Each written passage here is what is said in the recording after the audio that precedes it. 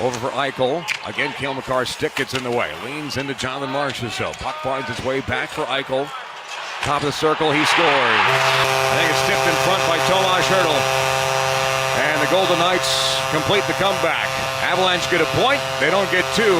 They surrender a 3-goal lead. And the Golden Knights win the season series 2-1. They win the game in overtime 4-3.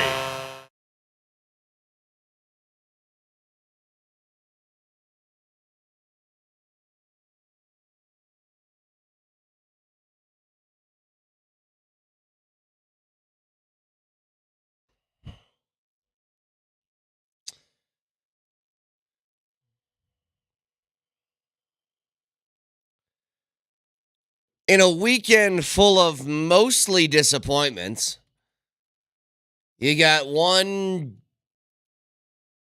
really good moment from DU where they win another national title, their 10th in program history, their second in the last 3 years. Outside of that, it was pretty bad, kind of all around. I told you last week, I was teetering with the Avs. I was like, the confidence seemed to be shot. I needed to see something that would boost that and allow me to kind of jump all into the deep end of the pool again and just be like, all right, here we go. Championship runs, let's do it. You know, we ended last week, Marty, talking about this felt like the best opportunity for both of these teams to win in the same year. And of how long these championship windows have been open for the Avs and the Nuggets. Both teams are pretty damn healthy this late in the season. They have, if you had to pencil in a roster of all the guys that were let's say everyone's healthy, I think both teams would say, if this is what I entered the postseason with, I'm happy with this. The problem is for the Avs, in 2 games that felt like super important, had to win types of games. You had one against Dallas, you had one against Winnipeg. You lost both. And didn't just lose, got worked in both games. That Winnipeg game was one of the most ungodly, well, I was going to say for 60 minutes. It was ungodly frustrating for about 20 for me because then I turned it off. Couldn't take it. You did the right thing. You know when you have those feelings when the Avs are down? It's like, well, if they get one here, then the comeback could be on. Not a second of that hit you. You follow that up with the game against the Golden Knights. It's like 3-goal lead. Here we go. This looks better. And then a third period collapse leads to an overtime loss. And in the grand scheme of things, how much does it really matter? Not a ton. You know, if you get Winnipeg, who kind of, epically collapses at the end of the year, then maybe. But let's say you win that game. Okay, so it's 106-106. Winnipeg still has a game in hand on you. They got 2 left. And they hold the tiebreaker. So, Vegas, this Edmonton game on Thursday, doesn't really matter. But you just wanted to see them go out and play well. You have to establish some confidence. And the one thing, if you want to hold on to this, that I guess would matter is Bednar told us last week, like, the season does reset once the postseason hits. Anything that you've done beforehand does not matter. Now, what I don't want to hear this morning is, do you remember at the end of the year 2 years ago, the regular season, I think they were 1-5-1 down the stretch. And I go, well, here's the difference. They had the number 1 seed locked up for like a month before that happened. It was really similar to how the Nuggets did it. The only question then was, we know they're a good team. Can they just turn it on when the postseason starts? That's what we didn't know. And that was a resounding yes, was the answer to that question. But this team is not like that team. They are different. And so you hope once again that you can just flip on the turbo boosters and everything can be okay. But God, man, you get to the end of the year, you get these big games, you want to see them perform well, and they got beaten up, no other way to put it, by Dallas and Winnipeg. And the Winnipeg one sucked the most. Like, you were like, okay, it's your first round opponent. Georgie's starting. Let's see what kind of confidence you can get. And it was over immediately. Yeah, the answer was none. Eustace is even worse. Like, it was just awful. He gets pulled. Eustace was worse. And this is why I was telling you guys, it doesn't matter to me whose fault it is. I don't care if it's a goaltending problem, if it's a defense problem. I just need it fixed. And I think even for the people that were like, Georgie stinks, you need to start Eustace. Well, it didn't change at all when he came in the game. So now what do you do with that information? You know? So incredibly disappointing there. Now, on the Nuggets side, also incredibly disappointing, but they did get at least a little bit lucky. You know, all they had to do was close out the year against two bad teams and get some wins, and they're the 1 seed. But after dominating the Spurs to start, they have a little collapse of their own where it just felt like it literally looked like they stopped caring. When you give up 37 points in the third and 34 in the fourth to San Antonio, you're outscored by 14 in the fourth quarter. I mean, what the Nuggets do is they go out in the fourth and they put you in a stranglehold and you slowly die. That's their game plan. And that happened to you against a very bad San Antonio team with one really good player who, yes, Wembanyama goes crazy, 34 points, 12 boards, blah, blah, blah. We know that. It just felt like the care factor wasn't there. And so now you went into the weekend saying, God, are we going to be, it's the 3 seed now, right? But in a stroke of luck, Minnesota also pukes all over themselves in a 20-point loss to Phoenix, which boosts you back to the 2 seed, which means you will get the winner.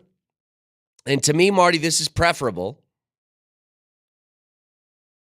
You get the winner now of New Orleans and LA. So it will be the Lakers or the Pelicans for that first round matchup.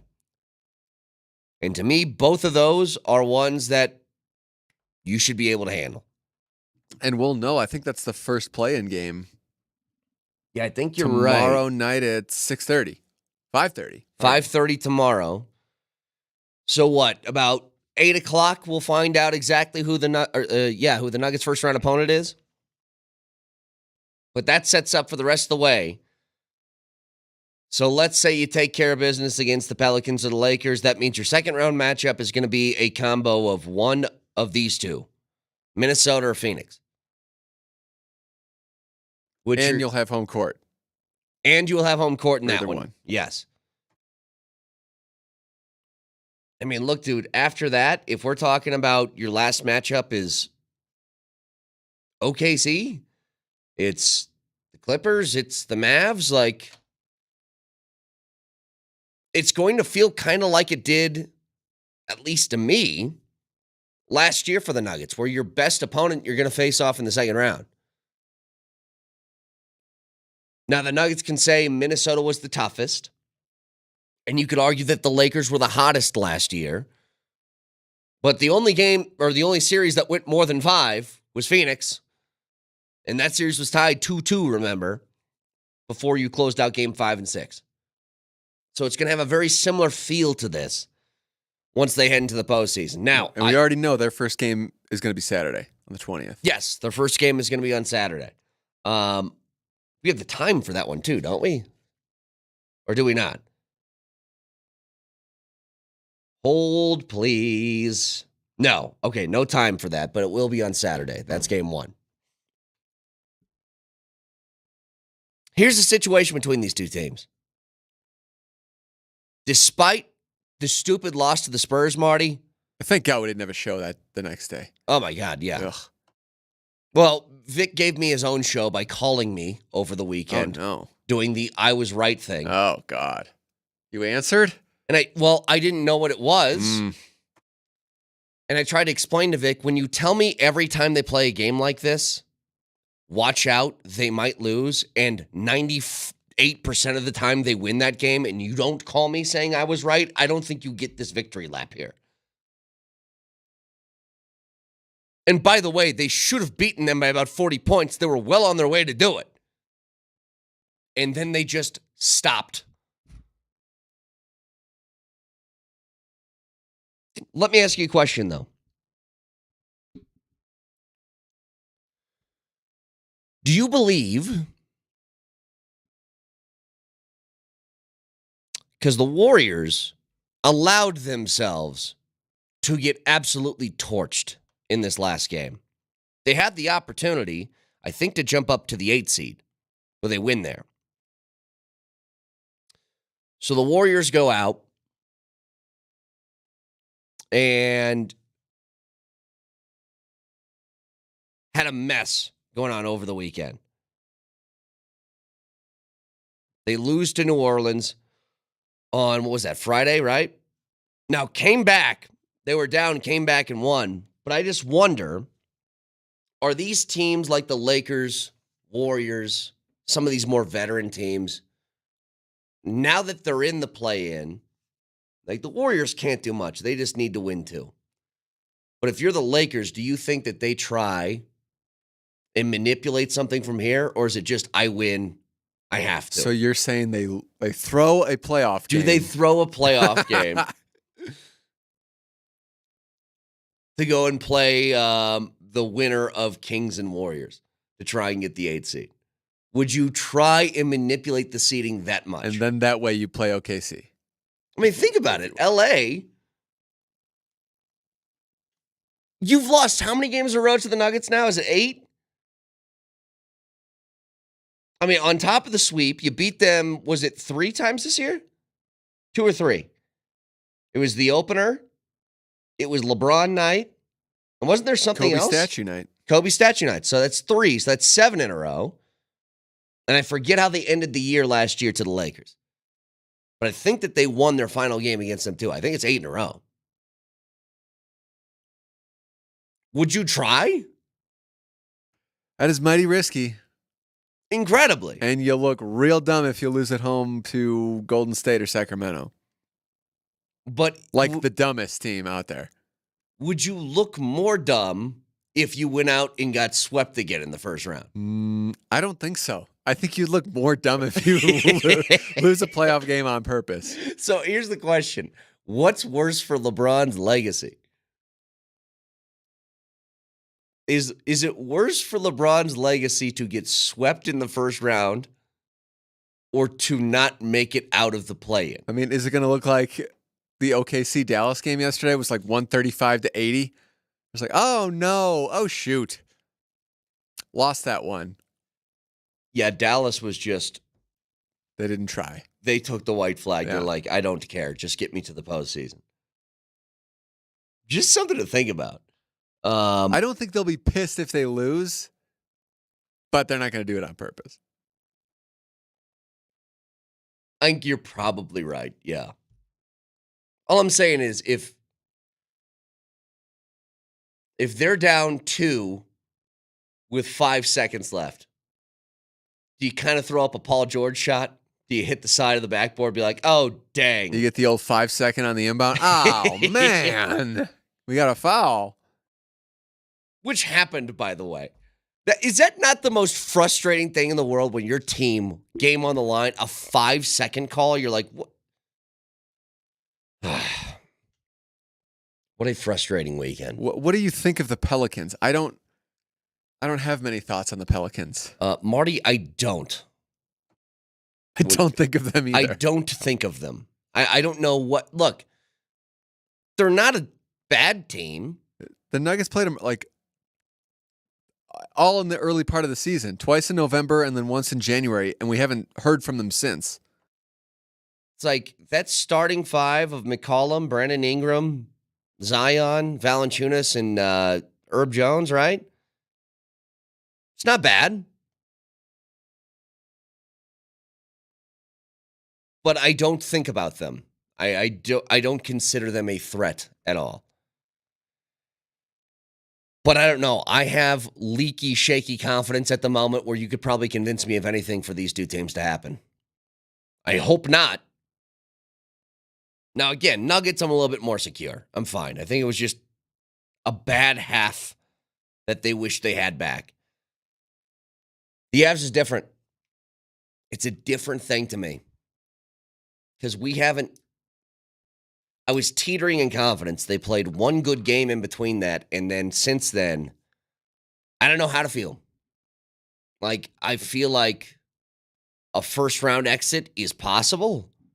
I also feel like this team could get hot and make it to another Stanley Cup final. Like, I think if we were to take a poll, and maybe we can just try one quickly. 303-504-0925. For the Avs right now, do you believe it's more likely that they lose in the first round or they make the Stanley Cup final? Which of those two? Now, I'm asking people whose confidence has been shaken right now. Admittedly, it's a bad time to ask the question, but I'm just curious where people are at. 303-504-0925. Back after this.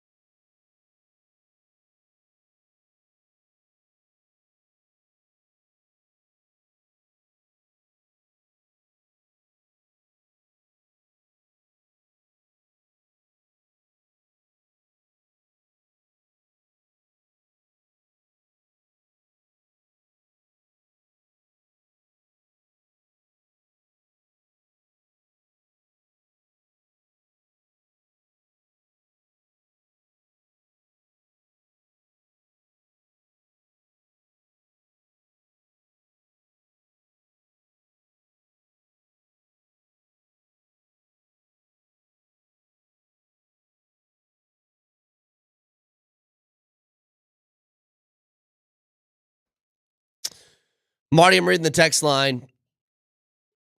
People are not feeling good this morning. And I get it. It's understood. I would probably err on the same side of this. The question was, what is more likely you believe to happen? First round exit or a Stanley Cup final appearance? And almost unanimously, people are saying first round exit. Who could say the finals right now? I mean, after this weekend? So I'm saying it's bad timing It's for terrible me to timing. ask. Ask that after the McKinnon Hattie. And what do you get? It's day to day. It's game to game with this team. Right But it's been, here's the difference. When you need your team to win, and I think this is the separation between the Avs and the Nuggets right now. The Nuggets blew it over the weekend by losing to San Antonio. Gave up the 1 seed. But you know what's different, Marty? They just played a whole bunch of games that felt like they had to win, right? When you talk about facing the teams that are impediments to your success, impediments to you in the postseason, they needed a win against Minnesota, and they got it.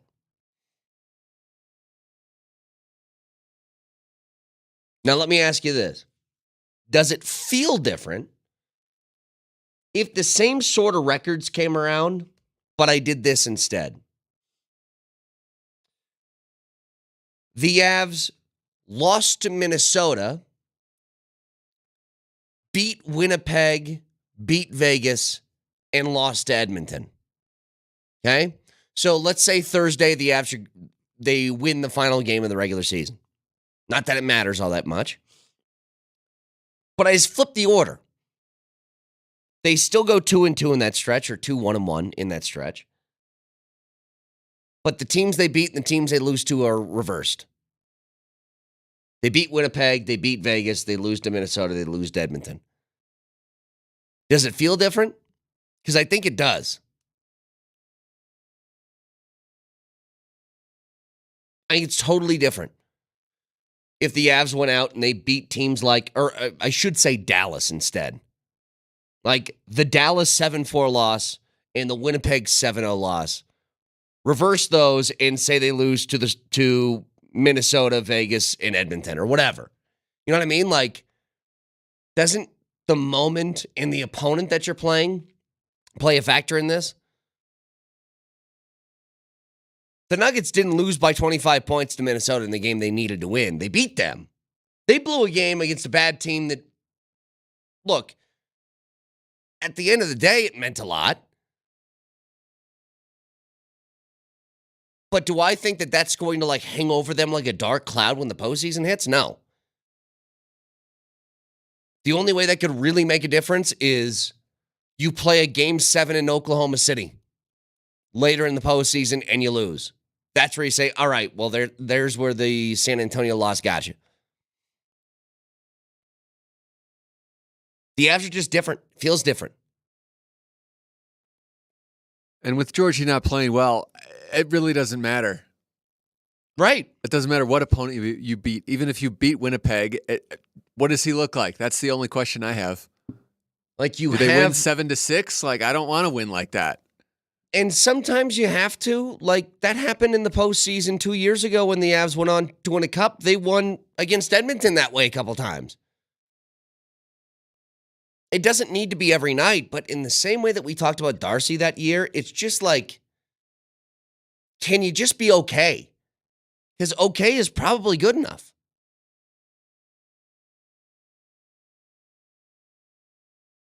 And we can say, maybe this isn't all on him. Maybe this is defensively what they're doing in front and blah, blah, blah. Because when Juice came in, nothing changed. And it's okay, whatever. But you got to be able to iron out those pieces. I was talking about this over the weekend. I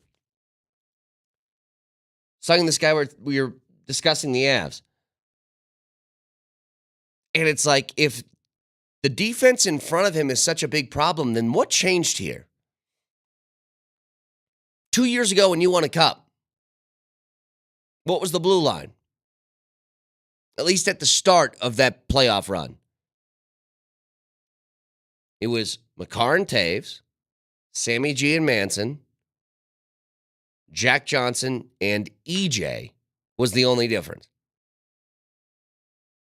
So replace EJ, put in Sean Walker, and it's pretty much the same group. So where is the confusion coming in here? And that's what's frustrating. I can't even pin this on a singular thing. Look, if Georgie's just out there missing easy saves, letting shots just blow over his shoulder and not getting a glove on it, not getting a pad on it, like getting 5-hold, that's a different discussion than some of these you have no shot to make a save. But in the novice casual hockey fan's mind, and I put myself in that category, you look at it and you're like, can't you just make one? Like, seriously. Hi, can you just make one? Please, thanks. You know what I mean, though? It's. I hear this all the time. It's like, well, there's nothing you could do about it. And I go, well, why doesn't that happen all the time to other goalies then? Because it feels like it happens a lot here. There's nothing you can do about that one shot. Now, it's one thing if McKinnon's setting up a one-timer and he throws a McCannon top shelf that rings off, the crossbar and in. Maybe there's nothing you can do about that. But I don't know, man. It's very confusing right now. And they got one game left. We got to wait till Thursday before that one gets played. Odd circumstances to have Georgie basically play both games. We thought for sure it was going to be a 50-50 split on that back-to-back. Well, yeah, after the Winnipeg game, he said he didn't play all that much, so he could get it. I still remember I didn't hear it, but I saw the quote from Bednar after the game. He goes, he's starting now. It's like, yeah, you have to get whatever sort of confidence you can back in that guy, even if it's just like one tick more of confidence before the postseason starts. I'll take it. 303-504-0925. I think we have a candidate for worst text of the year. So let's see. You said 9395 or 9359. 59? Has Jamal hit a clutch shot all year? Turnover versus OK City back in December, a brick versus Dallas, brick versus San Antonio. Any of those work out and we are the 1 seed. I think Jamal's been plenty clutch. Has he hit a clutch shot all year? Are you kidding me? Have you seen any game? He's hit quite a few clutch shots, actually. Now, people play this game, Marty, where it's like, well, the final shot didn't go in. And I go, yeah, well, what's his percentage on the shots within like 2 minutes of a close game? He didn't hit a buzzer beater. He stinks. Yeah. I just think we're all kind of in our feelings this morning because it was a bad weekend for the most part. Shout out DU. Give us a little glimmer of happiness. Speaking of goaltending, how about DU? Matt Davis was God. unbelievable. I mean, that save. Do you have the Buccigross call on that? Because it is remarkable. For him to play that way in that moment, like that's what you're kind of looking for. And everybody had the same joke. Like, you want to play for the Avs? I get it. But dude, you have a moment like that, peak pressure, national championship, so much is on the line, and you make that kind of save. Those are the saves that win you games. Like, it's what you wish the Avs, could you get one of those and then build some momentum going in your direction? Like, that's a confidence builder. But listen to this. Smith in front. Throw. Back to... Oh, my God! What was that? I love it. So that was Buccigross, right? Making that call? Yeah. Wide open net, and he just comes flying across. I don't know how they react that way, man, but he was unbelievable in that national title game. So shout out to DU Payos, to David Carl, another national championship, the first collegiate program to get to 10 titles are DU, the most ever in college hockey history. So shout out to them. In the meantime, it's funny, Marty. There was a story that was coming out of a guy, and we've had a few of these, whether it's Anthony Rendon or if you remember at the end of last basketball season when the Nuggets won a title. Do you remember a common sort of refrain from, I'm going to say it, the casual NBA viewer, that Jokic doesn't care, right? And that's still going today. It's like some people are just like, he doesn't care about basketball. Now, there's another guy being accused of this. Scottie Scheffler goes out and wins the Masters by 4 strokes. This dude is unreal. But you remember all the other stuff that went into him playing in this tournament. His wife was pregnant. She was due any day. He said, if she goes into labor, I'm going to withdraw from the tournament and go be with her. He then, after he wins, talks about how golf isn't his top priority. He's worried about his family and his faith and a whole bunch of other stuff. And I saw a whole bunch of people, Marty, saying this rubbed them the wrong way. And I don't know where this comes from. Does everybody think, and this is what's hilarious to me, everybody wants their superstar athlete to be Kobe? Because Kobe's aura was always anything it takes to win, right? He gets up 3 o'clock in the morning to go get shots up or whatever. But do you think if I asked Kobe, it's basketball or your family, is he choosing basketball? Like, this stuff is so weird to me. And here's the separation between guys like Scheffler, Jokic, and Rendon.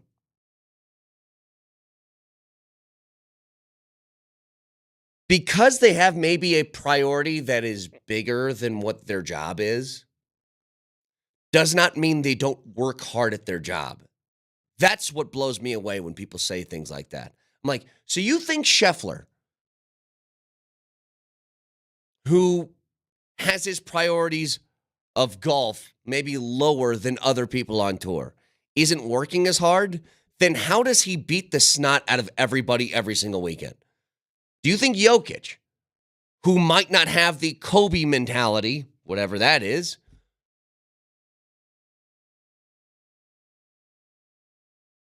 doesn't work as hard as other people, but he's somehow the best player in the world still? Like, Rendon is different. Rendon is saying the things that they're saying while hitting like 220 and barely playing. Yeah. That's a different story than guys who are far and away the best in the sport. Yeah, they're acting like Scotty's like, oh, God, I got that thing this weekend. Oh, yeah, that stupid Masters thing. God, it's going to be in I Georgia. guess I'll go. I hope my wife goes into labor because I do not want to play in this. But if I don't play, it's going to be a whole thing. Because if I play, I'm going to win, and I'm going to have to be there, and there's a ceremony, and I guess I'll make it very anticlimactic by winning dominantly by another 4 strokes again. You don't get to that point without working hard. And the guy said afterwards, yeah, I love my family and my faith first before golf. Wow, throw him in prison. I don't get it. I've had this theory before, by the way, Marty, that people who get really obsessive over like the Kobe, Michael Jordan mentality, and I don't know why people do this, they all pretend. Like, a lot of people are like, dude, that's totally me. I'm just like them. I hate losing more than I love winning, and I put 1,000% effort into everything I do. I go, oh, yeah? So you're a billionaire, I'm assuming, right? If that's all it takes, then you're a billionaire? Or is it okay maybe to have some different priorities? I'm here to tell you guys, I love this job. It's not number one in my life. It's not. It's not even close, to be honest with you. And I love this job. No, I am not Kobe about this radio show. I'm really not. I work hard. I think I do. But Marty, my wife's out of town. Nobody's watching my kid tomorrow. I'm taking the day off. Sorry. I'm not bringing a babysitter in at 4:30 in the morning to go watch my kid. I'll just do it. Not to be an It's Anthony 4 hours. Rendon What could about really it. happen? Not to be an Anthony Rendon about it. The suggestions I got, by the way. Why don't you just do the show from home? Oh, yeah. No. Almost 2-year-old toddler running around with me alone at the house by myself and 2 dogs. That sounds like a great idea to do a show. If you're going to cause mischief, do it in these 3-minute segments when I have a break. Yeah, it's like, that's not how it works. Why don't you just get her up at 5 o'clock in the morning and take, no, I'm not going to do that either. It's fine. I'll just take the day. It's okay. But it's like, you guys think Scotty Scheffler, I'm not saying you guys as in people listening right now, but for the people who are turned off by Scotty Scheffler or Jokic saying the things that they do, you don't think they work hard? Please. Because if they don't, they're like the greatest players ever at their sport if they're able to do what they're doing, Jokic and Scheffler, and be like, yeah, I don't really work hard. Which, by the way, ask anybody in the Nuggets organization. Jokic, after a game, goes and works out for half an hour. Do you know that? That's why he's late to his press conferences but he all the doesn't time. post about it, so it doesn't actually happen. That is true. Show me the Graham video. You don't have one of those? Didn't happen. Somebody needs to post it and say Jokic doing the work with the emoji with the nose thing. I still remember when the Phoenix Suns did that a couple years ago. Do you remember?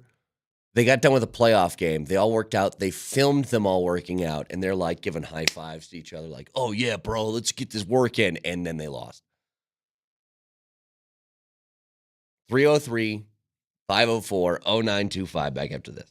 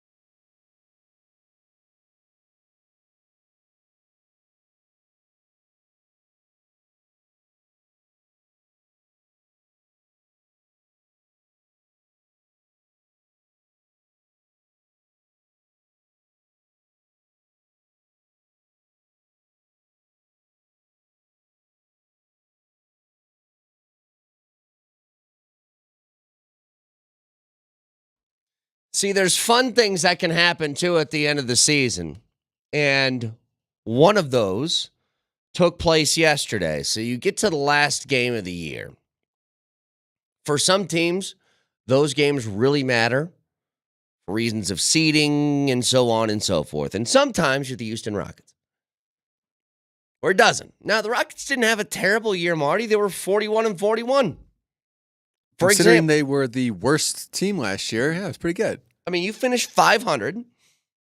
Just for reference, that would have got them in the Eastern Conference playoffs as a 9 seed. But because that game doesn't matter, there's a promotion that happens. And this was in LA. So the Clippers run a promo where fans get free chicken if an opponent misses 2 free throws. Boban was in the game late, realized it. He starts pointing to the crowd, yelling, I got you, because he missed his first. Listen to what happened after. Be some free chicken on the board if he misses the second free throw. Oh, man, free chicken on the board. Yeah, so that's why the fans are getting a little frothy. Oh, they're pointing to anything. Boban's playing with the crowd saying, you want chicken? Here's your job. Oh, he gave him chicken. He's a man of the people. He's a man of the people. He did that on purpose? He did. He gave out free chicken.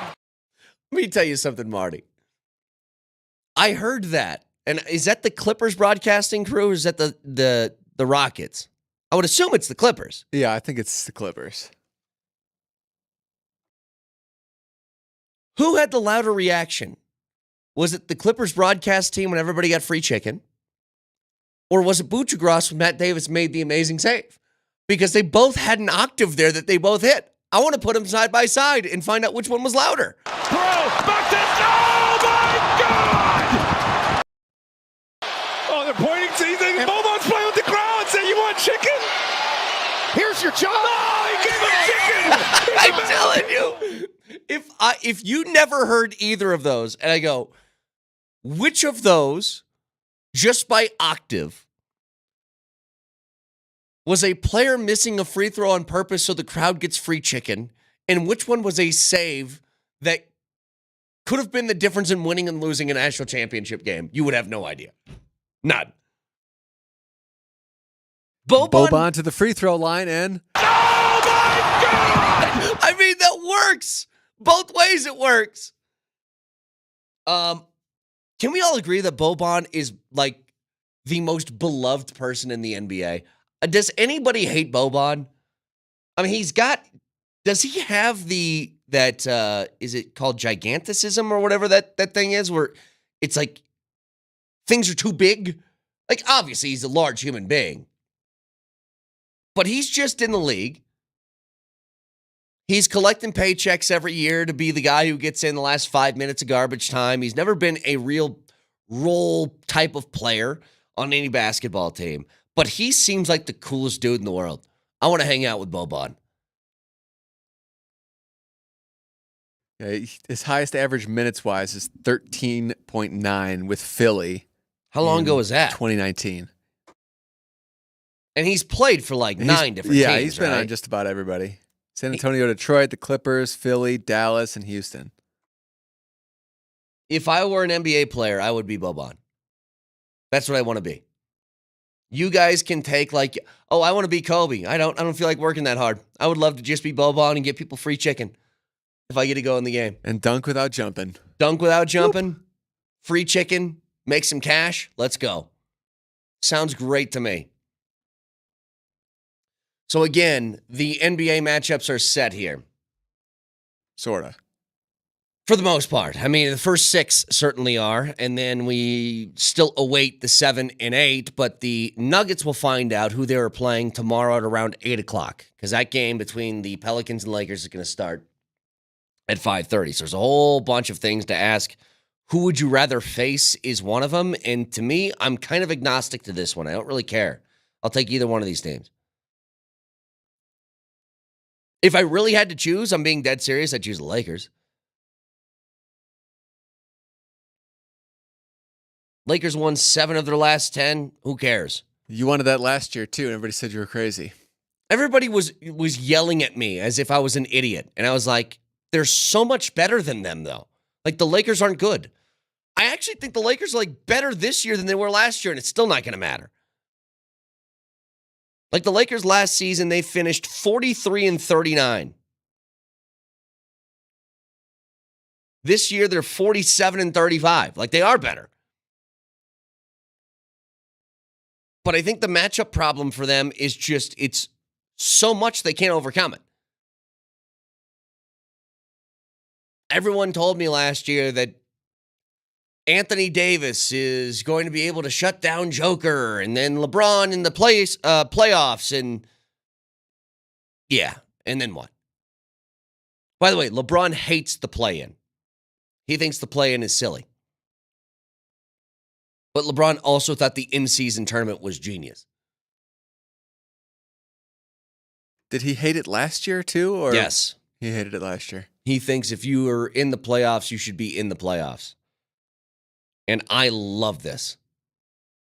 I really think the play-in tournament is one of the smartest things the NBA's done in a long, long time. I will say it does suck for the 7 seed. The 8 seed, you barely made it. 7 seed, I mean, I don't know. You're pretty in there.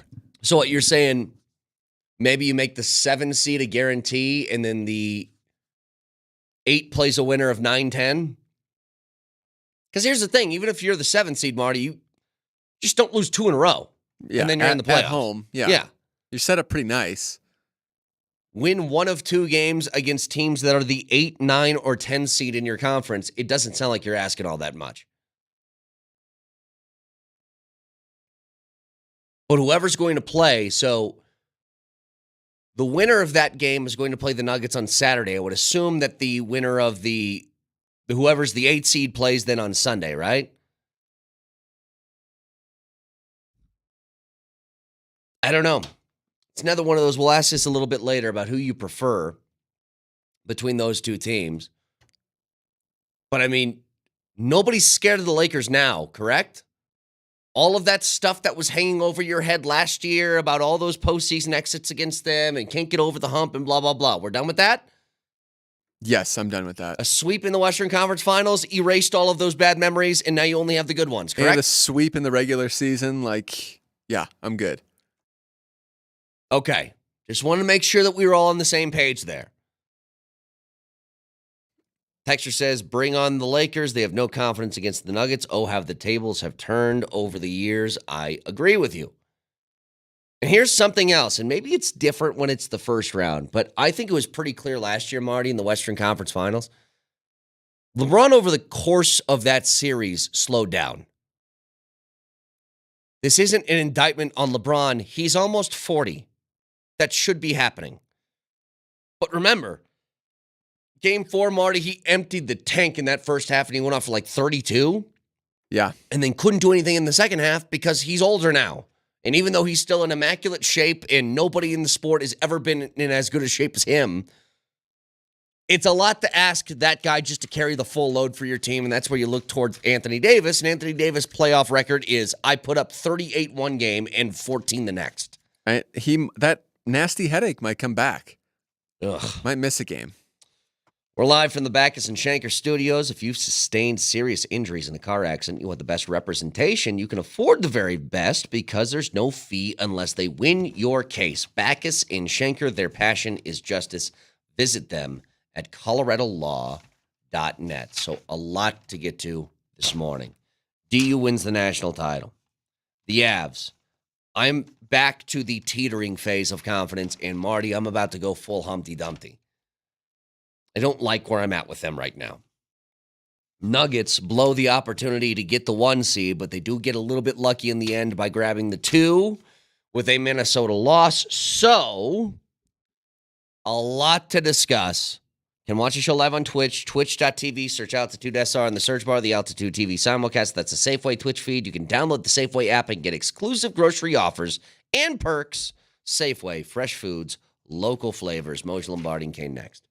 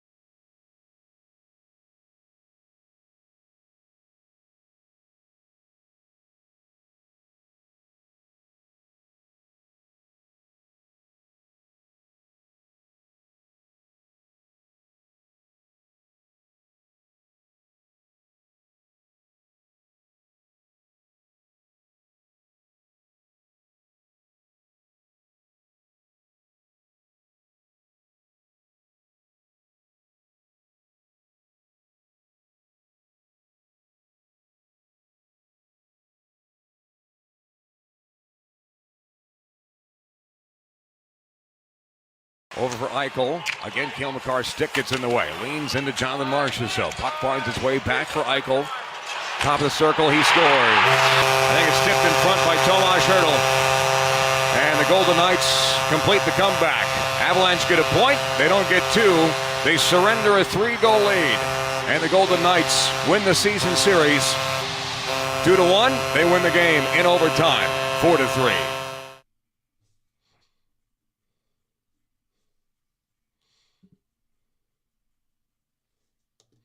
Yeah. That's my reaction to the weekend for the most part. Now, should we start off with a really good, Vic? DU, another national title, second in the last 3 years. David Carl with another one. Matt Davis, incredible in that game. The 10th overall, most in college hockey history. First to 10. How about that? Well, that save he had in the third period where he came across the crease and just threw his wrist at the puck was crazy. That was just crazy talk. So good for them. Good for DU. And we needed a little reprieve from what that weekend was, because my God, was that mostly incredibly disappointing.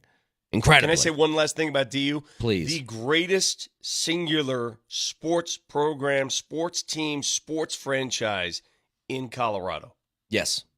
No doubt. You're the leader in titles. Yeah, of course. I mean, there's no other sports team at that level that can do or say what DU hockey has done and said. It's over. They're dominant. And I want to talk more about them later, but Vic, I told you last week, especially concerning the Avs, I was teetering. I was Humpty Dumptying myself on the top of that fence, and I was scared I was going to break. And this weekend did nothing to help me in that department. Nothing. Listen, we're going to go down this road. I know this is going to come up, topic of conversation. And I know Jared Bednar listens to this show. He has said as much. Mm-hmm. He said it over the weekend. Did you hear him say about how he listens to Sports Talk Radio and listens to this show? Sure. I guarantee he knows what I'm about to say. They need to get their confidence back in a hurry, or it's going to be a short postseason. Well, and I hate to put it this way, but I'll start the show today with the question that I asked in the appetizer. 303-504-0925. You guys tell me. Is it more likely, and this is a rough way to do it because I know people's confidence have been shaken over this weekend, but is it more likely to you that the Avs have a first-round exit or that they make the Stanley Cup final? Because I don't know how anybody right now could be feeling any level of confidence that would tell you that they think that this team is going to a Stanley Cup final at this moment. Now, what we talked about last week, Vic, and Mosier's off today. He'll be off for a couple of days. So I'm sure he'll have a lot to say in the middle of this week. He's broken over it. That's why he's off. Yeah. Here's the deal. The way that they've been giving up these goals, and I think this part of it matters, it's the games that you needed, right? The games that we considered litmus tests, the Dallas game, the Winnipeg game. It wasn't just a loss. It was an ass kicking. You know what I'm saying? Like, when you, at least for the Nuggets, and we'll get to them in a second with their incredibly disappointing game, or at least finish, against San Antonio. The one thing I will say about the Nuggets, though, Vic, when they needed a win against Minnesota, a good team that you could face in the postseason, they at least gave you a little shot in the arm of, oh, yeah, they can do that. They can beat that team.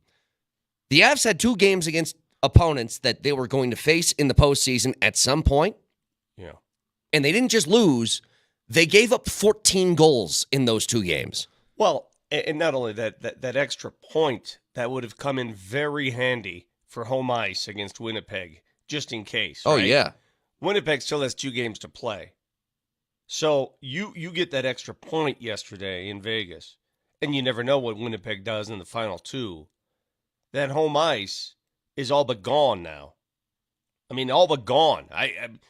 Barring Winnipeg losing its last 2, and the Avs have to win their final, it's gone. Yeah. So it would take an epic collapse from Winnipeg. Yes, that's what a 3-0 collapse does. That's what it does. It takes the home ice, and it was already headed to Winnipeg, but now, I mean, it's pretty much out the door, and that hurts. There's no way to spin that. That hurts. Well, and I'll go back to something that we were talking about last week. And I know the texts are coming through here. I don't care what the issue is, whether if you believe it's goaltending, you believe it's Georgiev, whether you believe that it's the defense in front of him, it doesn't matter at this point. And what's weird to me is that I think it's both, but Vic, the defense in front of Georgiev 2 years ago, Yeah. it's virtually the same thing with the exception of one. Like you still have. What do you mean by 2 years ago? So when 2 the years Avs ago, he went wasn't- on their Stanley Cup run 2 years ago, the blue line Yeah. that they had, the defense in front of him is what I'm talking about. Yeah, he wasn't on that team. I understand. I'm just talking about the blue line here. Just the blue line. Gotcha. It's Makar and Taves. That's the same. Yeah. At the beginning of that postseason run, it was Gerard and Manson. That's the same. Yeah. Jack Johnson was there. That's the same. The only exception here is Sean Walker instead of EJ, but it looks completely different in front. Yeah, I don't have an answer for you. I don't know why they're having breakdowns. I don't know why all of a sudden they look like a completely different team. They go from fully confident 3-0, you're in Vegas. It's Vegas, for crying out loud. You're dominating them. Everything's looking great, and then you just fall apart at the seams. I don't know how that happens. I don't know. I don't know where it comes from. I do know this. There is a relationship, Brett, and Coach Bednar mentioned it after the game. His goalie needed to come up with a big save to energize his team, Yeah. his players, his teammates. As Matt Just to Davis energize did. them. Yes, exactly. You have to energize each other.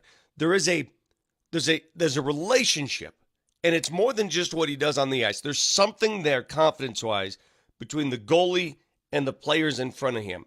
That one feeds off the other, one fuels the other, and when one is teetering, the other will follow. So right now, I could see it. We all could see it. The players don't play the same in front of Georgie. They don't. They don't play like they did 2 months ago Yeah. in front of him. And I don't know why. I don't know. There's something about it.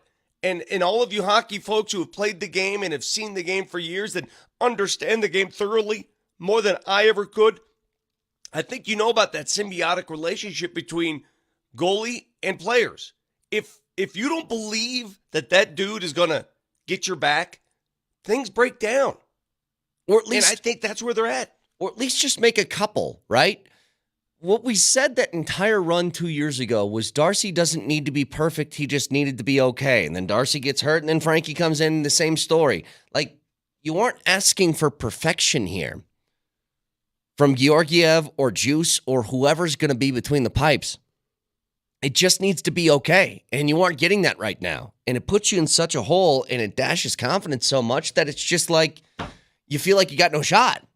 And you got one game left, dude, before the season's over. You got the game against Edmonton on Thursday, and then regular season's done, and then it's playoff hockey time. And Bednar said it to us last week. It's like, you know what? No matter what happens in the regular season, there's a reset that happens when the postseason starts, and we all know that. But God, wouldn't it feel better to have some confidence going into it? Brett, I was doing the Nuggets postgame show yesterday, so I did not watch the third period of the game. I watched the first two periods, and I'm just sitting there looking at the score, and I'm like, uh-oh. I'm like, what? Wait, what?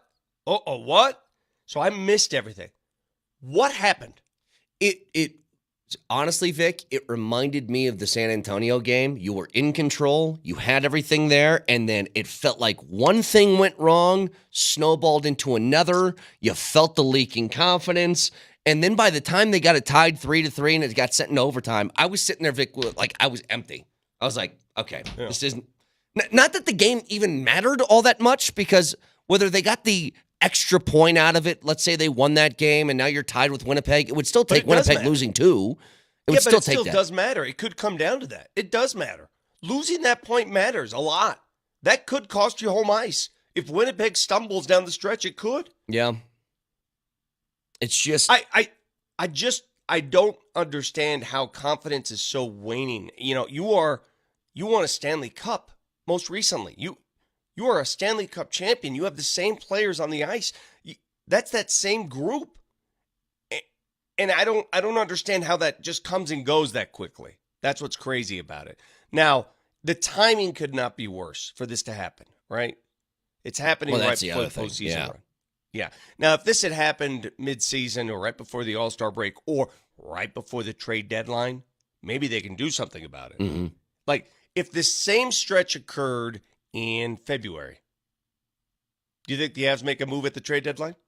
Sure. And our mentality would be like, this sucks, but there's plenty of hockey left for you to gain all this confidence back. There's no time anymore. Like, they're literally, we've had to have this discussion the last 2 years because, and I don't want to hear these comparison points today. Well, 2 years ago, the Avs were like 1-5-1 heading down the stretch, and then the post. Well, it's different. They had things locked up by then. They were just waiting for the postseason to start. It wasn't a confidence issue. The Nuggets last year, Vic. The Nuggets had the 1 seed locked up. They kind of took their foot off the gas pedal and were waiting for the postseason. This was different. The Avs had 2 games that they needed at the end of the year to kind of prove their mettle against Dallas and Winnipeg, and both of those games were a mess, an absolute mess. You know, part of me, and I hate to get deeply philosophical here, part of me says, all right, you have hit the bottom of the bucket now in terms of confidence. You are swimming. A massive reset in the postseason. You're going to be facing the toughest test. You know what the Avs and the Minnesota Timberwolves have a lot in common right now going into the playoffs. Because the Minnesota Timberwolves are faced with a similar prospect. They're going to play a team that they've lost to every time. The Avs are going to play a team that they've lost to every time. They're 0-for against Winnipeg this year. Not only 0-for, they've been outscored 17-4. I mean, think about that for a second. Yeah. You're not only 0-for against that team, you have been thoroughly dismantled by that team. Minnesota has the same situation with the Phoenix Suns. They set themselves up for that situation where they're now playing, at least they have home court, but you're playing a team that you do not want to play. The Avs do not want to play Winnipeg. It's pretty clear. They do not want to play Winnipeg. Well, here we go. If you really want to reset your mentality, if you really want to make a Stanley Cup run, there's no better way to go at it than by overcoming the biggest obstacle right in front of you in the first round. Yep. And it's going to have to be that flip the switch and find it sort of thing. Because like a hard flip. It to me, I don't care if they beat Edmonton on Thursday, Vic, 17-0. A single game is not going to push you in that confident category. That Edmonton game means nothing. I'm with you. 0. It means nothing right now. This is bigger than the Edmonton game. I'm not sure. I mean, I guess you can win that and hope that Winnipeg loses the final 2, and then you get home ice. Right. But Winnipeg will have played before then and will know their fate before then.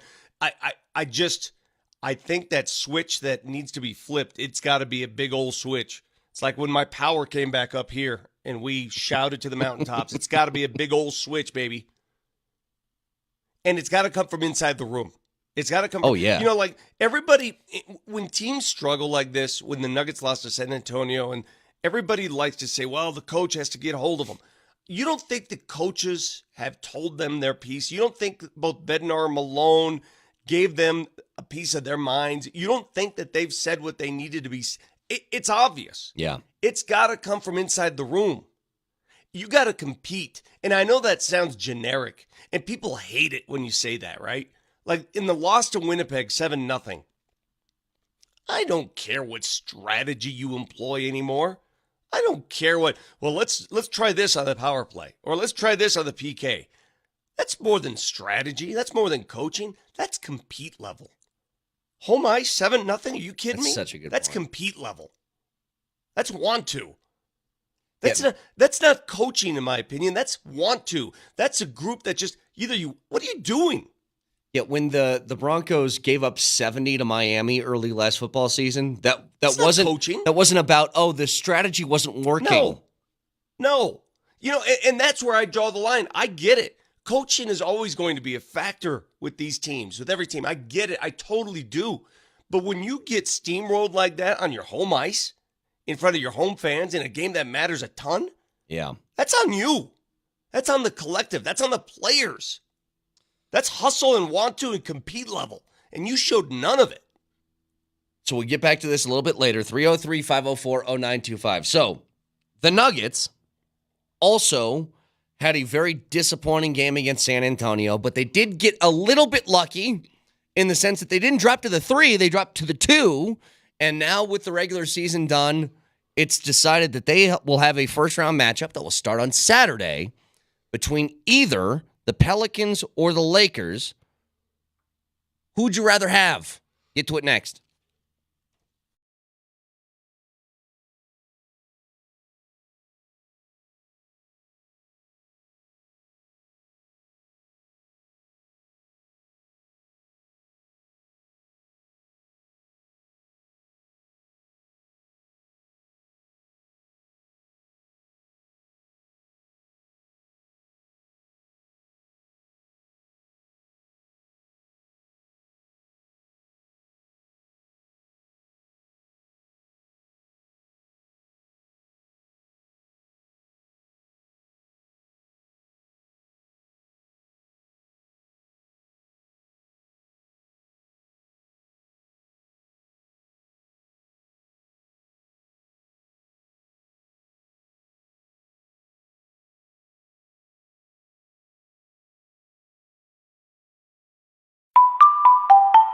That's the lucky sound of Tulatero. And are you feeling lucky like today could be your day to hit the jackpot?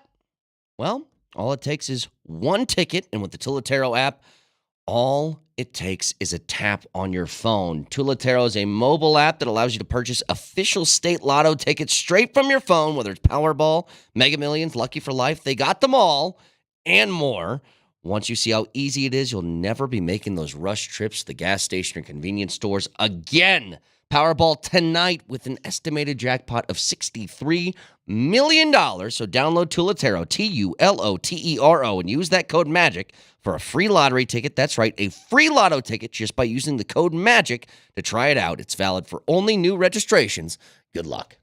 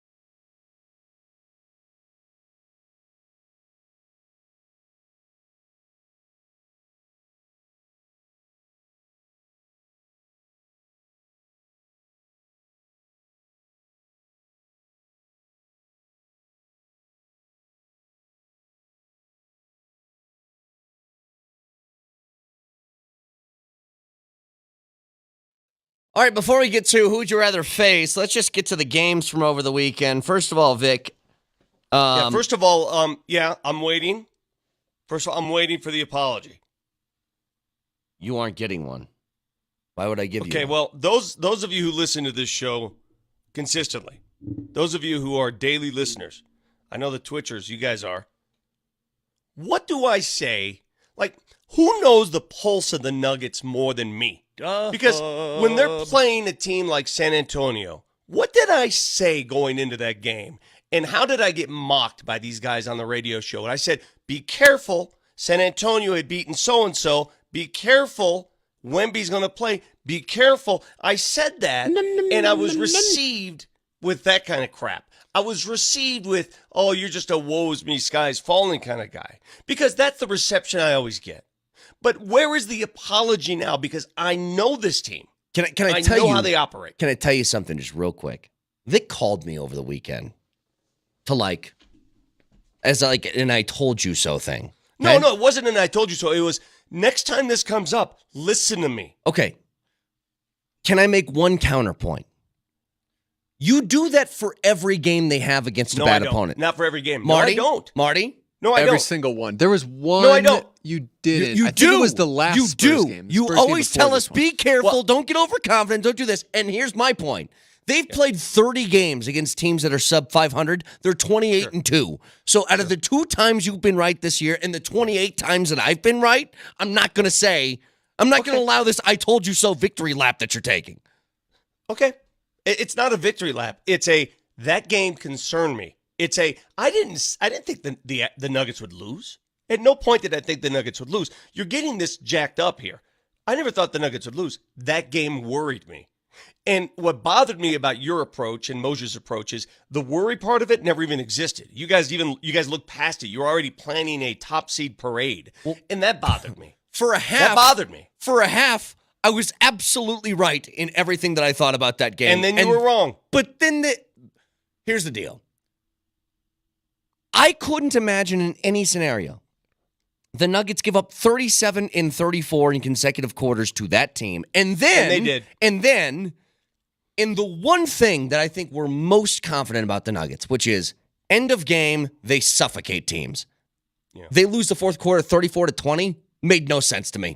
Yeah. No sense. Did you think anybody could predict Joker missing a shot from the free throw line and then then a fast break forming where Devontae Graham hits a floater at the buzzer? Yeah. Do you think anybody could see that? Followed by the inability to get the ball inbounded before the 5-second count.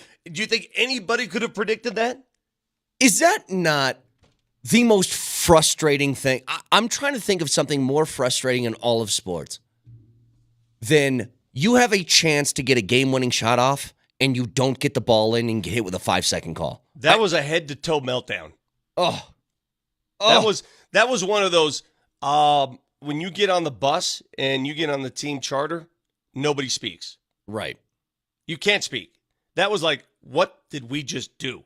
Now, it isn't all that bad because of what transpired yesterday. Correct. It isn't all that bad. It could have been bad, but it isn't all that bad. It worked out. Now, they could have made life easier for themselves by just getting that top seed, and we wouldn't be having any of these discussions. But at least they ended up with the 2 seed. At least they have a chance for 2 rounds of home court, and most likely 3, because I don't think OKC is going to get to the Western Finals. That's me. Now, you think that everything when I talk Nuggets, everything is woe is me and everything where I want New Orleans. And if anybody on this radio show says they prefer the Lakers, you have no idea what the hell you're talking about. Why? You have no If idea I tell what you- you're talking about. if I tell you I want the If you Lakers, come on this why? radio show today and tell me you prefer the Lakers over the Pelicans, and you're going to get the Lakers. They're going to beat New Orleans. You have no clue how basketball works. Why? Why would it be an insane take to have that the team you've beaten 8 consecutive games in a row is the team that you want to play? In fact, Vic, is there a team in the league that the Nuggets have a longer winning streak against than the LA Lakers? No. So what's insane about that take that the team that you've dominated for over a year now, a year and a half, you should want them as opposed to others. I want you to line up the rosters of each team, and I want you to count up the playoff experience for each team. Just add up all the playoff experience. Answer a couple true or falses for me. Does the game change come playoff time? Does it change the way the game is played, officiated? Yep. Okay, yes. So does playoff experience matter, do you think? Yes. Okay, so you sort of have to go through it, right? You have to go through it. Yes. I want you to look at the New Orleans roster. I want you to compare it to the Lakers roster. As much as we detest the Lakers and we consider them easy pickings, I get it. It's not even close, guys. Take the emotion aside. Take the swagger aside. I know a lot of you guys are singing in your swagger this morning. Oh, we own them. It doesn't come down to that. Take it aside. You don't want to play a team that's been there and done it. You don't want that. You want the lesser experienced team. Now, you may argue New Orleans has more depth. Yes, they do have more depth than the Lakers. They No have a doubt good about starting it. That's five. a deep team. That's a really deep team. They also have a lot of inexperience come playoff time. They haven't been in this situation before. They haven't. They don't know what to do in that situation. I will take the team with less experience over the team that's been there and done that, even though you've dominated that team. Even though. Because the faucet can turn. It can turn. I will take New Orleans. There is absolutely nothing anybody can say to change my mind on that. Can it turn for 4 games? And no finish come cards. on. I'm not playing a bit. This is not a bit. No, Vic's being serious. But It's not some bit. I believe I'd rather play New Orleans. That's me. Here's the thing, Now, Vic. you're going to play the Lakers. That's fine. That's fine. What I disagree with you with is that somebody's stupid for wanting the Lakers because you've dominated them. They've played the Lakers in high-pressure situations over and over and over again. Forget like last year in the playoffs, which every game was high pressure, and they swept them. They played them the opening night when the Lakers had conversations and wanted to make a point out of that game. They lost. They played them on Kobe statue unveiling night. They lost. They played them on LeBron 40,000-point night. They lost. Every time there's been something on the line with this team, and they've lost every single time, I have zero fear against them. I have no problem playing them in the first round. Zero. The problem you're doing is you're taking what you've done in the rearview mirror and you're pushing it to the playoffs. Well, Do you yeah. think It's not like it's not like 40 years ago history. This is like all within this year and last year. Okay, every one of those games that you referred to, were they close games? For the most part, yeah. Did it come down to the final minutes of the fourth quarter? For the most part. Could you make the argument that those games could have gone either way? I suppose you could, but I mean, the All right, record's now the record. Compare that. All right, the Nuggets have owned the Lakers. Obviously, I love it more than anybody. But you guys make it sound like they won each game by 40 and it wasn't a game. Don't be dumb. Don't be dumb. It's easy to turn that around, okay? The Nuggets are 2-2 Phoenix, against Minnesota. the Pelicans in the last 4. Phoenix, Minnesota. That's a series where I could tell you one team has dominated the other. One team has beaten the other by double digits every time they've played this year, and they own them. Different type of circumstance there. Phoenix and Minnesota, I'm telling you right now, Minnesota's losing that first round series. Mark it down. So just because I'm giving more respect to the Lakers in this situation, people think that I like the Lakers. Are you kidding me? Nobody has more hate in their heart for that team than I do. I'm telling you, if you're the Denver Nuggets, you would rather play New Orleans. And we have no impact on who they play. So this is all a wasted breath. Because Tuesday night, they will make that determination, not us. I'm telling you, the smart money, you want to play New Orleans, Nuggets fans. That's who you want to play. But when I lay this case out to you, and I get what you're saying, postseason experience, different animal, blah, blah, blah. In the last 8 games against the Lakers, the Nuggets are 8-0. In the last 9 games against the Pelicans, they're 5-4. Mm-hmm. What do you say to that? It's basically 500 against the Pelicans or 100 or 1,000 against the Lakers. Like, never lost as to back and forth for the last 9 games. Like, that's what I'm looking at. And I don't know why this is crazy for me to think, hey, if you play the Lakers again, you probably win. Is it going to be difficult? Yeah, but most of these are going to be difficult. Garrett just said the games in the playoffs in which the Nuggets beat the Lakers 4 straight were blowouts. No, they weren't. Are you watching the same game? I was at every game. Those were not blowouts. They were not blowouts. What is your definition of a blowout? They were not. And I'm not a scaredy cat. I'm being practical here. I think the Nuggets beat either team. I'm not worried about the Lakers. I'm not worried about it. The Nuggets beat both teams. I'm telling you who they'd rather play. I'm telling you, when they're sitting in their locker room right now, they'd rather play New Orleans. Trust me on that. I don't It has understand. nothing to do with scared. I'm not scared. There's too much bravado now. Oh, look at us. It has nothing to do with bravado. I don't know. I think that I'll take your word for it that they'd rather take the Pelicans. I still don't know why, given the numbers I laid out. Again, yeah, maybe it's just the aura of LeBron and AD and whatever. Also, the Lakers can't shoot, which also makes me happy. Like The Nuggets will beat them. Listen, I am not worried about the results of the series. I think if you ask anybody with any knowledge in that, who would they rather play? Who would they? The only thing that would worry me about New Orleans is that the Nuggets could possibly exhale. When you play the Lakers, you're ready every game. They're born ready to play them, right? Yeah. You cannot exhale against New Orleans because that team is deep, very deep. New Orleans is done. I'm telling you right now, all I had to see was yesterday's game. They're done. They're done. They're mentally, and that's why I wanted to play New Orleans. That's why you want New Orleans. They're panicking already. You could see it. You could see the panic. They're in panic mode. Minnesota, panic. Did you see the great Cat?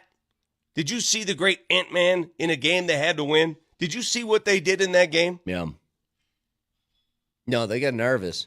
Here's the thing. We'll know who they're going to play tomorrow at around 8 o'clock, I would assume, because that game's gonna tip at 5:30. The difference here, as disappointing as that loss was to San Antonio over the weekend,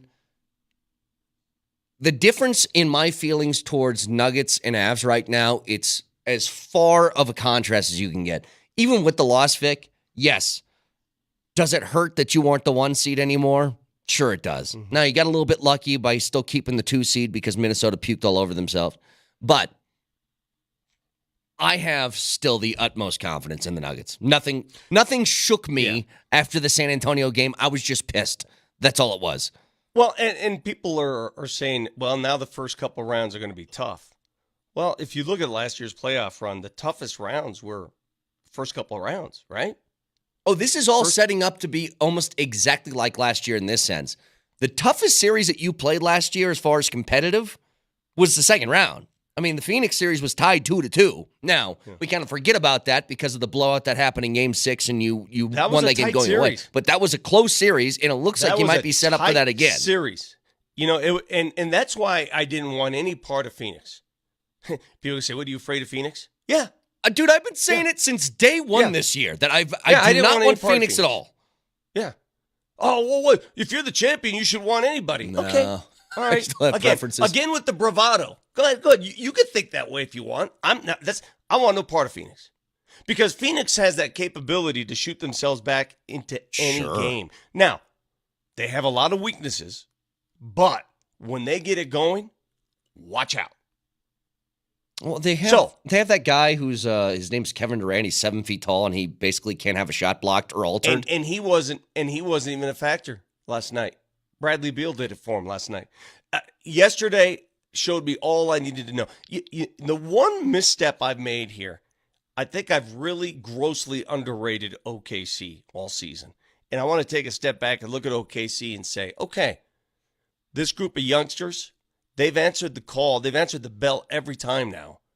And they've emerged as the number 1 seed. They've earned it.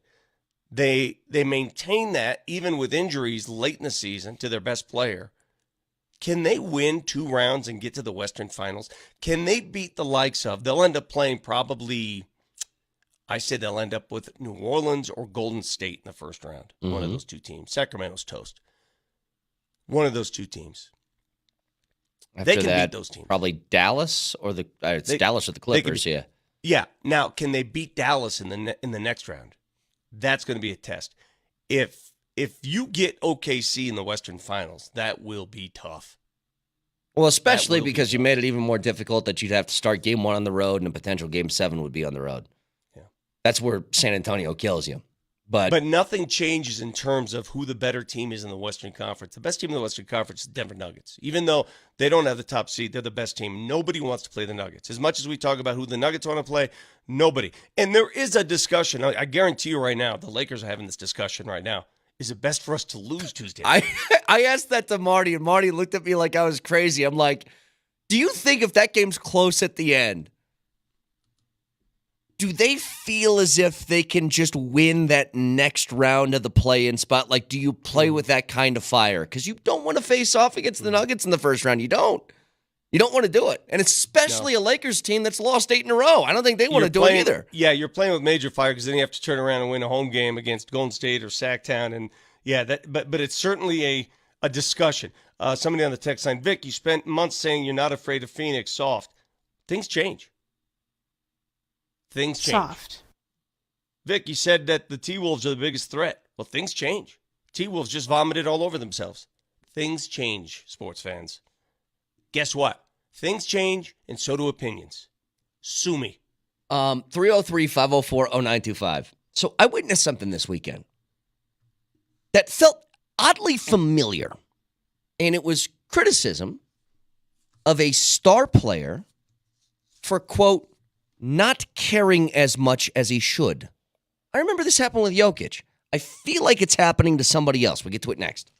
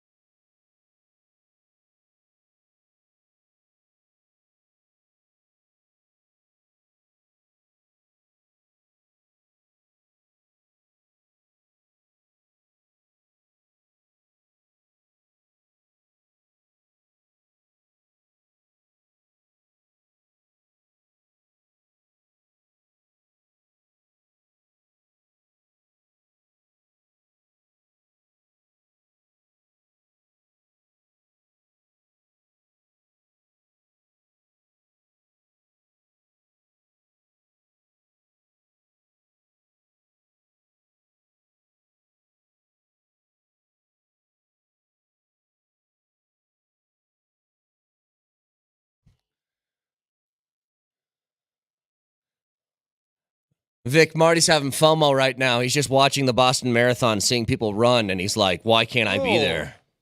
Why didn't you do it this year? He didn't qualify. Bum. Wait, hold on a second. Hold on. I'm not sure how the qualification works. You ran it. Doesn't that mean you can do it again? By virtue of No, running you don't it? get grandfathered in. You got to qualify every year. Wait, it's not like you win a major tournament and then you're just like, oh, you can be here for life now. Well, that's every not single true. year. Had I won the Boston Marathon, I would have been able to qualify the next one. But I did not come in first. I came in like 10,000th. How does one qualify? You have to run a certain time for your age group. So my age group would be under 3 hours. And? I did 3:05. But wait a minute. Didn't you run one of those ultra marathons? By virtue of doing an ultra marathon, that should qualify you for the That's little marathon. not how it works, but I do agree with you. Speaking of the Masters, so Scotty Scheffler wins again. Weirdo runners. Scotty Scheffler's a freak. Like I don't know how he does it. He just like if he plays in a tournament, he is going to win the tournament. There's no question about it anymore. Okay. Do you know how people rip on Joker and his MVP and saying, you know, those comics saying Joker winning the MVP is bad for the NBA because he's boring. Yeah. Right. I see how in golf it could be the same argument. Scotty Scheffler winning every week is bad for golf because he's boring.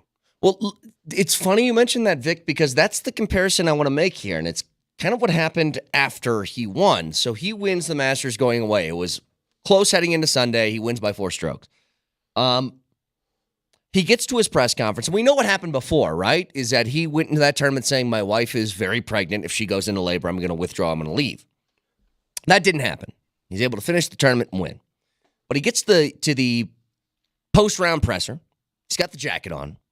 And he starts talking a lot about his family and his faith and how golf is not his top priority. It's other things. And I've seen people criticizing him for this because for some reason, when somebody's really good at sports, we think that everybody is Kobe, which is funny to me because Kobe would absolutely choose his family over basketball, but whatever. But we think that these guys need to be so intensely just obsessed with their sport. Jordan. Or Jordan probably did pick basketball over his family. Or you could argue maybe Tom Brady, right? Tom Brady yes. got a divorce after coming over Yes. You want that. That's what people want, I guess. And so what's funny is I'm seeing the same criticisms of Scotty Scheffler as I did to Jokic after he won the NBA Finals last year and a Finals MVP, saying, God, it feels like he doesn't even care. Doesn't this bother you guys? And it's like, why? Why? A guy who has his priorities actually straight, where it's like, no, my family is going to come first before the stupid job thing. And it doesn't mean, by the way, and this is what bothers me, because when they do this to Scheffler, they do this to Jokic, they make it seem like they don't work hard. When these guys work harder or as hard as anybody else in their sport, but they're just like, hey, I got my priorities in check because if my wife went into labor, I'd go and see the delivery of my child. Sue me. Yeah. No, you make a great point, and this is the problem that we're having with a lot of these athletes is we can't fathom how they cannot be all consumed by their sport. We can't fathom that. We don't understand that. Like, why is this not eating them up? Why is this not 24/7? How is Scotty Scheffler so damn good at the game? How does he show no emotion? Why does he have the perfect demeanor for golf? Well, he told you why he has the perfect demeanor. Because he doesn't prioritize it. Yeah. Why is Joker able to make shots in clutch? Why is he so damn consistent? Why is he so good? Because he has a life outside of it, and he doesn't prioritize basketball. Now, it's his job. When he's on the court, he does it. And it's a priority. It's a priority. Yes. He works very hard at it. Exactly right. But it's not the priority. It's not. Now, it's his career priority, but not his life priority. Makes a lot of money doing it. But and for Scotty Scheffler, here's the difference, though. The reason why the Masters sucked, it was boring. It was boring. Mm-hmm. Is because nobody came to play with him. Nobody. It was, I think at one point in the front nine, there were 4 players tied at -6 after Scotty bogeyed. Homo was up there. Oberg was up there. There were 4 players tied at -6, Morikawa. And then everybody vomited. Everybody melted. The Yep. back nine was just heavy. And he shined. In the toughest stretch of golf, the guy who doesn't prioritize golf, apparently, played his best golf and ran away from the field, lapped the field. So what makes a golf tournament like the Masters, any golf tournament, fun to watch for the television viewer is there's drama. Drama down the stretch. There was no drama yesterday. No. It was non-existent. It was gone. By the time he got to the backstretch, he got to the back nine, the tournament was over. We all know this, right? Nobody was catching Scotty Scheffler. And that's why I think as sports fans, we sit here with our shoulders slumped on a Monday and say, well, Scotty Scheffler's boring. He's boring because nobody could compete with him because everybody else sucked. What? Now, I was younger when Tiger was in his heyday, Vic, but I remember he did this on quite a few occasions where he just ran away from the field and people thought Yes. that was compelling. I don't know what the difference was with Tiger doing it as opposed to Scheffler, but I think Tiger was more animated in his approach, apparently. I mean, yeah, the And- fist bumps and exactly. And Scheffler's sort of a ho-hum. Eh. But it's funny, Vic, because I'm watching Scheffler Clips his chest hair. Clips his chest hair perfectly right here, so it doesn't crawl into his neck area. For those of you with massive chest hair, if you understand, that's crucial to do that. You clip creep. it right along the neck area. It's funny, though, Vic, because I'm watching Scheffler, I'm watching him speak after the tournament, I'm watching him play, and I seriously, multiple times was like, God, that feels a lot like Jokic. Like, everything he does feels very Jokic-y to me. You make a big shot, no real celebration, kind of ho-hum. You get to the post-game, post-round, whatever you want to call it, and steps to the microphone, he's like, yeah, it's really cool. But I'm going to go see my new kid now, and that's what matters. And it's like, yeah, that sounds a lot like Jokic. A lot. You know, I wish, and I think part of the reason why we cannot comprehend that, when I say we, I don't speak for everybody. I speak for me and for you and for perhaps Marty. Maybe not Marty. We can't comprehend that mindset because we don't understand it. We don't understand how someone can live that way. I wish I could live that way. I wish I could. That's an amazing mindset. Do you know how liberating that is, Brett? Not to have to, yeah, it's great. It's a game. I won a lot of money. I got me a jacket. Yeah. Now I'm going to go home. I'm going to welcome home my first child. Well, it's funny because when he goes out and does that, and a texture mentions the name Anthony Rendon, who we have poked at multiple times, the difference between guys like Jokic and Scheffler and then a guy like Rendon is saying all of this as he's hitting 220 and playing 50 games a year, and it genuinely seems like he does not care about how hard he has to work to live up to contracts and stuff like that. Where Jokic, you know this as well as anybody, Vic, Jokic gets this tag as he doesn't even love basketball. And then the game gets done and he's working out for half an hour in the weight room before he goes down to do his post game. Like, it's He loves basketball. of He loves course, it. of course. He loves it, but he just, I guess what it shows you, the commitment he has to the game, to anything. Like if Jokic was a lumberjack, he'd make a similar commitment to lumberjacking. Right? He would do whatever it takes to be the best at lumberjacking. Scheffler has the same mentality. 2528 on the text line. Well, that shows you Vic only watched the last 2 hours of the golf. Best Masters in 5 years. 2528, I watched the entire damn tournament. And when I say I watched it, Thursday through Sunday. Great tournament until the final 9. It was over. And if you disagree with that, that's your opinion. This is my opinion. Here's how I'd As put soon it. as Scheffler took a lead on the back 9, it was over. Everybody knew it was over. Don't fool yourself. You knew it was over. And that's why I said there was no drama. What I watch for in golf, who's going to win when you get to 18? What big putt can be made? It was over. The guy was too good. Is this an apt comparison, Vic, that maybe you're in the movie theater, you're watching a really good movie, and Scotty Scheffler leans over 20 minutes before the movie's done and tells you how the movie ends? And you're like, well, it was fun, and it's not fun anymore. So you could say it was the best Masters in 5 years, and it was a very fun Thursday through Sunday. It was an awful back 9. Awful. No drama. Zero drama. At what point you give me Texture 2528? When were you like, Morikawa's Homa throws it into the weeds? It was over. As soon as Homa put it in the weeds, Yeah. goodbye.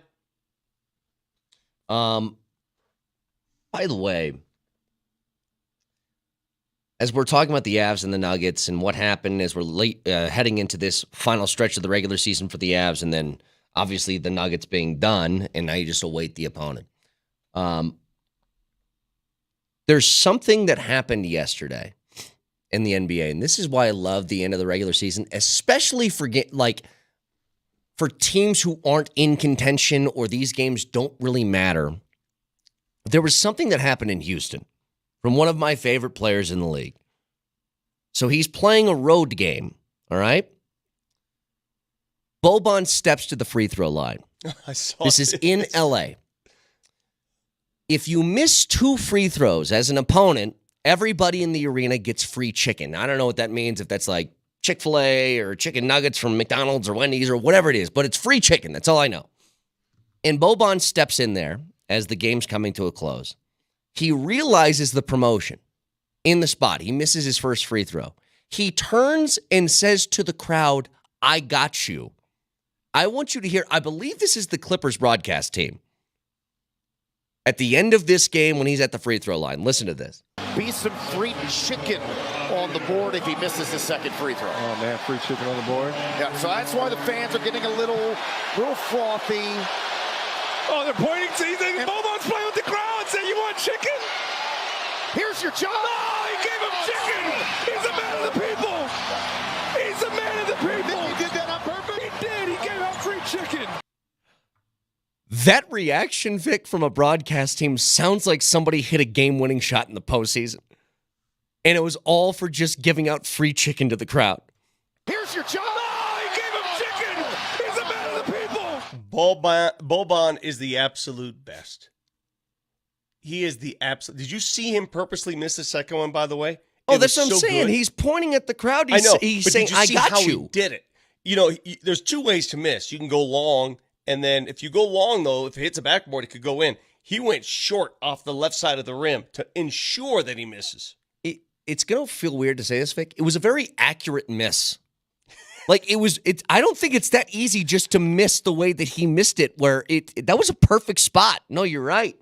I wish Boban was with the Nuggets just to provide that comic relief. Oh, I know. Everybody loves Boban. But that call, I want you to remember that, because there's another one I want to compare it to from over the weekend that they hit the same octave for completely different reasons. We'll get to it next.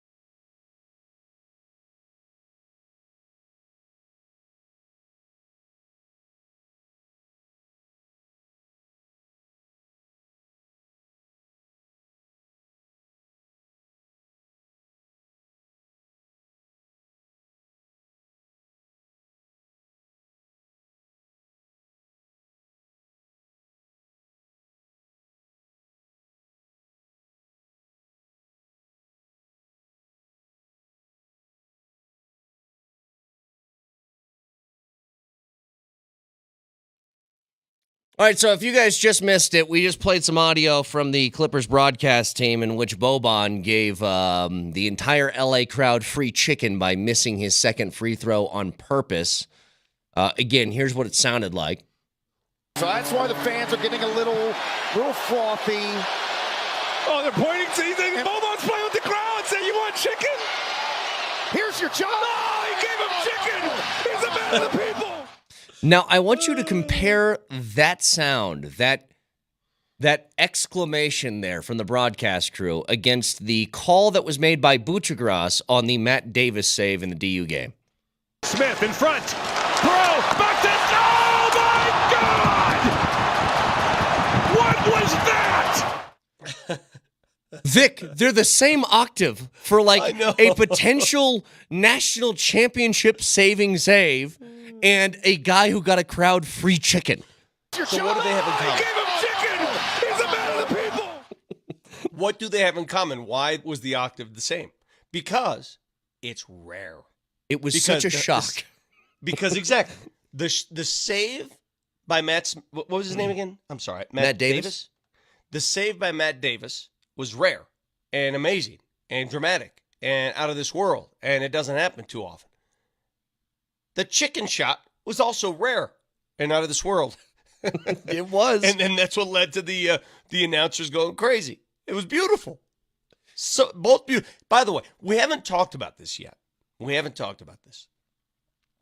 Do you remember when I made a big deal out of what Minnesota's Jaden McDaniels had to say after the T-Wolves came to Denver and beat the Nuggets 3 weeks ago? Yes. Do you remember how he said into an open microphone, "We are better than they are. We think we're the better team." And do you remember how I said on this radio show, you can think that, and it's healthy to think that. In fact, I would expect you to think that way. Any competitor would. But to say that is dumb. Remember when I said that? It's dumb. Yes. Yesterday, a similar thing occurred. Saturday, I should say. Similar.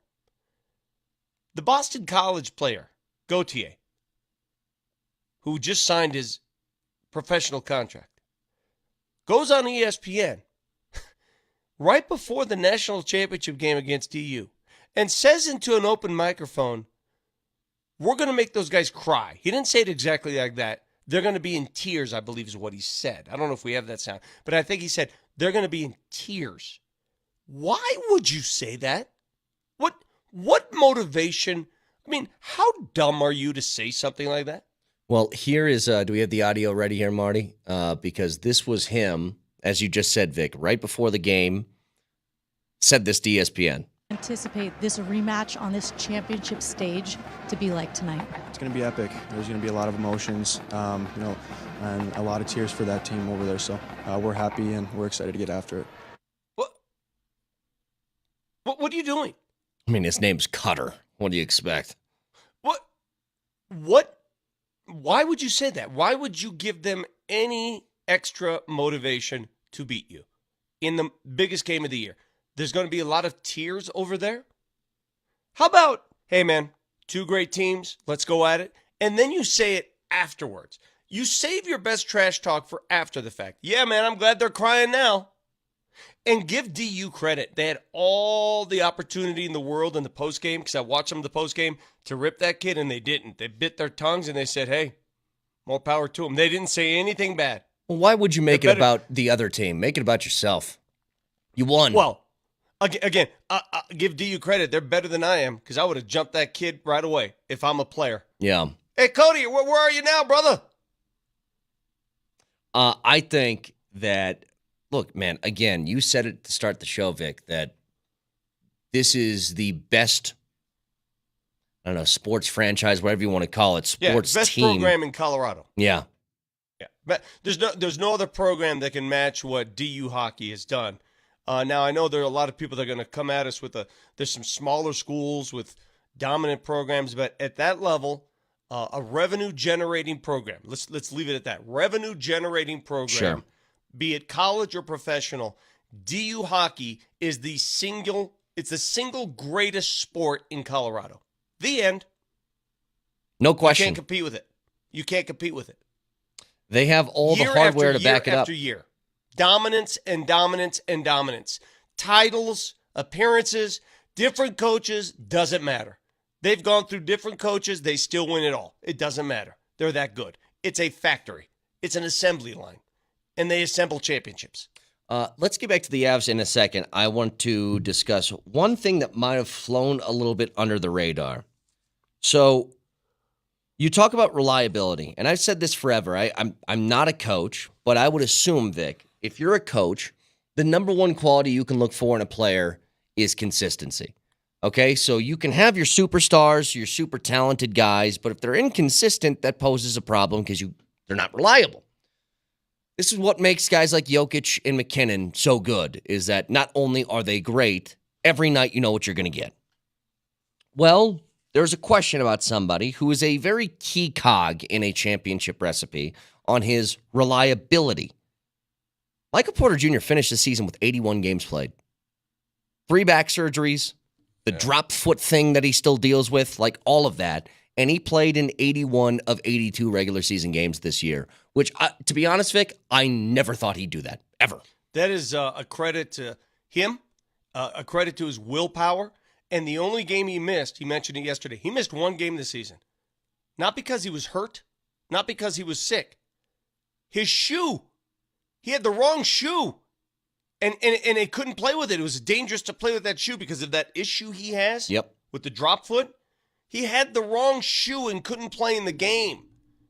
Otherwise, he would have played all 82. This is a dude who's had multiple back surgeries, who a lot of people suspected probably could not sustain a long NBA career. And there were doctors in the draft, Vic, that said, do not draft him. His career will end in a couple of years. They didn't think he'd ever play again. And I love the fact that he's taking that on when he doesn't have to. Like, would anybody in Nuggets Nation complained if Michael Porter Jr. played, 75 games instead of 81? 65 games. Exactly. Would anybody say, oh, man, because, you understand it comes with the territory. You got a bulky back. He went out of his way to prove it to himself, not to the team, not to us, not to to himself, that willpower, that self-reliance, like, I'm going to take it another notch myself. I'm going to prove it to me. I really admire that kind of stuff. Me too. I really do. And when you look at what he's done this year, I think that's one of the most impressive milestones that the Nuggets produced. Then Michael Porter Jr., a guy that teams ran from in the draft because of his injury history, a guy who's been injury-riddled his first few years in the league, played 81 of 82 games. How about Mikal Bridges for the Brooklyn Nets, who hasn't missed a game in 6 years? Well, look, here's something else to the Porter story that I... Wait, did you just hear what I said? No, I got you. Yeah. I don't know if you... Didn't sound like you heard him. You just kind of... Bridges, No, 6 I straight didn't. years. Let me try that again. When I said that, you just went on, like, do you understand that the NBA schedule's 82 games? I'm going to say it again, and you give this the proper respect. Do you know Mikal Bridges has not missed a basketball game in 6 years? Your job. Oh, he gave him chicken. He's a man of the people. Yes, I get that, Vic, but I wanted to say something else about Porter, okay? Good for Bridges. I'm glad. I'm happy that he's played every game for 6 years. Now, what I was going to say about Porter, though, and this is the difference, and this is why I think it's so important. This franchise is so important in the way that they're built. You know where he's not playing 81 games in an 82-game season? In L.A. with the Clippers. He's not doing that. He's not doing that in Philly. He's not doing that in other places where they allow these guys rest days. Culture. Yes. Exactly right. It's such a good he point. plays 81 games this year because the team demands this kind of stuff. They demand accountability. The best player on the team. It flows downhill. It's the float all boats, right? It's the John Fox saying again. You raise all boats because your best player plays. Your best player plays. And when you mentioned the Clippers. What are the Clippers notorious for? Kawhi and Paul George. Rest here, rest there, sit out here, back to back here. You got to sit one of these games, like all the time, constantly. And yet Porter's playing 81 of 82 games. The only other game that he missed was because the wrong shoe came in, and he needs that shoe to be safe on the floor. What I'm going to need Michael to do now as the Nuggets await their first-round opponent. And by the way, they will play Saturday. If it's the Lakers, which I think it will be, if they play the Lakers on Saturday, expect that to be an ABC nationally televised game because there's no way ABC would not nationally televise LeBron James and the Lakers. If it's the Pelicans, it'll probably be a night game, not on national television. And therein lies the difference between the opponents they face. So Saturday, they await their opponent. I'm going to need Michael, in the meantime, to head back down to Cabo, get himself some sun, because the last time he did that, he came back, couldn't miss a shot. I think he said he is going to go get some sun. I think he said that. Go get it. Go get it. Do you remember last time he came? Do you remember the last time Michael Porter Jr. played the LA Lakers? Do you remember what he did? Let's see if your memory serves you. The last time the Lakers and Nuggets got it on in LA. He didn't miss a shot. He was 10 for 10 He from the was floor. 12 for 12. Or 12 for 12. Yeah. He was 12 for 12. See, Vic, not scared. It's not a question of being scared. Guys, you guys are misinterpreting my feelings here. I'm not scared. I'm telling you who they'd rather play. Two entirely different arguments, guys. I mean, take the bravado aside. It's not about who you want. It's about who they want. By the way, we'll jump back into the Avs in just a second. Where the Nuggets are at right now, and we will know who their opponent is tomorrow at around 8 o'clock. Tip-off for Lakers and Pelicans is 5:30. Don't you love the play-in? Don't you love it? I do. I love it. Why isn't the NHL adopting that right now? Why wouldn't you give me more drama? Give me more ability to get into the playoffs? Like those teams on the outside looking in the NHL, if you gave them the play-in opportunities, it's just another wrinkle. Why wouldn't you do that? Who would that be? Let's just say they add one more spot and they make the final wild card spot go against the team that just missed. So this would be Vegas and St. Louis would be the play-in game. And that would be fun. At least in the Western Conference. In the Eastern, here's what's funny, Vic. Eastern Conference, for that last wild card seed, it is a almost four-way tie. Yeah. Washington, Detroit, Philly all has 87 points. Pittsburgh has 86. So there's a chance that, they could do some real shuffling here. Think about a play-in game in that spot. The NHL has to fix everything. I don't like the way their playoff format works right now. Just go to 1 through 8 and get the play-in and make it easy. Yeah. Right? Just make it easy. The way it's set up now, I don't know. You can have it. It seems silly to me how you stay within your division. Just take it 1 through 8. It's not that hard. 1 through 8, you seed them that way. No brackets. Forget the brackets. The Avs, by the way, virtually no shot at jumping Winnipeg at this point, as we all kind of know.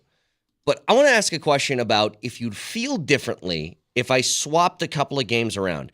Is it the opponents that they've lost to or how they've lost? I'll explain next.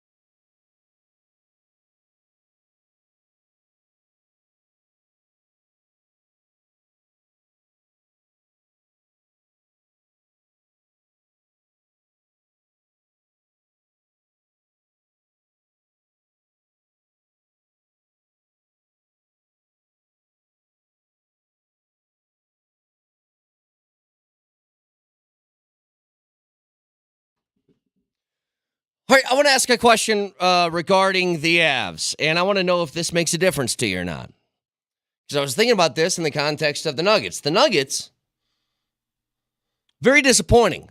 A loss to San Antonio that took them out of the 1 seed. But they did win the game that we felt like was a big game against Minnesota. So here's the question regarding the Avs.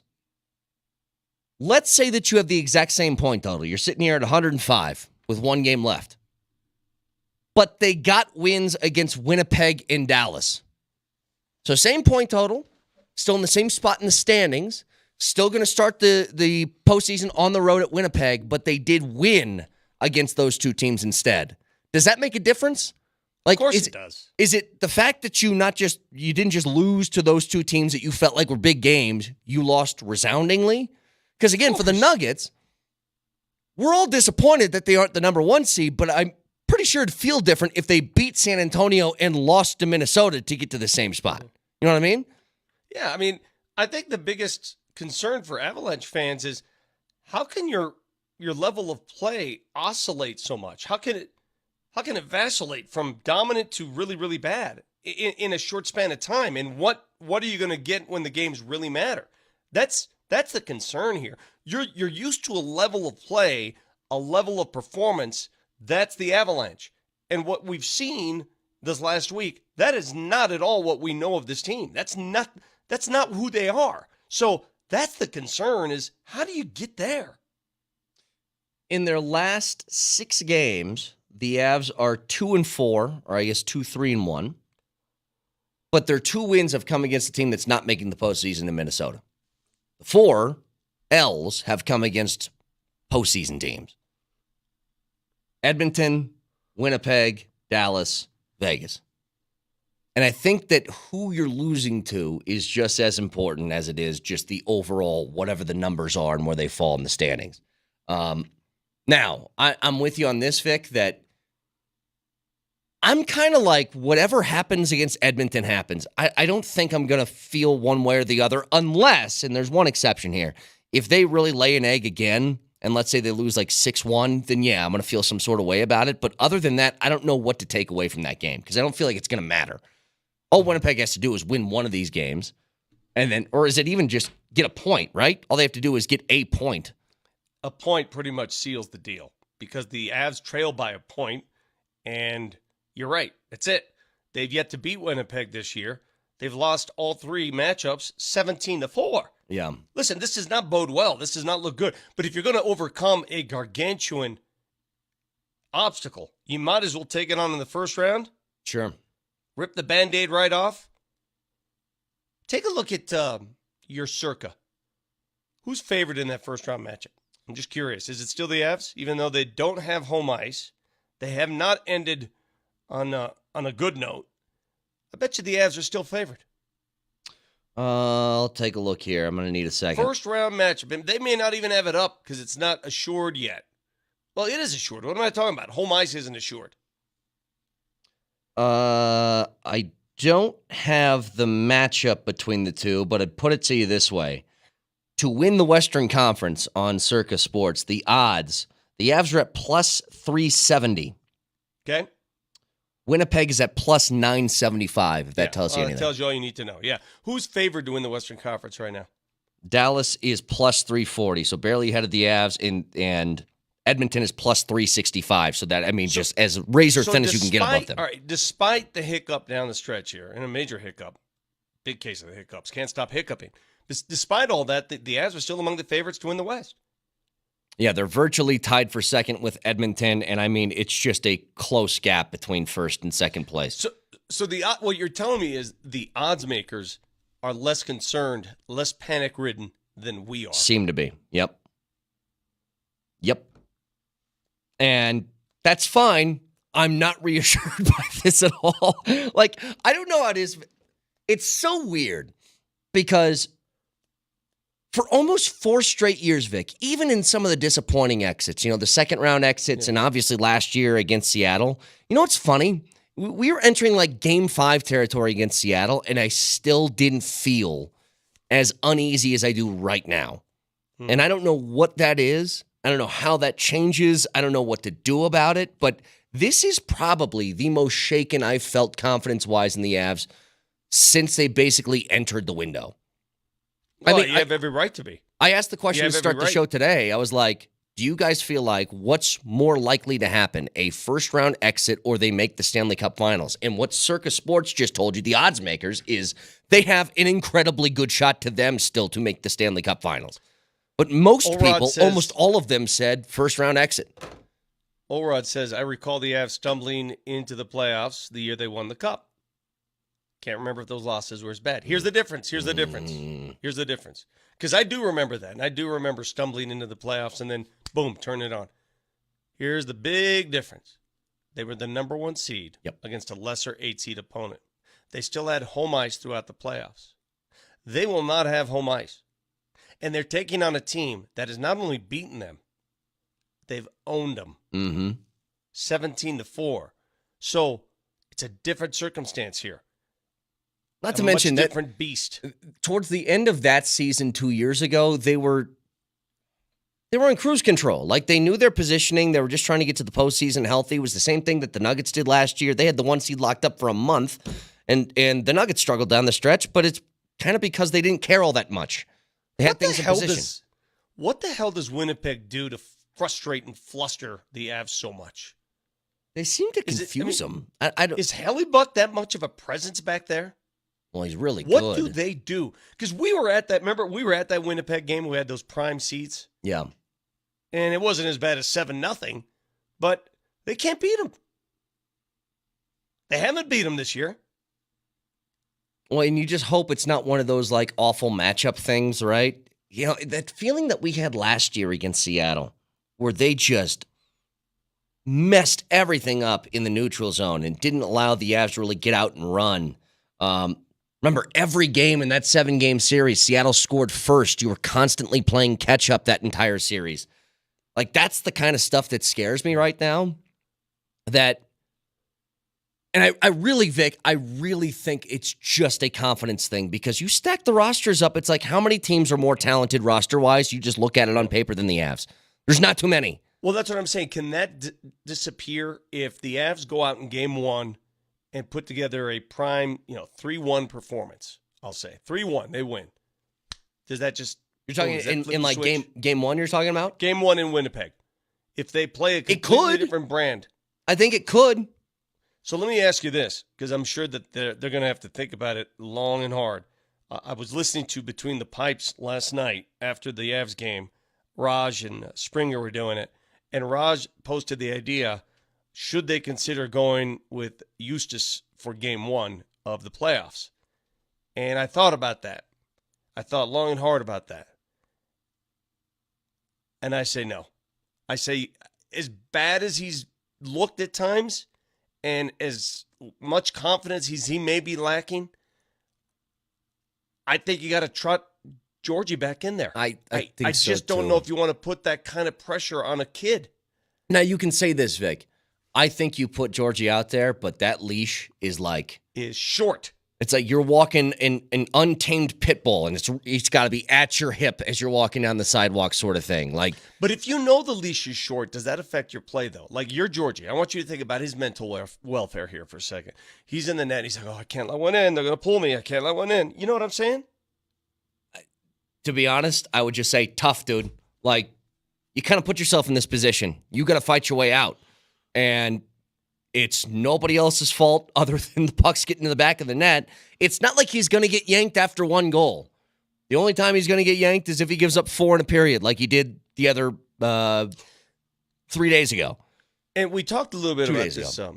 We talked about this relationship between confidence of the skaters and the play of the goalie. Can the goalie infuse confidence in the skaters in front of him? Right? That's a real thing. Hockey players will tell you that's real. If you believe in the guy behind you, if he makes a couple big saves, you're going to play more freely. It's just real. You saw DU do it. It's how DU won a freaking championship. Yep. All right? So that's a real thing. So you could say, and I saw the game against Vegas where he gave up 4 unanswered. Make a save to help your team.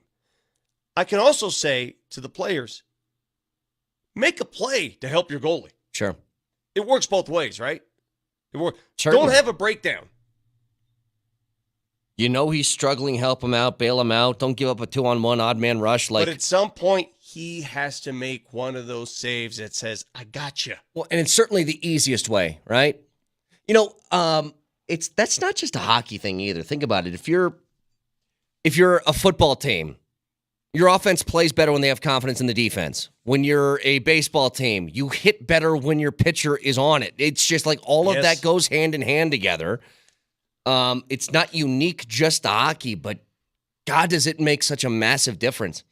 And here's the thing, Vic. When Georgie got pulled, Juice came in and gave up 3 goals on 7 shots. It wasn't like him just getting out there changed the total dynamic of things. Like, it's deeper than just goalie, but it's what you mentioned. If he makes just one oh my God type of save, it could change the way that guys play around him. It could change the way that the confidence hits. And we just haven't had one of those in a long time with whoever's between the pipes. But the Avs now face a situation. They're going into the first round of the postseason, starting that on the road at Winnipeg against a goalie who's really damn good. Really good. And we don't know the day that first game is going to start, right? We know with the Nuggets it's going to be Saturday. No, I have no idea about the NHL playoffs. I mean, there's still a regular season game to be played, so we have no idea about their playoff run. The Nuggets are going to start Saturday. Mm-hmm. It's either going to be a Saturday late afternoon game or Saturday night game. There are many reasons why I don't want to play the Lakers. One of them is I don't want ABC to come in and take every damn game. The other one is I don't want to see Lakers fans at Ball Arena. I don't want to see them. I don't like you. I have no problem. I mean, I don't want to see them at Ball Arena either. I don't want to see you. I would love to see them get swept again in 4 games. That's fine, but I don't want to see your faces. I don't like you. Some news here from Ian Rappaport, Vic, that the Eagles have paid Devontae Smith a 3-year, $75 million extension. It's pretty crazy to me to see the numbers that wide receivers are getting. So he's at 25 a year. I think there's a lot of wide receivers like Justin Jefferson and looks like Amon-Ra St. Brown going to be getting close to $30 million a year on their extensions. And it's funny because it always feels like this, doesn't it? When one position gets a giant bump in pay, another position takes a hit, and I think that other position is safety right now. Because you know what we haven't said for a few weeks? Justin Simmons is still on the market. Doesn't that just feel bizarre? One of the best safeties in the NFL over the last, 8 years is still without a team, and I feel like the money that they might have spent on safeties is now going to wideouts, and you're seeing the priority shift in the NFL a little bit. Like, Simmons is still on the market. I don't understand how this shifts and why it shifts and what causes the shift. I'm uncertain of that because it's not like, offenses didn't exactly tear it up last year. No. Scoring was pretty blah, right? Is that why, though? Maybe so. Is Maybe it like they're so important that we need to keep this so we don't lose whatever little offensive firepower that we had? I mean, you're giving Devontae Smith 3 years, $75 million. 51 is guaranteed, by the way, but an average of 25 a year. I mean, it's not a small chunk of change that you're giving out to some of these wideouts now. And I can only imagine what Jefferson's going to get, even if he signs with Minnesota, which he might not because he's pissed off about their quarterback situation. But still, Jefferson could get north of 30. You know what I mean? Like 31, 32 a year. Would that shock you at all? It wouldn't shock me. None of that matters if you talk about these dynamic receivers. You got to have a dynamic quarterback throwing them the ball. Sure. And the fact that Devontae Smith has been signed to that contract, are you all in on Jalen Hurts as a throwing quarterback? No, not yet. I mean, seems like he could be. That's what's weird, too. 2 years ago, Jalen Hurts was like, oh, my God, this might be the best up-and-coming quarterback in the NFL. And then 1 year later, we're like, yeah, he's okay. Not that great. So he's got a push. Yeah. Well, now that they lost the center, the motor behind the push, they lost him. Kelsey, yeah. I mean, are they still going to do that? I'm sure they're going to try. but that guy mattered a lot to that play. A lot. He was the number one reason it worked. It's Hey, funny. I do want to. Just real quick, Vic, because you just hit on something. Scoring's down in the NFL. It's hard to come by points. And we just mentioned two quarterbacks. One was in the Super Bowl 2 years ago and scored a whole bunch of touchdowns last year, and Jalen Hurts were like, yeah, he's okay.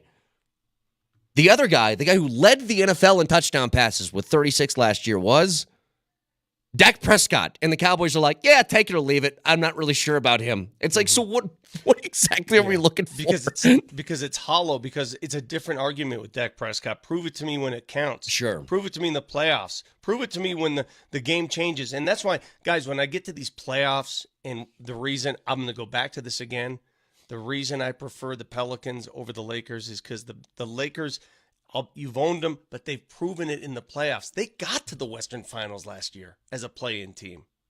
They got there. Now, you got absolutely swept off your butts when you got there, but you got there. Do you think the New Orleans Pelicans as a play-in team are capable of getting to the Western Finals? Of course not. You know that. No. To be honest, Vic, between the Lakers and the Pelicans, I'm sort of just, I'm cool with whatever, to be honest with you. Now, if you ask me my preference, and you might think I'm an idiot for it, but I think I would prefer the Lakers because again, here's the stat that sticks out the most to me between these two teams. In the last 8 games against the Lakers, you're 8-0. In the last 9 games against the Pelicans, you're 5-4. I do think that stuff matters. And yes, postseason experience and high-pressure situations and blah, blah, blah, that all goes into it too. But the fact that you have absolutely owned, in big games, by the way, 4 of those last 8 against the Lakers coming in the postseason, the Western Conference Finals, of all things. But it felt like every game was big impact in the last 8. There was always something on the line. It was the opening to the season, national television, where the Lakers were trying to get revenge on their postseason sweep. Still lost. It was Kobe's statue unveiling night in L.A. Still lost. It was LeBron scoring 40,000. Still lost. Like, you just, every step, what feels like a big game, you've been able to overcome that and get the win. Now, to your point, Vic, none of those have been 30-point blowouts. It's not like you've owned them in that sense, but every single time when the buzzer sounds, it's a W next to your name. Let me also address something. Actually, are we up against the break right now? Yes, we are. Okay, because I have something. There's a text that's in from 1277 about personally why I would prefer to avoid the Lakers from a personal standpoint. I do. And I'll tell you why after this timeout.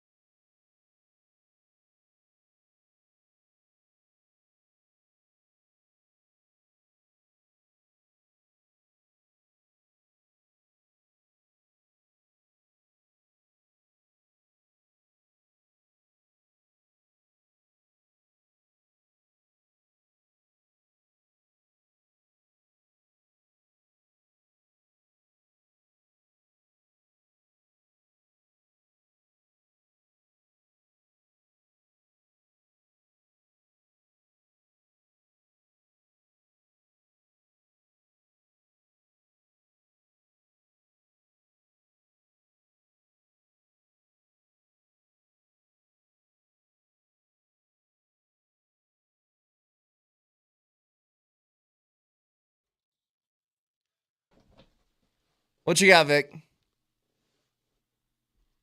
I prefer New Orleans over the Lakers in the first round of the playoffs for many reasons. Team reasons, personal reasons, community reasons. I don't want to see Laker fans in Golf Ball Arena because you know they will. I don't want to see the national media do their Lakers dance because you know they will. I don't want to hear the morning talk shows nationwide talk about a clean sweep, blah, blah, blah, all that stuff because you know they will. I don't want to deal with it. I don't want it. I want no part of it. Somebody wrote in here, 1277, Vic, are you a little worried that your Lakers daddy comments are going to come back to bite you? Now, you know I've sort of taken a step back from that stuff. I don't want to even get into it. I made those comments after the fact. And let me tell you the art of trash talk. For those who don't understand the art of trash talk. I do my trash talk after the fact. I'm not like Cutter Gauthier of the Boston College Eagles, who the night of the game decides to trash talk DU and say, we're going to make them cry. We're going to bring tears. You don't do it before the game. You don't do it before the moment. You save it for after the moment. My comments were made after the fact last summer. This is a new year, new team, new time. Has nothing to do with this year. Nothing. Zero. Yeah. Although, can I ask you something? Because I know there's a whole bunch of reasons why you don't want the Lakers in the first round. The way you felt last year, so I remember this, heading into the Western Conference Finals, and it wasn't just you, Vic. It was basically everybody who's been a longtime Nuggets fan in this town. We're terrified. Because all the history came back up about how many times the Lakers have stood as the impediment in your way to a championship and how many times they've closed the door when you felt like you're about to burst through. Well, it's not just that. You always get the feeling you're playing 5-on-6, 5-on-8. And they have LeBron and everything that goes with LeBron and they all that stuff. It's got to be different now. Whether you prefer the Pelicans or not, like the feeling of going against the Lakers in the postseason right now, especially after how last year ended, has to be completely different. That fear, that Nug Life feeling that people had, that's done and gone. Now, doesn't mean you can't be fearful of some things, but I remember that last year, like people were having aneurysms over this thing, and I'm like, that feeling has to be in the rear view, minimum, correct?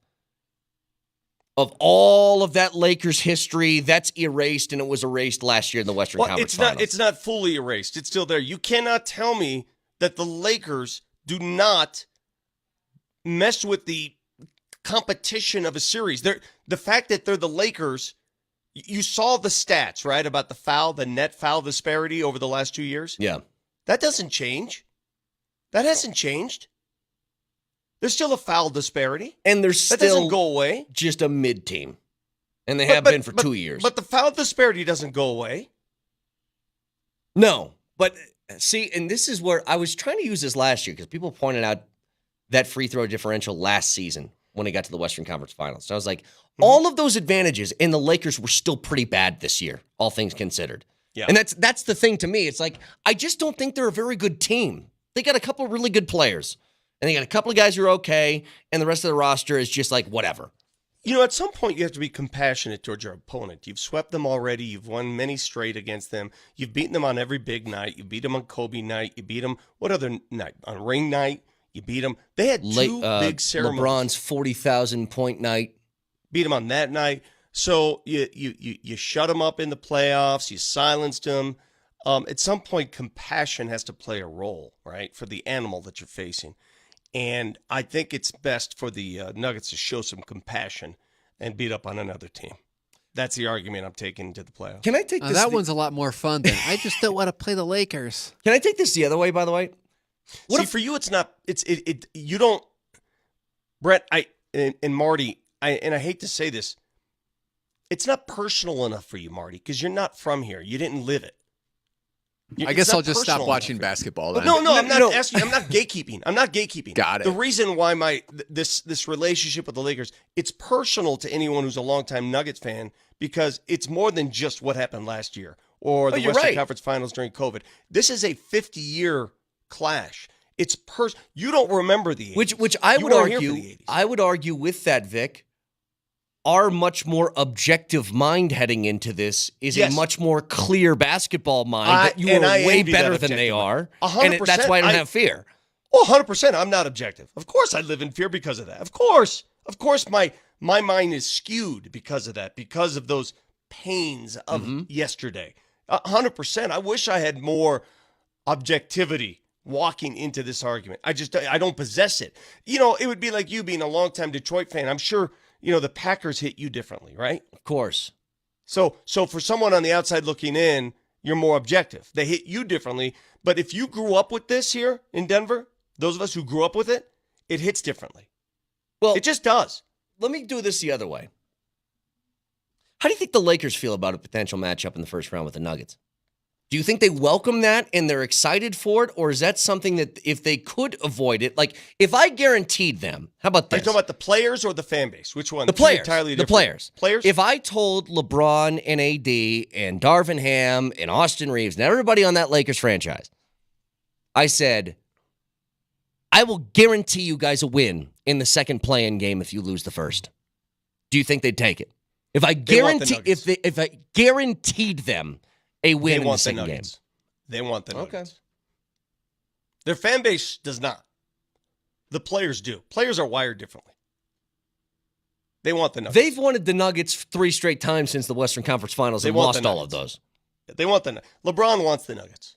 AD want, because they're having conversations. See, but here's what I asked Marty, and we know that LeBron is all about his legacy and how he's going to be remembered. Now, I think it's really weird to hold something like LeBron's almost 40 years old. It would be really weird for people to hold things like how a series when he's 39 years old against him, as far as the legacy talk, but they will. And that's why LeBron went straight to the card of, I might retire after he got swept last year. Yeah. But do you think it's worse for LeBron if he loses in the play-in 2 straight to not even make it as an 8 seed?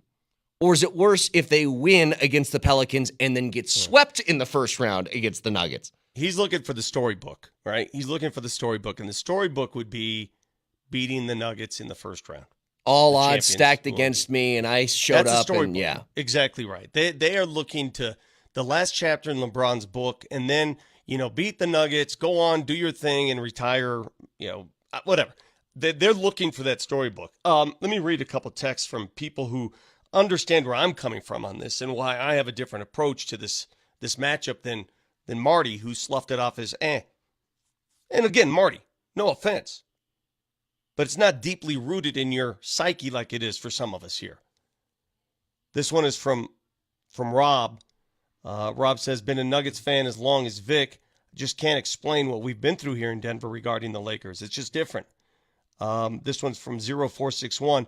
Vic is right. It's taken years for me to get over the fear of the Red Wings. Same for the Lakers. The Avs and Red Wings, same deal. The Red Wings are in a different conference now, so it's taken a different path. But every time they played, you got that. It's a different emotion because of the history there. It's just a different emotion.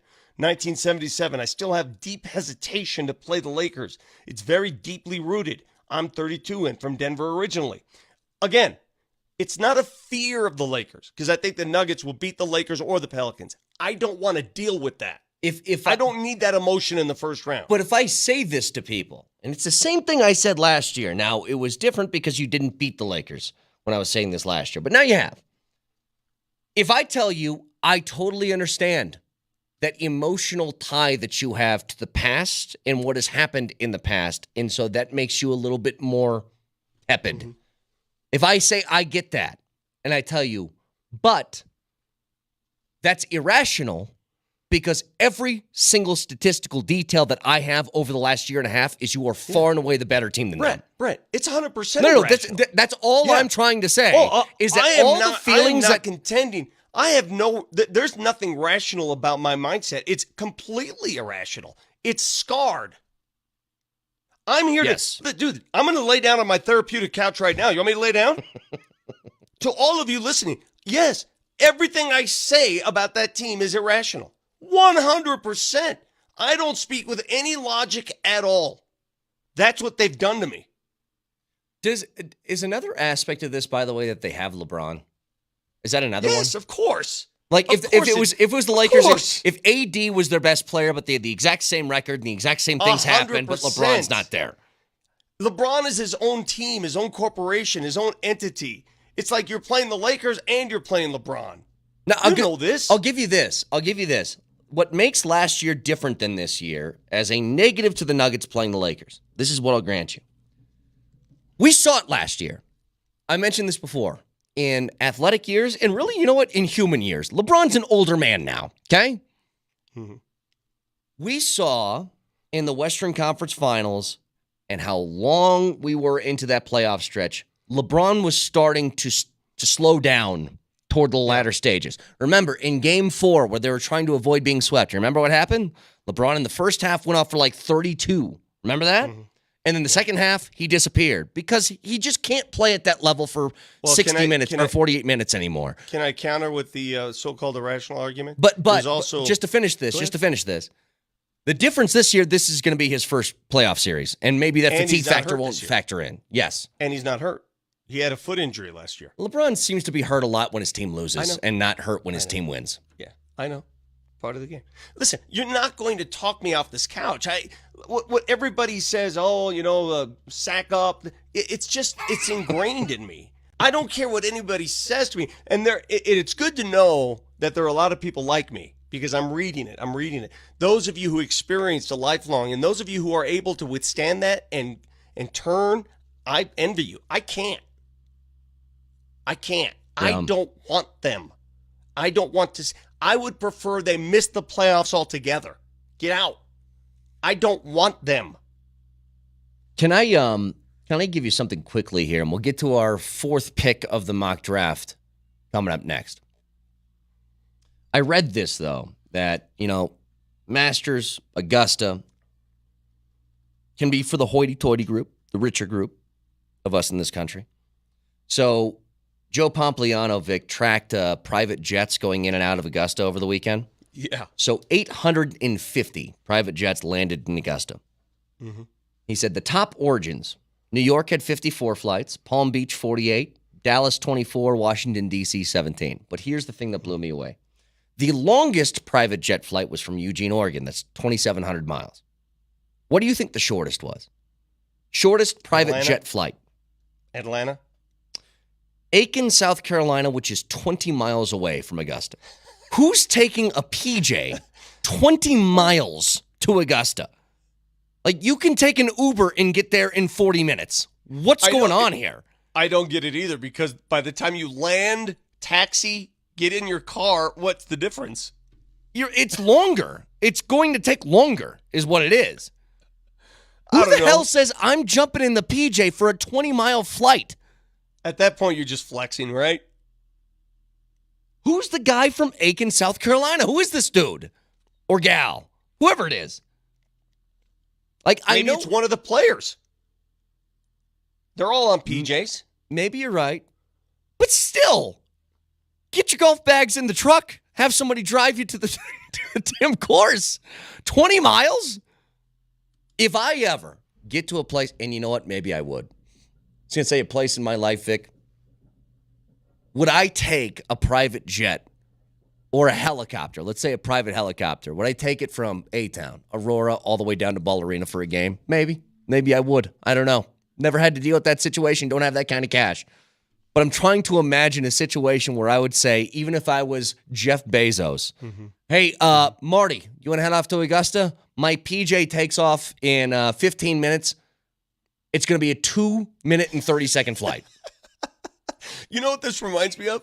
My brother, who wanted to get a companion fare deal or something, he flew. He had to fly one extra flight before the end of the year. So on New Year's Eve, he took the flight from Denver to Colorado Springs just to qualify. Where he just 15 went there minutes. and came right back, right? He went there and his wife picked him up in Colorado Springs. Wait, he didn't even take the flight back? No, he's too cheap. A He flew from 20-mile Denver to flight. Colorado Springs to get companion fare. Well, hang on. Let me see here. So, Denver, so Colorado It was Springs. a 20-minute flight, dude. So that's 20 minutes. Okay, so that's 20 minutes. That was 50 miles. It's 50 miles from the spot I'm sitting in right here to Colorado Springs. It's less than half of that was Aiken, South Carolina to Augusta. Less than half. Have you ever been in a PJ? All the time. All the time. No. Well, you're from Omaha. Never. My version of a PJ is if somebody let me just sit in that back seat of a crop duster, that would be a PJ to me, okay? And I would do it. Well, I mean, you guys got that rich guy in Omaha. I didn't know if you rubbed elbows with him. And I don't think Warren Buffett owns a private jet. Warren Buffett spends dollars in change at McDonald's every morning. Bro, I live 2 miles from Warren Buffett as a college kid. Don't fool yourself. When Warren Buffett's flying across the country, he ain't flying middle aisle. He's on a private jet. He probably is, yes. But he bought his first jet in 1986 and then got a much pricier one in 1989. Yeah, He's Mr. an old man. Cheapskate. All I'm saying is you would think for somebody who's as rich as Warren Buffett, when I tell you, Vic, as a college kid who shared a house with 3 different guys, a rental house, he lived in the same neighborhood as us. That's fine. It doesn't mean He's not. When you fly, it's different. Understood. I'm just saying, out of all the rich guy stuff, like, I don't think Buffett, Marty looked this up, maybe I'm wrong again, I don't think he's got a super yacht that he's taken into the Amalfi Coast. I don't think that's happening. Well, I once took one of those Yeah, he does. jets. He does? It's called Opulence. Oh, good for him. So he's Is that a what it's fraud. called? He's calling it opulence? Jesus. Wait, his yacht's name is Opulence, is what you're telling me? Is that what you just said? So, what do you think's more opulent? Having a private jet or a yacht? Which one, a yacht. A yacht? Yeah, because a jet's actually, you need to get around, right? Right. If you're But a businessman, you don't need a yacht. You just have a yacht. That's like, a yacht is like having a timeshare that's $1 billion that you own. You know what I mean? Like you're using this probably just a few times a year. The PJ, at least, I could see business people using that, 2-3 times a week. Yeah. His yacht's got a helicopter pad, but you know what? He pays with change at McDonald's, so I guess he's cheap. He did. He's got people fooled, man. He's got people fooled. 303-504-0925. Texture says, Kane, the cornfield Crips never offered you a ride in the PJ. No, they did not. Bro, I took one to Augusta, of all places, and the bathroom wasn't working. No bathroom. How long was the the flight? Well, from here to Augusta, 3.5 hours? Yeah. And we manufactured a bathroom. Plastic bottle? There's a couple bathrooms in there that were not real bathrooms. Doesn't hit the same. Yeah, you get a PJ without an operating bathroom that would not feel like a PJ at all. You know, I got to ask a question that I've always wanted to know. I know do they just spill that stuff below from the plane? Yeah, they just let it rip. No, that's a serious question. What? You know how birds do it, Vic? It's the same thing. Marty, look it up. I need the answer to that. That's serious, Marty. I need to know. Does it just go And pick from the 4 sky? of the mock draft next.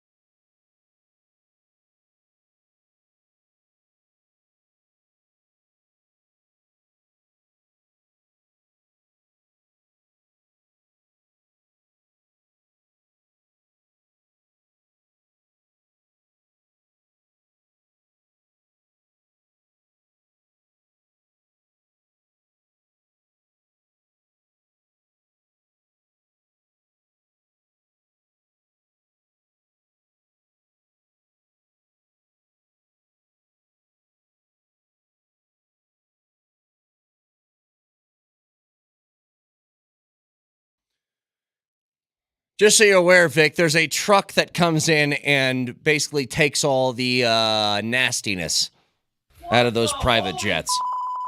That's how it's done. Gotcha. We'll get to pick 4 in the mock draft here in a second. I do want to mention something, though. So this was 3 days ago. Arizona Coyotes players have been told the team is moving to Utah. So that is happening. NHL in Salt Lake City starting next year. And I don't know how, it would have to be weird if you're a player on this team that's just been surprised by this. But I saw somebody comment and say the NHLPA needs a clause to let players become UFAs if they don't want to move. And I think that's the most ridiculous thing I've ever heard.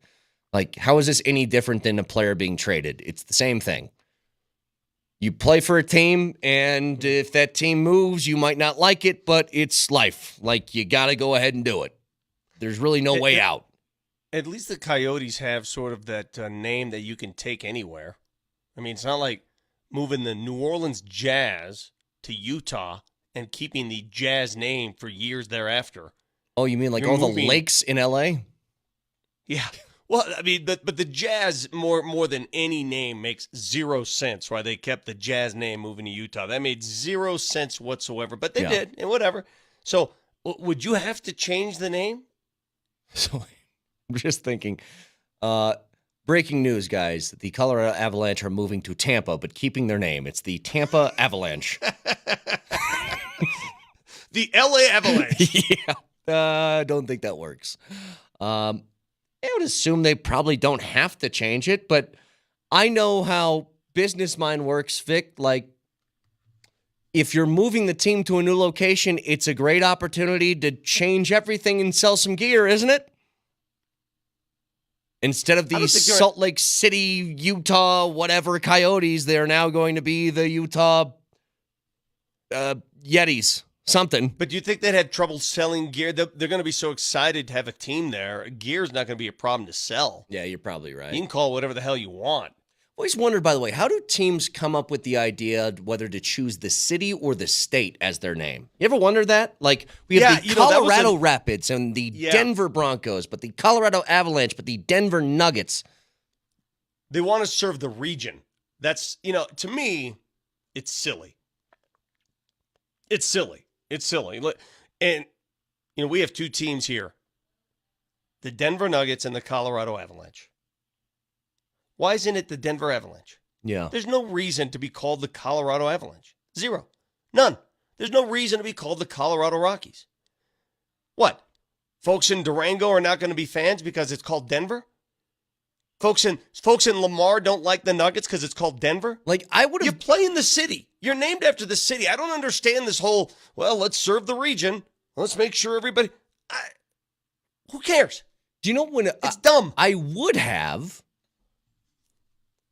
done it if... How about this? If you're one of those rare cities that gets multiple sports teams in the same city, in the same sport. Yeah. Like, Marty, what if it was the Chicago Cubs but the Illinois White Sox? Just say, all right, fine, Cubs, you get Chicago because you basically get them anyway. We're getting all of the rest of Illinois. How's that sound? That's all for us. That's very strange. Can you imagine the Colorado Broncos? Ugh, I don't like that sound. Are the Broncos a regional team? Are they Denver's team and Colorado's team? Of course.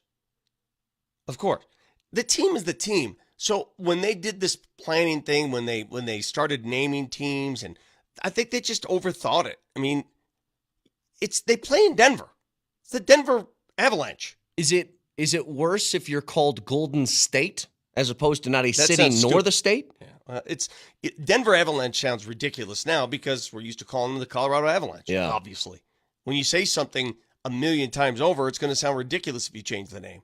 But at the same time, I don't know. You asked the question, how did they come to that? I don't know. I mean, if I were making the call, if I got the Avs from Quebec, hey, welcome to Denver. You're the Denver Avalanche now. I got a better name, Vic. You don't play in Arvada. The United States Avalanche. That's the name of my team. I get the entire country. How does that sound?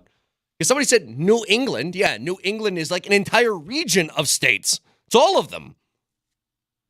I want the United States Broncos. That's what I want. Oh, you playing United States this year?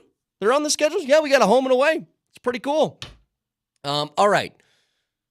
Marty, it's time for pick 4 of the NFL mock draft. As we wind through this, we take this all the way up to day 1 of the NFL draft, for the Broncos will be making the 12th overall selection. Or maybe not. Maybe Marty's got a trade in his mock draft. I have no idea. But pick 4, we throw it to the commissioner. Or I'm sorry, the open. It's the 2024 virtual draft. What could possibly go wrong? Brought to you by Eileen's Cookies.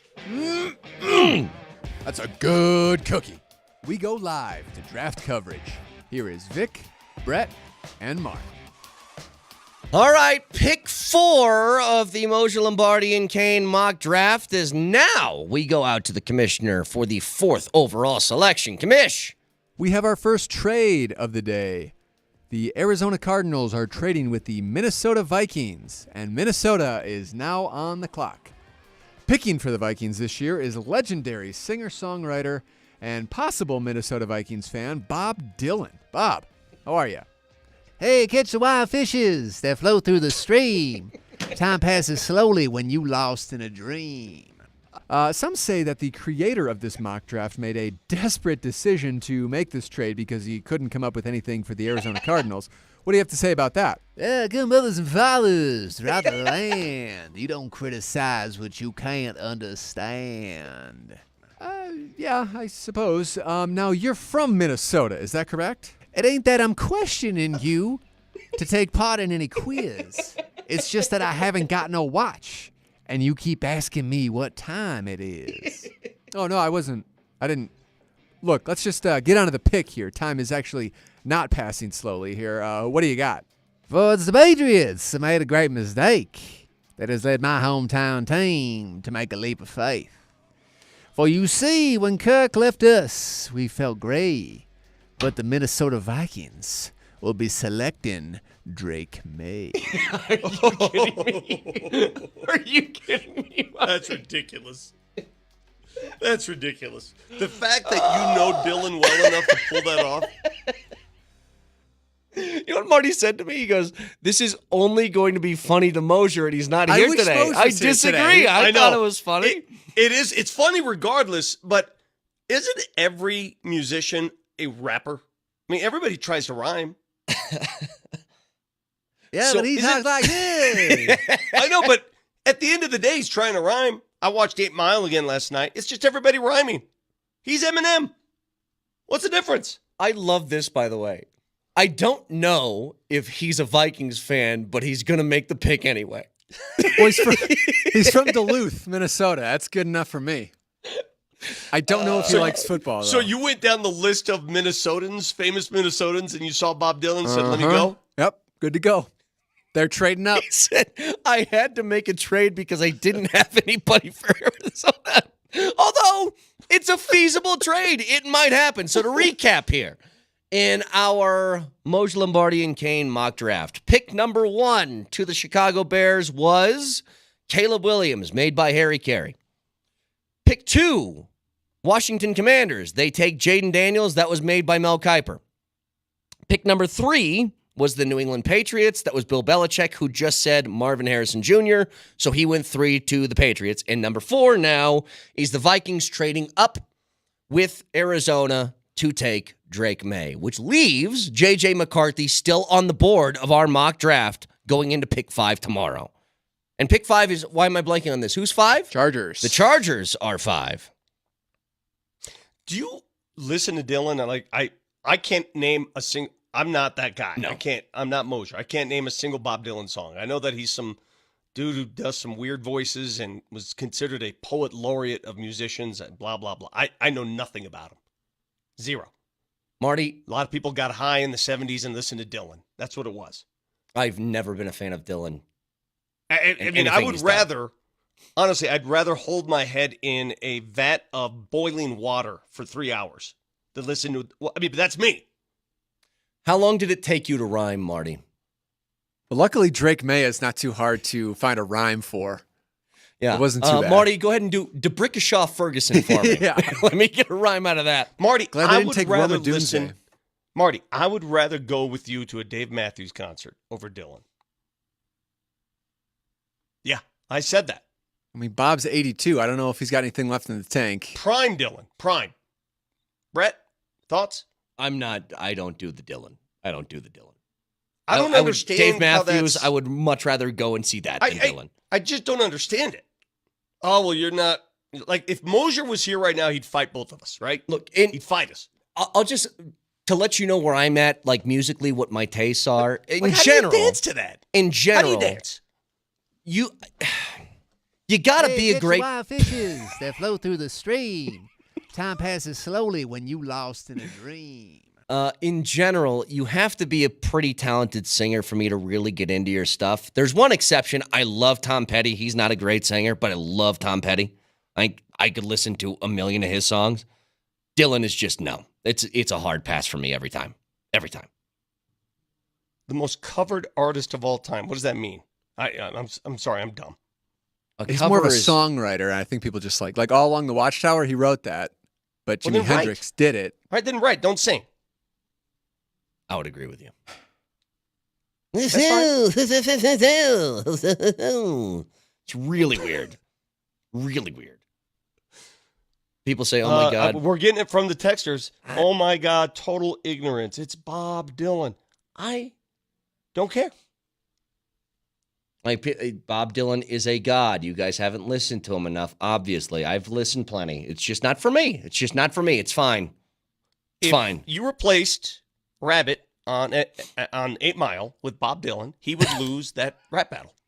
I'm kind of glad would lose. Moshe's in here because I think he'd be losing his He mind right would now. be, He strikes yeah. me as a Dylan I'm guy. actually shocked that the phone line is not lit up with Mosier trying to get in here. Marty, you just Let me checked. ask you, has Bob Dylan ever done a diss track like Rick Ross did for Drake? Well, let's see. Bob Dylan diss track. I'm getting nothing here. You That's said what I my thought. music's bad, but it's actually good. You'd know if you'd listen, you would. Sounded more like Dr. Seuss. All right. 303-504-0925. Texture says, where is Mosier? I need someone to talk me off the ledge with Where the is Avs. Mosier? Where is Mosier?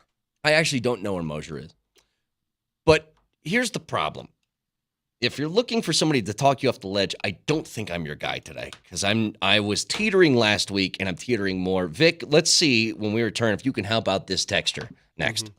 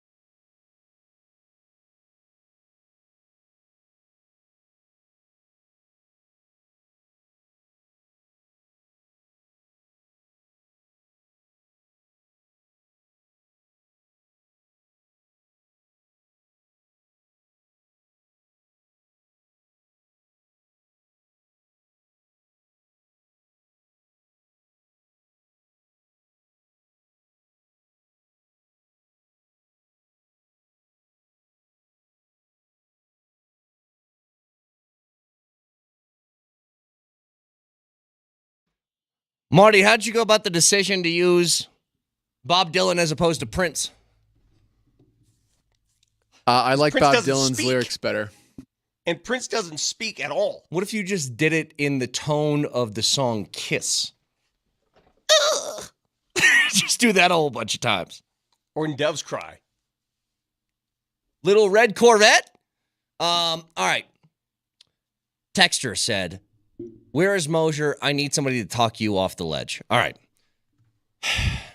Vic, Mosier's not here, first of all. Second of all, I'm not the one to talk off the ledge, like to do the talking off the ledge. I also need to be talked off the ledge. Do you have anything that could get me off the ledge, or Avs fans off the ledge right now with what transpired over the weekend? I'm not a talk guy. Talk is great. The players got to play. The players got to prove it. I just said I'm not a talk guy. We're doing a sports talk radio. It's like it feels like you are a talk guy. Maybe it's just me, but you know what I'm saying? You are what you are. If you feel you're on the ledge, what do you want me to do? Come out there with a cane? Get you off the... I don't know what to tell you. I mean, what they've done in the last week has done nothing to assuage your fears. Nothing. look, I can't help you there. They got to do it now. Now what you got to hope they do is when they visit Winnipeg in about 10 days, that they suddenly find that switch, hit it, and they go zombie-like. All right, here's who we are. That's it, right? The only way that anybody can get you off the ledge is if the Avs play good hockey. That's it. And I don't think Edmonton's going to matter on Thursday. It's all going to be whenever game 1 in Winnipeg starts. That's it. Now, do they have a very, very outside shot of still jumping Winnipeg? Kind of. But Winnipeg would have to lose twice, and you obviously would have to win against Edmonton for that even to be a remote possibility. The issue that you face right now is I think it would be different, and here's the main problem. Why are people on the ledge? Why am I on the ledge? If the Avs are struggling to score, that's a different fear for me, Vic, because I know that they're capable. Mm-hmm. Like, if they were losing these games 3-1 and 2-0, completely different scenario, because I know that that team's talented enough and capable enough to put up points and put up goals. The problem is the thing you didn't have faith in for a large portion of this year. I mean, you're riding a roller coaster, but there was a lot of downs in that roller coaster. That thing is looking as bad as it has all year, which is goaltending and the defense in front. And it came against the two teams that were really the litmus test for you. We bookmarked and earmarked that Dallas and Winnipeg game as got to show up, got to win these, and you lost in pretty humiliating fashion in both of those games. That's the problem. And the only way that that's going to get cured is when the playoffs start if you play well. That's it. That's it. It's really the only panacea in this situation is to come out and change your approach to the game, because right now the Avs have it coming out of both ends.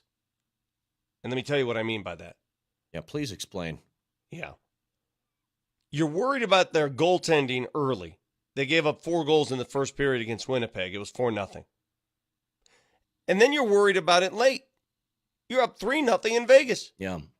So if you're in Winnipeg and you're up 3-0, be honest. Are you like, okay, it's over? Or are you like, hold on. What are you like at that point? Until they prove it, what are your feelings? They're not. Look, I'm never easy, let's say, during an Avs game.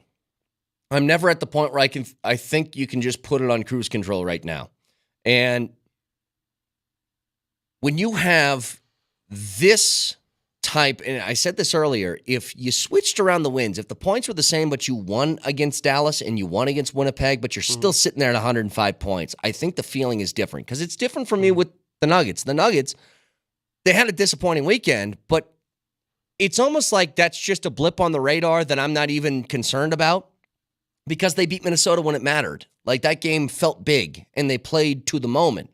Mm-hmm. The Avs didn't play to the moment in 2 of their biggest games, at least as of recently.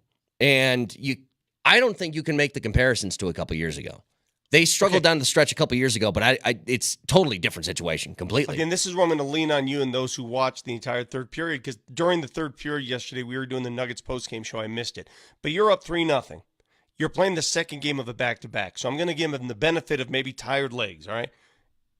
They produced 2 shots on goal in the third period, right? 2 shots on goal. That tells you, man, they were in their defensive end the entire time. Giving up prime chances. There was miscommunications. There was a whole bunch of stuff that just went out of control. And this was, again, this is the problem for me, is all I want is confidence. The Nuggets lost to San Antonio. Don't care. I know they're a confident team. They'll walk into whether it's New Orleans or whether it's LA, and they'll be confident they're going to win that series. I don't know where the Avs are at confidence-wise. I don't. I saw Nathan McKinnon in the postgame. He was pissed, as he should have been. But the problem with the third period, Vic, was it felt like one thing went wrong and then it snowballed. And then that snowball picked up steam and it collected more stone. Then it became this giant boulder. And then at that point, it just felt inevitable that it was just going to crash. And I think that's a confidence factor. Like the ability to stop the mistakes early before things spin out of control. They just aren't doing that right now. It's look at the Dallas game, look at the Winnipeg game, look at the Vegas game. It's like, oops, this thing went wrong. And now another thing does. And now another and another and another. Well, do you understand when I say it's both ends right now? You're worried about their starts. You're worried about their finishes. Yeah.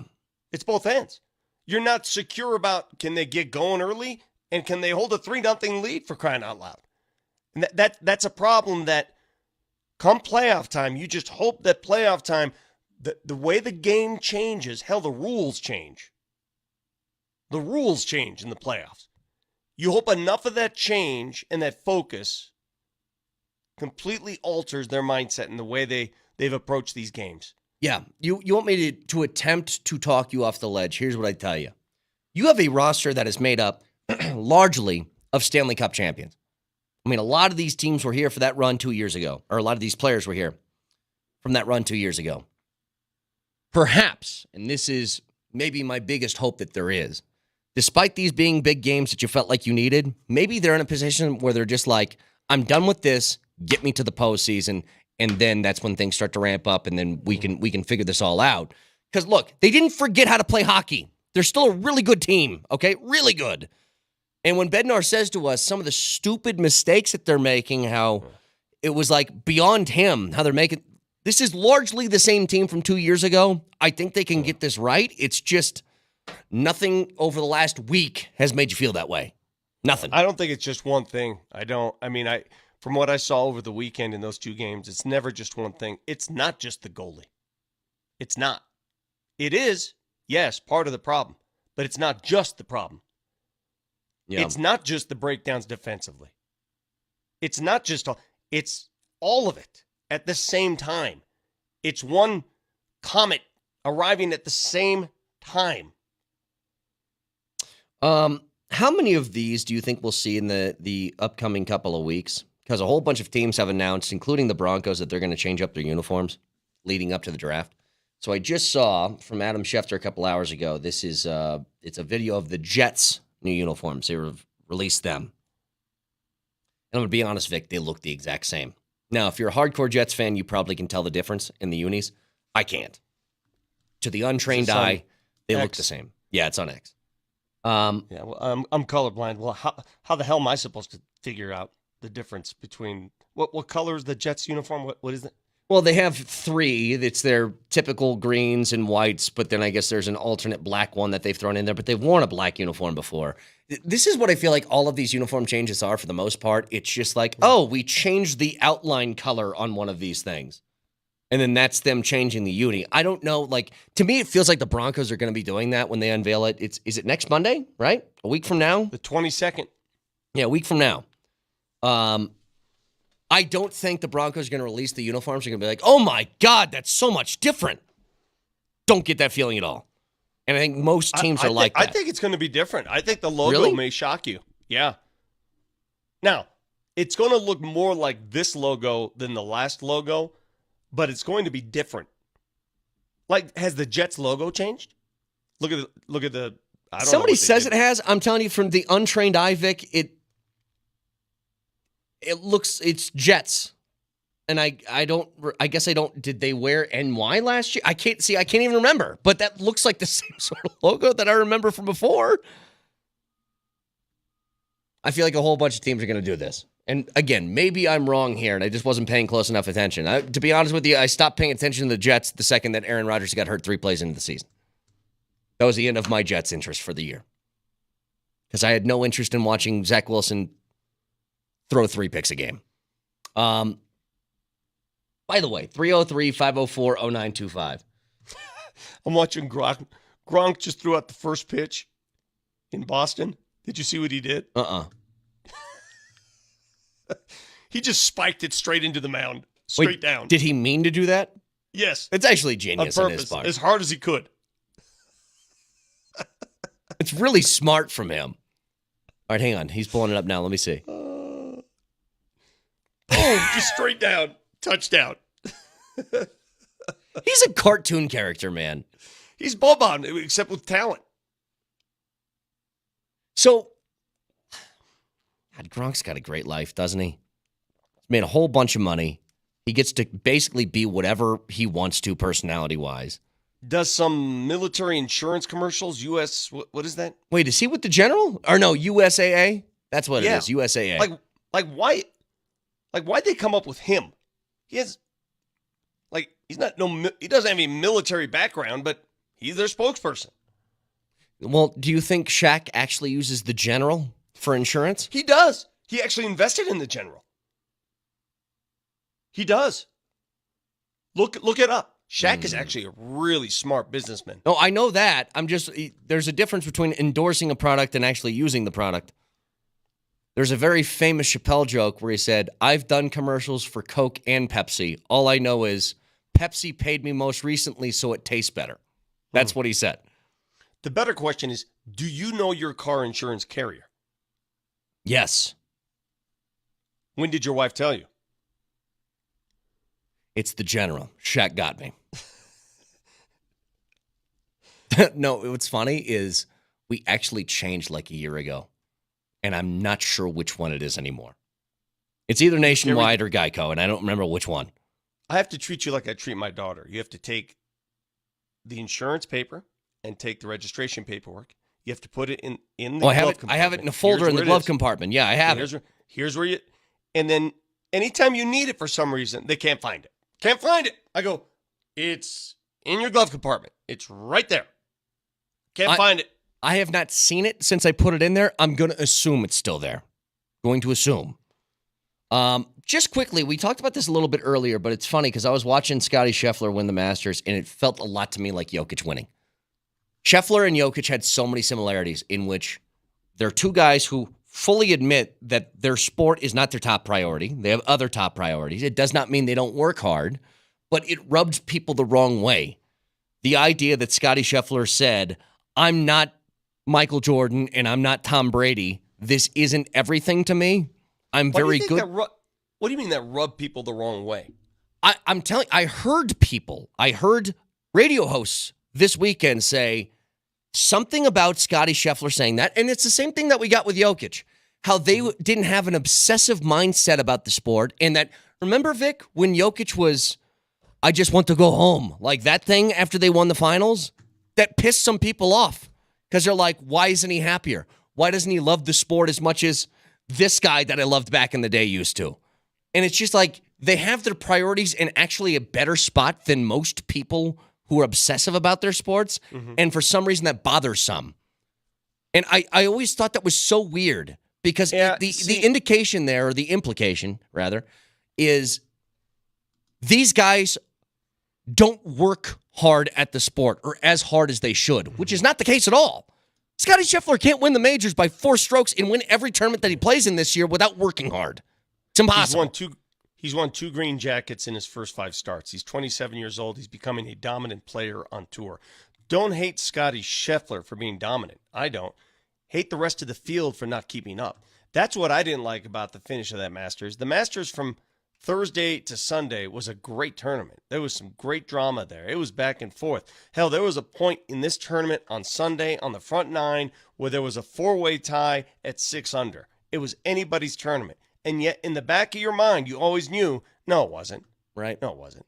Scheffler was going to win. And then when it got to the back nine and everybody started vomiting and everybody started dropping left and right and Homa hits it into the weeds, it was over. That's what sucked. It's not that Scheffler dominated. It's that nobody went with him. Nobody went with him. He erased himself from the peloton. The peloton could not chase him. They could not track him down. He made the back nine at Augusta National boring because he's so good. It's not his fault either. That's he's not just his fault. really good. That's not his fault. But did anybody think after the 10th hole, he had a 2-stroke lead at that point, did anybody think Scottie Scheffler was going to lose that tournament? No. Well, and this is what I told you earlier, Vic. This is how it felt. Even you had a couple people tell you on the text line that they thought it was a great Masters to watch. And look, heading into Sunday, it was tight. There was a whole bunch of people at the top of the leaderboard, and I'll watch the whole thing. Anything goes Thursday and blah, blah, blah. through Sunday. But you want drama on Sunday. The ideal for me would have been somebody like, I don't know, Homa, Bryson. who's a fan favorite. Or right? Bryson, that people are polarized on. I think that would have been fun. Somebody, go run with him. Make 18 at Augusta mean something. It meant nothing. He chopped one up there short, got up and down for par. That's great. Good for him. The way I described it was, you're watching a movie, and the movie's pretty good, and then with 20 minutes left to go, Scheffler leans over to you and tells you the ending. And you're like, well, I don't even have to watch now. I was having fun, and then you ruined it by being too good. That's what happened. Hell, the most memorable moment from the Masters on Sunday was Tiger Woods giving Vern Lundquist a goodbye handshake behind a tree. That angle, by the way, of just an arm popping out of a tree is so funny to me. I know. Vern's the best, man. I thought Tiger killed somebody this weekend. Did you see that? I don't know if it was a stinger or if he just scolded out of a tough lie, but the person he hit in the head, did you see that? I mean, smoked somebody. No, I did not see that. I know that he just ran out of gas, man. Well, 72 holes for him. He just can't.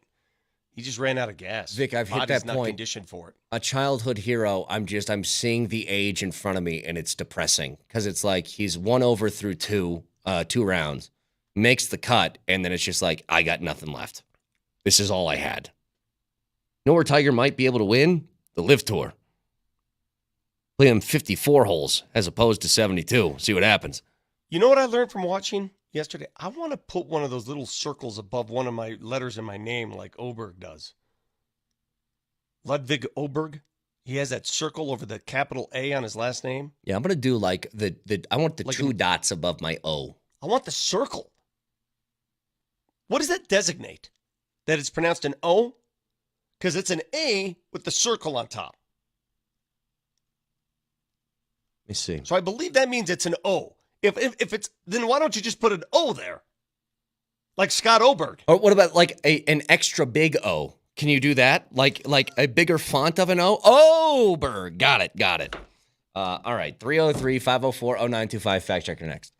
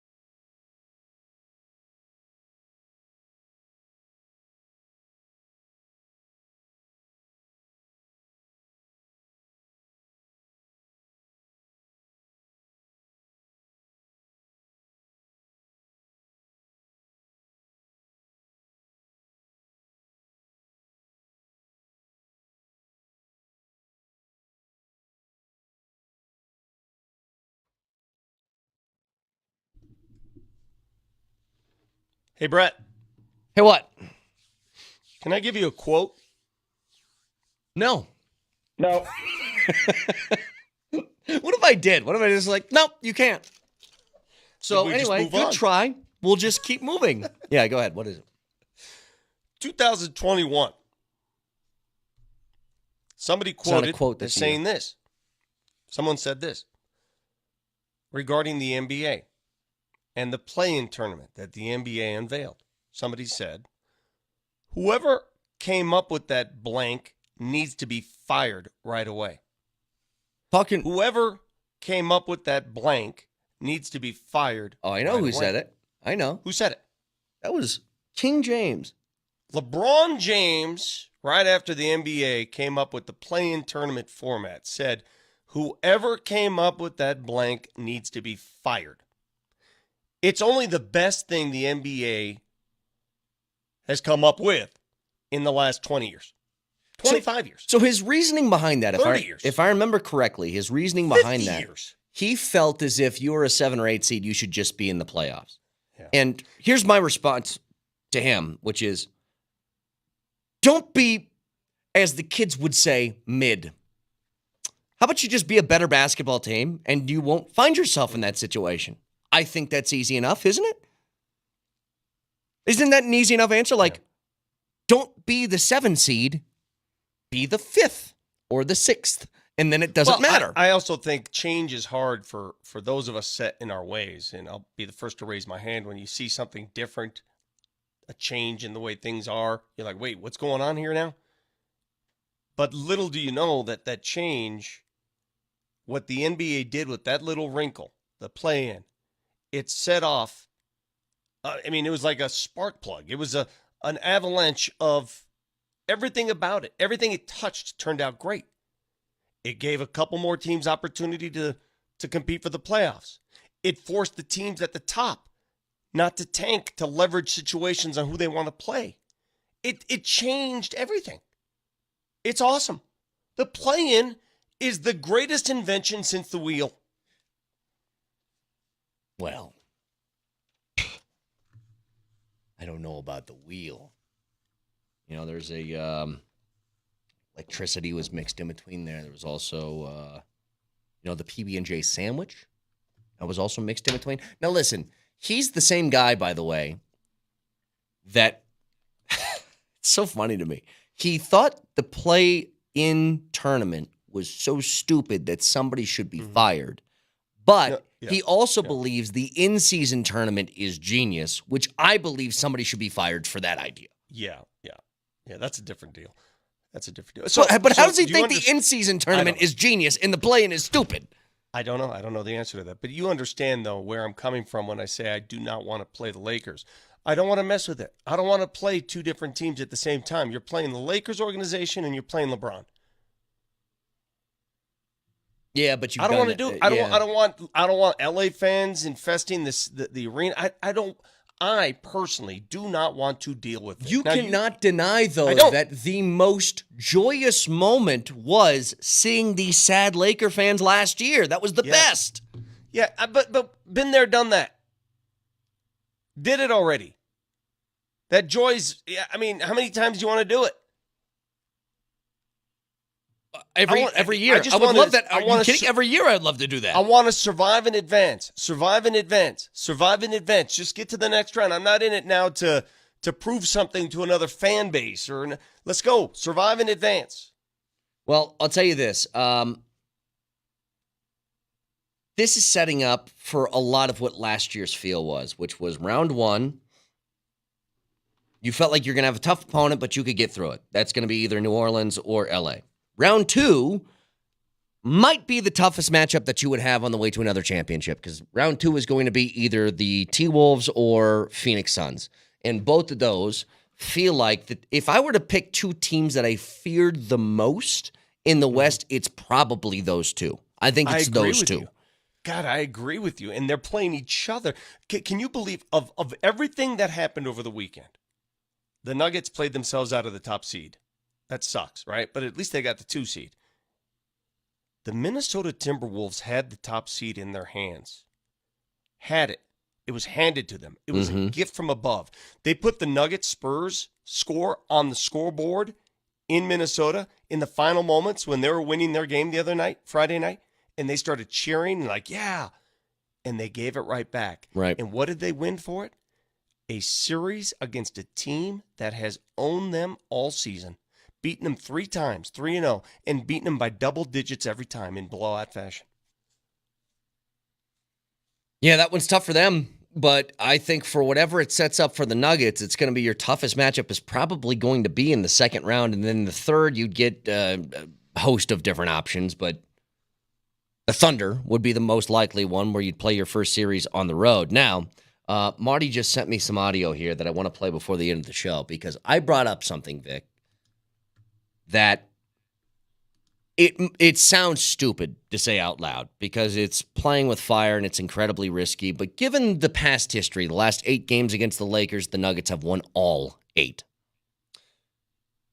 Do the Lakers even think about the idea of letting New Orleans get one and then playing that second play-in game to get the 8th seed to go against Oklahoma City? Now, And they would play that game at home against the winner of Golden State and Sacramento. I fully admit that sounds stupid, and I don't think they do this, but on a national television show this morning, Mike Greenberg on Get Up on ESPN said, the Lakers should not play tomorrow night. They should not play LeBron. They should not play AD. They do not want to be the 7 seed. You want to be the 8. I'm taking my chances in a one and done at home against either Sacramento or Golden State and go in against the very young OKC Thunder in round 1 instead of going into the buzzsaw that is Denver. I think it is worth the risk. Everything you said is right, except for one thing.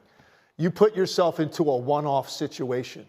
Okay, where you lose one game, you're going home for the summer if you lose that second night, right? This is different with the Knicks. You're talking about win or lose determines your seeding. Right.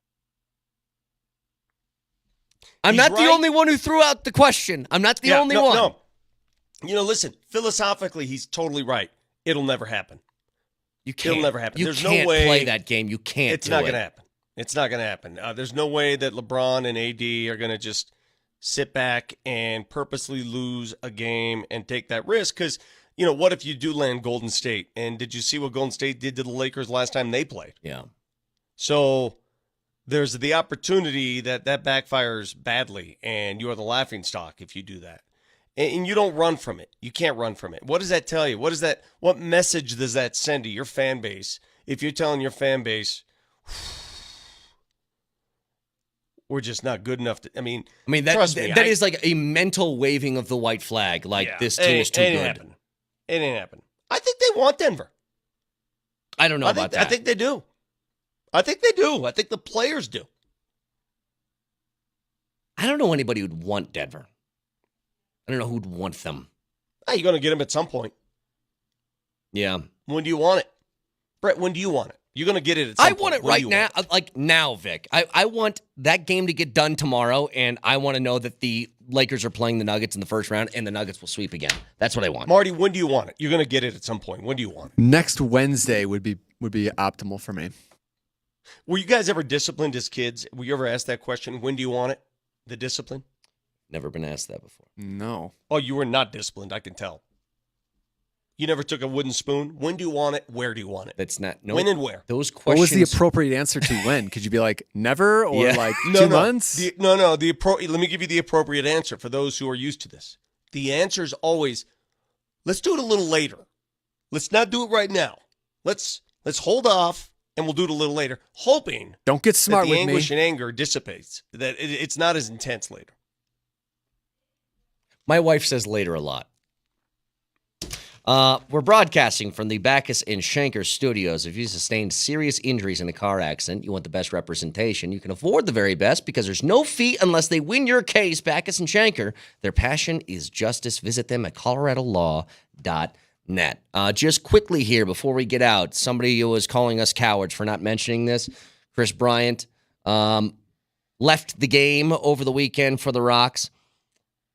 The reason I didn't bring it up is because, according to Bud Black, this doesn't seem like it's a long-term thing. There's back tightness and soreness. He left the game. He said, Don't think it's bad, but we'll see how it is overnight, hoping he's back in there tomorrow and it resolves itself. So if it's extended period of time, then we can have some discussions about that. But I'm kind of in wait-and-see mode as the Rocks won one game over the weekend, 12-4, but dropped a couple more. 303-504-0925, Shump Mazda text line.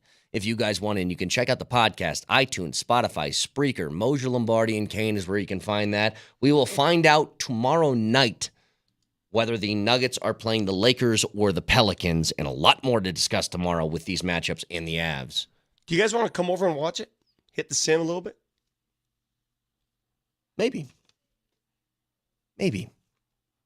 You're always Marty, trying to do get you us have to. any- You want us to hit the sim so we can buy it from you. It's not going it to work. sounds like it's going to be a sales push. Yeah, it is. It is. I know your tricks. It's Hey, sort I of got like a great when you offer for you.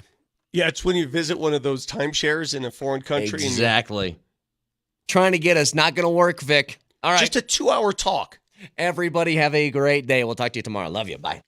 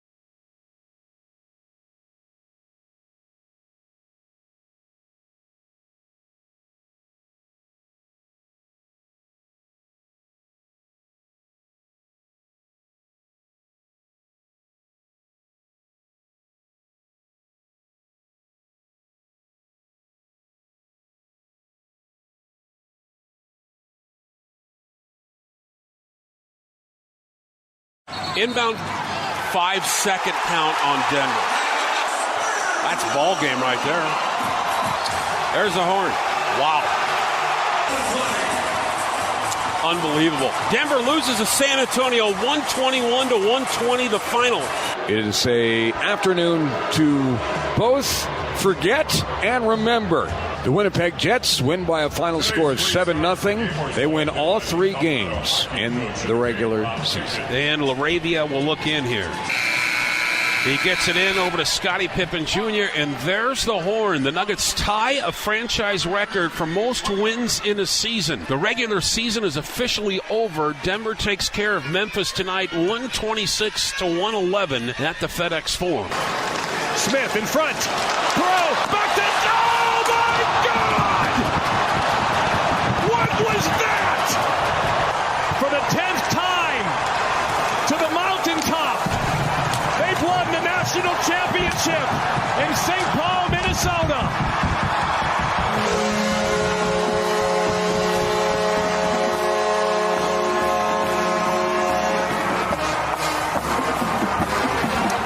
So if you're keeping score, all the things happened this weekend.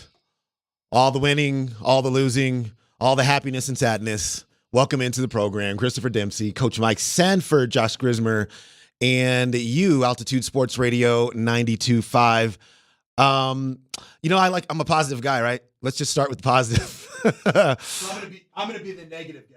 You're going to be the negative guy? Yeah, I'll be negative today. Well, we take turns. I mean, you're not positive about Baker Mayfield ever, so. Well, he had an amazing. He got paid. He's an amazing regular season quarterback. All right, be positive. I want to hear you be positive. Congratulations to DU. Like that is. Should we start with the Nuggets? Let's get to DU really fast because they won an actual title over the weekend, and they beat 2 teams from Boston to be able to do that, and they won the 10th title in NCAA history. It's the most, I should say, in NCAA history in college hockey. Congratulations to them. What they were able to do over the weekend in those 2 games was pretty remarkable. Especially, I think, in the Boston College game, because Boston College is one of the better offensive teams in the NCAA. 0. That's what they put on the board. It was none. And like we talked about blue bloods in basketball all the time, right? These teams that show up and do this thing every. I know they wear red, but DU is a blue blood. That's what you could argue it's the best hockey program. Certainly, it's the winningest hockey program. And for an area that is used to titles around here, and then Nuggets and now DU in the last 3 years, it's really remarkable and a lot of fun. It is. And all I know is that on somebody's front lawn, there was a burnt to a crisp sofa. That's a sign of good things here. That made the weekend worth it. I saw a burnt sofa. I'm happy. I'm appeased. Everything is good. We had a good weekend. Yeah. Even if it wasn't always so great in and around the Ball Arena spectrum of sports. It really wasn't. Let's get to the Nuggets because they're in the playoffs, and not only in the playoffs, they got the 2nd seed, which is exactly the seed that I thought that they deserved. It would have been. Look, not that I would be worried about how they performed in the playoffs if they finished 3rd, but to win 4 more games than you did a season ago, and then to have your fate be the third seed would have felt a little disappointing. But that's not their reality was. You lose to San Antonio, you heard the call there from Kaz, and then you go to Memphis and you take care of business, and then you get helped because the Phoenix Suns wanted to get out of their situation. They were able to do that and get into the 6th spot. Also, they played Minnesota hard, and they got that game. When you look at the Nuggets, just what are you seeing from them going into the playoffs? I'm actually happy that they lost the 1 seed to Oklahoma City rather than to Minnesota. Yeah. Minnesota's a team that scares me. And if you weren't on home court in that series against Minnesota, and I'm not looking too far ahead, I know, yeah. Kaz it would be the gets second mad round. at me, but yeah, second round. We're talking about the second round here, and if that would have been a series back and forth with Minnesota, because they are more veteran heavy, I would have been more concerned about that. OKC, their time will come at some point where they're going to make a deep playoff run, but the youth is going to prevent that from happening. And so them having home court advantage doesn't concern me nearly as much if Minnesota had been in that 1 seed. Or worst case scenario, I mean, really scary worst case scenario is if Minnesota would just taken care of business and locked up the 2 seed. Now your Nuggets are in the 3rd seed, and now you're looking at your second series potentially is going to be against Minnesota, and then the Western Conference Finals potentially against OKC. With them having home court advantage, that would have been ugly. It would have been ugly. But that's not reality, so it's great. It's all good. It's all good. The Nuggets, it sets up like this. They will play the winner of the Lakers and Pelicans game on Tuesday night. There was a lot of talk around the Lakers, or there is a lot of talk around that game. Do the Lakers really want to win that game or not? They went to New Orleans just yesterday and really put the smackdown on the Pelicans. They're all just staying there. That game is going to continue to be in New Orleans. Do the Lakers just do that again, knowing that they are facing, then they would face a team that has now beaten them 9 straight times, 10 straight times, something like that the Nuggets have?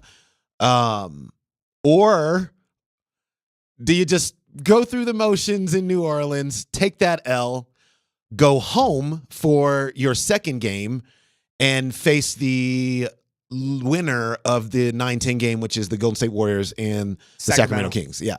How is Sacramento's health right now? It's not great. Because a healthy Sacramento team, that was the team from the lower end of the Western Conference that scared me. Just because their athleticism, their ability to play a completely open style, press the ball down the court, play, defend you in 80% of the court very well. Like, they're that type of team. But the Lakers, I think, the Lakers are going to go out and do everything they can to beat the Pelicans. Okay. Why? Because they want to get the Nuggets in the first round? Because they want to see Vic Lombardi.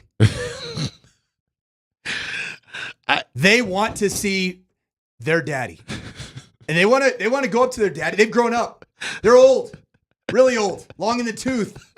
And they want to go stare down their old nemesis. The Lakers daddy! They're coming after Vic Lombardi.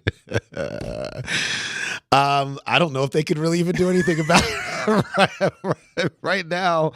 The Lakers, what's interesting about these teams?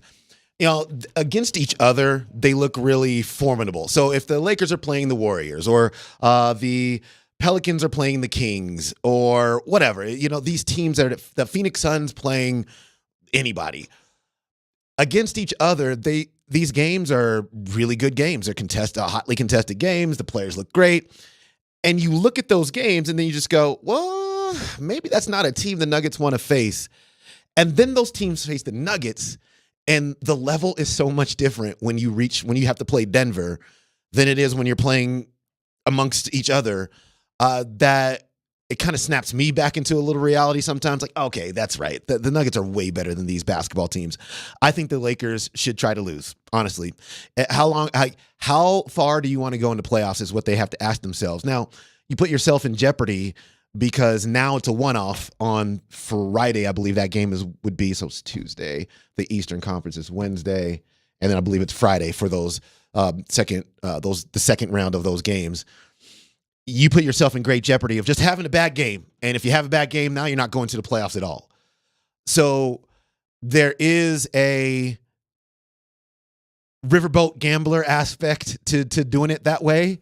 But you also have LeBron James, and he could just put 40 on the board in a game that you have to get into the playoffs.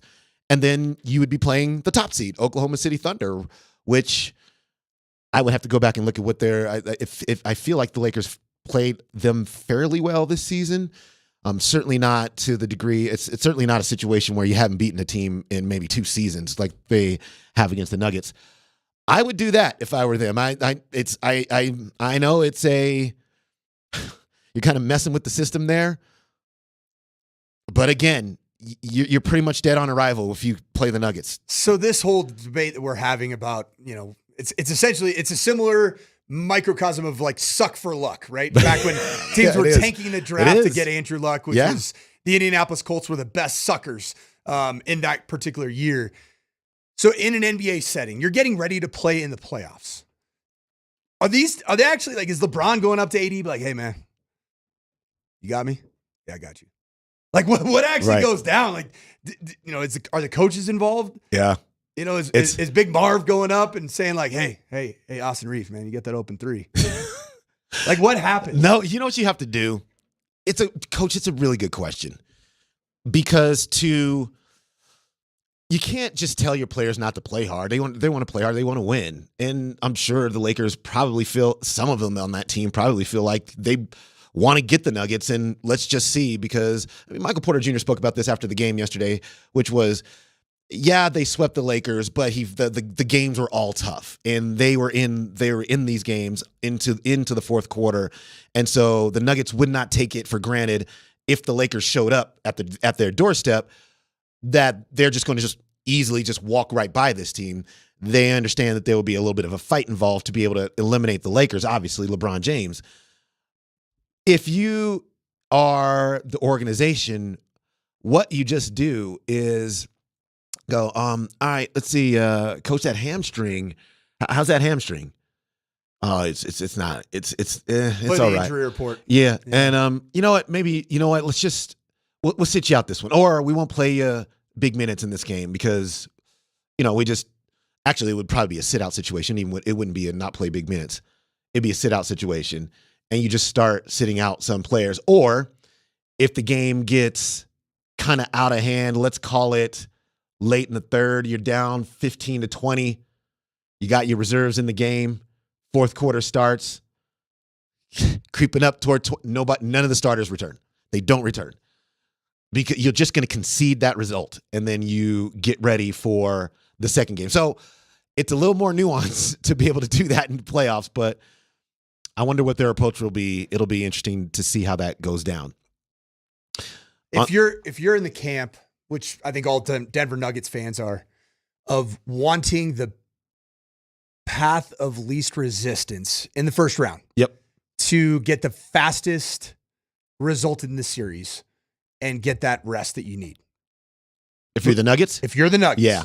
And the game that's being played, when is it? Tomorrow? It's Tuesday. Yeah, tomorrow. Tomorrow. Mm-hmm. Game between the Nuggets and the Lakers, and you're rooting for a sweep for the Nuggets in their first series. Who are you rooting for? Lakers. You want the Lakers? Yeah. I just don't think they're as good as New Orleans. I know that there's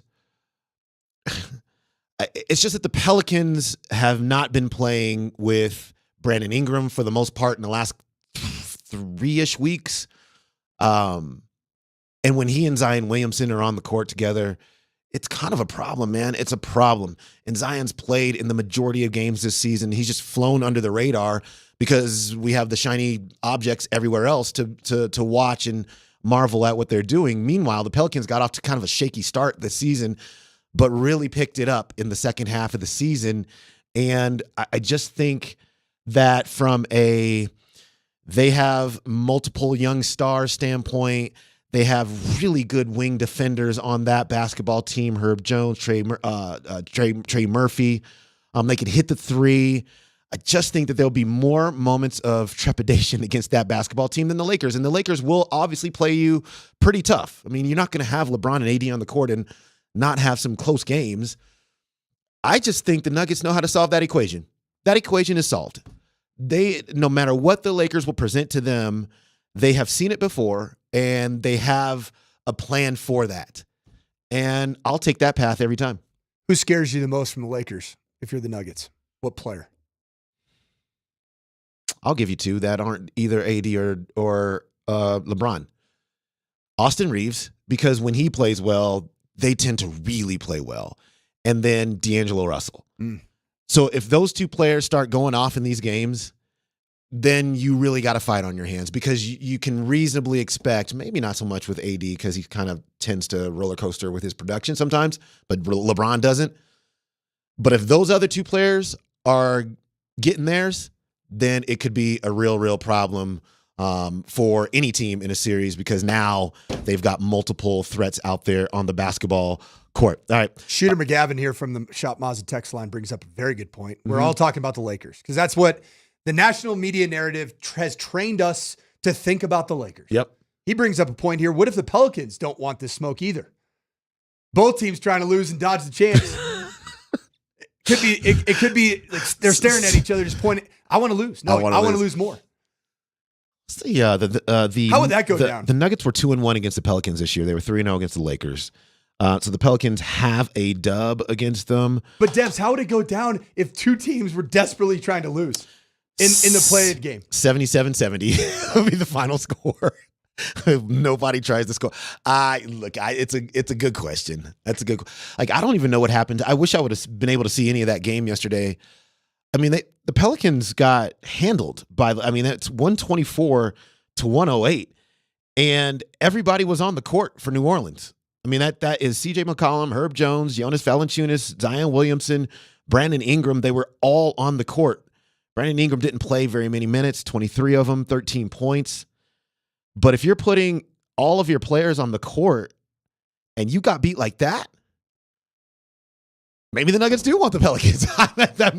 maybe they do. I wonder just how the flow of that game went, which it's hard to know if you didn't watch it. And that's not an injury situation with the Pelicans. They did play a couple of reserves, 31 minutes. So maybe they and this game was so far out of hand. The Lakers biggest lead was 32 in that game. So, at that point, why are you playing your star players? You can just do it again here on Tuesday against the same team. It'll be very, very interested to see how that goes down. It is 5:30 on Tuesday, I believe, is what the time for that game is. The Nuggets are going to get together as a team and watch it together to understand what they are going to be facing. It's actually the best case scenario. If you're the number 1 seed, you got to wait till Friday until you know what team you're going to play. Well, you're the number 2 seed, you're going to know right away on Tuesday so they can get their scouting done and start running through stuff on the court as they practice the entire week. So that'll be really, really good for the Nuggets. I love all the text messages. We'll definitely want to get to a lot of these as we continue on in the program. Got a big program today. Have Rapids coach Chris Armas coming up at 10:45. Rapids got another big victory over the weekend. But first, we need to talk about the elephant in the room. Those are the Colorado Avalanche. I have to say, Coach, my panic meter for the Avs is the highest that it has been all year long. We'll take your temperature and most certainly the fans' temperature of that when we return.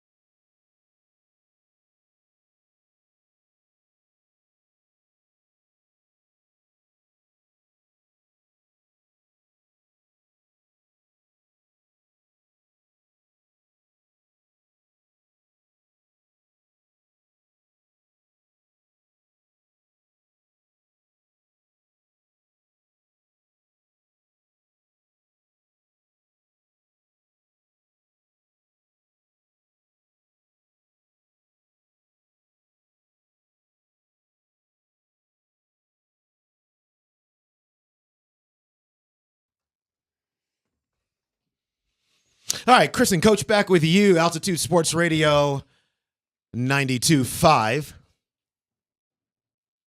I'm just going to start with the first text message that I see right here, which is an interesting way to kind of get it. Let's see. From Brian. I am not nervous about the Colorado Avalanche first round playoff matchup because I expect the Avs to be one and done. Whoa. Exactly the same as last year's versus the Kraken. The Avs are a finesse team that get beat up too easily. It's a shame. Look, Coach, I've spent pretty much the entirety of the season in a couple of spaces with the Avs. And that is, one, marveling at how good they are because far more often than not, they are very, very good out there on the ice. And then I have spent some emotional capital just being a little nervous because what they have shown you sometime over the course, actually now of the entirety of the season, is that defending and goaltending is kind of hit and miss with this hockey club. And I was willing to give the benefit of the doubt, especially after the trade deadline, right? You kind of change the equation a little bit. Sean Walker's here. Everything's starting to look really good. And then you get what happened in the last couple of days. 7-0 against a team that you're about to face in. I mean, they just gave up one touchdown. Oh, yeah, that's right. I mean, they could have scored a touchdown to tie that bad boy up. Gosh. And then you look actually like you put that behind you. Yeah, you come out on fire. Right. In T-Mobile Arena. And you give up 4 consecutive to lose in overtime. I don't know what to expect, Coach. My finger is fully on the panic button right now, and I don't want it to be, but it is. Where are you with these Avs? You cannot argue from any point of view that you know exactly what you're going to get with these Avs in the first round of the playoffs against Winnipeg. You can't argue that because you have no idea. But I'm going to take the positive approach here. Okay, love it. That this team has been very up and down. It's been very uneven. And I think we just got the very low valley moment out of the way. Okay. And there's a lot of time from now until the first round of the Stanley Cup playoffs. You got one more game against Edmonton on Thursday. Mm-hmm. I wouldn't put too much stock into that game. You wouldn't? I wouldn't. And I said it last Monday. Put Justus Onanen in between the pipes. Don't say that you're benching Georgiev. Should have done it 3 games ago. Mm-hmm. Just play Justus Onanen to see what you got. Let Georgiev clear his head. Mm-hmm. Just do it with this last game. Do it. And then if you like what you see, at least you know what you have in the postseason. Because putting Justus Onanen in net down 4 when it was, you were just getting the net was getting peppered. Mm-hmm. All kinds of issues. You can't evaluate Justus Onanen on his performance in that game against Winnipeg. I don't think so. But what I think you can do is put him on the road against Edmonton. It is on the road, correct? Yeah, it will be. They will not have home ice. The final game is here. Oh, final sorry. game Oh, is here. Final regular season game is here against Edmonton. Put him between the pipes. Let him be the netminder of the day and see what you have. Because you're going against obviously one of the powerful teams in the West. You got to see what you have. For a minute there, especially right around trade deadline, we were all talking about should they go after a new number 2 goalie. Then they put Justus Onanen in a net, and he actually performed really well. And I think he erased a lot of that just by his play. And this really, I guess, isn't necessarily a Justus Onanen thing, more so than it is a Georgiev thing. Here's my fear. My fear is that they get into let's call it into the first round in Winnipeg. It goes drastically awry. And with Georgiev and maybe with the defending in front of him as well. There was one of those yesterday where he was completely screened off. And then you turn to Onanen, but Onanen's just not quite ready for that stage just quite yet. Like, even if we think his ceiling is really high and will eventually maybe even be the starter in that for the Avs. Is that time right now? Can he be plopped into a high pressure, high leverage series right now and perform? And that's the scariest part about what's happening with the Avs right now, because we have no clue what's about to happen in net. And we really don't have any clue from game to game what's going to happen in front of net. And that is what's making it scary. And then I don't know what you do with this position if, in fact, they do, they are not able to get out of the first round. The Avs have obviously two glaring identity crises going on right now. And it's the crises of there is no clear-cut identity of what is in goal. You have no identity. Zero. And that was my biggest fear last Monday with this big stretch of 4 games against 3 of 4, I believe, were playoff teams, is just sit Georgiev down. What's going on between his ears right now, it doesn't seem to be very good. Doesn't seem to be very positive. Doesn't seem to give you all the good feels every time you watch these Avs play in the postseason. Get his mind right and let's see what we have in Justus Annunen. You got one more chance to do it. Do it. It's simple. The second piece is the identity defensively. There's no doubting the identity of, hey, we're going to go outscore our problems. Well, that's challenging in the postseason because the Stanley Cup playoffs, it's about grit. Yeah. It's about physicality. It's about hitting. It's about who's going to assert themselves and assert their will over their opponent's will. And that's my biggest question right now. And they have not been able to outscore their problems by and large here in the last 5 to 6 games. 6 allowed to Edmonton, didn't outscore that. 7 allowed to Dallas, didn't outscore that. Minnesota, you did beat 5-2. That's fine. Winnipeg, 7, can't outscore that. And Vegas, 4, didn't outscore that. And so those are major goals against, numbers. And even if you are the greatest offensive team we have ever seen, that is hard to have to overcome on a nightly basis. But the momentum is only as good as, well, we'll see the next game. When we talked to Chris McFarland last week in the penalty box, we asked him about momentum going into the playoffs, how much it means, how you're playing right now translates into what you might be in the playoffs. This is what he had to say. Not really. And you don't like to compare years or anything, but I think, a few years ago we lost, 6 or 7 in a row going into the playoffs. The beauty of the playoffs, I think, whether it's the Colorado Avalanche or any other team that happens to get one of the tickets, is it's a brand new slate, right? And playoffs is a game of momentums and momentum, and you can be on a roll, Demps, and then game 1 you get goalied, right? And now you're like, oh God, right? You're down 1, and I think that's the beauty of the playoffs. You can have a tough year, and playoffs there's zeros across every statistical category once you start. So of course you want to be playing really good hockey, but once that switch flips from game 82 to game 1, it's a new season, and you got to be ready to go and firing, on all cylinders starting that night. So that kind of lends itself to what you were saying earlier, in terms of keeping a positive attitude about this. The GM of the Avs basically just saying, look, no matter if you're going in playing great or if you're going in playing bad, once you cross over that playoff line, none of that before matters. Are we able to? Do we believe that too? I'm having a hard time believing it because I think it's not just about the age-old perception that a brand new season starts when the Stanley Cup playoffs start. But that's not going to erase the damage maybe that's been done in Alexander Georgiev's headspace. That's my biggest concern, and that's why I thought that going into this 4-game stretch to close out the regular season, it was the best play to let Justus Annunen go play and see what you have, and let Georgiev go rest because he's played a ton. And right here from the text thread, who leads the NHL in wins this year? It's Alexander Georgiev. However, a lot of that's been A, outscoring your opponent, and B, that lends itself to the fact that he's played so much. His ice time is so high. So why not give him that time to clear his mind, get his body back to full strength, and then also see what you have in a Justus Annunen? That's what I wish I would have seen. There is one last opportunity to do so against Edmonton.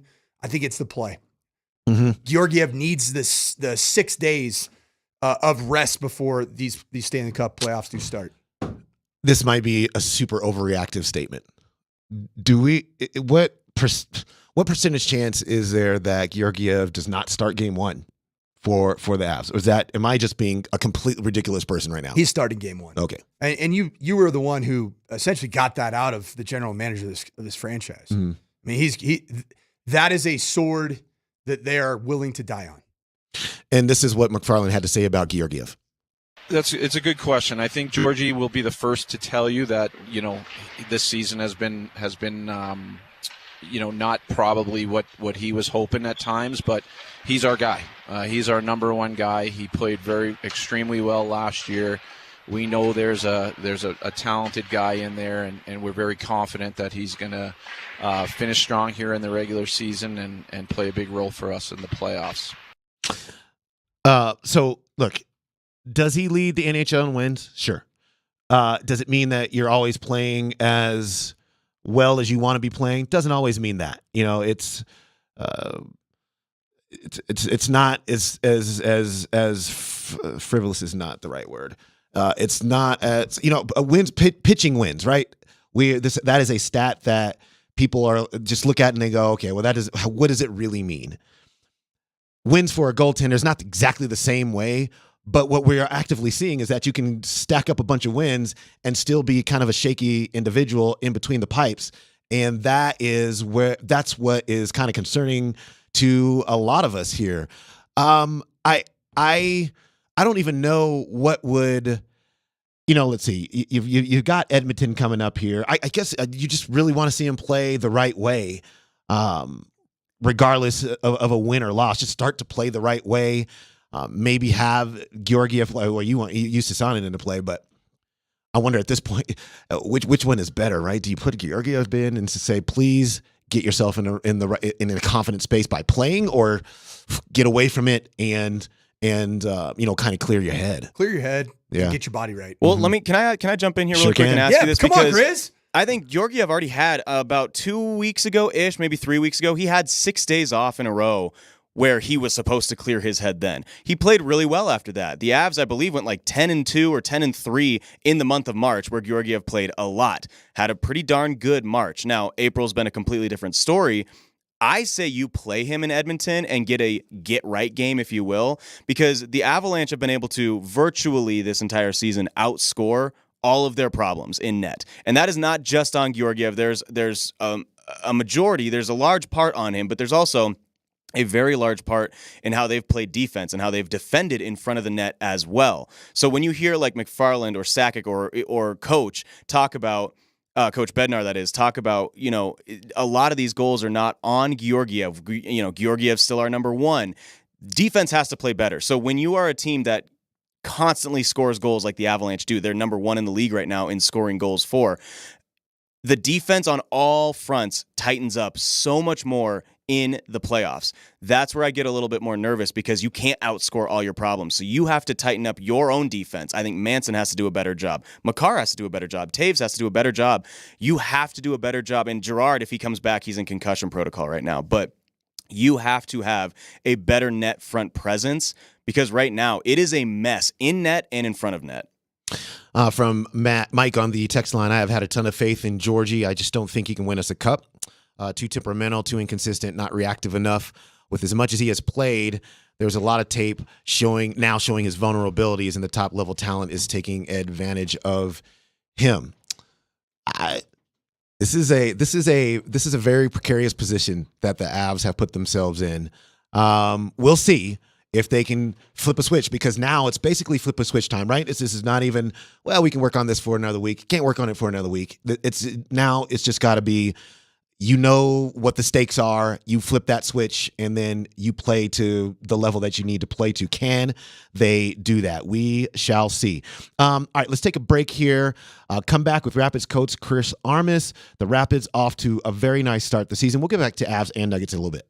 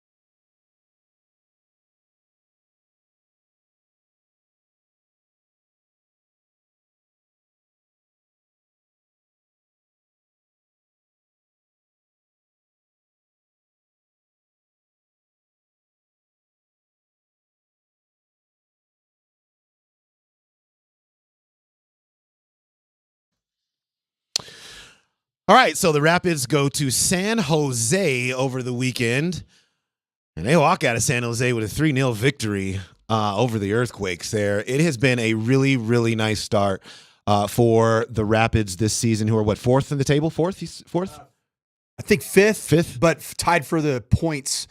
Gotcha. With fourth. Absolutely. And they've been doing it largely on the road. I mean, there's just been a lot of road games for this team this season. Let's bring in the head coach of the Rapids, Chris Armas, for his weekly visit here on Dempsey and Company. Coach, congratulations on the victory. Thank you for being here. Yeah, my pleasure. Always happy to be a guest on the show. Thank you. Yeah, no problem. Let's just walk right through this game over the weekend. A road win at San Jose. What did you really like the most from your team in another road win? Look, what I like most is that it was like a must-win, right? They're having a hard time, and on their calendar, they're probably saying, okay, home game against the Rapids, we have to win this one. And it wasn't an easy game for us, but we scored first. We hung in there. They threw a lot at us. We got the second, the third.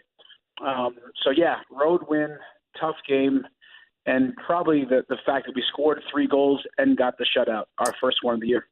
Coach Rafael Navajo with another amazing game, having a brace, one from the spot, which was his third on the year, and then one from the run to play, which was really good to see for all of Rapids fans. What do you make of Rafael Navajo's emergence this year? He was brought into this club before you arrived as the head coach, and maybe stylistically the fit wasn't there, but now it seems like the fit is there with Rafa. What can you say about his performance and his fit with what you want to establish?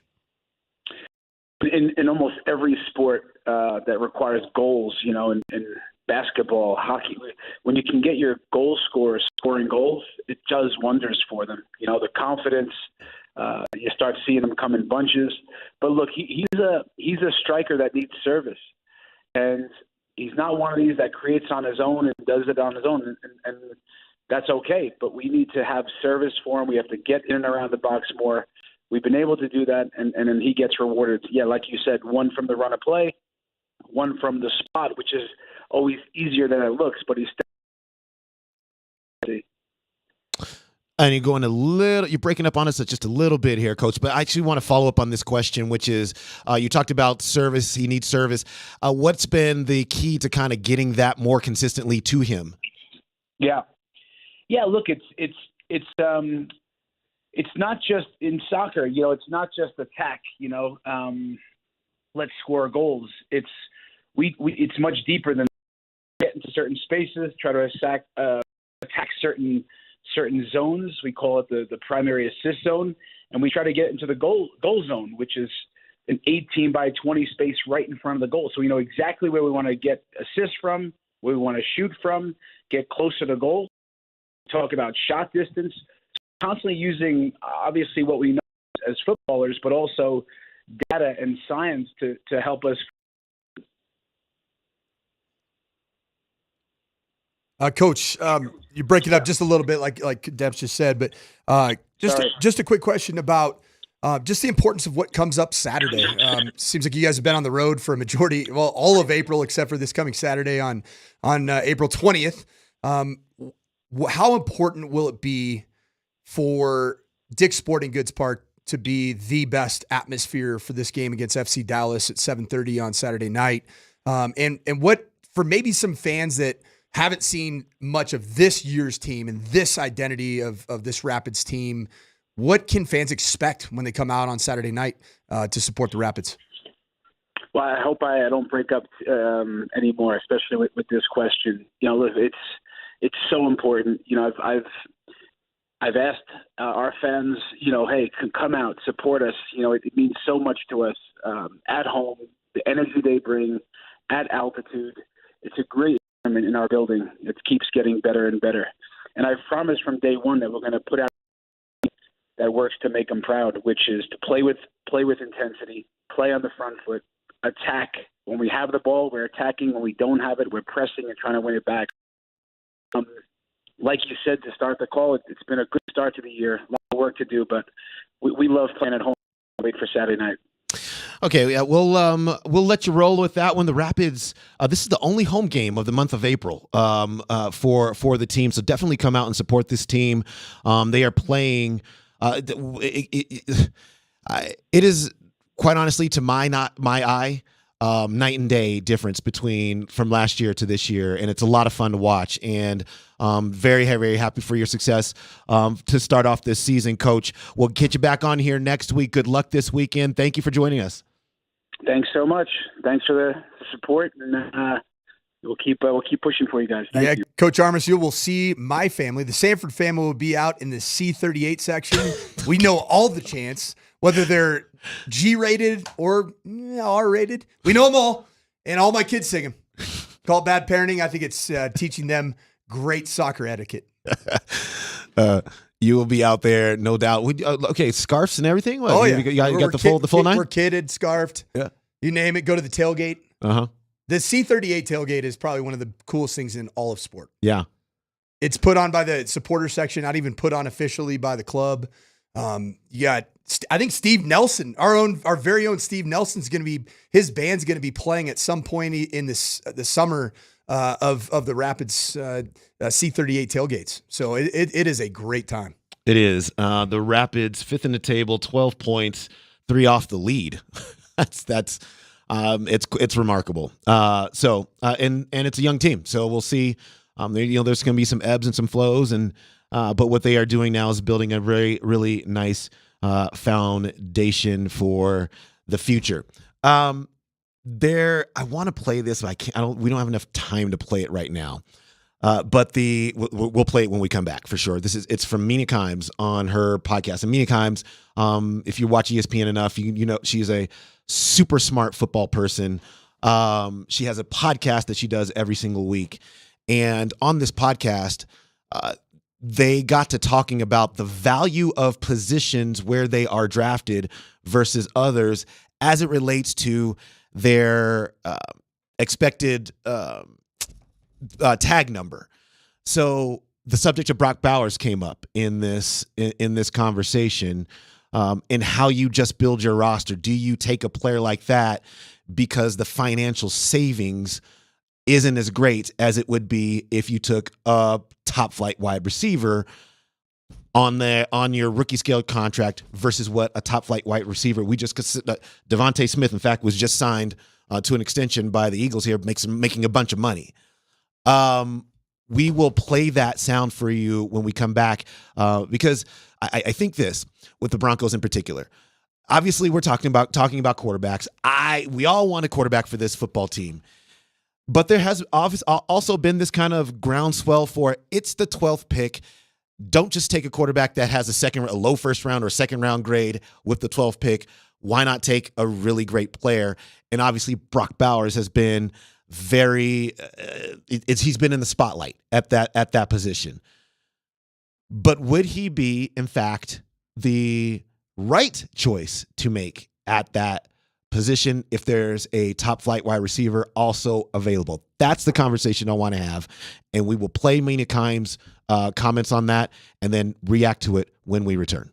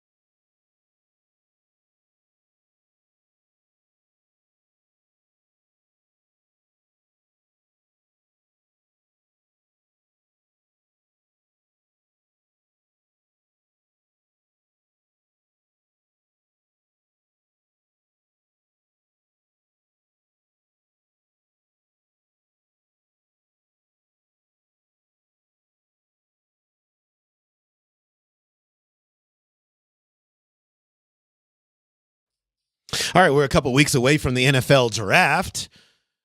Man, it's taken a long time to get here. Can the draft just be this weekend? That would be nice. It's actually, in fact, the following weekend when we will find out what the Broncos will be and every team. You know, it's this draft feels like it's very interesting, especially at the top with everybody needing a quarterback and how that's going to all play out, and then some of the really good players getting pushed down a little bit for some other teams who are going to be able to reap the benefits from that. There's no doubt. Let's get to the Mina Kimes thing because I think this is very interesting. So this is the value of this is maybe the case for maybe not drafting Brock Bowers as high as the Broncos will pick. Part of the reason why tight ends don't usually go super high in the draft is you don't get the same value as you do from other positions drafting a tight end high on a rookie contract. Just to put some numbers behind it, Garrett Wilson was picked 10. He makes $5.6 million as his cap hit this year. That is unbelievable value for Garrett Wilson because the tag for a receiver is like $22 million, top of the market. Tight end, not so much. Franchise tag value for a tight end is under $13 million. So if you take a tight end there, you're saving $6 million instead of 15. Really, it would be more on the free. 22 million, the financial savings, especially over the course of the contract, are simply not there. The bar for that tight end is higher because you don't accrue the financial benefit. I also think it comes down to, well, who else is available? Because if like Rome Odunze is there, frankly, like it's just not a smart pick. But when you're suddenly, let's say you're at 15, let's say you're the Colts, and you're comparing Bowers to Thomas Jr., I have a higher degree of confidence that Brock Bowers will be an NFL star right now. So for me, that's where suddenly the value starts to shift a little because of my confidence in the player. You aren't going to get that big cost benefit from a rookie player when you compare it to another position. That can't be argued. It's in the numbers. And so it's not really the smartest way to build your roster. With that said, if you truly do value Brock Bowers as a top 10 pick, a player, there are some conversations where it's how close are we to winning? Is a tight end going to be like Brock Bowers? Can they put us over the hump? I think of the Bengals. If Brock Bowers was able to fall to them, my God, the dream. You make that pick without a second thought. But if you are the Jets, and you probably do need another receiver outside of Garrett Wilson, but yes, you need a tight end. And if it truly came down to, hey, we love Odunze, but we love Bowers equally, you'd have to go with the receiver. That got me thinking about the Broncos and what they need, because they do need both as well, right? And in addition to, of course, they need everything on the offensive side of the ball. But if you are in a situation where there's Brock Bowers or a top flight wide receiver and you like them both, is the value better used for the wide receiver and then getting a tight end a little bit later in the draft? The old draft economics discussion, and, right. and it's a tremendous discussion. Mina Kimes brings up a lot of good points. She did mention, and I don't remember which team she was referring to and what position in the draft, but if Rome Odunze was available and Brock Bowers are available, that you would take Rome Odunze. Yes. It was the Jets. Duh. I mean, it's so blatantly obvious. Like, the top 3 receivers in this draft class will be gone by 12. So we're talking about the Denver Broncos now. I don't see a world where Malik Neighbors, Rome Odunze, Marvin Harrison Jr. are going to be available. The drop-off after those 3 wide receivers is so massive. You look at a guy like Brian Thomas from LSU. He's ranked by PFF as the 27th best player in their big board. And his greatest strength and why he would move the needle for certain teams and not other teams is his downfield catching ability. Right. Don't think that's exactly what the Broncos are going to be built for this year. I haven't heard that. I keep hearing about controlled passing game, playing on schedule, West Coast offense, take what the defense gives you, take your slants, your intermediate throws. So why would you bypass on a player that's a clear-cut drop-off fourth best receiver over a tight end in Brock Bowers it's 1 and then a massive drop-off to 2. Not only that, but I'd say this. Brock Bowers is going to be in his own category when this thing's all said and done as a player in the National Football League. Mm-hmm. He's a wide receiver. He's a slot wide receiver that is 6'4", 247 pounds, 50 pounds, right around there at the combine. So a little bit on the smaller side for a tight end, but has the skill set, the route running ability, the ability to create separation against man coverage that is elite, even for a slot wide receiver. So in this case, what you're saying, if he kind of profiles more as a wide receiver, then the savings that you're not getting from the rookie contract until you re-sign him, you would get that savings back because tight ends are just not commanding as much on the market. I mean, you would negotiate with him as a tight end.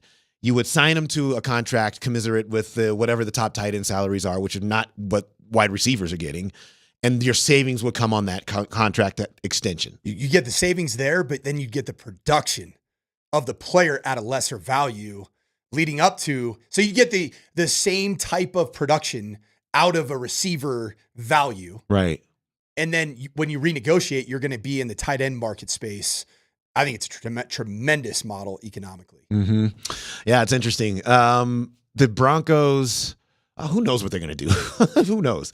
What are the odds that Brock Bowers gets picked before the Broncos pick? It could very easily happen. And she brought up the team that I could see it happening with is the New York Jets. You know, they are so wide receiver rich. You know, you just saw Garrett Wilson and they have a receiving core that is capable with a guy like Aaron Rodgers as the trigger puller, if he does play more than 4 snaps this season, to be able to be a very explosive team. The question will be, do the Jets trade back? Do they take Brock Bowers and go all in? You know, one thing I will say about Aaron Rodgers historically, he hasn't necessarily been a tight end centric quarterback thrower. Right. He wants wide receivers. He right? likes wideouts. He likes to push the ball. He likes run after catch. He likes getting runners. But I do think that I think that there is a very, very realistic chance that Brock Bowers is there for the taking on draft night 1 for the Denver Broncos at 12. And if they take Bo Nix over Brock Bowers in that 12 spot, I'm going to have a problem with that. What if they take Michael Penix over Brock Bowers? He's the only one that with my own evaluation, based off of film evaluation, combine evaluation, pro day evaluation, he's the only quarterback that will be available at 12 or that will be reachable via trade. And I don't think you're getting into the top 4 spots. Right. We talked about that last Friday. Yeah. I think that Michael Penix Jr. is the only one that's in that space that would fit and be worthy of a 12 overall pick at the quarterback position. Because you're getting the best thrower of the football in this draft class. Right. He is the best thrower of the football. Which is what you want. That's what last time I checked, that's the job of a quarterback. It kind of comes with the job description when you go into their LinkedIn profile, right? It talks. Right. I'm an elite thrower of the football. Oh, let's look at this guy's resume, and he's a winner. It's here's look for full disclosure. This is why I'm quarterback over anything else, because I just think it's just so important that you have that person first. Because all right, if you have Brock Bowers here, if you take Brock Bowers and your quarterback's Jarrett Stidham, what have we done? What can he do? I mean, is that just a waste of his rookie season? And if it is, or if it's just not even, and maybe a waste is a little bit strong. Maybe it's a little bit more of, you just can't get to. He can't learn the system the way you need him to be able to progress, because the quarterback is just not good enough to help him, be his best self. So now you get into year 2, and hopefully you find the quarterback that can help maximize what you have in a super talented tight end, wide receiver type tight end. I just am in favor of just doing that in the reverse, just doing it in reverse. And I'm not saying there's a Brock Bowers tight end coming out next in the 2025 draft. I don't know. But usually there are a couple of guys who profile as pretty good. The tight end position in general is, even in college, it's kind of trickling down to being There's a lot of good pass catchers at that position. That profile probably is pretty good pros. And so that's just where I'm always like, get the quarterback, let that guy marinate and whatever you got to do to season him up and get him through his first season. Because now when you start to put the skill players around him, it's a shorter learning curve for the skill players. You get out there, they can start running routes and do whatever they got to do. The quarterback is the guy that needs the runway. And if you get that guy now, get your skill position second, that to me seems like the best way. But, also we have it on text line from Garrett. Why isn't anybody talking about building the O-line? Well, I think the O-line is obviously the hardest position group to build. And I like the construct of this offensive line relative to the overall strength of this team. Okay. Because if you go young in the offensive line, what are you going to do with your massive contracts at tackle? Right. At least for the season, you're going to just part ways with Garrett Bowles. You can't part ways with Mike McGlinchey. Are you going to draft a guard at 12? I mean, where we're at right now as a franchise. Yeah. You imagine that sell? Yeah, that would not be a great sell. That would not be a great sell. And you can kind of supplement some of that. By majority of the metrics, the offensive line was a top 10, top 12 unit in the National Football League last year. And, outside of center, they're all back. Yeah. Do we think that, speaking of McGlinchey and Ben Powers, which were the two, really high profile signings, each of them had their issues, each of them had their successes, had their, their trouble spots. So are we seeing a nice little jump in improvement from both those guys, especially being in the system for a full season? You brought in those two particularly to be really good run blockers. And that's typically, when you build, when you have a right tackle, traditional right-handed quarterback. Yeah. You want your right tackle to be a dominant run blocker. And that's what Mike McGlinchey has the ability and has shown the ability to be a very dominant run blocker. Ben Powers graded out tremendously well this past year. I mean, he was good. And you got Quinn Miners, the center position, I think is going to be a competition. It sounds like it. And then you have Garrett Bowles for at least one more year. I mean, I'd say for sure one more year. And then after that, we'll see. It seems like Garrett Bowles is the kind of guy, listening to his takes, that wants to finish out his career as a Denver Bronco. Yeah. And may even give, the hometown discount when it comes down to it, because he wants to win. I mean, he's been here for 8 years of pain, of misery. Yeah. And I think just listening to Garrett Bowles talk on a weekly basis, he's like, I just want to win football games and be a Denver Bronco. Mm-hmm. So I don't see the dire straits need to go out and draft with the 12 overall pick an offensive lineman. How do things change with a left-handed quarterback, which would what Michael Penix would be, in terms of especially the construction of the Broncos offensive line right now? The one thing I think about Michael Penix, when you look at his college tape, he throws the ball on time a lot. I mean, he throws it. He's a rhythm passer. He takes his good footwork. The ball comes out of his hand. He's not one of these guys that, wants to take this big drop, kind of, like just whisper sweet nothings to the football before he decides to scramble right, scramble left. He is a trained pocket passer, and also somebody who is obsessive over the system. The system that he played in college is a great system. Kalen DeBoer, offensive coordinator, play caller, and now he's at Alabama, from Washington now to Alabama, runs a really good system. I think it has a lot of carryover to the NFL system. So, Jeff Tedford was a guy that impacted Kalen DeBoer at Fresno State. So I do think that he comes from a system that prepared him well, equipped him well for immediate success in the National Football League. And I think that the offensive line will benefit from a quarterback that likes to play on schedule right now. And that would make McGlinchey the blind spot tackle, the blind side tackle. He's good for that? We're good with that? I'm good with that. Oh, okay. I've called games with Mike McGlinchey as my blindside tackle at Notre Dame. Yeah. He was our starting right tackle. Okay. And going into 2015 season, a year that we went to the Fiesta Bowl, he was our right tackle, and our quarterback, Malik Zaire, was a lefty. Okay. Okay. And we opened up with the University of Texas. Mm-hmm. And there were no problems. Okay. All right, I love it. That's why I come to you. Tangible That's why I come to you. I just need to know. All right, let's take a quick break. Come back with Josh's NFL notes.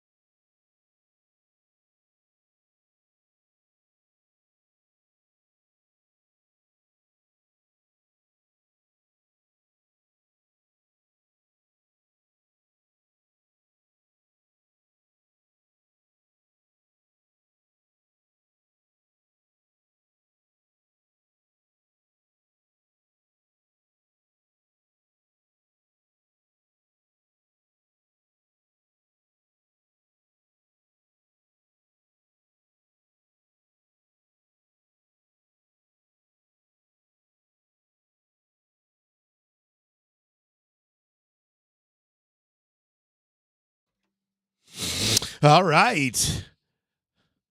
11:21 actually. Josh's NFL notes. What's story number 1?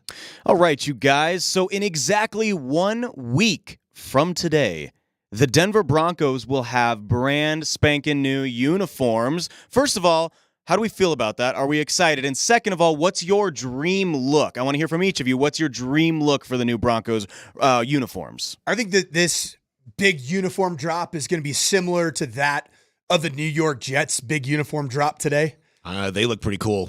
They're the same, No, they got stripes on them, like the extra stripes on the They're the same sleeve. but different. They're the same but different. They said they changed their logo. It Yeah, looks the logo's not identical. changed. It's appreciably, yeah. I think it's going to be a little bit underwhelming.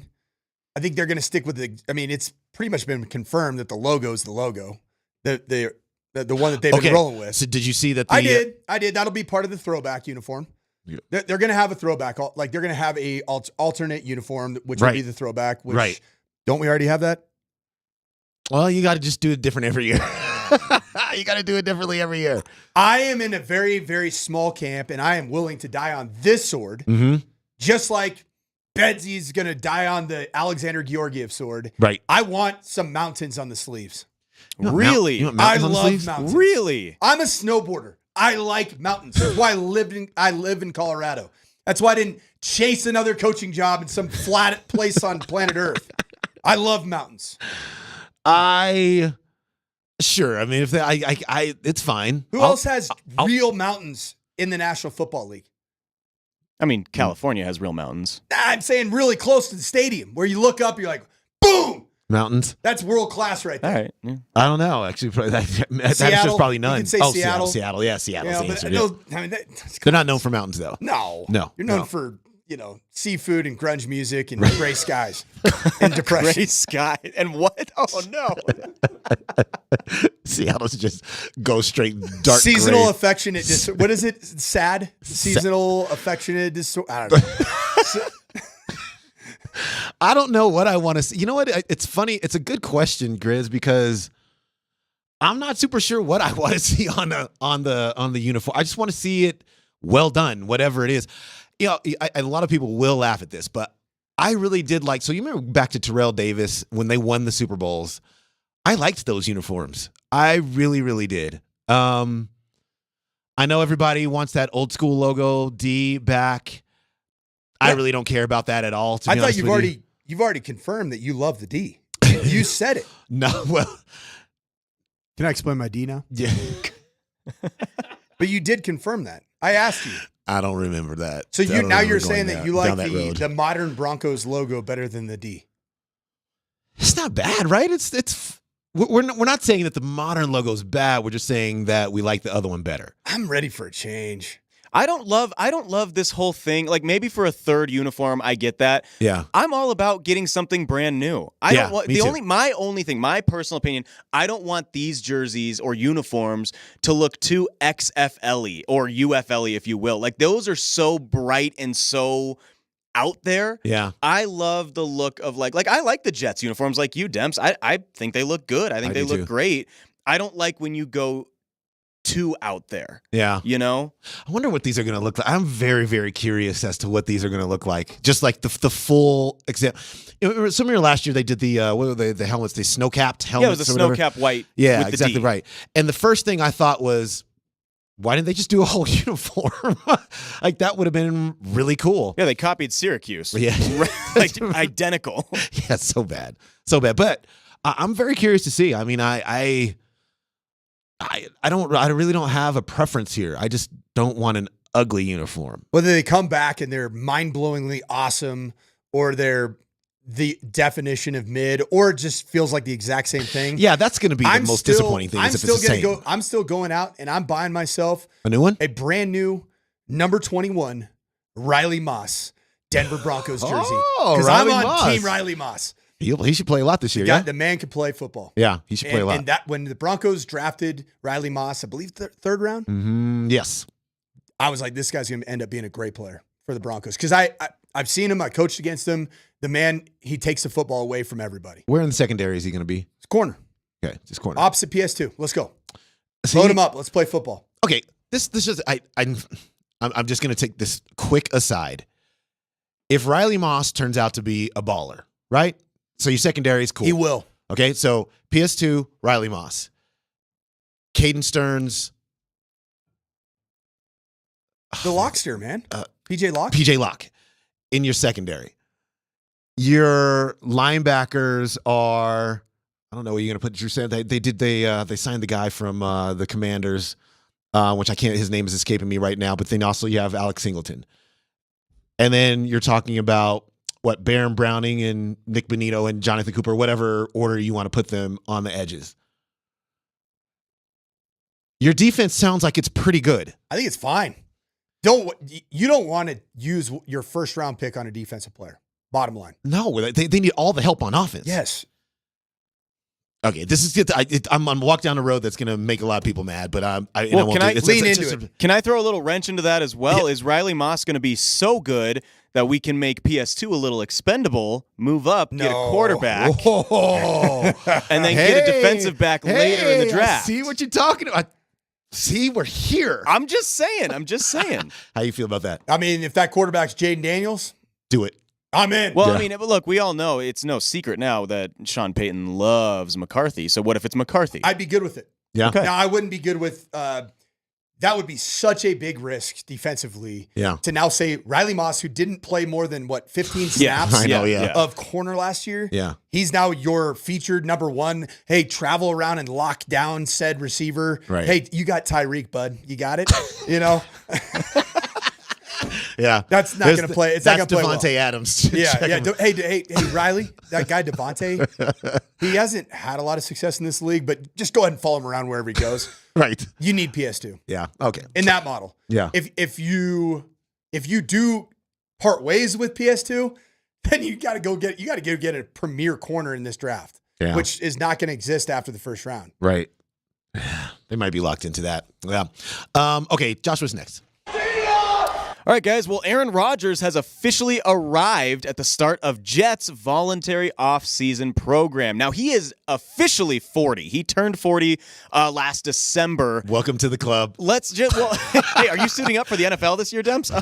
You look like you could, but I noticed you didn't include me in that. Coach, you can absolutely suit up in any league you want to right now.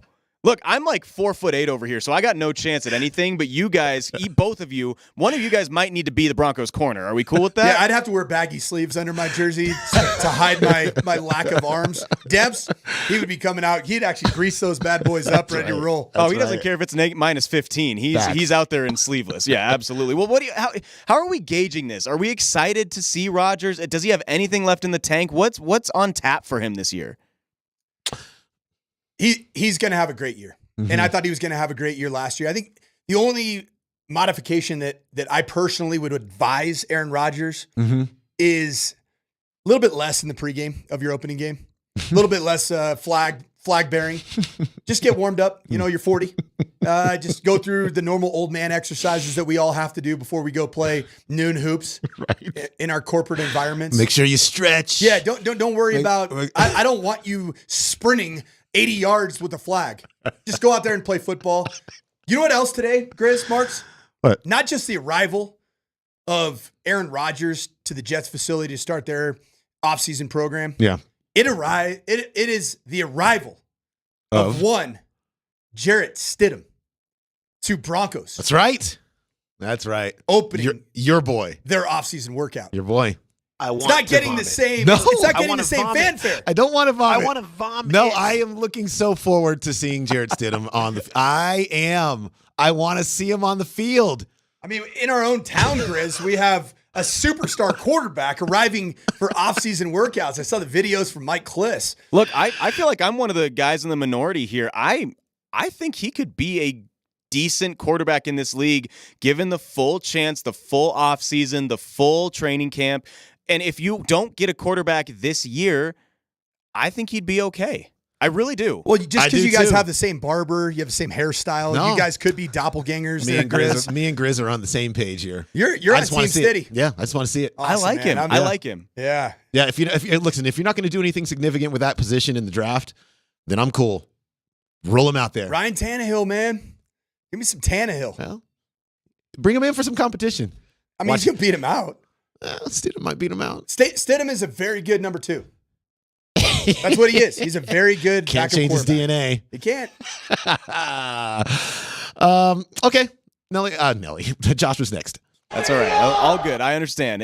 Taking over for Nelly. He will be back tomorrow. I do want to remind you guys that this segment right now, Nelly's NFL Notes, is brought to you by Mountain High Appliance. We are Colorado's most complete local appliance store with locations in Denver, Louisville, Littleton, Colorado Springs, and Glenwood Springs, offering every major appliance line and brand. MountainHighAppliance.com. Okay, guys, I want to talk about Brandon Aiyuk. He has been all over the social medias here, and it's an increasingly common thing with wide receivers, especially on X now, Twitter, if you will, or Instagram.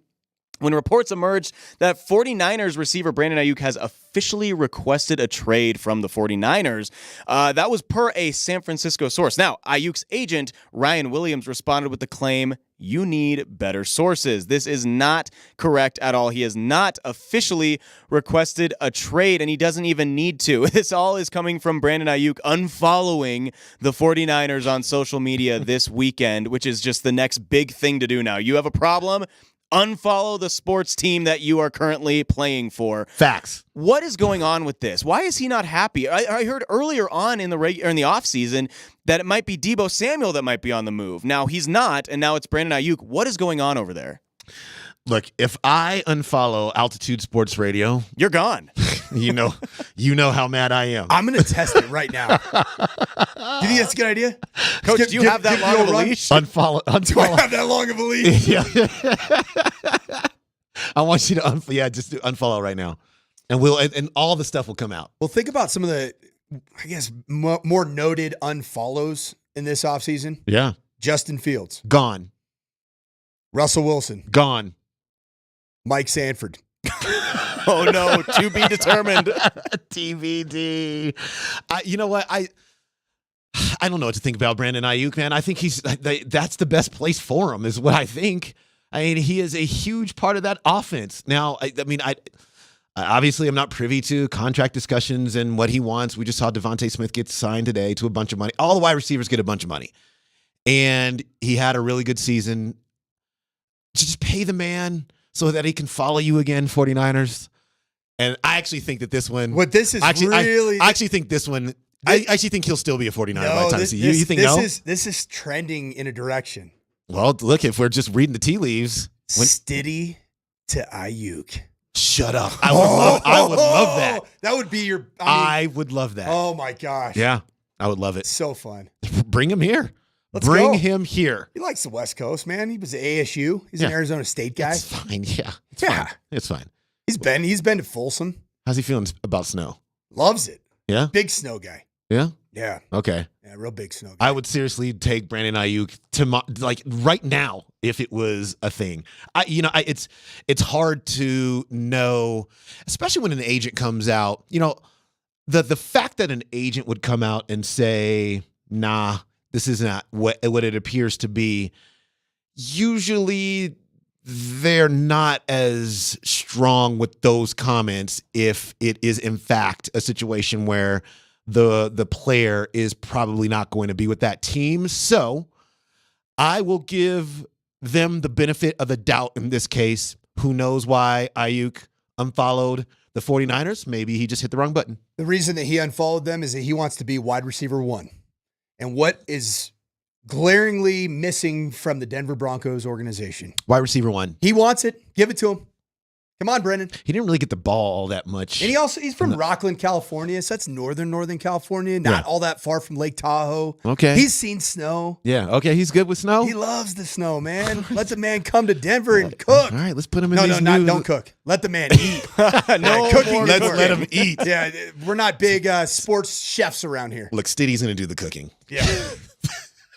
Josh was next. All right, guys. And finally, you know what? If the Broncos don't get a quarterback in the draft this year, don't fret because there are actually plenty of free agent quarterbacks that could be available next season. 3 starting quarterbacks of note that were in the 2023 playoffs yes, are let's talk ending their about them. final contract year. So the Cowboys starting quarterback.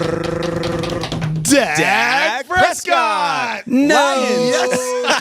Lions quarterback Jared Goff and Dolphins quarterback Tua Tagovailoa, are all quarterbacks that are heading into their final year in their contracts. Do we like any of that at all? Miami better sign that guy. I'm in. Tua's my guy. That's another lefty. You like lefty quarterbacks, don't you? I think it's because I always had lefty envy. They have the sweetest throwing motions, and the ball just spins. I don't know. How about Tua Tagovailoa and Michael Penix just duke it out? Best lefty. May the best lefty win. If somehow the Broncos end up with Tua and Michael Penix, you're doing everything right. So yes. Yeah. Look, if they don't do anything with the quarterback position, you know where I'm standing right here. That guy with the star on the helmet right now. You're a Dak Prescott guy. Put him in the Broncos uniform. Do it. It will make for unbelievable statistical regular seasons and incredible postseason failures. And it'll be so fun. Sounds like Baker Mayfield to me then. He actually won. But do you realize that? He won this postseason. Won. I just can't remember how many playoff victories Baker has.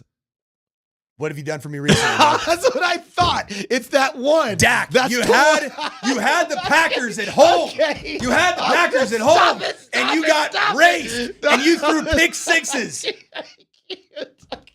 So let me talk to you guys really quickly, because if none of those quarterbacks interest you, the Giants quarterback, Daniel Jones, Seahawks quarterback, Geno Smith, Saints quarterback, Derek Carr, or even Jets quarterback, Aaron Rodgers. Yes. And I don't ever want to let this guy go. Tom Brady said there are a select few teams that he would be willing to sign with. See, we asked this question on Friday, which was like, should the Broncos just pick up the phone? Just pick up the phone and just call him. Do you think the Broncos' current situation would be one that Tom Brady's like, that looks awesome, I want to go there? No, but Sean Payton's got pull, man. Yeah, Tom Brady parted ways with the New England Patriots because there was an egomaniac as the head football coach. And this is the new improved Sean Payton. wait, hold on. Here's the example. All right, okay. So we start the season off. He gets real crossways with the media. Doesn't like any of them. Next question. By the end of the season, he's handing them buckets of ice cream as like mea culpa and kumbaya. Here's my olive branch gift to all of you because I know I was a jerk. That's like equivalent to your lady finding somebody's been sliding into your DMs and vice versa, and then all of a sudden you bring her flowers. It doesn't make it go away. Come on, Demps. You know better. Could Tom Brady if Tom Brady was the quarterback of the Broncos this past season, would they have made the playoffs? If he would have been brought in for the last 3 games of the year, yes. I don't think he would have made it through the whole year. I mean, why not? Did you see the sack numbers? But then wasn't it like because 37% were on Russell Wilson though? Yeah, right. Wasn't Russell holding the ball way too long? It might have been like 40% actually. It was like they did the math there. It was like 40% of the sacks that he had that season were on Russ. Well, Tom Brady gets the ball out of his hands. Yeah, he does. Jerry Jeudy would have caught a lot more passes with Tom Brady, baby. Oh yeah. Might still be a Bronco. Your guy. Next question. Okay. Nuggets are the 2nd seed in the West. We'll talk about what we think their playoff future is when we come back.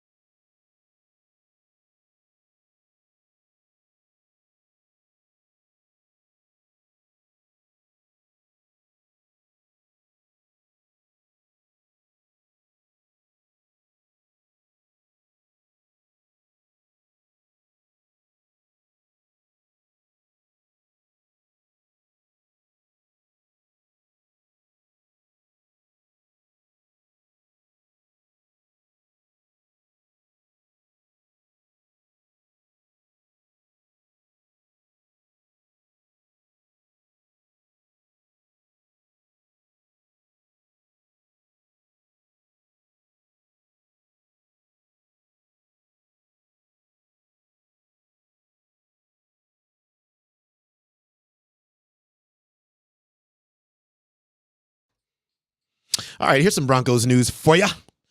It's from Mike Kliss of 9 News. Per source, Broncos are signing 10-year defensive tackle Angelo Blackson. Played for the Broncos defensive coordinator Vance Joseph in Arizona in 2020. Denver getting serious about beefing up its D-line. Yeah, that's... Never heard of him. Yeah. See, if you're in the studio, you would see me just look right over toward Coach for any guidance whatsoever on this player because I have none. But look, the Broncos defensive line does need beefing up. And so if your 10-year veteran can help with that, then I guess great. Angelo Blackson. Yeah. He has, let's see here, 2023 for the Jacksonville Jaguars. He had a total of 13 tackles. He's there as a run stuffer. He's there to occupy offensive linemen. His most productive year was in 2021, where he had 43 combined tackles. He has 8.5 career sacks over 10 years, with 2.5 sacks being his number 1 year. So he's probably an interior defensive lineman that's going to be tasked with holding the point. Right. That's it. Cool. I just think that the defensive line is, they're going to have to get that sorted out in a better way, I think. Sooner or later, they're going to have to draft some guys that can do the job and not patchwork the thing with veterans each year on 1-year contracts. A guy that will be, I think would be a great value pick by the Denver Broncos, even in light of recent news, is Texas defensive tackle T'Vondre Sweat.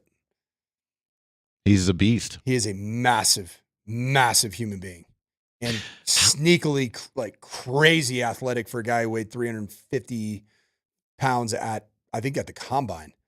Right. He was at the Senior Bowl too, right? Senior Bowl. Yep. Dominant. And I was just going to say, yeah. And then the combine, he jumped well. I mean, I was impressed by the big fella. And his draft stock just went. I was going to say, it plummeted. Is it how bad? Okay. Yeah. He got a DUI. Yeah. And awful, right? Bad decision making. But there's how many pro athletes and coaches have one in their background? Yeah, a lot. So I think that this would be a situation where you get a tremendous value for a player and mentor him and bring him into what is by all regards a very tight, strict guidelines culture that the Broncos are running. A tight ship. Yeah. It is a tight ship. Yep. With you today. The Nuggets are the number 2 seed in the playoffs. And look, it's the seed that they deserved because of a couple of things. One, you won 57 games. That usually, quite honestly, in many, many years, that's the number 1 seed. But in your own division, you had 2 great teams in your own division, not just in the conference, literally in your own division. You lost to the Oklahoma City Thunder. You got to pay for that somehow. And they did with their seed. But you didn't have to pay for it with the 3rd seed because you're much better than that. So I like the 2nd seed for the Nuggets, given how the season went and given how Oklahoma City, they just played great. I mean, you have to give them credit, and they have been rewarded for the season that they have had.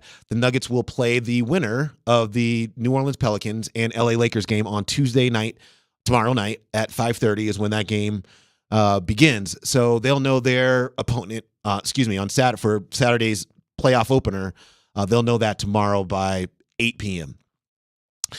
In case you're wondering, 3-0 against the Lakers, 2-1 against the Pelicans this season were the Nuggets. And actually, we were talking about this in the break about Michael Porter Jr. And he talked at length about this in the post-game locker room yesterday, and that is playing 81 out of the 82 games, which, coach, is remarkable. It's remarkable given where he played 3 games at the University of Missouri. Didn't even get through that 3rd game. And then as a draftable player, everybody passed on him except for the Nuggets because at the time they didn't need him to play right away. They could take the medicals and get him into a space. And if he worked hard as well, by George, you could probably do something like he's doing right now. It's pretty cool to see everybody kind of coming together to get this player in a space where he can play every single night. No, it's tremendous. It shows his discipline. It shows, that he has a regimen that he follows strictly, to make sure that he's recovering from game to game. And I also think that it's buyer beware in all sports of taking a player that has a medical history in their collegiate experience, their high school experience, and say, don't touch him. Don't touch this guy. Damaged goods. Because that's what a lot of people said about Michael Porter Jr. when he was drafted. Yep. Don't touch this guy. Yep. He just played for the NBA championship team, had a huge role in different fits and starts of the postseason in 2023, and is just arrow up, trending in the right direction. 81 games appeared in out of 82. And I can think of another guy that I think is relevant to the Denver sports market that happens to have the same acronym in the name, and that's MPJ. I'm talking about Michael Penix Jr. Michael Penix. Everybody says don't draft Michael Penix Jr. Why? Medicals. He's just gonna get hurt. You're gonna draft this guy. You're gonna invest the future of your franchise in this player. Well, just like Michael Porter Jr., Michael Penix Jr.'s injuries and surgeries were at the time of his development as a young man, right? As a 17, 18, 19-year-old. And last time I checked, the last 2 seasons, he played 29 games without any injuries. Just like Michael Porter Jr. just played 81 games with this incredible medical history. Do not let that be the reason, Denver Broncos, that you don't select and bring in the next MPJ into the Denver market. You know what's interesting about you saying that? It's that Michael Porter Jr. actively had a medical issue actively at the time. There weren't 2 years of, well, he's been fine ever, since a back surgery. So the Nuggets basically were taking on the medical responsibility of having another back surgery. He's got the drop foot. He's got all these issues that he has to work through. Can you get your medical staff and the player together to get on the same page to get to a space versus Michael Penix Jr.'s biggest medical issues are already 2 years in his rear view. And that, to me, gosh, we were just talking about what have you done for me lately? Well, what he's done for you lately is he's played in all the games and not gotten hurt. That's what it is. And in fact, we watched him actively get pummeled by Michigan in the national championship game. Just keep getting up and getting right back to the huddle and back to the line of scrimmage. I'm with you, Coach, on that. I understand the concerns, especially a couple of ACLs, right? 2 ACLs. And a shoulder. Yep. And so you can't ignore that history, but at what point do you put more weight on what has happened lately versus what happened 3-4 years ago? Yeah, and those are the decisions that have to be made by the Broncos brass. I do think that the medical history is the only reason that Michael Penix Jr. would even have a chance to be available at 12. If he had played the last 2 years of football with 0 medicals that led up to this point, clean bill of health at Indiana, clean bill of health in his high school career, nothing. There's no way that the Broncos are even having the discussion of being able to draft this player. Yeah, he'd be up. I mean, he might be the number 1 overall. Yeah. Yeah. After running the time that he ran in the 40, putting together the film that he's put together, and then showing up at every single possible step of this evaluation process, Senior Bowl, Combine, puts on a show. There's no way that he would drop as low as he is and be the 5th quarterback. Yeah. He's not the 5th quarterback because of talent. That's when everybody's saying, Broncos don't just settle for the 5th quarterback in the draft. You might be settling for the 5th quarterback in the draft because everybody believes that he is going to get hurt again. But he's played 2 full years, and he's shown that he's capable of playing not just football, playing high leverage football against Oregon 3 times in 2 years, with the Pac-12 championship on the line, with national championship hopes on the line. And he's passed with flying colors, not only played at an exceptional level, and I'd say minus the national championship game. And I observed, he didn't play well in that game. Nobody for the University of Washington played well in that game. It is a team sport. It's very interconnected. And Michigan was just better than everybody they played this year. Yeah. Including Alabama the week before. Yeah, they were. There's no doubt about it. And there was no running back. The running back was hurt. Okay, anyway. I'm with you on that, man. And I think the lesson of Michael Porter Jr. can be applied here to the Broncos. I mean, your ability to get what could be just a top flight player when you otherwise probably wouldn't have been able to get it. Like Michael Porter Jr., he came out as one of the top recruits out of high school. He was going to be a top 3 pick in the NBA draft, and then he wasn't. The Clippers passed on him twice. They had the 12 and 13 picks that year in the draft, and they just looked at him and they said no. And then the Nuggets picked him, and here we are. It is a lesson that the Broncos could also take advantage of in this area. We shall see. To close that thought on the text line, Porter Jr. was taken as a luxury pick by the Nuggets. The Broncos don't have that luxury. No, that's true. That's true. Yeah, that's true. But then the Nuggets made the decision to give him a max contract after the fact. Yeah. That's the same kind of that is a very similar comp between taking a quarterback at 12 with medical history and taking Michael Porter Jr. into the future on a max contract. Mm-hmm. And it's panned out pretty well, Demps. It is. Nuggets are going into the playoffs. I got them as winning the title, or at least getting to I got them as going back to the NBA Finals. If we want to haggle about the Boston Celtics, we can do that. We'll do that all week long.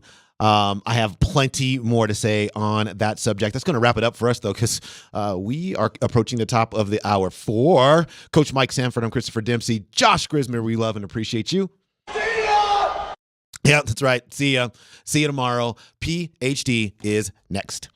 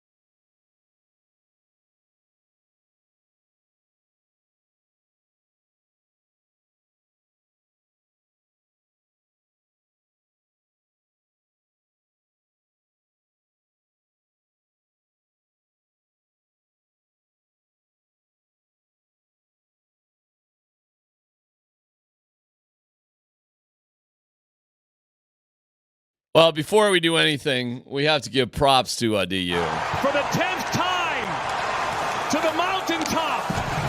They've won the national championship in St. Paul, Minnesota.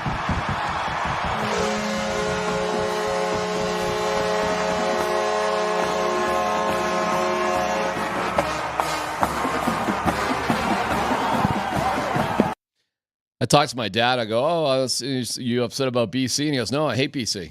I go, why? I go, Bill Belichick once did a commencement there. I go, why you hate BC? He goes, well, we were playing a scrimmage and they cut my ear off and I had to take a final exam and I flunked the exam. I got 27 out of 100 and Northeastern was scrimmaging BC at like 6 o'clock in the morning. My dad almost got his left ear cut off. So he's always hated Boston College from then on. Sorry, got his ear cut off. Yeah, he used to play hockey for Northeastern. And yeah. I mean, break down how he got the ear cut off. He got hit in the boards and a skate came and, they didn't skate to the ear? Oh, yeah.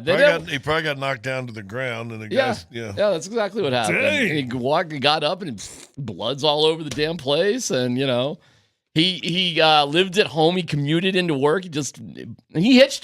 Can you believe that? Yeah. That's just how you got into, you took the train or you hitchhiked. That's what he did every day. And he goes, I hate BC ever since then. I was like, I don't think it was intentional, Dad, but for his reasons for hating Boston College or anybody's business. I had a buddy play golf at St. Andrews, and he had a caddy that had done it, and he asked him how long. He said, big, thick bro. Yeah. He said, 40 years. He said, well, where do you live? So how you get here? He goes, Tom. He goes, Tom. Just to put his thumb out. He goes, yeah. He says, is that a person? He goes, no, Tom. Tom. That's what Tom. So that was your dad. I saw Tom. They were passing a couch around on the campus. Like they were celebrating and a random couch got thrown out and then just, like it was crowd surfing a couch. And I hope everything's good. I think they're having a parade right now or earlier today or later today or something's going on there at DU. So 10 freaking championships, man. It's congratulations. Congratulations to all. I wonder what schools out there in any sport. How many schools in the nation have 10 championships in a sport? It got to be less than 3, right? You know what we overlook here because we cover so much pro sports and the pro sports have been successful here and blah blah blah and all this stuff. Conversation, got home last night, conversation laying in bed with my daughter. My daughter is big into soccer now, is really starting to enjoy soccer. Think about this. She goes, Dad, do you know anything about DU soccer? I go, well, yeah. I mean, they got a team. I said, the hockey team just won a national championship. He goes, they had 5 of its players came out to practice day and was working with us. Oh, that's kind of fun. And dude, her eyes lit up, and I'm like thinking, you just forget, I don't say the small people, if you will, but the colleges and stuff, but the impact that 5 DU players came to these, little girls, if you will, Littleton United, I think she's with, soccer, and the influence it had on them. Yeah, and one guy's name was Tate, but all of his friends called him Tater Tot.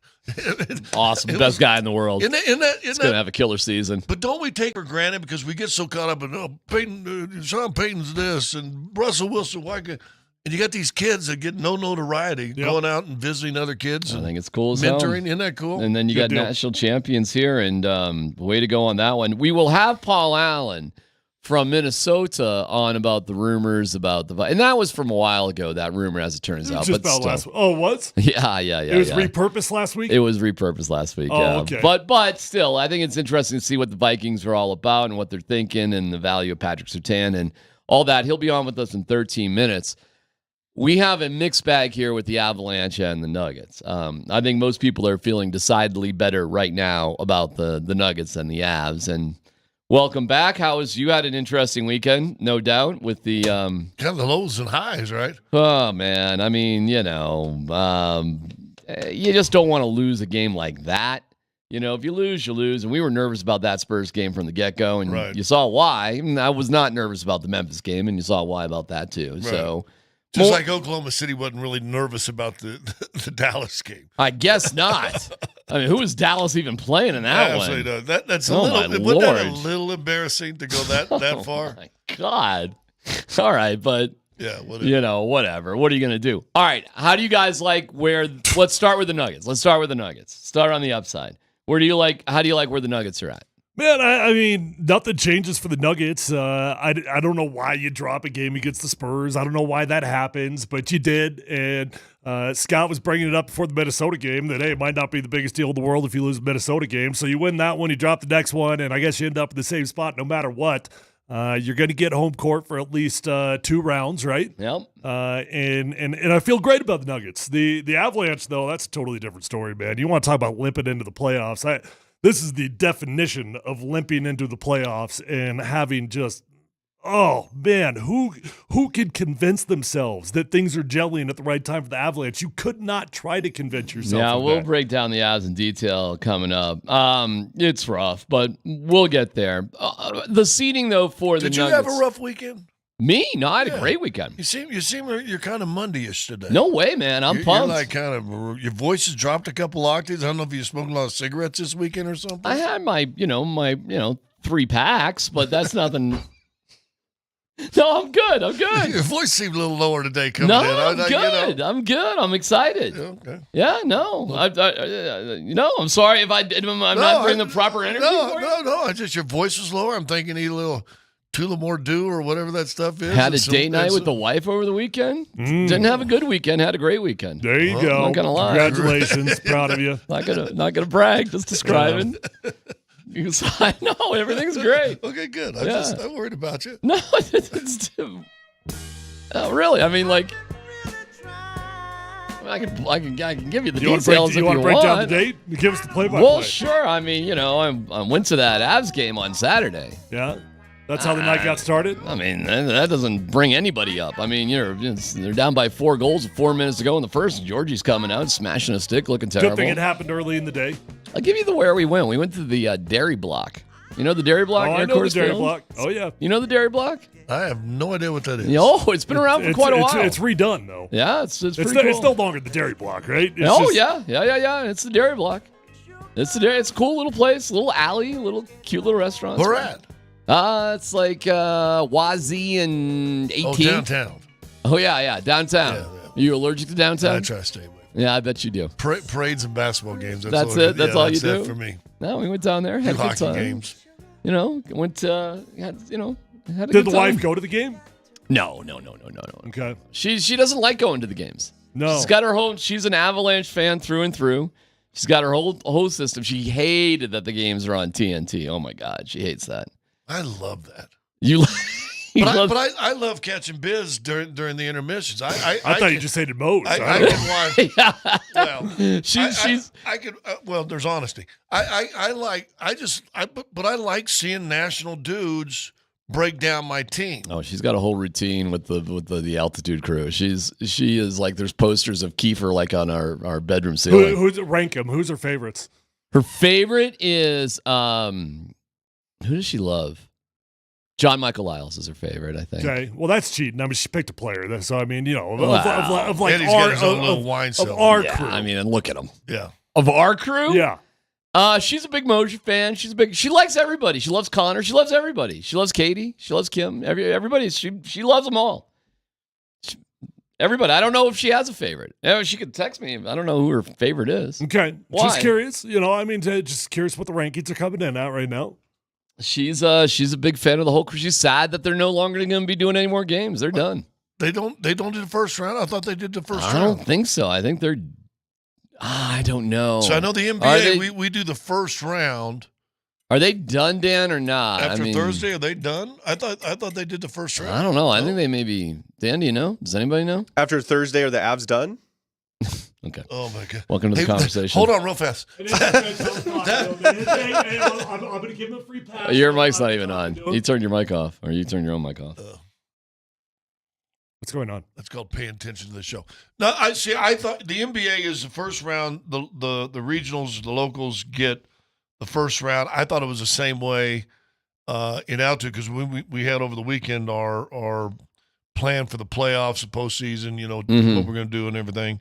And we're going to try to stay in this one segment. He said until ESPN or whoever brings in their set, which they end up taking, where the Nuggets do I don't even know, what 136, I think the section is. Mm-hmm. Well, last year ESPN brought a whole set up in there and just took over the set. And once they did that, then all of a sudden you couldn't do anything. All right. First round of NHL playoffs are local as well. Okay. Thank you, Kevin. Appreciate Hey, Kev. that. Oh, Kevin's paying attention. Yeah, well, there you go. That's one. I'll wait till he gets in the office. At least one of us knows what's going on, Kev. There you go. You watch him come into this thing so I can hear it. Back on his email. If the Nuggets play the Lakers, are you scared? No, not at all. If they play the Pelicans, are you scared? Who's a better matchup, Lakers or Pelicans? I don't know. Listen, who are we rooting for on Tuesday? I don't care because you're gonna have to beat the best teams anyway. So I don't care. To be honest with you, here's the only thing that scares me about the Lakers. I think you match up well with them. I think you got people to match up well with them. That being said, when you've beaten a team like 9 straight or something, or whatever it is, man, them odds start catching up a little bit, and that scares you only flip me. heads so many times. Yeah, and that scares me a little bit. Pelicans, you just don't know. Even the game they lost, or kind of win that game, and then all of a sudden they just lose control like they kind of would do in the past this year all year. So listen to the boys in the morning. Like Vic's just paranoid about everything. Like he worry about everything. And then when something goes wrong, he's like, "Told you," and that was the Spurs thing. Whereas Brett was you just can never like, be wrong when you've got that attitude. That's right. If you always expect the worst, you're never going to be disappointed. So, but Brett's like, "Hey, let's go Lakers." Lakers daddy, the whole thing, and I tend to lean more in that direction because I think it would be more entertaining, and I think they'd beat the crap out of the Lakers. There's no reason why you should be scared, if that's the word you're going to use. There's no reason why you should be scared of the Lakers. The Lakers felt like as much of a run-of-the-mill team as you could possibly get this year, and especially the way the Nuggets have dominated them. But, there is something about playoffs and LeBron James and the Lakers, and just the name Lakers. Is it a team that you look forward to playing? I don't know. Maybe the fans do. It certainly adds an extra level of excitement for the fans. Well, we have this week to break it down, to look at it, and we'll get to that. Plus, a deeper dive into the Avalanche and the worries they're causing. But Paul Allen from K-Fan in Minnesota, what are the Vikings going to do in the draft, and how will that impact the Broncos next?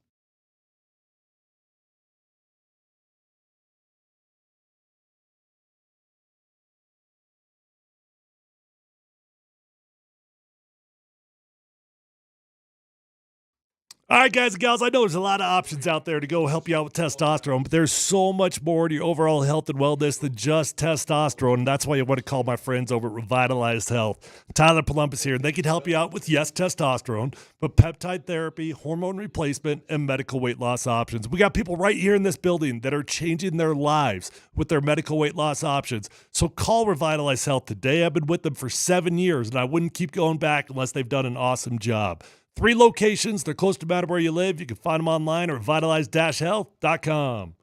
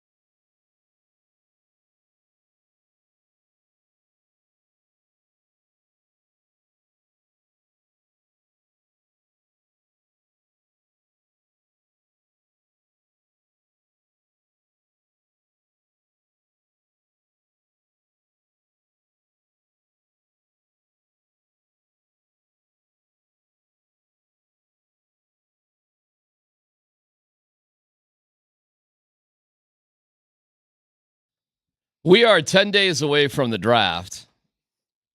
And I feel like we're kissing cousins with the Minnesota Vikings. To give us insight is Paul Allen from KFan 100.3, voice of the Vikings. Paul, good afternoon. How are you? Yo, what's going on there, boys? And I know you got some football up your tattered sleeves, but Scott, yes, so we battle for this one the entire season out here in the cornfields, and then it gets a little wonky late. We have some wonderful games with your champions. But then we lose yesterday and quite honestly got killed. And now the Wolves hooked Phoenix in the first round. Oh, goody. Kevin Durant and Devin Booker in the first round. Oh, goody. I talked to we were talking to their TV people just last week, and they said for some reason Phoenix gives us a hard time. So this is probably not the matchup you want to see. Very interesting you say that, because Michael Grady and Jim Peterson are the TV people. Yeah. And I had them in studio on my 9 to noon KFan radio show today, and they kind of intimated the same thing. But, in closing, just to land the plane here, because I know you guys want to talk about the super special NFL, Devin Booker, how about this, Scott? Devin Booker a year and a half ago, November 2022. All right, the Suns have beaten the Wolves 13 of the last 15 times, swept us this season, winning by an average of 15.5 points. In fact, in the second halves of those games, the Wolves were never fewer than double digits down, okay? Wow. Every game this year. So, that's an ass whooping the entire season. All right, Devin Booker a year and a half ago, November of 2022, Rudy Gobert's at the foul line. Suns are winning by 25 into the third quarter. Booker starts yelling at the Wolves bench, we don't ISO like you guys. We share the ball. Y'all don't play team basketball. All right? You got a technical for that. But now casting the gaze forward from then, when the ball gets sticky, and like what I saw yesterday, Phoenix jumped us by 20 points in the first 6 minutes, and then all of a sudden it was 1-on-5. Yep. So when Booker said that, I think he's not the enemy. He was benevolent. He was philanthropic. He was altruistic, in essence, trying to help us. So if they listen to him, maybe we have a chance. Well, Paul, switching over to football here, you caught our attention last week because we saw some quotes rolling around that maybe they were old. We might have got tricked here a little bit on it, but it was you talking about the Broncos' interest in J.J. McCarthy. I guess when was that? And tell us what you know about the Broncos' overall interest in J.J. Well, that was actually before the scouting combine. And maybe this happens to you guys, but Scott doing what he does in the NBA and with the Nuggets, maybe it's there are obscure .coms that cover the Vikings, okay? Not big .coms, obscure .coms. And I'm the play-by-play guy for the Vikings, but I'm not paid by the Vikings to do the play-by-play.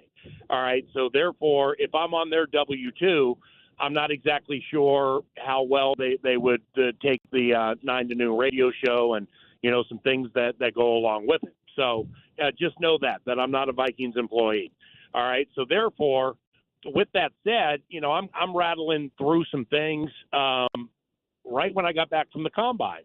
So that'd be late February. Mm-hmm. And literally because somebody told me that Broncos coach Sean Payton really likes J.J. McCarthy.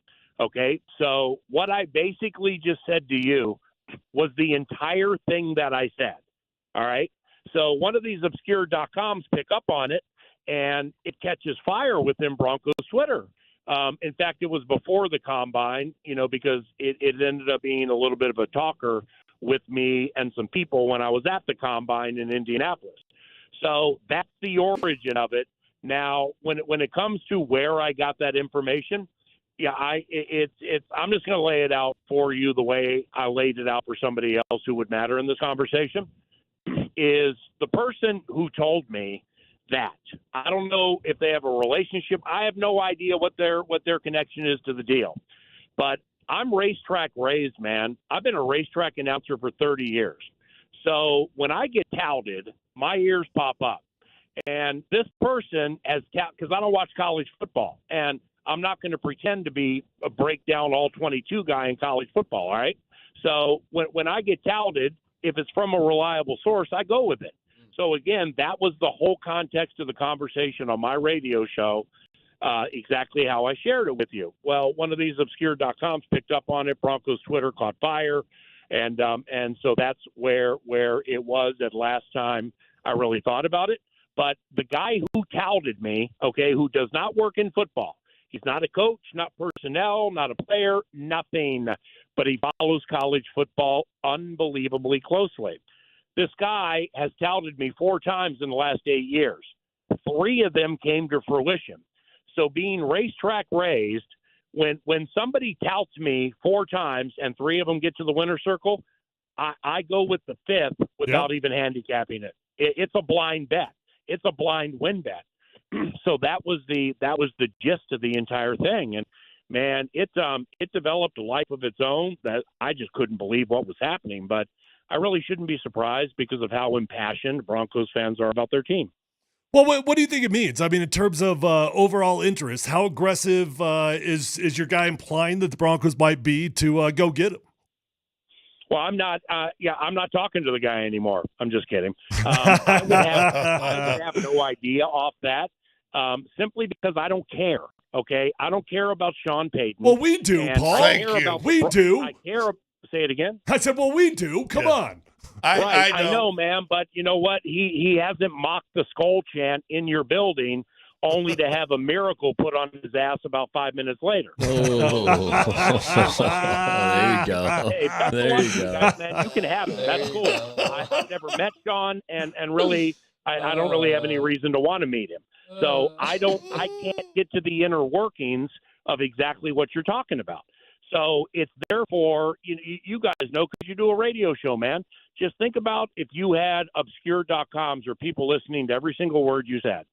And, you're like Jamal Murray's left hand of late has left a little to be desired.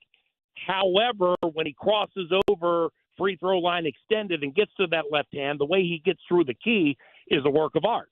Well, imagine them taking just that first part, and that's the creed, lacking context. Okay, well, Nuggets fans are going to be like, what are you talking about, bruh? Jamal's left hand's the bomb. Why would you go at him like that? It was literally just a little 15-second thing I said, and I couldn't believe, and I stand by it. I don't know if I stand by it now because I don't care enough to check up on it, but that was fact at the moment. I have no reason to believe it was not fact at that time. And since then, we had the combine.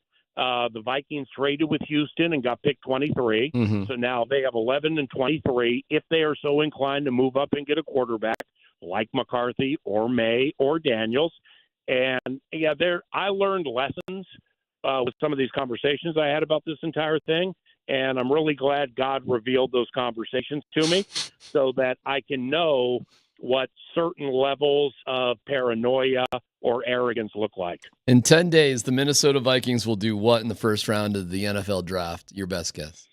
Well, I mean, when you have those 2 picks and you got a first next year, yeah, and you have unpacking it from the baseline, the currency that the Vikings have is quite grand compared to other teams in the first 2 rounds, okay, or in the first round with two first round picks. Arizona's 4 and 27. They got 6 of the first 90. So yeah, they're in a great spot, but they ain't going to go up and get a quarterback. Okay, so with that said, you have the currency. Well, then you have the need. Cousins goes to Atlanta. Sam Darnold in the system with these with Jefferson, Addison, Hawkinson, play action off Aaron Jones, Darrisaw left tackle, O'Neal right tackle. Yeah, I mean it's Nick Mullins a backup and a career backup. I watched him a couple of times last year run up and down the field for 400 and change. So the system and the way O'Connell does things and treats guys, more behind the scenes, specifically in conflict, that is going to prevail and be supreme. So no matter if they trade up and get a quarterback, I would bet Sam Darnold starts the season as the quarterback. But when you have that need, you have the currency, and this quarterback's draft, I do believe there are well over a handful who are going to get second contracts as starters or high-end backups, well, then you have to want one. All right, so you gave your second-round pick in that deal with Houston to get 23. So what are you going to do? You're going to jack around with 11 and 23 and try to get yourself into the Knicks or the Penix spot? Or are you just going to swing for the fences, man, like it's back in the Coors Field days with Andres Galarraga, Larry Walker, and Dante Bichette, and just hit that sucker 500 feet, and then now you got to be right. The quarterback you get has to be good. Well, and that, I think we're probably having some very similar conversations here in Denver that you guys are on this topic. I mean, it sounds like the same exact conversations we're having, Paul. Same sort of thing. We're also except for they got ammo. They have ammo. They have ammo. Yeah. Yeah. See that, and like 9 to noon, here on KFan is when we start looking at wild cards. Okay, like the New York Giants and the Dallas Cowboys are wild cards. Now I know the Giants. They went hard in on the Daniel Jones contract, but does that necessarily mean they won't take a quarterback and, wait for the Jones contract to become to a situation where maybe they have an easier out while they wait for the guy? Maybe. I'm not convinced they won't. Yeah, maybe. The Dallas Cowboys. I mean, look at Dak Prescott's going to be a free agent next offseason. Yep. I don't think Dallas can put anything in front of him anymore where he will say yes. C.D. Lamb, he wants money. Micah Parsons, he wants money. So the way they're starting to kind of treat their superstars and these contracts is becoming quite peculiar to me. So this, again, I fought the masses in 2020, right before the pandemic. We're at the Combine, and I got all the right people telling me this is the deepest wide receiver draft in the history of the NFL. Broncos get Jerry Jeudy. All right, doesn't work out great, but nevertheless, super talented guy. We get Justin Jefferson. Then you can go deep with T. Higgins, Chase Claypool when he was good, Darnell Mooney, Gabe Davis. I mean, we're talking 4th, 5th, 6th round here, man. And these guys are still doing incredibly well. So, yeah, it was the deepest wide receiver draft in the history of the NFL. Heard a lot of the same stuff about tight ends last year into this most recent season. Okay. Dalton Kincaid, Luke Musgrave, Tucker Kraft, Sam Laporta. Sam Laporta statistically had the greatest tight end season for a rookie in the history of the NFL. So those, and again, we're not talking about mock draft people or obscure.coms. We're talking about people in the league I know saying deepest tight end draft maybe ever. Okay, it'll bear its fruit if it is, but it was really, really good. Well, for the last year and change, we've heard the same thing about the quarterbacks in this draft. So if you have 2 first-round picks, you have a long-term need, and they are there relatively close in front of you, then why wouldn't you attempt to go up and get one of those 3 behind Caleb? It's like, wow, it's like the same radio show. Except, I'm saying the same exact thing. Yeah, but you're trying. I'm saying the same exact But thing. he's got a reality. But he's got a reality. Yeah. I know what you're saying, but it's not the same, and here's why. Now, the Broncos beat the Vikings last year. They both kind of look like the same team for different reasons. Know what I mean? Good, they suck. I mean, one's picking 11, the other's picking 12. So there it is. Well, forget the 2 first-round picks compared to 1 first-round pick. Just you guys are elite sports minds. So put in your hearts, and then subsequently it'll get to your head. Which team is more desperate and why? And what do people do when they're desperate? They do desperate things. You guys are more desperate right now, but the Broncos were more desperate 2 years ago with Russell Wilson. Oh no, you're definitely more desperate right now. Why? I would totally disagree with the why. Oh, because I mean, we can. You could start with Patrick Surtain, and that's going to be great. But I can counter with Justin Jefferson. I mean, we have offensive firepower here, man. We don't. And when we went through that 4 quarterback trick last year. The Dobbs win at Atlanta wasn't a football game. It was an adrenaline rush. Eventually, they asked him to pass, and that was a problem. So then we go to rookie Jaron Hall. That doesn't work. When you get to Mullins, a guy who knows how to run offense, it looked like the 2022 Vikings offense, which was super high end. Defensively, with Brian Flores in his second year as a defensive coordinator, I mean, there are at least 5 guys on the Vikings defense last year who had the best seasons of their careers because of the position they were put in by Flores. But when you're using 4 quarterbacks all season, you lose Jefferson half the season, and then the defense gets tired because they're having to play so much. That led to the 7 wins. I don't understand why you think the Vikings are a more desperate entity than the Broncos. Because it didn't work out with Kirk Cousins, and it's you got a great coach in Kevin O'Connell for sure, and you got dangerous weapons, but you're going to, reinvent. You're about to trade up to get J.J. McCarthy, I think, and go from there. I mean, What's wrong with, well, first and foremost, nothing's wrong with J.J. McCarthy. Nothing's wrong with J.J. McCarthy. Hey, if J.J. and Drake May are both on the board at 5 and Vikings move up, who are they taking? Well, I don't know who they're taking. Well, your opinion. I don't really have a preference because I just don't watch it closely enough. But again, we go back to that 2020 conversation. Old schoolers like me fight best ever stuff because it's just specifically in this day and age, people are in or out on people, businesses, entities, or whatever way too quickly, way too knee-jerk. It's too much best ever or worst ever. That's crap. You need to let it simmer and give people a chance to mature. Well, so, agreed. That was the case with the 2020. Now, in 2024, okay, these first 4 quarterbacks, I'm telling you right now, are all going to be very good in the NFL. I don't know how good, but very good. So, Sean Payton, for what I like or don't like about, all the way back to 2009 and the NFC title game and stuff like that, none of that matters. The man knows offense, okay? The man, generally speaking, obviously with Breeze, that's a high-ender, the guy knows quarterbacks. The guy knows how to work. So if he likes J.J. McCarthy even an inch, well, then I like J.J. McCarthy too, because Sean's really smart with stuff like that. Drake May's been left out of this conversation. Jaden Daniels probably will go second. But, I just don't see how you can say that we lose Cousins, he goes to Atlanta. Well, you lost Wilson, okay? Now, he might not have been the greatest thing in the world, but guess what? He's going to the Hall of Fame, okay? Oh. And Cousins is not. So, there is a void in both places, but then you look back at the totality of the last few years, and I just don't see desperate moves being made here that have been made there. Paul, great stuff. Whether it's Nathaniel Hackett. Kevin O'Connell interviewed for that job. You could have had him. So Hackett doesn't even make 1 year. Of course, you guys know all of this. And, and then the Peyton trade and everything. So, is this one final Dante Bichette swing for 500 feet?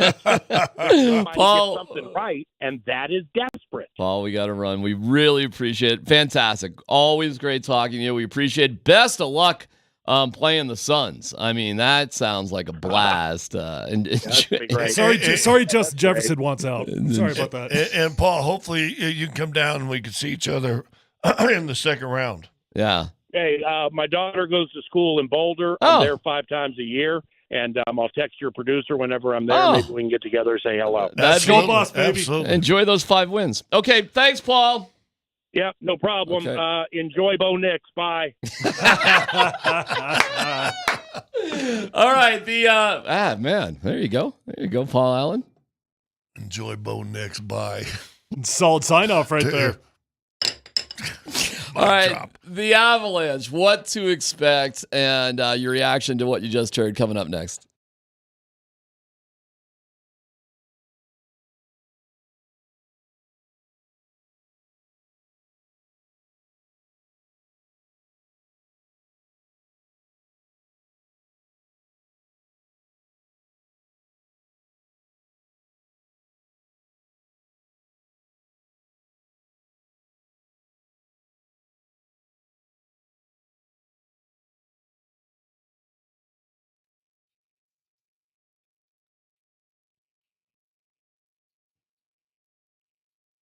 It's T-Mac for Old Chicago Pizza and Tap Room. Oh, Old Chicago is so amazing. Their food is incredible, and they're always very innovative with their delicious features. The chicken, bacon ranch pizza, it's the latest and greatest. Every bite is a flavor explosion where ranch is the sauce. You've got to give it a shot. But when I say all the food is delicious, I'm not lying. Burgers, calzones, salads, fish and chips, and so much more.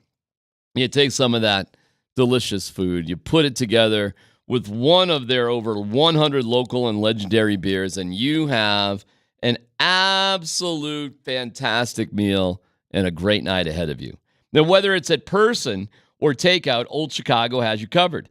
Visit oldchicago.com for the nearest location. Order takeout and delivery, or better yet, download the Old Chicago app. That's the easiest way to go. $5 off your first order of $25. And try that chicken bacon ranch pizza. Again, discover your closest Old Chicago at oldchicago.com.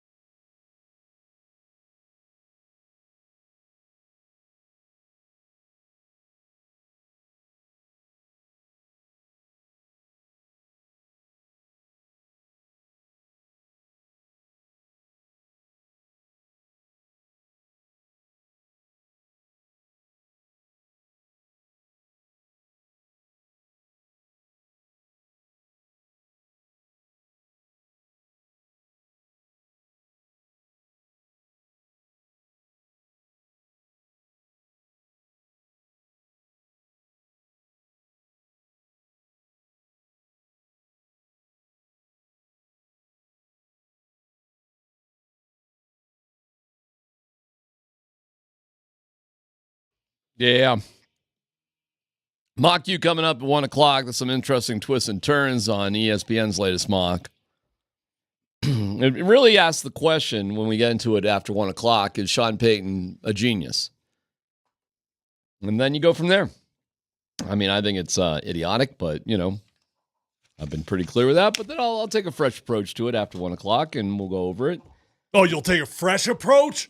Yeah. Oh, we'll see about that. Yeah, we'll see how fresh your approach is to it. Let's tune in after 1 o'clock. Yeah. What's your fresh approach going to be on? The mock draft. He's got ESPN. a fresh approach to his quarterback theories. So we'll get it at 1 o'clock. Yeah. Don't spoil it. Stay tuned. Here's what I suggest. Just go out right before the break, before you do this. Yeah. Get you one of your cigarettes. Boom, boom, boom. Knock it out. I'll get a heater going. Melly out just a little bit, and come back in and then sell it to us. I've got just look at Dan. A no dumb question. Already? No, I'm not saying yet. Oh, okay. That I'm tempted to bring because there's going to be a sector of the population that's going to be super upset. And Dan, was I correct in saying that? Yeah. People are going to be mad. Are you taking on Hockey Guy? Okay. Well, here we go. Hey, Mark Mosier, let us know when it's time to worry. We've been told this is, this whole year. The whole year has been. 7 goals was no big deal. Relax. Right. How often have we been told not to worry about anything this entire year? Leadership, no game, no captain, don't worry.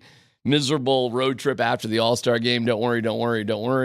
No, there's no problem in goaltending. How dare I? I wouldn't even dare ask the question, said Brett Kane to Jared Bednar. No worry. So at what point do we worry? Not until after they bounce out of the playoffs. Now we get concerned? After 7-0, I think it's fair. It's 4-0 in that arena, man. It's booing.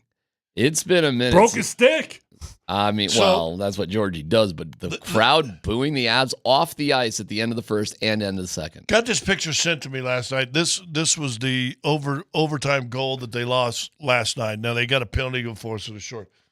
And I've talked about it also. And the goalie's got to be better. I'm not saying that's not a thing. But I've said, and finally Bednar said something about it, the defense in front of the goalie's got to be a little better, right? Mm-hmm, sure. That was my whole take on Makar. Not that he couldn't play, that I'd like to see him be more of a defenseman at times than just an offensive guy. Here was the last shot of the game. My buddy took a picture of the TV and sent it to me. Mm-hmm. Tell me, what's your goal? As an offensive guy putting shots on goalie, what are you trying to do? Blind the goalie a little bit, right? Sure. You think the goalie's blinded? Yeah, he is for sure. But context on that does matter. Well, I can show you the video. The guy's sitting right in his face. He's trying to get the guy out. And Scotty's team, no problem. We're good. And a defenseman's 3 feet away from him, not moving the guy out in front of the net. Because they were on a freaking penalty kill because Josh Manson took an insanely stupid penalty with 11 seconds to go. Right. The puck, he's against the boards. The puck's in the air, and Josh Manson is swinging his stick at it and smacks Eichel in the face. I mean, this was about as dumb as a penalty as you could possibly get. An unneeded penalty. The game's going to overtime. The puck will land. Gravity exists. You do not need to do this, and you are responsible for your stick. Let's leave that there. And, birds and the bees, baby. And Bednar did say afterwards how that cost him and how dumb that was. Yes, of course. You're right. But again, it's 4-on-3 at that moment. I understand that. But when the puck's going, but that's the problem, in my opinion. It's been a lot of the problem the whole time that people are sitting in front of the goaltenders, whoever's goaltending. If you want to trade goaltenders, I'm okay with that. But I'm just telling you, the defense in front of him ain't getting anybody out of the way. They're not controlling pucks. We got smaller defensemen going into corners against bigger forwards. And all that, and Georgie doesn't make big saves when needed. That's the biggest thing. I mean, yeah, there's a lot of reasons why there's a lot of goals scored, and generally speaking, you're not going to give up 7 like you did the night before unless you've got poor defense going on in front. But what D-Mac just said right there is what I was going to say. When was the last time you remember Georgie just making a save he wasn't supposed to? When is one of those? I'm not even talking about like winning a game. I'm just talking about like make a miraculous save. When was the last one we could think of? And I go back again, and I think that's kind of been their goaltender stance is just be okay But do we, even in the Cup run, well, they made that when either than the backup guy came in and had 2 shutouts early in the early round, Franco. That's like the only time you can say the goaltender helped you win a game. Other than it was survive and let's go outscore them. I said this coming into the season when they made Georgie the guy. They made a decision that okay, we can win another Stanley Cup with average goaltending going on, and I didn't love it then, and I don't love it now. But that's the decision the organization made, that yes, we can actually do that. Now, DMAC disagrees with me, but to me, that's like trying to repeat the 2015 formula for the Broncos, saying, okay, we can win with average quarterback play. I don't know, man. I don't know that it's that easy to win a Stanley Cup with average goaltending play. Can you win with average goaltending play? Well, they did with Darcy. And average defensive play in front of you. Probably not that combo. And it is interesting because Darcy was pretty average. He was. And he didn't even play in the Western Conference Final. So I guess you can do it. It's like winning in defense, the Super Bowl with defense. You can do it. It just, it's not easy to do, and it doesn't happen very often. And now you got to go. But you can't have a combination of the two. Listen, man. And then you bounce back. You had a great first period yesterday on the road. You're up 3-0 going into the third period, and then collapse City with stupidity in terms of giving up. And you needed that if you cared about home ice. And now you got a situation with Winnipeg where you're going to have to hope for a miracle. They're going to have to lose 2 games in a row, and you're going to have to beat Edmonton. I mean, and good luck as Winnipeg has the Kraken and then Vancouver, both at home, though, and they only need 1 point because you lose out on the tiebreaker to them. And so they could lose in overtime and get it. That's it. Done Tuesday. So we'll know a lot on Tuesday. We'll know a lot about the Nuggets. We'll know a lot about the Avalanche after Tuesday night. But the Avs are in a tight spot right now. And I'm just wondering, when it's time to worry. You know what I'm doing? I talked to Andy Lindahl yesterday. Here's where I'm going. I'm going full bore Nuggets last year at this time. They're just waiting for the playoffs. They're tired of the regular season. It doesn't feel like they're bored that, with dude. the regular season. Who, the Avs? Yeah, they're just tired and bored of the regular season, and wait and see what they're going to do once the playoffs start. I mean, if you want to lie to yourself, that's cool. But did the Nuggets do that last year, though? Yeah, the Nuggets did do that. But did it feel like the Nuggets were going to be able to do that last year? No, it didn't feel great, and that's fine. But it doesn't feel like that to me, man. So, this feels like legitimate problems. Let it be known. Okay. The first time I'm trying to take a positive take, I get shut down by Tyler to get back into my negative zone. Okay. Right? I was trying to take a positive take. I'm taking it to this team is going to be an entirely different team coming out. Entirely different team coming out come postseason. Wasn't my fault. They got the talent to do it. Ain't no doubt about it. And when Bednar says we need him to make a big save, Bednar saying that.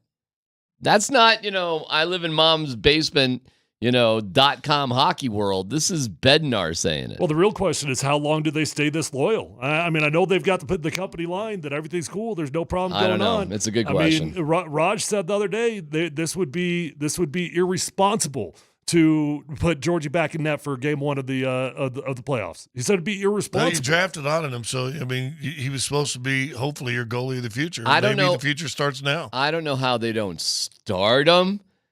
I think they start him, but I think it's going to be a pretty quick trigger, and the loyalty to him is going to be limited. I don't think it's going to be like Darcy a couple years ago. If it ain't work, but it's not like Anderman's playing great either. When they won the thing, didn't he take a stick in the face? Yeah, in the eye? Yeah, he didn't have his eye working. He played in the finals, and he'd take that mask off, and his one eye was looked like a pirate. We had a goaltender with one eye. We had 2 guys with like wrist surgeries that happened in the middle of the playoffs, and somehow they fought through all of that. Yeah, and Gabe could barely stand up. But you had a Jack Johnson, a younger Jack Johnson, and you had what's the other the traded for defenseman came in. You had Eric Johnson. Mm-hmm. You had some meat. They got meat now. Who? They got plenty of that. Give me the meat on Sean the defensive Walker's line. newly acquired. He's got enough size. And what's his size? 5'9" what? No, he's bigger than that. No, go look at the stats. He's not that small. And I mean, like Jack Walker. Johnson's there, Manson's there. You got some size there. 2-3 years older. Do you realize Gerard's in the concussion protocol because he ran into Middlestat? They ran into each other. Saturday was really bad. You lose 7-0. You knock out one of your own guys. Not great. Georgie will start in net for game 1, but if he gets pulled once, he won't start again. We'll get to mock you. I'm taking a fresh approach to. I can't wait for this fresh approach. Coming up next.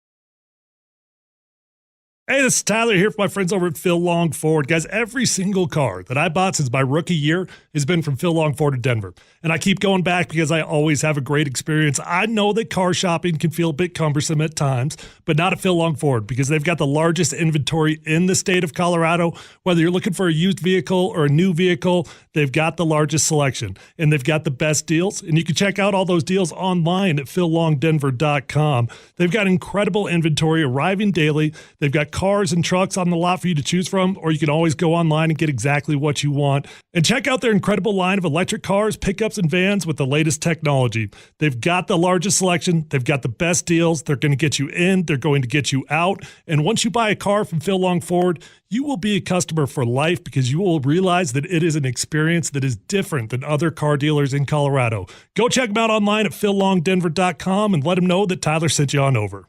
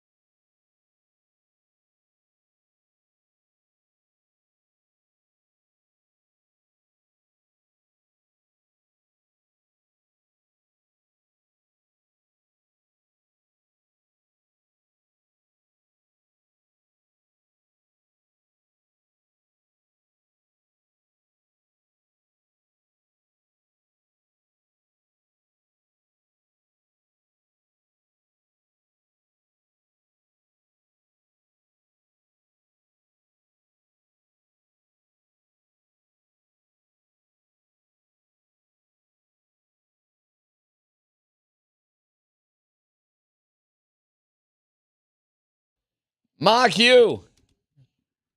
Mock you, mother mocker. Mock you. I can't wait for you to tick off Hockey Guy 130 with no dumb questions. I'm not sold I'm going to do it. Oh, really? Yeah. Oh, we'll twist your arm. Give me a heater. I got a Bet pack some money of them. you do it. Well, there you go. Wow, we're getting low down on this one. I love how too they're hyping up the Lakers now. We'll get to all that coming up here. All right, the mock that I saw was interesting. It's Mel Kiper and Field Yates, and they're going back and forth.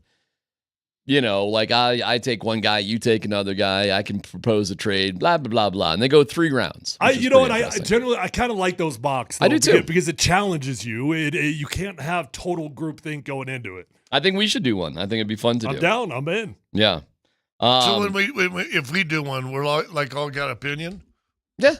So it'd be 2 votes to 1, 2 votes to 1, 2 votes to 1. No. It'd be like, hey, you are the Scott. You are now the You're the GM of the Cardinals. Okay. So you'd be Bears. You'd be Commanders. I'd be Patriots. You'd be Cardinals. It'd go like that, and then you see what you do. All right, Caleb Williams. Okay. You want to do it right now? We could if you want to play with it. All right, 2. Your Commanders, go ahead. Jaden Daniels. I'll take Drake May for the Patriots. You're 4.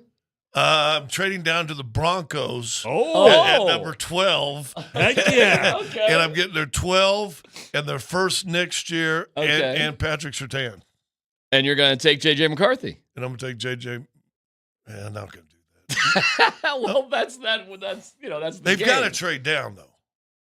They got to trade then the Broncos have to take J.J. Yeah. I forgot I made the trade. Yeah, J.J. McCarthy. That we would stop. That would be the end of the draft because we wouldn't care about anybody else after that. There we go. We just did one. Yeah. I don't know what the Vikings would do in that situation. That would make it very interesting. It's the only thing I think can happen is the Patriots do something stupid.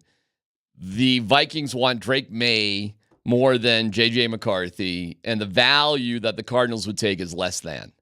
That's it. And then I think the Broncos could do it if they wanted to. Other than that, I don't see how you can get in front of the Vikings. But, we'll see. We've got 10 days. We'll figure it out, and it's all going to resolve itself. In this mock, keeping an open mind, they take Brock Bowers at 12 and Spencer Rattler in the 3rd round. Which is what I said Friday. Okay. I'm keeping an open mind here, even though this inherently makes me sick to my stomach. It makes me want to throw up. Wait. So is it an open mind or not? It is an open mind. Are you sick to your stomach or not? I can be both. As I'm vomiting, I can keep an open mind. I'm sick to my stomach, but okay. The reason I'll give you a reason why I think it could work. If Sean Payton really is that good. If he really is that good. If he does seriously, like he claims, knows better than everybody else. Because the one thing I've said about this draft, more so than any other draft, is the people in charge of the draft this year know what they're doing better than John Elway and past coaches and drafters. Certainly more than just George Payton on his own, and better than Vic Fangio. You've never had a situation in the past 8 years where you're better set up to make a decision at quarterback than this year. So it's about trust, I guess. And if it was ever going to happen, because with Drew Lock, it was just pure incompetence to satisfy Elway's ego. That's the wrong reason to draft somebody. If they did this, it would be because they really believe in Spencer Rattler. Well, maybe or maybe not. If you take Brock Bowers at number 12, you're simply taking it because you want to get the best player available. And let's keep real. I mean, if they draft Brock Bowers and they don't take a QB, that's probably the most exciting thing they could do for the fan base. And I think it would be relatively well received for the most part. But if they select Spencer Rattler in the 3rd round, it's not because that's the plan. In my opinion, you select Spencer Rattler in the 3rd round, you cross your fingers, you hope and pray that it works out. And if it doesn't, you got yourself one hell of a backup quarterback for next year when you do figure it out. But I do agree with a lot of your theories. I agree with the premise of the majority of it outside of the just draft any quarterback. But if you get down to the 3rd round and you take a QB, you're not doing that because he's the guy. If he's the guy, you would have taken him earlier, and I would agree with you. But you would take him in the 3rd round simply because you're going to cross your fingers, hope and pray, okay, you go out and compete with Jarrett Stidham. Maybe you're a better option this year. But they're not selecting him because they view him as a guaranteed lock as he's the guy. That was my pick Friday, so. I know. Is that what you want to happen? they are completely void of any offensive talent. If Bowers is available, and which means probably you've got a handful of guys gone, then sure, I'd have no problem with that. And the kid in the third round is a good enough gamble at third round to take, and let's spin the bottle. You know what's pretty wild about that whole concept is it's a deep trust in Sean Payton. It's a deep trust. It's you saying, yeah, you are good enough. I do trust you. No, it's not. No, it's not. No, it's not. I think no, it it's is. not. No, it's not at all. If Sean Payton liked him that much, he would not take him in the third round. If he waits to the third round to go get Spencer Rattler, it's simply because he needs competition this year. There's no way that he would go into that viewing it like, yeah, Spencer, you're my guy moving forward. Third rounder does not scream, I value like that. Yeah, I know. Third That's rounder, what he'd be third rounder doing. screams, I'm taking a flyer on this dude. Nah, Yes. I think this is, if Sean Payton were to do this, this would be Sean Payton say, I know better than everybody else. I can make this work. And this is my guy, and I know when I can get him. He would try to make it work, of course, because he's already in the building. Yeah, and you don't select to do it unless you've got legitimate interest in it. But, man, I mean, it goes back to everything you've always said. If Sean Payton really viewed him as the guy, he wouldn't wait. He wouldn't risk. He wouldn't wait for that to happen. An arrogant guy would. A cocky guy would. The cocky guy would know, I can wait. I'm going to show everybody. He really is my guy, but I can wait. I kind of like it because, and we disagree on what it implies if he takes him in the third round, but I like it because it's a low risk, high reward situation. That in worst case scenario, you get a fun, exciting backup quarterback that next year, when you reevaluate things, you go out and you get somebody else, but you've got Spencer Rattler on the team. So to me, it's a low risk, high reward situation without a long term commitment. Yeah, listen, I will say this. We can look at history or not. 0 for 4 in drafting quarterbacks and developing while he was in New Orleans. So you're putting that gamble that the fifth, he's going to hit on the fifth. I think it's a good enough gamble for Rattler if you could get him that low. I don't even know if you got a third or fourth round grade on him on most people. Maybe third is going to be a reach. And honestly, I just said I liked it. And after I got done, I started thinking, I'm like, what? I don't like it. I don't like I like the theory of, okay, we'll take a third rounder. Worst case scenario is going to be backup. But I don't want another 6-foot quarterback. I don't want to go into that with that. Like, you think this is not – Spencer Rattler doesn't scream anything about a franchise quarterback. There's nothing about that guy that I look at him and think, wow, that dude's going to work in the NFL. That's why you'd have to trust Sean Payton, that he knows something that nobody else, and he knows how to make it work. And that's why it's trust. Listen, I said I'm keeping an open mind to it because I do think it's the best situation they've had to draft a quarterback in terms of personnel evaluators. I mean, probably since Shanahan was here. And the last guy, Mike. You're extremely dismissive of John Elway. Extremely dismissive. Oh, he didn't know what he was doing with quarterbacks. It was pathetic. It was sad for somebody who was so accomplished as a quarterback to have no clue whatsoever in evaluating quarterback talent. He got Brock right. He's got to get credit on that one. He got Brock and he got Peyton. I guess he gets no credit for those. Brock was a good backup. You couldn't have won the Super Bowl without him, but he didn't evaluate him properly at all and didn't offer him a deal to even make him stay. I would say his problem with Brock was that it did work. Mm-hmm. So now all of a sudden you get some kid from Memphis who's another 6'7" quarterback. Listen, we can strike lightning in a bottle. Yeah, and I'd say this too, man. If Brock really worked, why didn't he give him a contract? If it was really, they offered him a contract. Yeah. I mean, you can't say they didn't offer a contract. Day-late in and the most dollars literal short. sense, they did offer him a contract. You don't offer a guy a contract after his contract's expired. You get it done during training camp or in the middle of the season. Hold on. At that point, Brock had never played football. So you would have wanted them to offer him a gargantuan deal when he'd never played football? It was the only thing that made sense in him still being on the team that particular year. Yes. Because it shows. You don't do that. It would have shown continuity. So Continuity. Close. Continuity. Yeah. I still screwed it up. Listen, man, they totally bungled the whole Brock situation. And who's to say 2 years after Brock was drafted in the second round, you're running a that they football wouldn't team. just draft another guy 2 years into it to dump Brock and bring in another backup who would have been just fine. You're running a football team, and you've got a quarterback on your team that has never played. He's never played. And Brock didn't come into that season until we're halfway through that season. I think he was even a little bit further than the halfway point.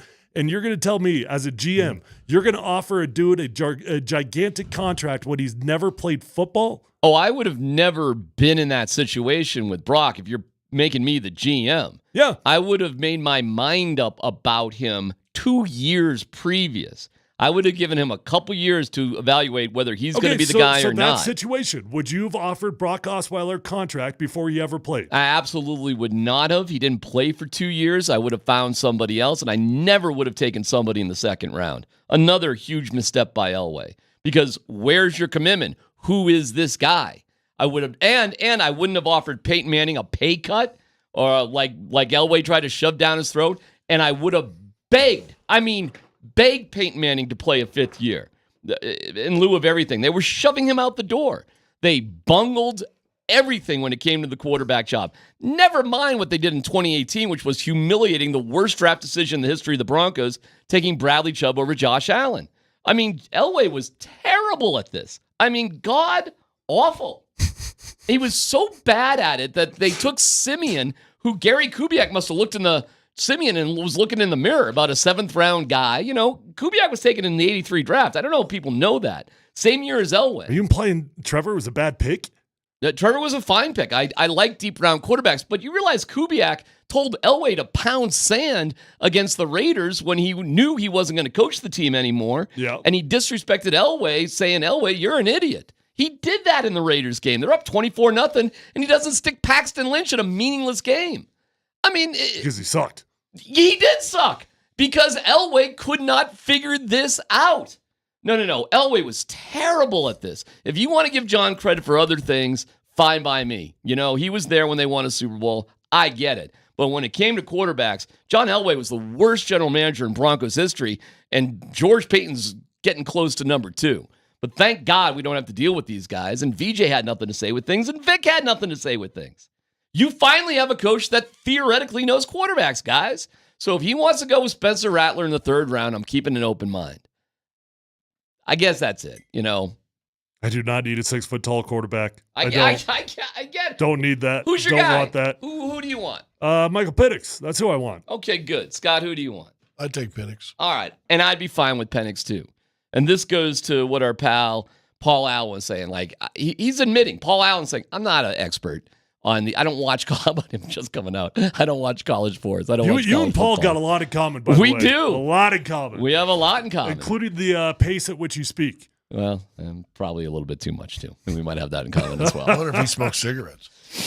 He likes tobacco, but old-fashioned tobacco. Pipe? Just right off the leaf. Or the snuff? It's really old school. Dude, have you ever done any of that snuff stuff? Sure. Have you? No! Have you ever done it? No. Dude, I had a buddy who was into it. He said, here, try it. I actually don't even understand. Like, you sniff, like it goes in your nose? So that's what all them dudes at the turn of the century would do. When you see them open up a little, then yeah, it's like it's tobacco. You sniff it up and then it's just gone, or it sticks there? No, I don't know where it goes. Probably eventually gets to your poop sometime. Have you done it? One time. And? Feels like someone's taking a shotgun and blowing the back of your head off. It was that horrible. Horrible. I mean, it hit me, and the back of my head started hurting. It was absolutely horrible. Hey, and he did it all the time. Boban, man of the people. What a guy. What a dude. Nuggets in a good spot, and Scott will piss off hockey guy. I don't know if I will or not. Well, stick around and find out. It's PhD on 92.5.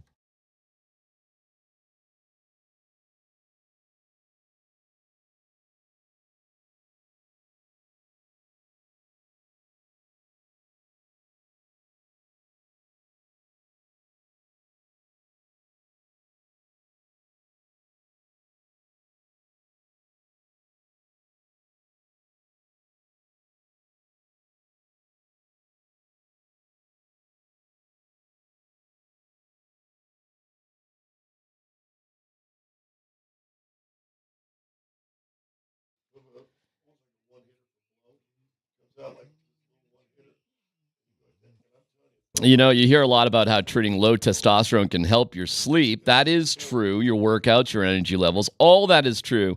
But your sex drive can improve because you get your testosterone level to where it needs to be.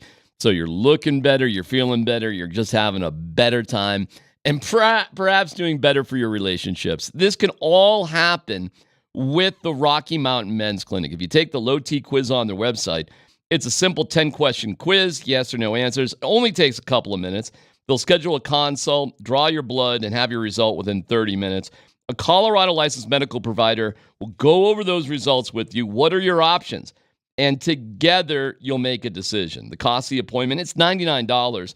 It includes the medical consult, T and PSA test. But if you sign up for testosterone treatment the day of your appointment, the visit is free. So the number to get a hold of them at the Rocky Mountain Men's Clinic, 720-440-7900.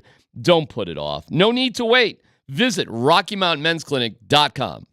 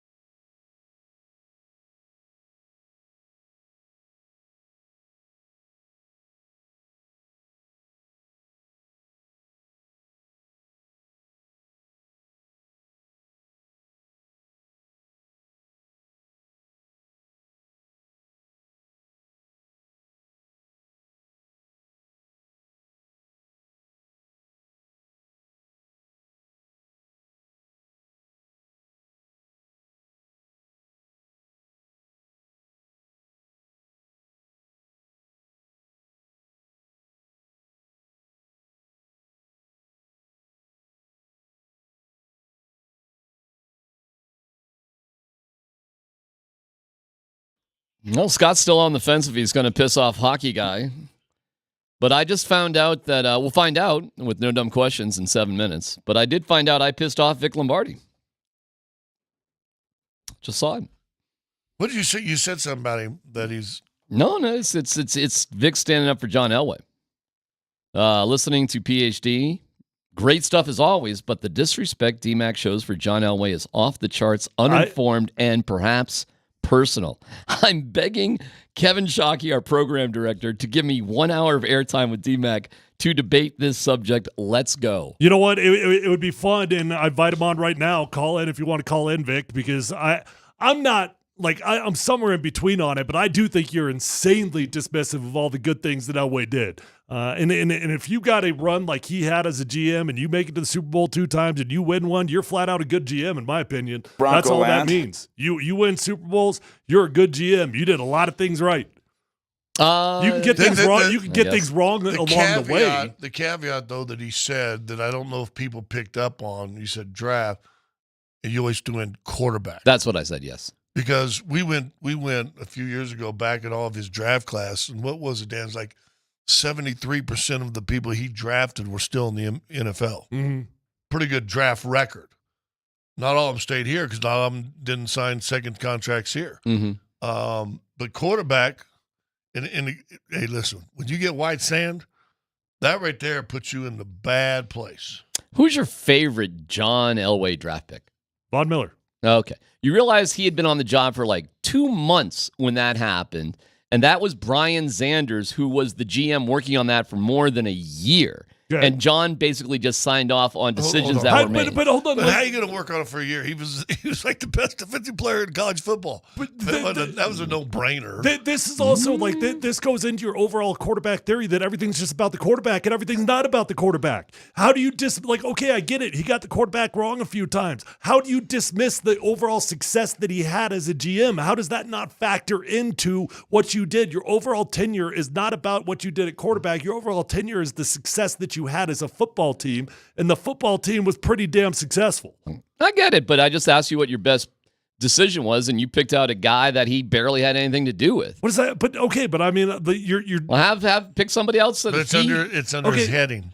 I got it, but you understand. Here's what I'm picking. Barely been on the job. I'm picking 2 Super Bowls and 1 championship. That's what I'm picking. All right, so no draft pick in particular. No, I mean, I don't even have to. I mean, it's about 2 Super Bowls and one that you actually won. Yeah. That's what you played the game for. Yeah, the main reason why that happened was because you did a good job soft selling the Broncos to Peyton Manning. That's what he wanted. He didn't want Pete Carroll waiting on the jetway. And he gets no credit for that? I know he does get credit for that. I'll give him credit for that. The best thing he did wasn't the draft. The best thing he did was read the room the right way when it came to Peyton Manning, for sure. And then they acquired other good defensive free agents. But to give John, like John picked out Von Miller is silly. They had the number 2 pick, and they'd been working on. I mean, he's literally in charge. He doesn't get credit for what he's in charge of. Not for being in charge for 2 months and then, just falling in line with what they wanted to do. Do you think it was that hard to pick between Von Miller and Marcel Darius? I mean, that was the choice right there because Cam Newton already went 1 to the Panthers. I mean, it wasn't that hard. You, me, Scott, it's a coin flip. You want Darius or Von Miller? And they all wanted Von Miller, and John just said, okay. How much credit should you get for that? You give me some later round draft picks. How about Julius Thomas? That was a big Brian Zanders one, and I know that firsthand because we were doing a show 2 weeks before the draft. I said to Zanders, give me a name we haven't heard of, and Brian Zanders told me Julius Thomas, which was wild that he would actually mention a guy that they would take in the 4th round. How about Danny Trevathan? Okay, what are the years that Elway was in charge? 2011. Yeah, 11. I mean, the first year of Von's draft, whenever that was. 2011 through 16, is that right? Well, to 22 or whatever it was, 21, whenever he stepped sort of away. Okay, I'm sorry, went way past that. Okay, I mean, you want to go through it. He got Orlando Franklin. Is that a good pick? Orlando's a great pick. Was Julius Thomas a good pick? That was Brian Sanders, but yes, it was a good pick. Okay. I just told you the story with Brian Sanders and Julius Thomas. You're telling the story. That doesn't mean that Elway didn't have an opinion. That doesn't mean that when he walked in the building, he didn't say like, "Hey, I like this guy too." Like he is in the building. He's literally in charge. He has to sign off on it. He has to give the approval on it, whether he handpicked him or scouted him or not. It doesn't matter. Was Derek Wolfe a good pick? Late picks, right? I thought the Derek Wolfe whole draft was terrible. Hold on. So Derek Wolfe wasn't a good pick. I do not think he was a good pick. You're out of your damn mind. Well, they dropped Derek out. An all-time Bronco. I get it, but they dropped out of the first round to do that. I think they would have been much better off taking a first-round flyer on somebody. Okay, did they get the evaluation right on Malik Jackson? Malik Jackson was a good pick. Okay, Malik Jackson was a great pick. Okay, so in that draft class, they got Derek Wolfe, they got Brock Osweiler, who happened to win a Super Bowl for us. They got Ronnie Hillman, who was a huge contributor for us. You got Malik Jackson and Danny Trevathan. That's one hell of a draft class. Yeah, what year was that? That was 2012. His second year, his first full year as GM. Now 2013 is not awesome, but you did get a few good ones. That was a really good draft. I'll go back on that. That was a really good draft. Those were high quality players that all had a major impact on the team. So 2013, you got Sly Williams in the first round. He's all right. He was an okay football player, but the value of the selection not awesome. You got Monty Ball, you got Kayvon Webster, great pick, and the rest of them you won't even know their names. In 2014, Tavarius King. Don't forget Tavarius King. I don't remember Tavarius King, no. He's a wide receiver. In 2014, you got Bradley Roby, a dude that flat out got paid. You got Michael Schofield, who struggled. You got Matt Paradis. You got 3 full-time contributors out of that. And you had Cody Latimer, who's a great special teams player, although as a second-round wide receiver, you expect more than that. Mm-hmm. In 2015, you walk away with Shane Ray, who, you know what, say what you want to say. He had a couple really fun years here with the Broncos. You got Tyson Bralo, you got Max Garcia, you got Trevor Siemian, all there, right? And then now you're going to say that it's all a loss because you take Paxton Lynch in 2016. Mm-hmm. But even in 2016, you got Justin Simmons, you got Adam Gotsis. I mean, you got some really good football players out of that class. Connor McGovern's in that class. Will Parks, yeah. If you can't figure out 2017, was Garrett Bowles a good pick? He's all right. All right. He was okay. Okay, you got a left tackle that hasn't lost his job since he got here. I know it was a rough start. Some extenuating circumstances on that one, but he's all right. Okay. He's okay. It worked out pretty good. 2018. Isaiah McKenzie was in that draft. Yeah, 2018, you got Bradley Chubb, who you won't give any credit to Bradley Chubb as a football player. He was the worst draft pick of all time, even though he's a hell of a football. Worst draft pick. He's a hell of a football player. Worst draft pick of all time. Okay, if you want to say because you passed on Josh Allen, fine. But Bradley Chubb is not a bad football player. I didn't say he was a bad football player. I said it was a terrible pick. Was Cortland Sutton a pretty good football player? Yeah, he's a second-round guy. Okay, yeah. Which is what he was. Pretty good football player. It's okay. Noah Fant, a good football player? Yeah, he was packaged in a trade for Russell Wilson. Dalton Reisner, that was a bad first-round pick, Noah Fant. Okay, Dalton Reisner, a good football player? Not that good. I really? mean, he got shipped out of town and has a hard time finding a job 6 years in. He's only started over 60 games in the NFL. That's started 60 games and they couldn't win any. Okay, Draymond Jones, that dude's not very good? Draymond Jones is good. That's a good pick. Okay. I mean, I just went through it all in all of his draft classes. Well, he got more hits. Dude, you realize I could turn on auto draft of ESPN.com and do just as well as that. No, you cannot. I'll give you a fun story. So you want to compare and contrast it to George Payton? You want to do that? Because you're going to realize that John Elway got way more picks right than George Payton has. Who said George Payton was any good at this? Not me. What am I defending George Payton? The problem is you can't separate quarterback decisions from overall success of a football team. So is he drafted in 21? Who? I'm sorry. Elway. Yeah. Well, then, I actually don't remember. Well, you get in that weird year where he was here, but George Payton was here too. And, remember George Payton looking around the room like safe pick, like checking with Fangio, checking with Elway, Surtain.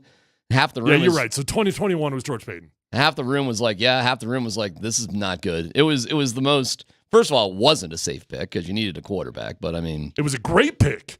Pat Surtain over Justin Fields and Mac Jones was a fantastic selection. All right. You got a dude that is worth 3 times the value of either one of those football players right now. Right. The proof is in the pudding on that one.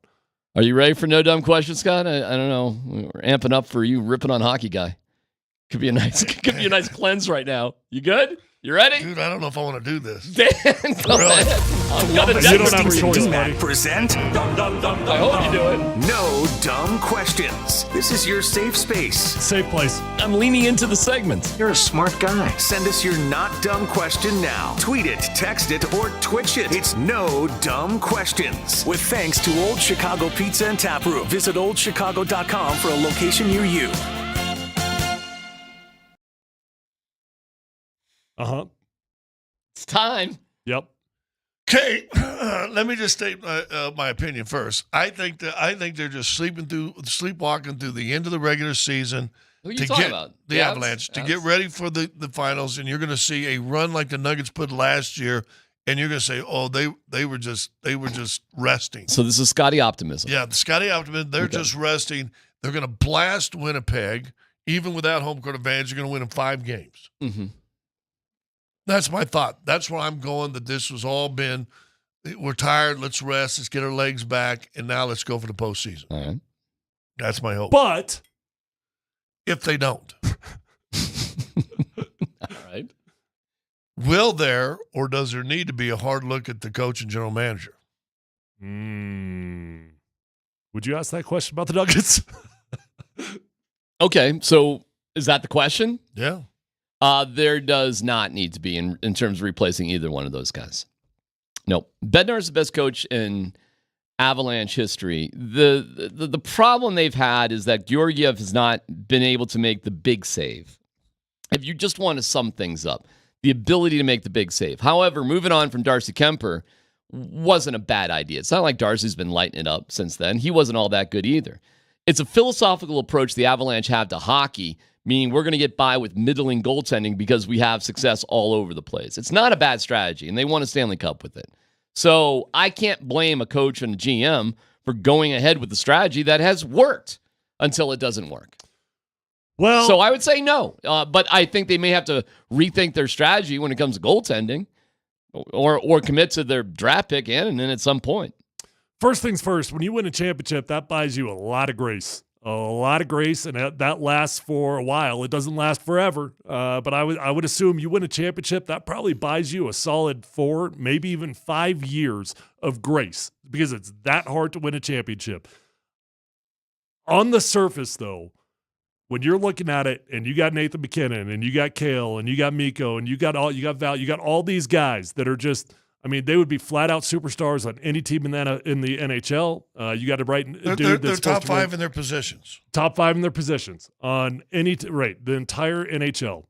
And if you don't walk away with a couple championships when his entire era is done, I think it'd be fair to look back on it. Right now, I think that's way too soon. It goes back to an NBA coach told me this year that you got to be careful saying, "Hey, this window, we got a 5-year window, and we're going to boom, boom, boom, boom, boom, boom, boom. We're going to do this. Who's the number 2 seed last year in the NBA Western Conference? Last year, Memphis. Yeah. How did Memphis do this year? Not good without their superstar. Suspension, injuries, and not just with him, injuries. They had 51 different starting lineups. It's bad. And then all of a sudden, a team that you thought was on the rise, and okay, you got second last year.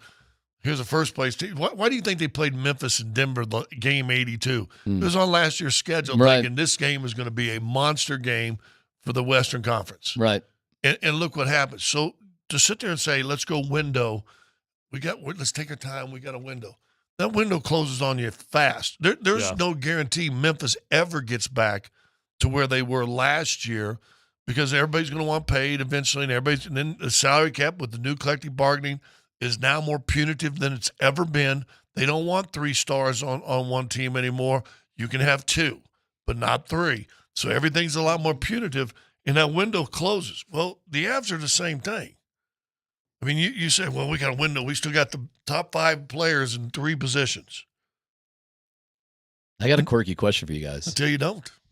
Do you think Colorado hockey fans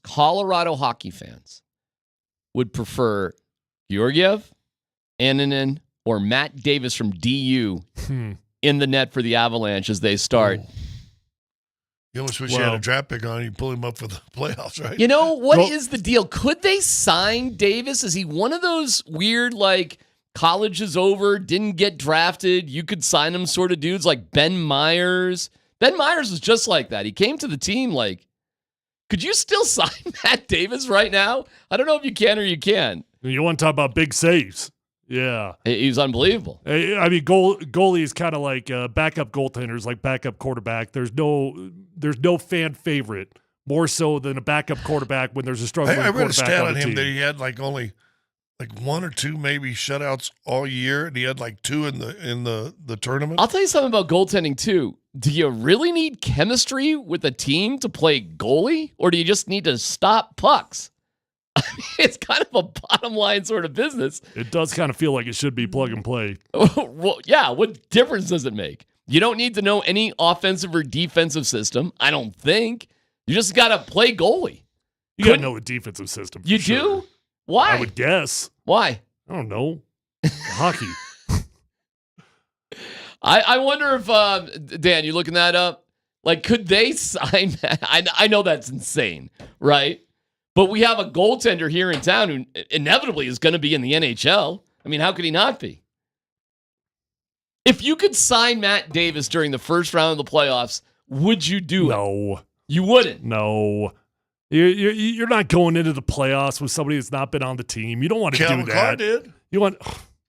What's your semi-answer there, Dan? So the article I'm reading is saying he was not selected in the past year's NHL draft. Right. And he does have another year of eligibility at DU, although they say it's unclear whether or not he's going to return to the team. I don't break down the rule. I don't understand the rule. So what's the deal? If you don't get drafted, you're a free agent. You can just sign. You're just a free agent. You're a college free agent once your season's over, and Ben Myers is a great example. The season has to be over. Yeah, the season has to be. You couldn't walk away from college? But I thought Ben I guess Myers, you could. Dan, help me here. I thought the Ben Myers situation, he was drafted and then didn't sign with the team, and then the draft thing expired. Oh, my God. Do we have to get good Raj on here to help us out with this? And then they were able to go get him. Maybe we should get Raj on to help us out here. It's something quirky, and Yeah, I feel like thing. I feel like we're getting it wrong, kind of. Well, first of all, if you could sign Matt Davis, would you prefer Matt Davis as your backup? No, not that you need to do that. It'd be a great PR move for the city, and people would be fired up. They'd have fun. Yeah, you bring him in. Maybe like if you were literally done with Georgie, then you would start Anadan and you would bring him in as a backup, if anything. Well, it's kind of crazy. Where in this state you'd have somebody playing on that level who may be available to you. And you're in the playoffs, you can sign. Why didn't he get drafted? Who knows? Got me. I have no idea. Come on. I mean, the dude's going to go from not getting drafted to starting in the playoffs? Shizzle happens. I don't know. You realize Cale McCarr came in after UMass's season was over. I think they lost in the semis. Yeah. And he came in and scored a goal like on his first game. It was crazy. That's nuts. And Ben Myers came in after his college season was over too.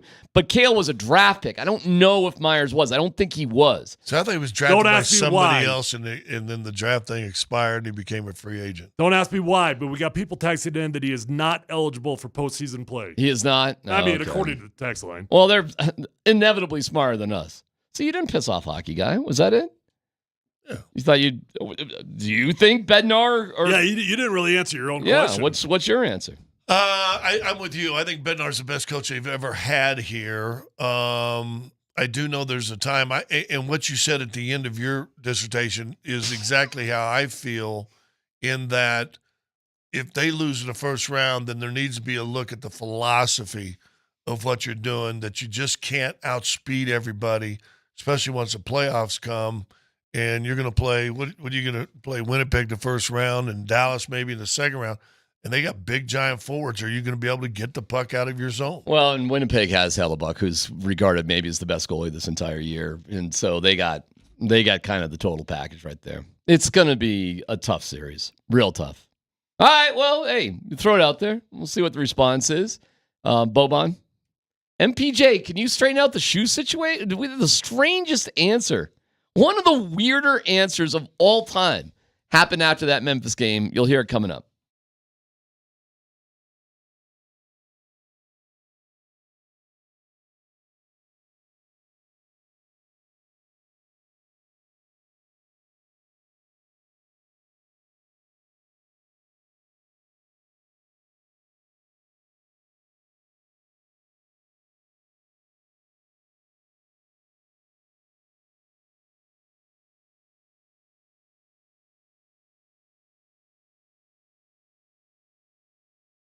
Yeah, I mean, 2.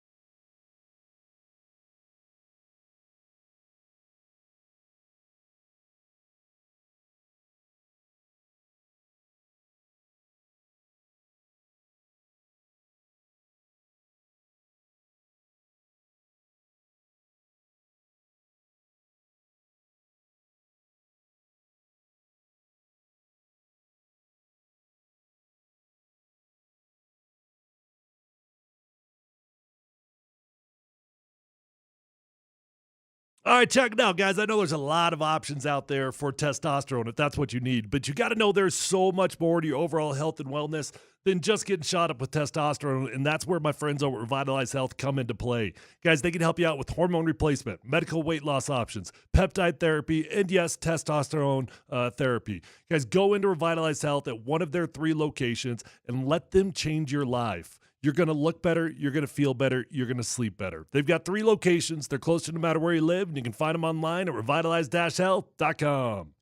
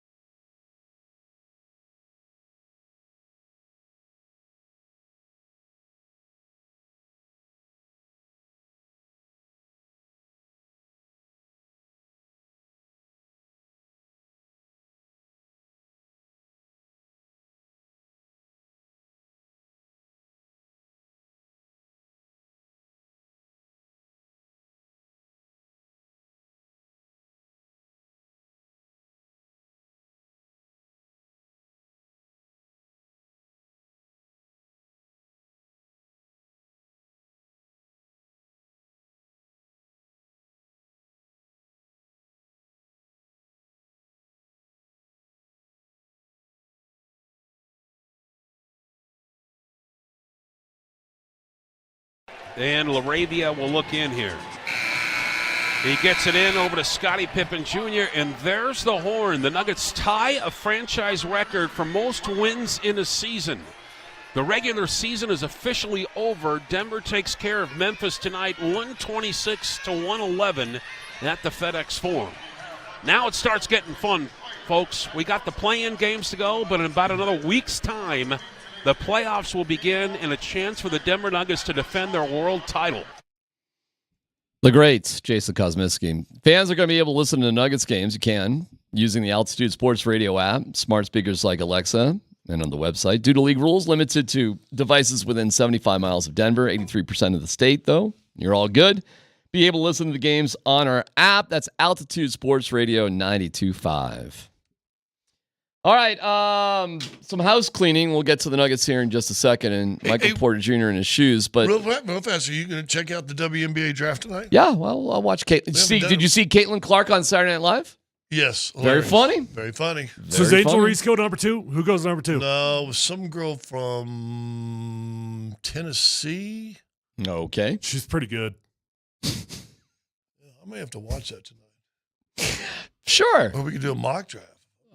Oh, yeah. We should do a WNBA mock draft. I will say this. We do all these mock drafts for the NFL draft coming up. I'm sure we'll do some with the NBA coming up. Stay tuned, though. We have a great show. Yeah. Is there more pressure on the first pick in this draft? Like, say, I don't really like Caitlin.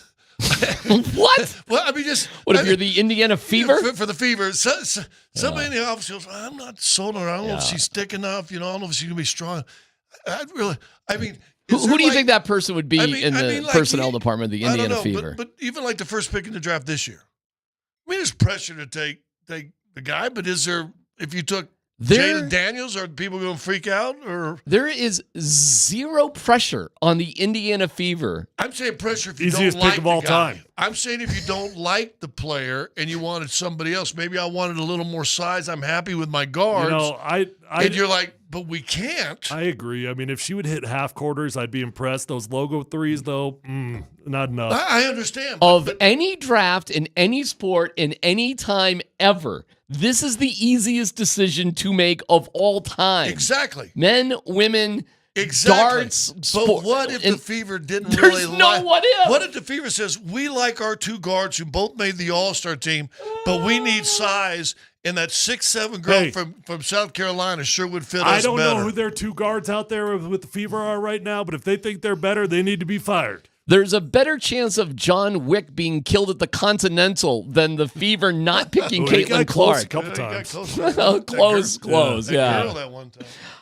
Vic Lombardi's going to join us after 2 to yell at me about Elway being great at drafting quarterbacks, I guess. I mean, that's what's going on Twitter right now. You realize I said quarterbacks. I mean, I don't think he was really that great at other things as well, but specifically quarterbacks is the. Tyler and I crushed you on the other ones. That was the premise of it. Yeah, that's happening. Wait, hold on. All right, I'll put you on the spot right now. Was John Elway a good GM?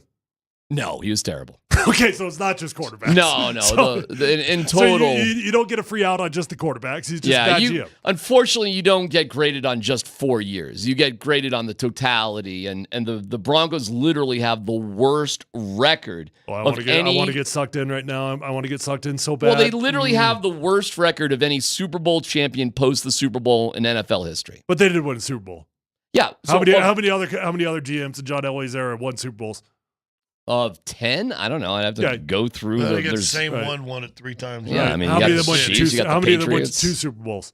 The Chiefs, the Patriots. I mean, I don't know. A couple. Yeah. I mean, a lot compared to a 10-year span, whatever. I'd say his resume's pretty good. No, his resume's fine. Plus, I think it'll come out someday. He destroyed a franchise. I do think he hold on, hacked off late in his career and said, fine, you guys know better, you do it. I really do think he did that. Well, whatever. I mean, it was on his watch. But it was a great job as GM. So franchise has been bad ever since. There's no question about it. But to Scott's point, you don't have a window forever. You don't. So if you gotta go all in, if you gotta deal with this, you gotta deal with that, and you're gonna suffer on the other side. Which I will say this: the only mistake not the only, but the biggest mistake to me he made You got to bring Manny back that next year. And maybe Simeon becomes a good bridge guy for 2 or 3 years, but you give him a whole nother year under Manning. Yeah. And maybe he gets to play 4 or 5 games like Osweiler did to kind of see if we can build this up. And then here we go. And then, okay, now it's next year. Manning says, see you later. Mm-hmm. Now it's going to be Simeon's team. Instead, I mean, Simeon played pretty good that year he played. And then they still have him open, next year. And we've said it here. You got a quarterback controversy, and you're having guys, it's open competition. You ain't got a quarterback. Mm-hmm. You just said a guy wouldn't, go 9-7. Got some clarification. And Vic's going to yell at me coming up here in like 8 minutes, so it'll all still happen. Raj said that the Avalanche could sign Matt Davis right now because he wasn't drafted, but he's not eligible for the playoffs because you'd have to do that deal before the trade deadline. But if you think he's any good, you could have him in your fold. Yeah. You could have him start Thursday against Edmonton. Well, if you liked him, why wouldn't you sign him? I mean, there's literally no reason why you would not sign him. Sometimes sports are just dumb. They really are dumb. Like what that rule. What's the point of that? If there's somebody out there on the street that you could sign and they could help you in the playoffs, why the hell wouldn't you be able to sign somebody and let them help you in the playoffs? The NFL would allow you to sign a guy the morning of the Super Bowl and they could play. Yeah. I have no idea why. Patriots did that. The Broncos did it. I mean, the Patriots did do it the Patriots did do it. They sat Tyquan Underwood and they signed like a linebacker.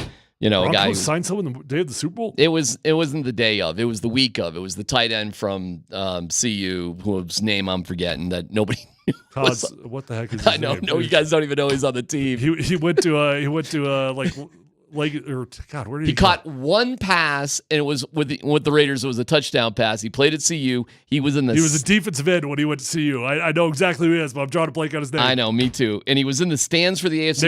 Nick Kaza. That's I got Kaz. I was really close. Yeah, the story is his phone fell out or broke or something. They were trying to get a hold of him during the game while he was at the AFC Championship game in the stands, and he didn't find out till. It's a great story. That'd be a fun guy to just get on sometime, just talking about quirky stories, But we had to do a quirky story week. That would be great. Just do a quirky story once a day for a week. Get some guy across the country that's just got a quirky story. Well, my favorite one, of course, is the long snapper who they signed against the Patriots after they beat the Steelers because, oh my God, Brewer? What's that? Brewer? No. Wait, what season? Oh, my God. It was after the Broncos. I'm forgetting names. What season? Lonnie Paxton's wife had a pregnancy issue. So they signed the long snapper who was retired to replace Lonnie against the Patriots after they beat the Steelers. And it's a great story because Orlando Franklin says, I was lined up next to him and I did not realize Lonnie wasn't there because they signed him on a Friday. And he played for the Chargers for 18 years, and he dated Pamela Anderson. And I'm forgetting his darn name off the top of my head. Tommy Lee? No. Tommy Lee was not a good long snapper. He was long in other things. All right, you ready for Vic to yell? I still haven't got to MPJ. All right. But I got that in my, we got that, and we got Vic yelling at me. We got a whole nother hour, buddy. All right, it's PHC on 92.5.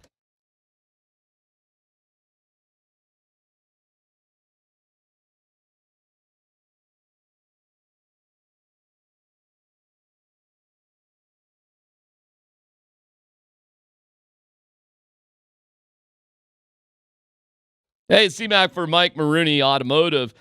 The biggest discount and lowest payment on a Ford, Chevy, or GMC is ready for you. You can get discounts of up to $10,000 off, $10,000 off, or interest-free financing as low as 0% APR for 72 months with Mike Maroney Automotive.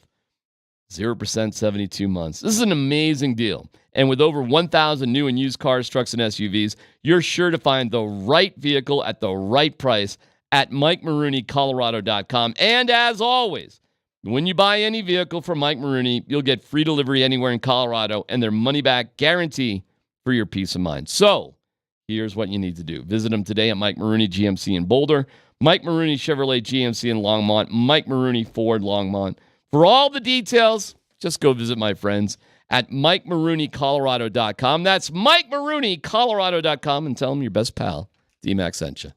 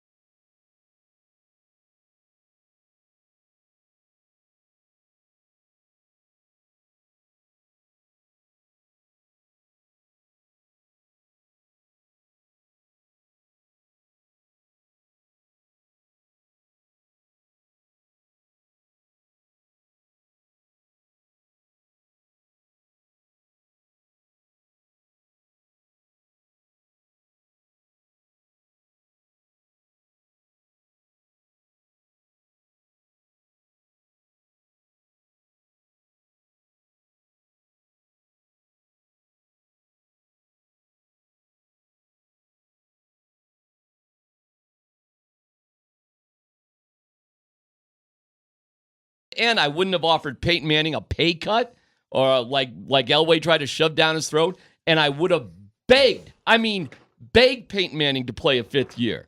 in lieu of everything. They were shoving him out the door.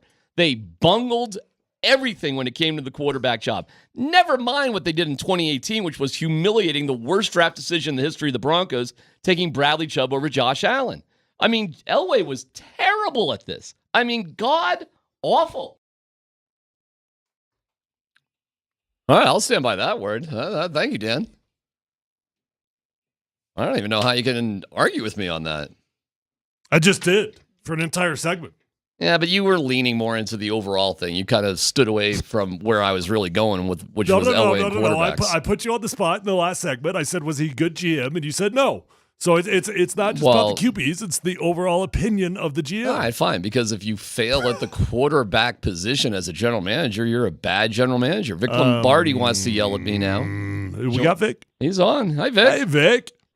I am so damn tired of people ripping John Elway for no reason. And D-Mac, you've been doing this for years, even when you were at the other station. Well, I can't help it if you want to go to charity dinners and have lunch with them or something. I don't care about that. I don't get invited to those parties. Charity dinners. I ain't going to any charity dinners. I just don't think you see the light. I think what happens in this town, and I see it happen all the time, is when people don't understand the real reasons things happen, they have to come up with crap. And you're coming up with crap. And I am going to dissect every argument you've ever made. Let's go. Where do you want to start? You're called in. I was pretty clear as a bell. Wait. Let's get one thing straight. I didn't call in. I was asked to call in. Let's get that straight. You went on Twitter and asked Kevin Shockey, our program director, to give you an hour. We got about 12 minutes right here. Don't waste any time. Okay, 1 hour. Okay. How many? All right, let's start here. You think what? Your argument is that John Elway is a terrible general manager, right? His evaluation on quarterbacks was no. Stop twisting your own words. I just asked you that. You literally just said he was a bad GM. I will answer the question if asked. He is so bad evaluating quarterbacks that essentially the number one job as a GM. Because you're going to play this stupid game. Is he a good GM or not? Yes or no? Bad, terrible. Okay, so he's a bad GM. Okay, how many GMs in pro sports, what do you think the percentages of general manager for pro sports franchises win championships? What do you think that percentage is? No idea. Less than 1%. It's probably around there. It's probably in the lower than 10 percentile that win championships. So, a man who you deem a bad general manager won a championship, but somehow in your eyes he's bad. Yeah. Gotcha. Yeah. All right. So is Tim Connolly, is Calvin Booth, is Joe Sakic, are they bad general managers? Which one? Name them all. I'll go through every one of them. Go ahead. They good or bad? Who? What are they? Good or bad? Which one? Sakic. Sakic, great. Great? Great GM. Conley, great. Great GM. So they're all good. So they've all won. As GMs, Connolly, I'm going to give it to him because him and Booth both built what the Nuggets are. Yeah. So they all have the same amount of championships as Elway. So they're good, and Elway's bad. Yeah, had John done what Joe did and stepped away and gone back to the job he was hired for, which wasn't GM. You know that, Vic, right? He was hired as president of football. Then John interviewed one guy for the GM job, Brian Sanders, who was doing it. So you realize John wasn't the GM, actually, technically, when Von Miller was drafted. You know that, though, right? Crap because you know Brian Sanders personally. He's probably feeding you crap. He's feeding you crap. And let me tell you, take that crap and dump it out. Let me tell you what really happened, okay, buddy? Right. He was running this operation in the most ridiculous time period in Broncos history, where they didn't know who owned the damn team, where they had facets of the family fighting each other, where he didn't know where to even get the money to funnel to pay for a payroll. Do you understand how difficult it is to operate a team in those circumstances? I think Kyler can speak to that because he played for the team during that era. They didn't know where it was coming, where it was going. If you don't have ownership at the top that can handle everything, a GM is not worth his salt. Fascinating argument. So, the team in the most unstable period in Broncos history? So you're saying that they didn't have the money to do deals, yet it was Joe Ellis who got on a plane down to New Orleans to try to smooth the waters when Elway made Peyton Manning take a pay cut. And it was Joe Ellis in the fourth year of Peyton Manning's deal who went down there to figure things out and got a deal done with bonuses for AFC Championship wins and Super Bowl wins. Not Elway, Joe Ellis, who's in charge of the purse strings. That happened. None of it matters, though. At the end of the day, you are defined by what your record was. And what his record was absolutely fantastic. In a perfect world, you would love for a GM to win this year, next year, and set up the franchise for the future. But what was John Elway's real job? Was it his real job to set up the franchise for the future, or was his real job to win right then and there? Both. You're the general manager. Nobody cares about the future when you're setting that crap up, dude. You care about winning a championship under your watch. Yes. Under your watch. Oh, my Lord. Watch. Are you really this no, naive? Hold on, D-Back. There is no human being on planet Earth. Like you might try to be the good guy. You might try to play nice for the company, but there's no human being on planet Earth that cares more about the future of their organization than they do than right then and there when they're employed by that organization. I guess it's the job to look forward. That's what the job of GM is, to look forward. Where did it go south for you, D-Mac? When did he hush you up at a press conference? When did it get bad? When did it get personal? There's nothing personal with me and Elway. Why do I care? I was never friends with the guy in the first place. It's How is it personal? How? Oh, don't BS me there. You know it's personal. Somewhere it's personal. We all have personal issues with people in town. I know how it works. The difference is some of us don't show it on the air. Some of us can actually filter that stuff out. So why did it get personal? Wait, hold on. Why would you think it's personal with me and Elway? Because I could tell by the way you say this stuff. It's ridiculous. Nothing's personal. What, do you think I go around with like some sort of voodoo doll of John Elway, sticking him with a pin? You've got a picture of Joe Williams in your pocket. I love Joe. I mean, Joe Williams made a shtick of it for years, but we all knew it was a shtick. It was funny. It was funny with Joe. He made it funny. He made it funny because he knew it was completely against the grain. But for you, it's not funny. It seems like piercing. It's weird. It's a weird fixation you have. Here's what you guys need to know. Yeah. And I think Scott can agree with me on this one. And I saw a poll by Barstool Denver. It was the most ridiculous poll I've ever heard. Mm-hmm. What Denver athletes had the greatest impact in Denver history? And they put Elway on there with Joker and Helton and Sakic, and I love all those guys. But that's not even worthy of a question. That is the dumbest question I've ever seen on a poll in my life. There's one athlete who's had the biggest impact in Denver sports. And this is not idolatry. It's fact. It's just the way it's John works. Elway, Vic. It's clearly John Elway. He's had, I said they should build statues of the guy. He's the most impactful Colorado athlete of all time. Period. The end.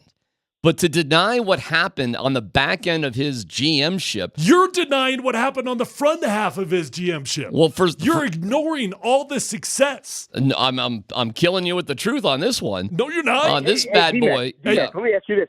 If John Elway is not the GM of the Broncos or the president or whatever fake title you want to give him, whatever you want to call him, if he's not in that position, do they land Peyton Manning? Yes. Oh, really? Yeah. Oh, so if Brian Zanders is the GM, he comes to Denver? Right. Yeah, he does because. Come on. Come on, D-Mac. Come on. You cannot. I can tell you why. Come on. I can easily tell you why. Oh, my. Okay. Who do you think was more influential on Peyton coming here? John Fox or John Elway? Oh, Vic really did hang up. Elway. Vic gave up. He hung up. Vic gave up. Yeah. Well, the answer is John Elway.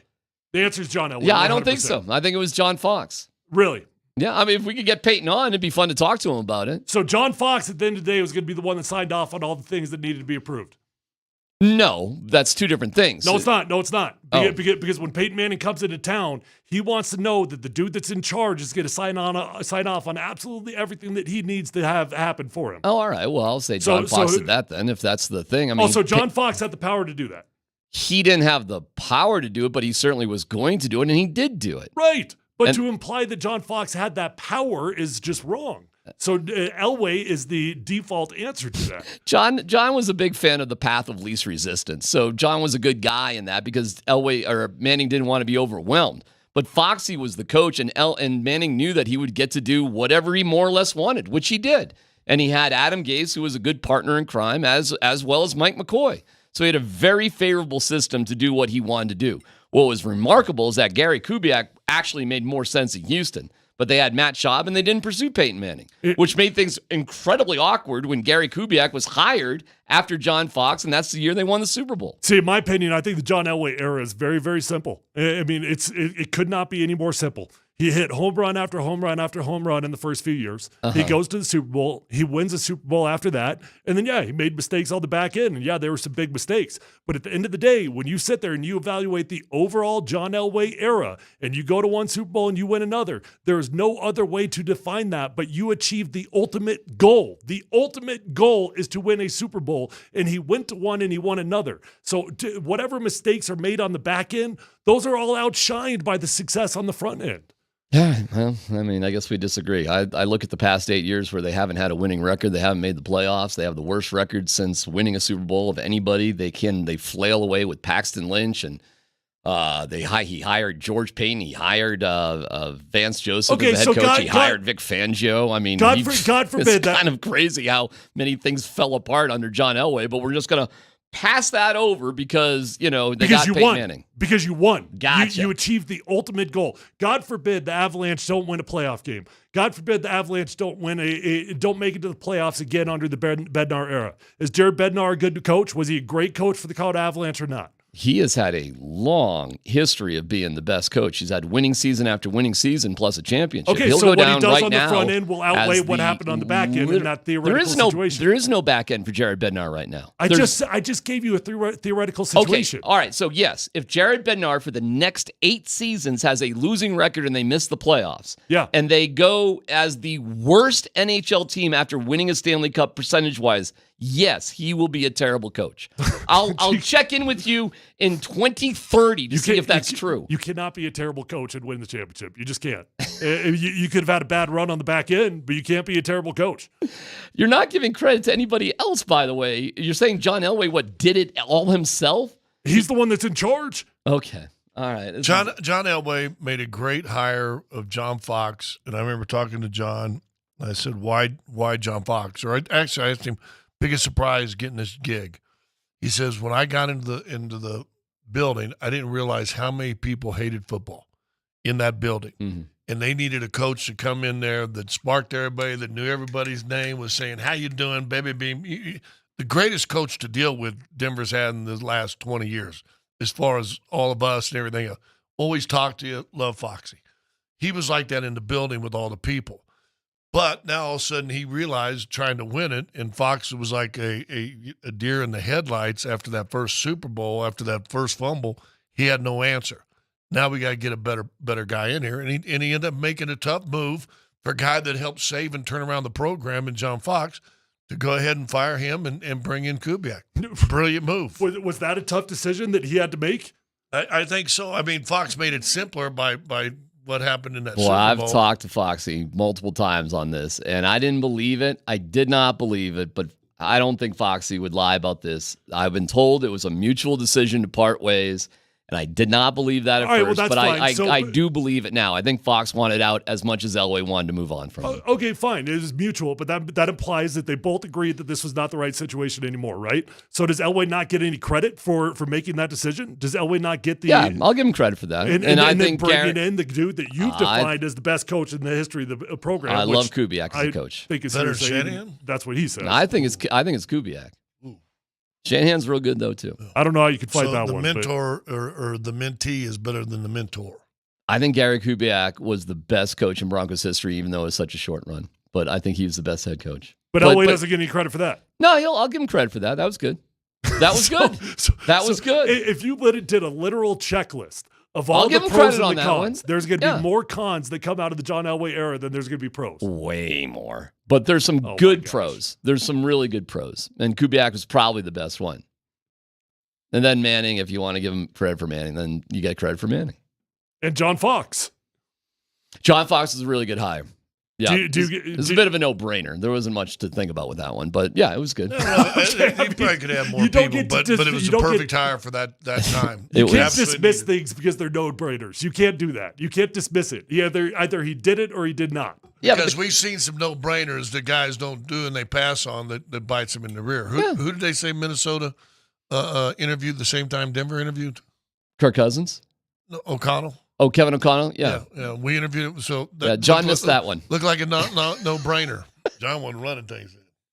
I can't believe Vic wanted an hour and he couldn't last more than like 8 minutes. I mean, it was just getting good. Pretty long, dude. He got soft.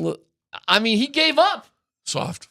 See, Kind of. he was winning the argument, but then by quitting, you won. I do have to admit, I mean, by tapping out, yeah, he did kind of quit. I mean, when you end your debate with this, with a dial tone, I mean, you don't win the argument. You got a little frustrated, so you hung up. What was it that pushed him over the top? I don't remember. I don't either. Truth. It's your team D-back. It's PhD on 92.5.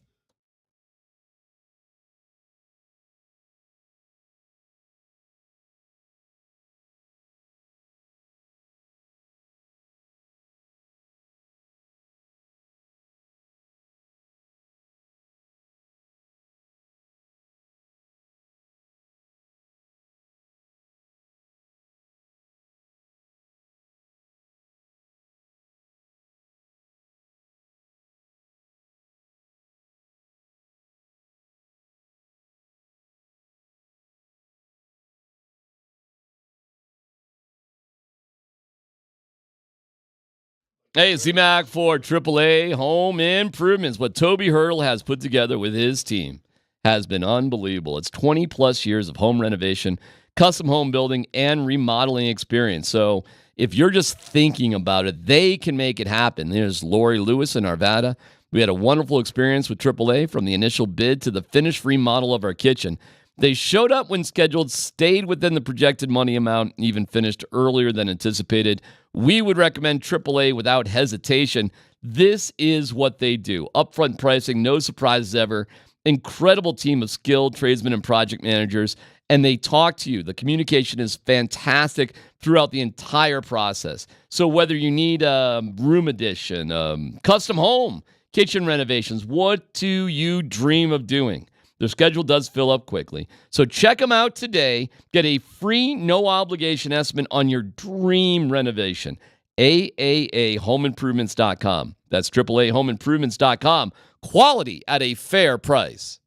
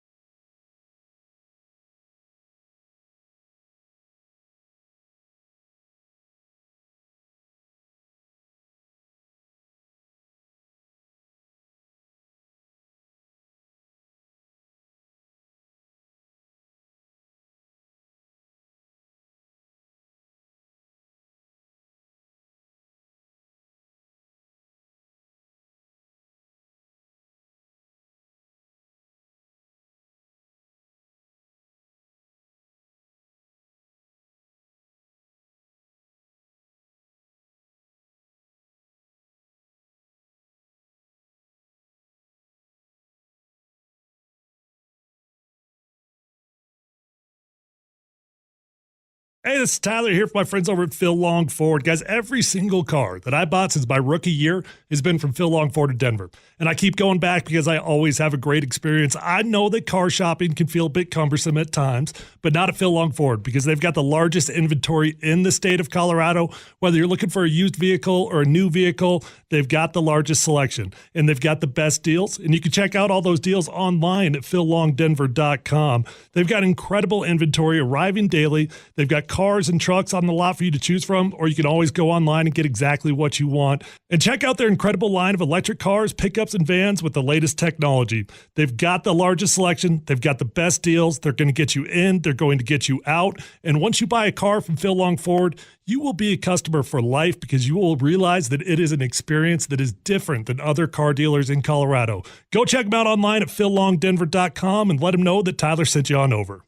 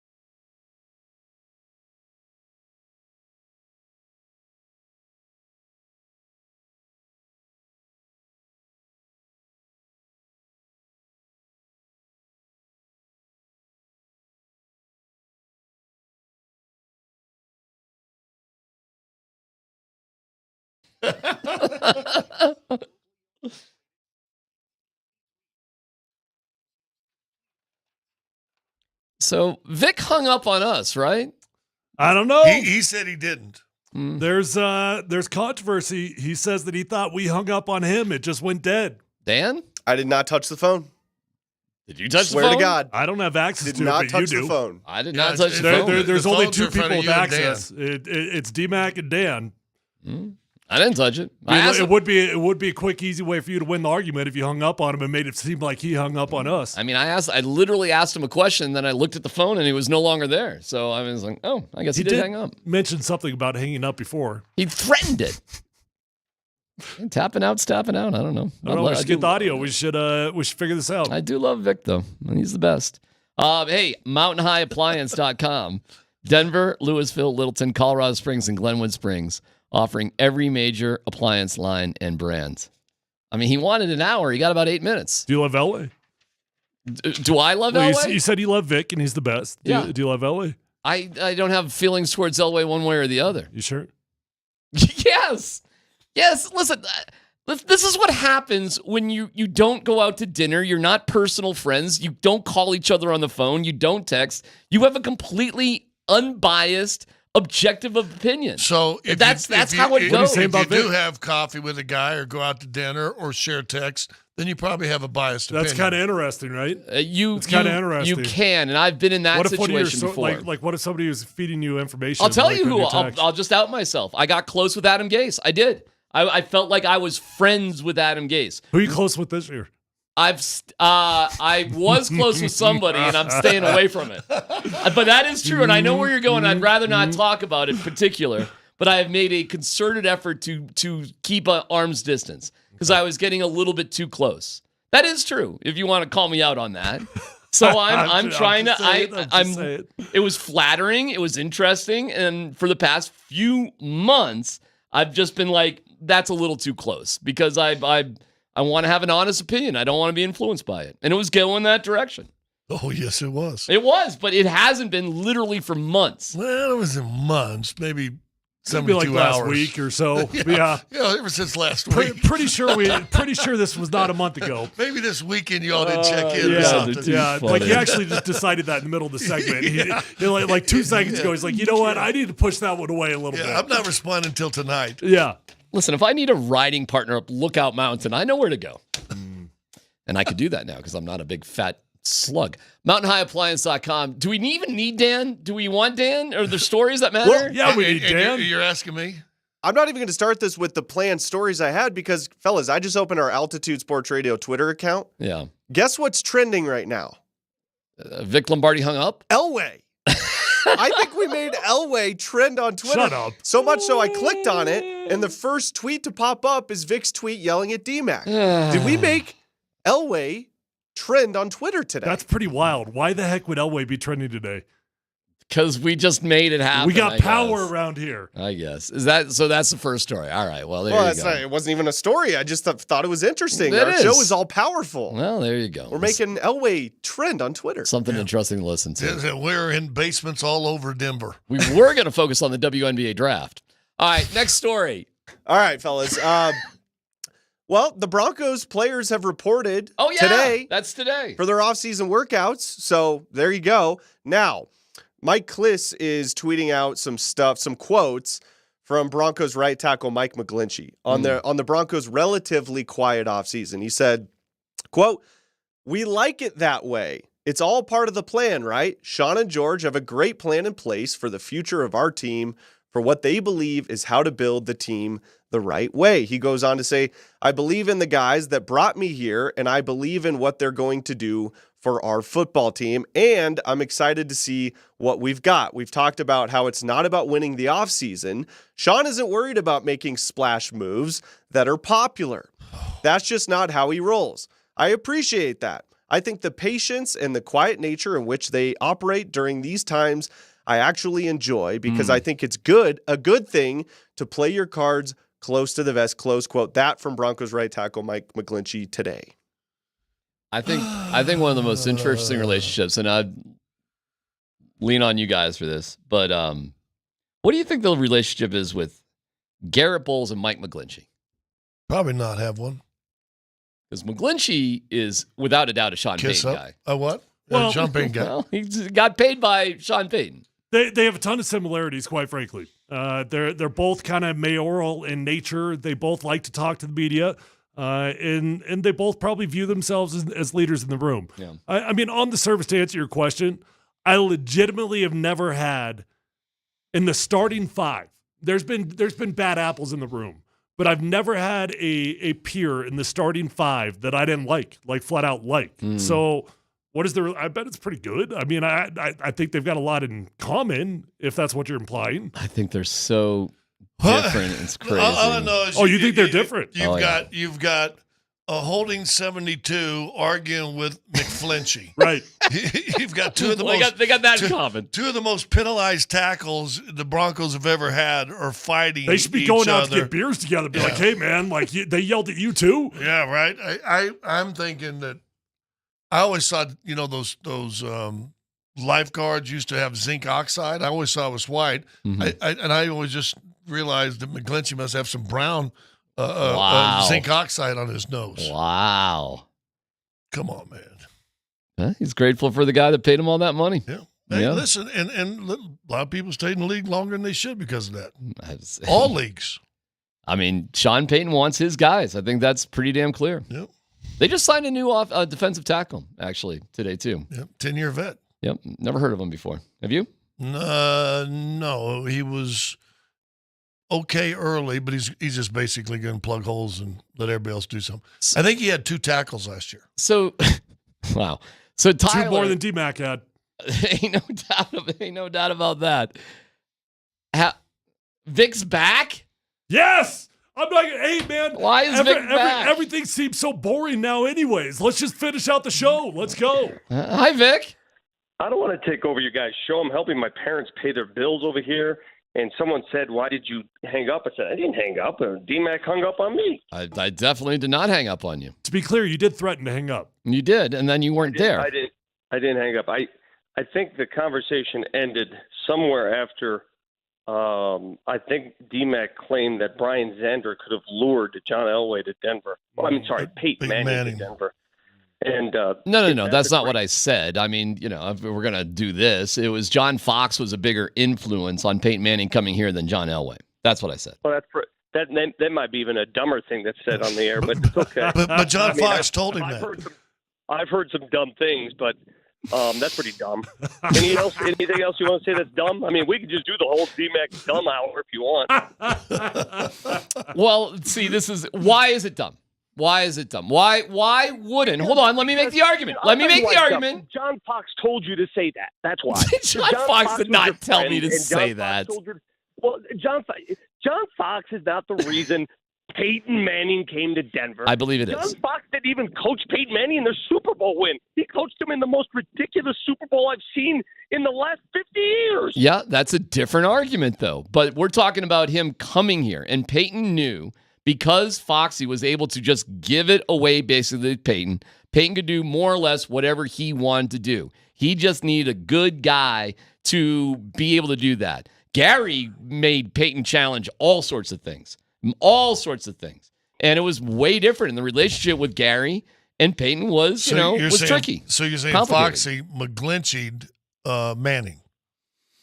Foxy McGlinchey'd Manning. I mean, he made it comfortable. Yeah, for sure. I mean, your contention is that a defensive-minded coach, a corporate-minded coach, really didn't coach anything. He just coached the coaches. That was John Fox. And we love John Fox. John Fox was good to us. Yeah. Good dude. He was the anti-Sean Payton, okay? He was a nice dude who handled everybody with the ultimate respect. I love John Fox. Me too. You're telling me that Peyton Manning was going to put his future in the hands of somebody who really didn't run an offense. He gave it to somebody else. He had somebody else run the offense. And that was the reason he came to Denver, that John Fox lured him here with what speech exactly? I'm going to stay hands-off, and Peyton, we're going to customize what you want to do around how you want to do it. That's exactly what happened. And Mike McCoy and Adam Gase were good partners for Peyton Manning.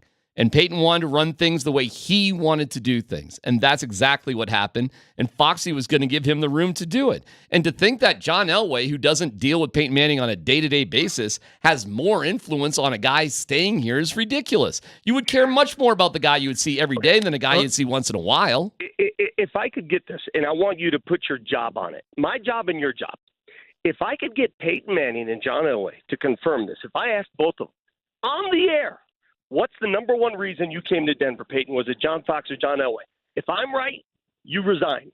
If you're right, I resign. I would care much more about what you would say off the air than on the air, because there's politics that go on the air. Now, would you take that wager right now for your job? So what's the question you're going to ask, John? How great are you? Is that where you're going to go? Hey, John, how great are you? The question to Peyton is pretty simple. Yeah. Peyton, the chief reason you came to Denver, was it more Elway or John Fox? I'd love to hear the honest answer to that question. Great. Okay. If that's the wager you want to take, I'll take that wager with you right now. No, I am dirt broke. I just moved my house. I got fired less than a year ago. I'm not risking anything. What he says, he can't afford to be wrong. My bicycle just got stolen. I'm working a corner. I'm down to his last pack of cigarettes. I'm going to every Avalanche and Nuggets game to try to save some sort of salvation of this miserable career that I chose to get into 30 years ago for no good reason. And I'm gonna lose that on a bet with you, the mayor of Denver, North Denver. The beauty of this, D-Mac, the beauty of this is you know how much I respect what you do for a living and how you do it. The beauty of talk radio is that you get people talking. It's provocative. But now you're working with us. You're not working against us. Don't try to suck up to me at this point. I know, but now I can call you out when I smell and hear the BS. Before I couldn't even call you out. Before I just had to let it go out into the atmosphere, and then you everybody send a few text messages if we're being honest. Listen, man, I understand. I understand the loyalty to Elway. He's the greatest athlete. Oh, okay, all right. It has nothing to do with loyalty. It has to do with just. Oh, come on, Vic. How many times when you guys were working for the other station, and I would happen to hear your show? How many times did I text you guys? A handful. Pretty often, right? Yeah. Pretty often when I say, "Oh, that's just BS." I just don't like crap that's thrown out there on the wall, and then because what happens when you throw crap out there is people start to believe it, and I'm not into that. I'm into what is true, what is fair media, and I think we're responsible. We have to be fair and true. I don't like crap, And I think that what do you call it, D-Mac? Just to clarify, what do you call it? Yeah, man. I mean, so D-Mac's opinions to just right, are crap. Right. Because my opinions are different than Vic's. Mine are crap. Right. Okay, just to be clear. Ridiculous perception that a general manager who won a Super Bowl is somehow deemed a bad general manager. Just think about that for a second. You can't do it. How many GMs win a Super Bowl, and how can you possibly be deemed bad if you win a Super Bowl? How? How is that possible? When you make the move in the trade, at the very least, to change your entire team to win that Super Bowl. Yeah, there's no possible way, unless you're D-Mac. There's no possible. It's impossible to define a GM bad if that GM actually produces a championship. How is Paxton Lynch as a draft pick? So he made mistakes. Does that make his era bad? It doesn't matter. It doesn't matter. The greatest GMs have made mistakes. Hey, go back and look at Bill Belichick's not good resume. He's made a lot of bad moves. All right. So does it matter they haven't made the playoffs for 8 straight years? You know what though? But here's the underpinning issue that you're not understanding here. Yeah. He had to run this franchise through the most rigorous ownership period in the history of the Denver Broncos. Mm-hmm. They didn't know what was happening with the team for a good decade. They didn't know who was at the top. They didn't know who was going to end up with the team. Do you know how hard it is? So that made Vic, hold on, timeout. So that made them in 2018 because there were ownership issues, draft Bradley Chubb instead of Josh Allen. Give me a break, dude. I mean, that was the moment. That was the breaking point right there, Vic. Period. And Elway whiffed on it massively. Was it the breaking point in terms of it defines him as a bad GM, or is it just a bad decision? Hold on. He drafted Chubb, and we've been listening to this ad nauseum for 3 months. It was the breaking point. He didn't draft a quarterback. Yeah, it was the breaking point for Denver Sports Radio. I know that somebody much. else too. But who else did that draft? They could have drafted. They could have moved up for Sam Darnold, who they liked. They didn't do that. They sat on their ass while the Jets moved from 6 to 3. So they weren't aggressive to move up. All right, fine. You've got the third quarterback off the board. You would essentially have the choice of Drake May, J.J. McCarthy, with doing nothing. It was all sitting there for you. And you took Bradley Chubb, who they never mocked in any of their mocks. But he fell to them because they were the Browns were supposed to take him, and they didn't. So it was a reactionary pick because it was best player available because they stupidly took Paxton Lynch. And that outweighs the Super Bowl. Yes, it ruined the franchise. That outweighs the Super Bowl. You won a freaking Super Bowl, and that outweighs it. Yes, it does. You're out of your damn mind. I will say this for your argument. Had they drafted Josh Allen and he would have developed the way he did, because it took him 3 years in Buffalo, if he'd have developed the way he did in Buffalo here, you wouldn't be in the misery we're in now. There's no doubt about it. And nobody could argue that. But it doesn't outweigh a Super Bowl. Yes, Vic. Exactly. Two things can be true. Two things can be very true. And I agree with you because I was in that draft room, in the media room, when Lamar Jackson was at the tail end of that draft, D-Mac, and I was saying, please take Lamar. I was too. I was too. You wanted Rosen. Yes. They didn't do it. They stuck with Case Keenum in his autobiography that came out the same time he arrived, which is interesting. Right. Anyway, so they went that route. Two things can be true. I think John would acknowledge himself. That was a bad draft. That was a bad decision. It's okay. It's okay. Do you think Bill Belichick had bad drafts? Oh, I think Belichick is. The Rams have had bad drafts.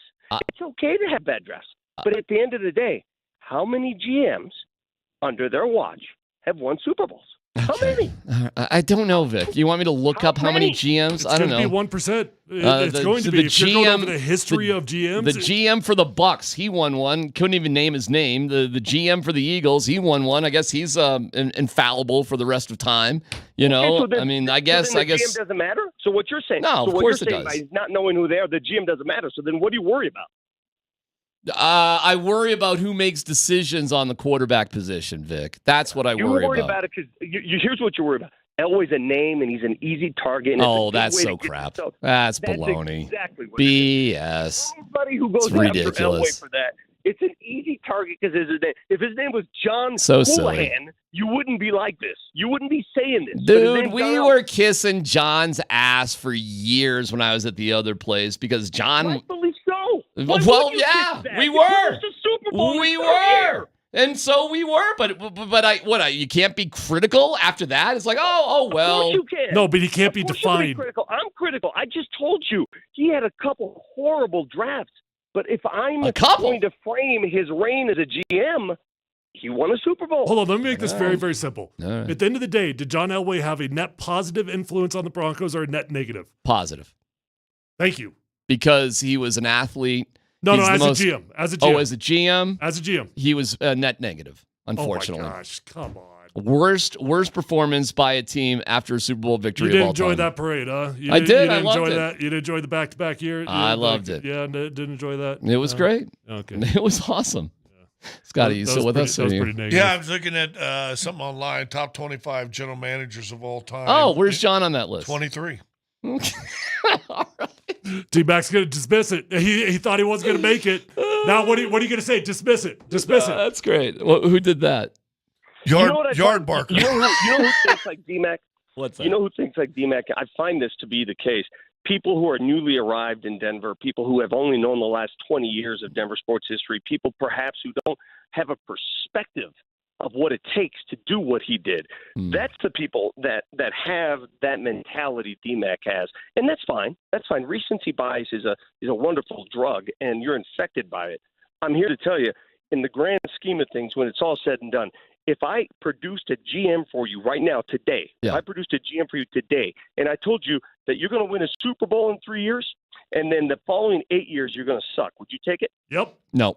In a heartbeat. You wouldn't do it? It's been miserable the past 8 years. In a heartbeat. It's would you take that? I said yes after they won the Super Bowl, but having lived through it through 8, now it's going to be 9 and 10. It seems awful long. Right. Yes. And the question is, would you rather be a Broncos fan or a Bills fan over the past decade? I'd rather win a Super Bowl. I'd rather be a Bills fan at this point. Hey, how many Super Bowls historically have the Bills won? 0, but they're in it every single year. They're in it every year for the past 8 years, and it's more exciting to be a Bills fan than a Broncos fan. So by your I'm going to definition, say this right now. At the end of the day, when you don't win the last game, what does it really matter? The ride is fun. The journey is there's fun. only one winner. Right. I mean, you can't hitch your horse to just winning every single year. D-Mac, listen, since you're used to you're used to winning the pink ribbon at field day, I can get you a couple pink ribbons. I'll let you have that because we got to go to break. All right. Thank you, Vic. Talk to you later. Now you hung up on him. Vic, are you still there? I didn't mean to do that.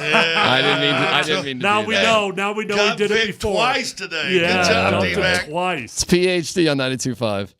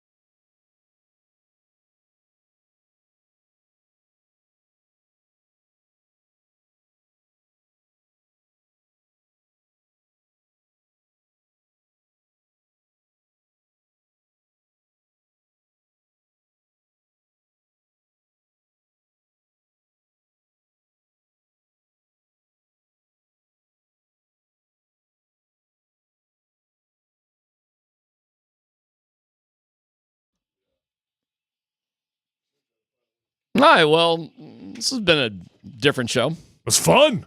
Yeah. Yeah, why not? Everybody likes to yell.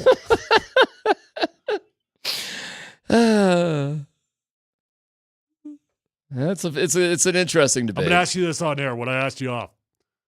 How would John Elway's era have been defined if he got to hire Kyle like he wanted to hire Kyle? I think No Kyle. dumb question. I think Kyle would have been great. So would that have made up for all the sins? Yep. There's two things that would have helped massively. So was it Elway's fault then? It's a tough one. It's a complicated question. I mean, he didn't hire him, and he should have. It would have been a much better hire than VJ. He wanted doubt about it. I know. I get it. I know the whole thing. I know the whole story on that. Well, I think I know the whole story. Maybe I don't. But nobody probably knows the real story. But we've all been told a lot of things. Listen, how about this? I think we can agree on this. The thing that I was the most critical of for the past few years actually isn't Elway. It's actually the ownership situation. Yeah, that's if we're boiling it all down, that screwed the Broncos as much as anything. I agree. Because that was like a 5-year window of nothingness. Yeah, and listen, I think Joe's a good dude. Saw him. He was at the Nuggets game the other night. I talked to him the other day. He was, walked right past me, didn't say a word. I was like, wow, Joe Ellis is. He was sitting kind of right behind us at the where we sit at the game. Listen, I like Joe. I think he's a good dude. Great guy. But the buck needed to stop somewhere else besides Joe, unfortunately. And it did for many years. Pat Bowlen. I give Joe a lot of outs, though. I give him a lot of grace because he didn't ask for that job. He didn't ask for it. That's a good. He was put into that position. Yep. He never tried to be a football guy. He was turned into somebody that had to be in that role. Good point. He's trying to be a football guy and the custodian of a will. But that's a tough thing. And the Triumph, it didn't work. Right. So they try to put it in there, but when you see strong ownership like the Nuggets and Avs have, you see what happens, and you likely will see success. And we're frustrated if they don't win championships, but we don't even blink an eye about making the playoffs now. But you remember, well, you were doing the games. There was like a 5-year run where neither team got to play beyond this week. Right. It wasn't that long ago. I was on vacation today. Yeah. Right. You'd be out of here. Yeah. Yeah, like Victor Wembanyama he's done. The year's over. A lot of guys are done. Well, that happened 5 straight. Ballerinos, nothing going on. Well, it's been a lot. It happened 9 straight years till Melo got here. How about that? And then you had a 10-year run, and then it happened. The Brian Shaw. Then you had another 2 or 3, 4-year window of nothing, and then Malone came in. Actually George. No, that was after George. Do you believe in Greg Penner? I don't know him well enough. I have reservations. But it's only because I don't know. I'll say what you say. I have no feelings either way. To say that you believe in Greg Penner is just a total blind hope. And that's fine. You can have blind hope in it because they've got money and they've been successful in everything they've ever done. But there's no proof. There's absolutely zero proof that any of them know what they're doing running a football team yet. Yeah, for a group that has ties to Arkansas and they've never reached out to me, I'm a little upset. Yeah. Did you see that Wrexham got elevated again? Again, right? So they in the League One. They're in League One now. Now they started League 5. They're up 2 different promotions. So League 3 to League 1. The reason I bring it up is I said Greg Penner and the Walton Penner group to me is welcome to Wrexham. They are that's what Rob. Except it's Wreckham. That's right. Welcome to Wreckham. And at the end of the day, if you've got the money and you've got the determination to do the best that you can fix a lot of problems. And that's what they did soccer-wise, and I think that's what they're doing with the Broncos. I do believe in Greg Penner. They elevated the facilities a little bit, the field and all that, but then they went and got Mullins from a guy that was a couple leagues up who's been a star for Wrexham. That's right. A star. They got Ollie Palmer, too. Yeah. And they got the coach. Money doesn't make you make good decisions, but money allows you the freedom to make up for bad decisions. Well, you see that with John. Well, you see that with Russ. Yeah, I mean, to be honest with you, because not every ownership group's going to be able to do what they did. If this was just the opposite in Oakland, were they going to be able to do this and eat $85 million? No, I don't think so. Are we all going to stay tuned to watch Caitlin Clark go number one up? I can't wait. What time does it start? Do you know? I know. 5:30. I got to get home and get some popcorn going. All right, Grizz and Dan, thanks. Appreciate it. Nate and Andy coming up next. I mean, Elway was terrible at this. I mean, God awful.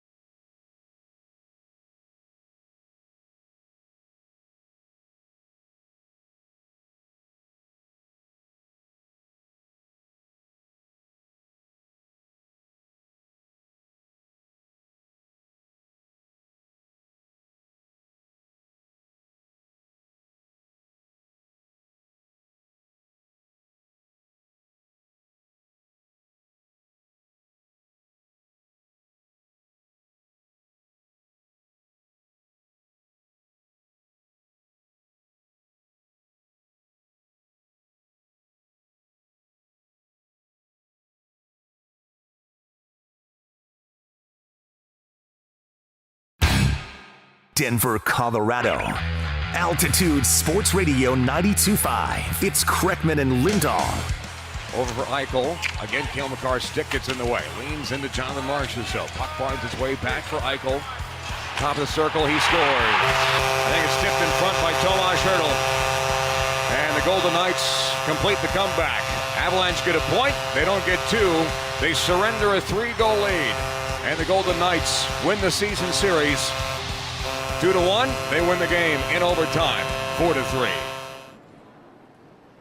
I don't even want to be around anymore. What? I don't want to be around anymore. Like you don't want to live anymore?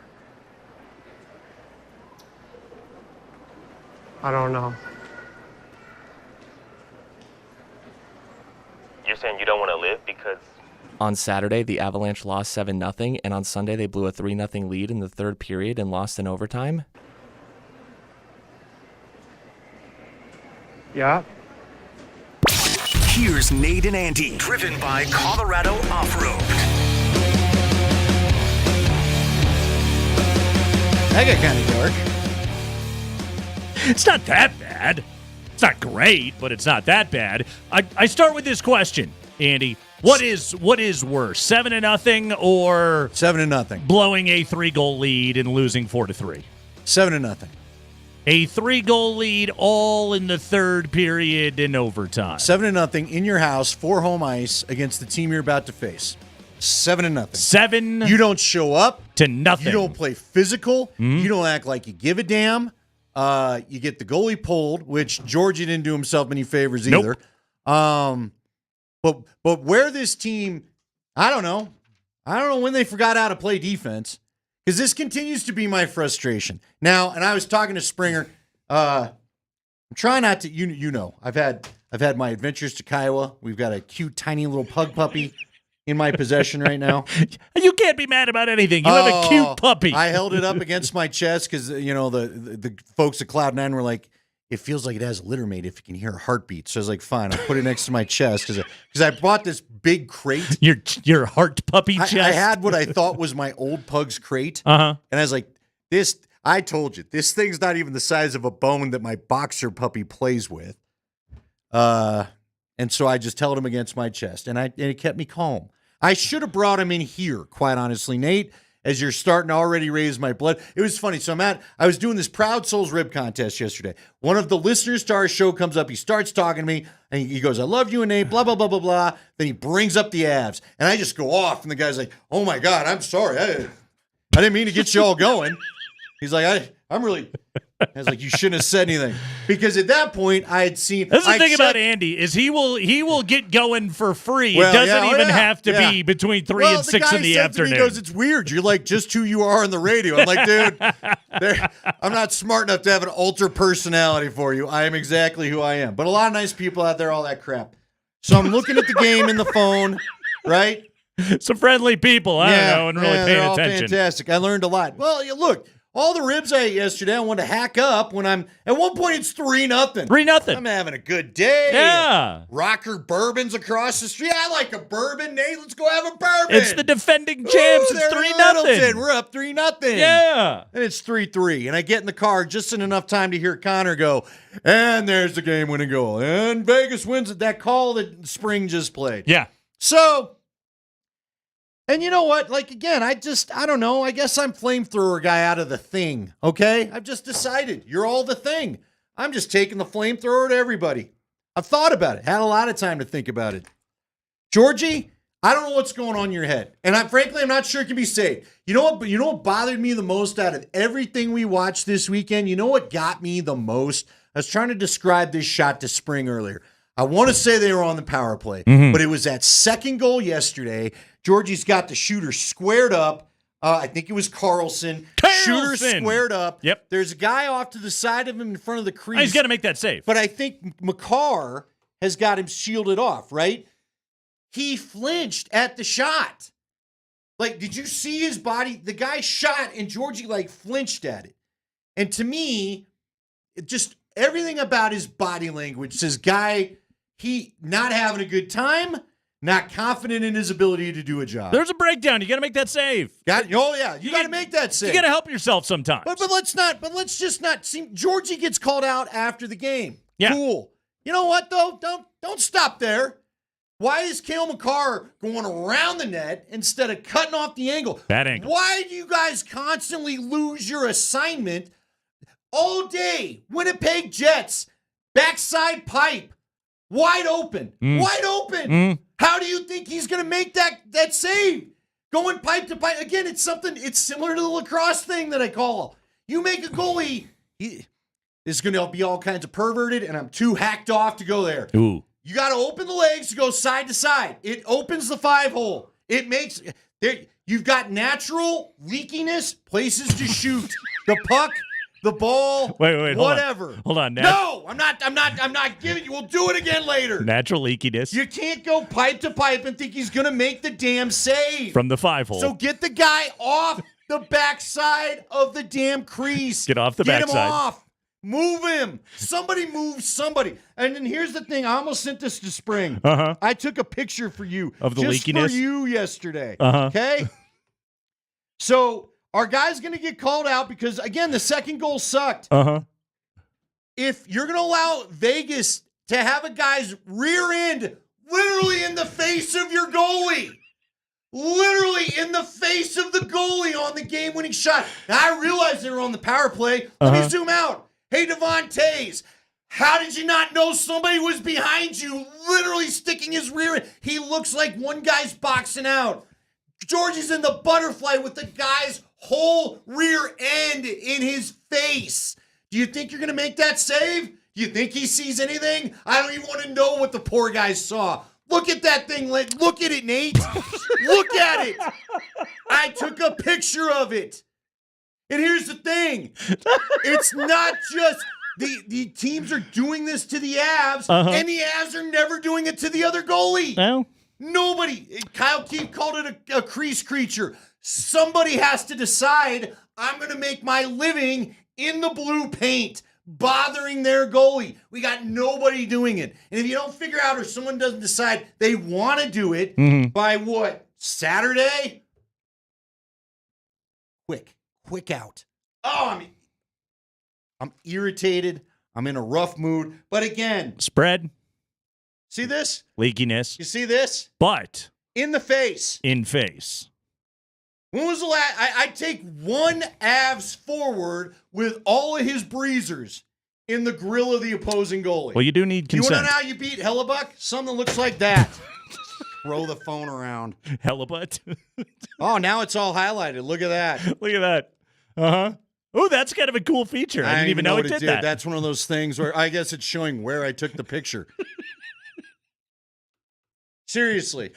If you're not going to play this way, you're not going to move on in the playoffs. And again, it's fine to call out Georgie all we want. I get it. Yeah. He deserves some of it. He does. He certainly does. He deserves it. Okay. He does. But so does the defense. You're right. Cale Makar, got to be better. Here's the thing. You know what drives me nuts the most? Like, again, you learn this as a parent or a coach. I'm not going to ask you to do something you can't do. Well, at no point has Georgie been Vezina type stuff where he's going to steal games for you. When has he been that? But Cale Makar has been a Norris Trophy winner. Devon Toews just got a big fat new contract for being one of the best defensemen in the Avs system. You cannot just go losing guys and let them go skating all over your offensive zone with no idea where they are. Be better. Can we at least expect it? It's fair to expect it from them, right? I think it's fair to have that expectation. And maybe the offense, don't overpass. Wait. Just because a couple of times you're able to hit the side to side, does it? They finally got what? They got a goal yesterday where, wasn't it Manson threw it in late and somebody tipped it home? I think it was the incredible redirect by Rantanen. Get guys in front of the net and take freaking shots, please. Because otherwise we're going to watch what we watched with the Kraken last year, and I'm going to have an aneurysm. Can we add into the defensive issues? Don't take bad penalties with 12 seconds left in regulation, Josh Manson. Just don't high stick a guy. Don't do that. I get you don't. And look, hey man, Sean Walker's been big fun. Not the last week and a half. How was your weekend? I had a good weekend. Oh, and then you want to know the old cherry on top of my anger Sunday? Let's have it. Friday night, and you know what? I will admit, guys, not supposed to do this. Okay. I'm not a perfect being. I screw stuff up. I like my teams. I mistakenly told the guy in the booth at the Mammoth game, put the Nuggets game on. I can glance at the score. So most of the night, I'm looking up. All right, 15 points, 10 points, a little bothersome. 7, but the time's running down. When I should have been watching my game, I glanced up to watch the last damn possession of Nuggets Spurs. Devontae Graham, huh? Yeah, you got Devontae Graham'd in the I don't middle even of know your what call. I missed in our game. The game I'm supposed to be calling, I don't even know what I missed because I had an outer body experience when I watched Nikola miss it and a guy go down and then they make it and then I'm just, Wait, my guy Jamie Shuchuk that's with me played for the Mammoth, so he's already in a rage coma because we look like crap, and he's like turtled up next to me. Did you catch a 5-second call where they had the inability to get the ball I in saw bounds? that too. Luckily, we were in a timeout, so I could take all of that in. You the really old inbound play. This is one of the things about attempted game-winning shots. You do have to get the ball inbounds as step one. Step one, ball inbounds. Step two, catch and shoot. But the ball does have to go inbounds. It helps you at least get a shot. Just off. try. Just and take a shot at it. There's a selection of players to choose from. There sure are. Yeah. Now none of them are ideal because it's 0.9 of a second. So, hey, it's a catch and shoot. It is, but you do have to give them the chance to catch and shoot. They didn't do any of that. Just brutal loss. You know what, though? Led to a good open. Things kind of worked out for the Nuggets. Well, they did. They kind of worked out, actually. But there's a small part of me think, do you realize would they have missed both? They almost missed both OKC and Minnesota had they been the one. Almost. Now they won't. Yeah, but they would have had the Mavs-Clippers winner. All right, fair enough. Which now they put themselves in a position to get Minnesota or potentially Phoenix in the second round, which might not be all bad. Yeah. Yeah, there's parts of the way that this all worked out for the Nuggets. So they did the thing on Wednesday, right? They did. They won the big game. We were psyched. Yes, we They're were. having good shows. Here was the problem, was that the Nuggets were like, hey, we won the big game. We're done. And turns out the San Antonio Spurs employ NBA players. And they went out and gave effort in the second half while the Nuggets gave none, and then they won the game. It's funny how that worked. Isn't that so funny about the NBA? No. It's like, I don't find it a chuckle at all. if you just try, you really give yourself a great opportunity, and they didn't. The Spurs are motivated. They're like, hey, we're a young team. We got nothing to lose. We're wrapping up the regular season. Wemby's last game of the year. What the hell? We'll go out and play hard, and Wemby goes off for 17 in the third quarter, and then they make all the threes in the fourth, and boom, you watch the Nuggets just wet the bed. Now, again, I think things worked out pretty well for the Nuggets. The problem is that I didn't like what I saw in the penultimate game of the regular season, where it's like I can acknowledge that I do think the bracket is slightly kinder to you now, but you didn't do this on purpose. There was no brilliant grand plan to get in this place. This was the result of being completely emotionally detached from the basketball game for 24 minutes. Yeah, and I am concerned about the ability to stay healthy.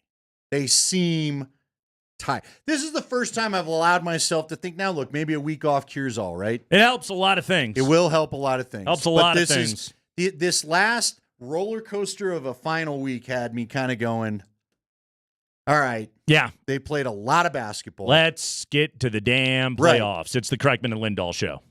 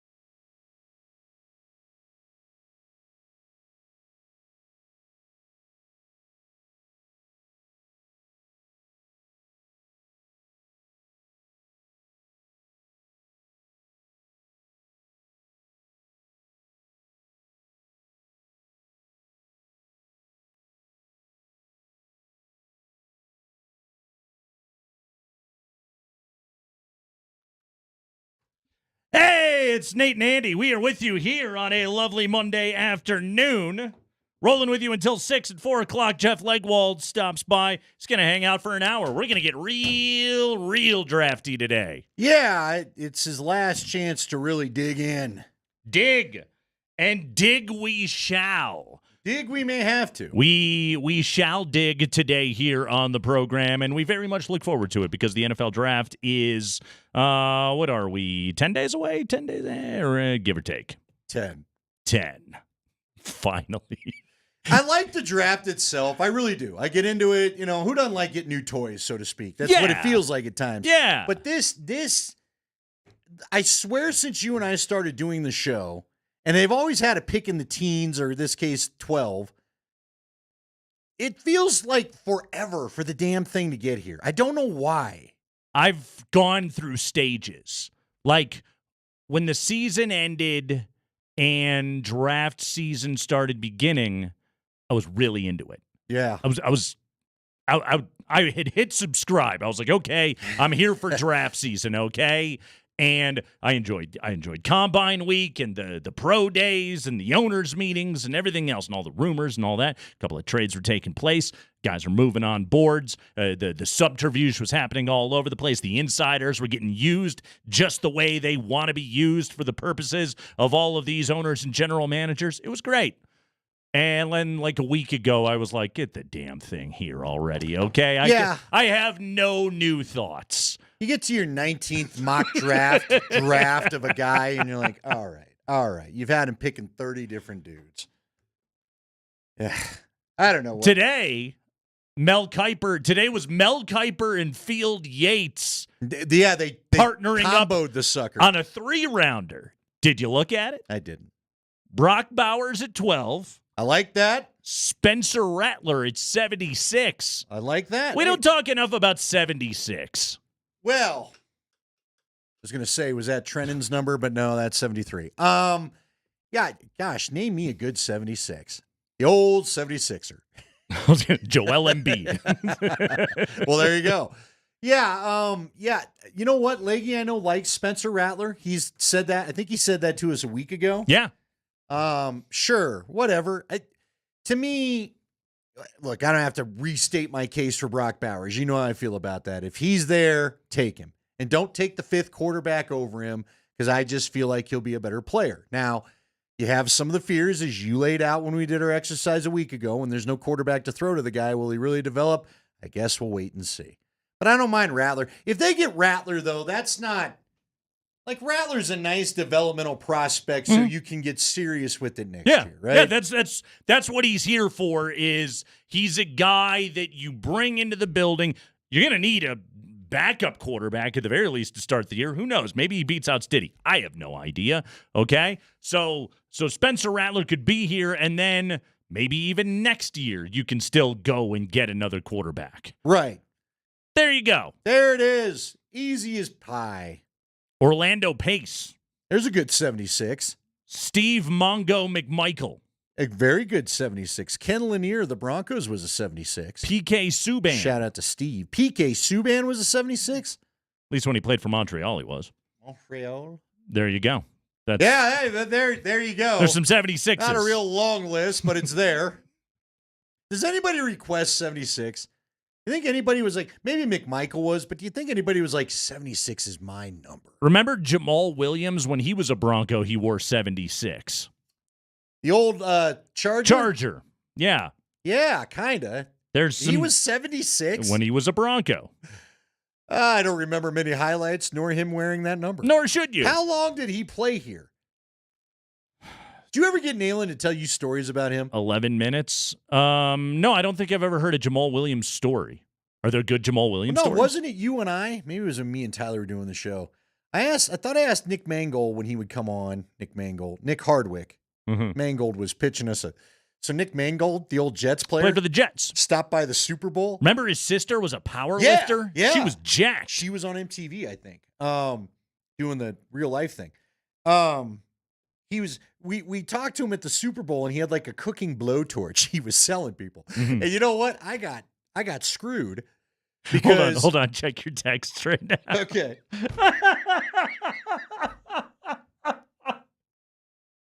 What did he say? My stupid facial recognition is not popping in. What's wrong with your face? Well, like I said, I don't know a good 76. I stand by the number and the statement. 76 sucks. And the person that just texted us, don't tell me you asked for anything. You were happy to be given a jersey. Call in if you want to out yourself, person. No, Nick, first off, Nick Mangold, and the person texting us to remember this. Yeah. It was like a one of those, what do you take the torch and you do you use it for cooking. Like a creme brulee, a flambe, thank you. You do a if you will, yes. Or you can sear a steak on the side if you wanted to. If you wanted to. So the guy texting us, I was doing a show at the time, Tyler Columbus, and we go to the Super Bowl. I get fired 2 or 3 weeks after, and Nick Mangold sent us a torch. I got a torch that I never got because they fired me. And then he sent it, and Tyler's like, "Yeah, I think he sent it to both of us." Tyler got his nice little his crusting torch, and I never got mine. Did the station claim it as iHeartRadio Somebody property? told me I had a pack because again, you know how it is. It was that. I think enough of us have had the weird thing where you get let go and someone's got to walk you out. You're like, I've been here for 20 years. I've never gotten walked out. Oh, I got the walkout. I've walked out myself, but I've never gotten the walk out. Good for you. Yes, I've never been escorted by security out of the building before. Yeah, I've stood there and then I had to give him back the Rover, and I got the company. I've got the hobo box with me. like a plant in there. I Picture thought your I was being kids. sly. I want to say it was Schlereth came to get me. I was like, I'll get you. Anyway, apparently they sent me a torch. A couple friends go, you got a package there, but I couldn't get back in the building. So I never got my torch. Nobody picked it up for you and brought it to you? You know who I think took it? Hey. Does Tyler have 2 of them? Hey. He took it? I think so. He'll just be known as Hey. Huh? I think he's got it. Someone else is using my flambe torch. I could have been flambeing. You could have been. I could have been a chef. You could have been crusting desserts. I could have put a nice sear on a salmon. Maybe I wouldn't be here with you. You could be better off too. I could be down there at Clancy's or whatever the hell it's called, searing salmon. Could have changed your entire life. What's a good rich guy restaurant name? Just something that says elegance. I just always go to Ruth's Chris. Ruth's? I don't even know if it's that nice. It just sounds fancy. Giuseppe? Ruth's. So anyway, Nick Hardwick is who I was talking about. He used to tell us. Wait a minute. Tyler claims he has it. What do you mean you got it, you jerk? Yeah. He's got 2. Don't ruin the story. Hey, still has it as far as I'm concerned. Bring it to me tomorrow, Tyler. Yeah, bring it in. Here's the problem. It was so long ago. By now, he's probably broken one. He's going to bring you the crappy one. He's got a fresh one still in the box. He's got the one with the loose trigger. Only lights every 5th time. Might start your house on fire. Nick Mangold schlepping us blowtorches for your food. The Super Bowl, you kind of miss it, but no, you don't. No, Nick Hardwick told us that every time Nalen and Jamal Williams, I guess they hated each other. It was a war. Legit, I hate you kind of stuff. Okay. I heard it from Tommy's side, from a couple of his teammates, and then Hardwick confirmed it for us. And I don't know what the deal, and again, maybe Tyler or somebody, Hardwick knew it was on because Hardwick said he would come out without tape on during the week. And I guess that was the equivalent of no shirt with the skull tattoo on your chest or something. He said Hardwick said Williams would just work his rear end over, wearing him out, getting ready to try to go kill Nalen whenever they played. Mm-hmm. I don't know if Nalen cut block him one time. Probably. There's got to be a knee injury behind that kind of hate, doesn't there? According to Pro Football Reference, Steve Wisniewski, Orlando Pace, Dwayne Brown, Steve McMichael, Steve Hutchinson, your all-time top 5 76s. Now, Hutchinson. Going with Hutch. Hutch? You like Hutch? I do. I've got one in the bathroom. Let's what? see. You got a Hutch? A Hutch. How big's your bathroom? Don't worry about it. A Hutch? You got like a little. Ain't a hutch. Don't worry about it. No, I am gonna worry about it. A hutch holds ditches. A hutch is like a significant piece of furniture. Andy, it can go in any room you need to put it in. What are you doing with a hutch in the bathroom? It's got towels on it. Yeah. Yeah. How big's the hutch?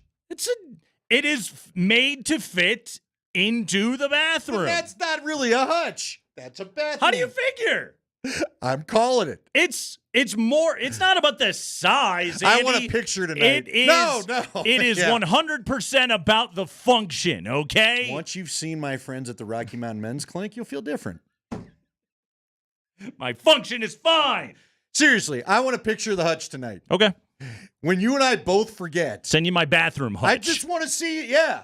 We're not counting the little, just because it's got a little cabinet door. We got one of those where it like then goes you got over a hutch. the Nah, ain't a hutch. You're doing better than you one realize. Cabinet. It's a bathroom cabinet. It can be a hutch. You're doing fine, man. You're doing great, my guy. You've got a bathroom hutch and you didn't even know Two it. of them. I need fancy restaurant guy names. We were trying to go through sports names for the pug. Yeah. Here's the we were about to name it. Hold on, real quick. Here's the risk in what you're trying to do, okay? No, it's done. Is that you look at it, what'd you name it? It's Zed. Zed.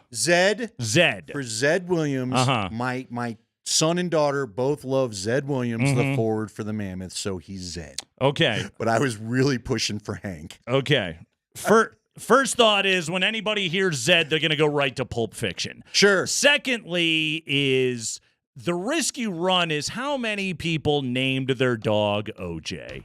Their cat OJ. No, I like their Touch. child OJ. This is the risk that you run when you go with like naming your child or dog or cat or anything after somebody is that it can all go to hell on you really quickly. Sure. No, that's fair. I'd be careful there. I pushed Makar. Mhm. I pushed Miko because it's a pug. And I thought that like the over testosterone name, Thor, Atlas, it'd be funny to have this little thing run out. Miko would be a very cute name for I a liked pug. Miko. It is. I got voted down. I really wanted Hank. And then last night, Hayden came up with Herb, and we couldn't push Herb through either. Why not Herb? Herb's a great name. Or Dave. Just Dave the pug. It's my pug Dave. I wanted something that made me giggle every time I said the name and the little thing came running out of the back. And that was all. Instead, you got Zed. Well, whose chopper is this? Listen, dude, we got to 4 hours of fighting because it was like, if you know this, you do this naming babies, right? Who is Zed? Someone's always got a problem with this. Like all the names we kept coming up with. Hayden, I got a kid like that in my class. I don't like him. Or Taylor, I got a kid like that in my class. I don't like him. Dave, we couldn't do Dave because my wife's got an uncle named Dave. I'm like, what? I had an uncle named Tom. That didn't stop us from having Tom the dog. What's wrong with Uncle Dave? I don't know. Nothing's wrong with Uncle Dave. I just want Dave the pug. I don't know why. It's a good name. It's like because it's a pug. You don't name every dog Dave. Not every dog's going to be a Dave. I don't think I've ever met a dog named Dave. That's what I'm saying. That's pretty good. So the first one needs to be about 2 feet tall. Maybe a little chunky. Here's another question. We did Howie. Howie put Howie out there. Have you ever met a dog named Fido? No, but we were thinking about Rover. Again, have you ever met a dog named Rover? I haven't. See, that would be creative. Nobody actually ever names a dog the cliched dog names. I've never met a Fido. I've never met a Rover. Those would be perfect names for a dog. Who are the best sports names here in town? Because I said, what about Joker? That's a great name. What about just Nugget? Mhm. They all love the Nuggets. Why not just Nugget? What about No. Vlatko Chanchar the pug? Sure. Vlatko. Vlatko would have been good. That would be Didn't good. come to- See, I kept thinking of Russian names because I thought it'd be funny, but then all I could think of was Val.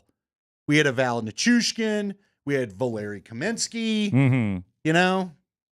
Nichushkin would have been good, though, because you could have spelled it Nichew. Yeah. Skin. Well. Chew. Get it? That's what Shit, that's yeah, what dogs yeah, do. yeah, yeah, Mhm. yeah. They Well, not the pups. They chew things. Thank you. Thank Would you. have been better for the boxer.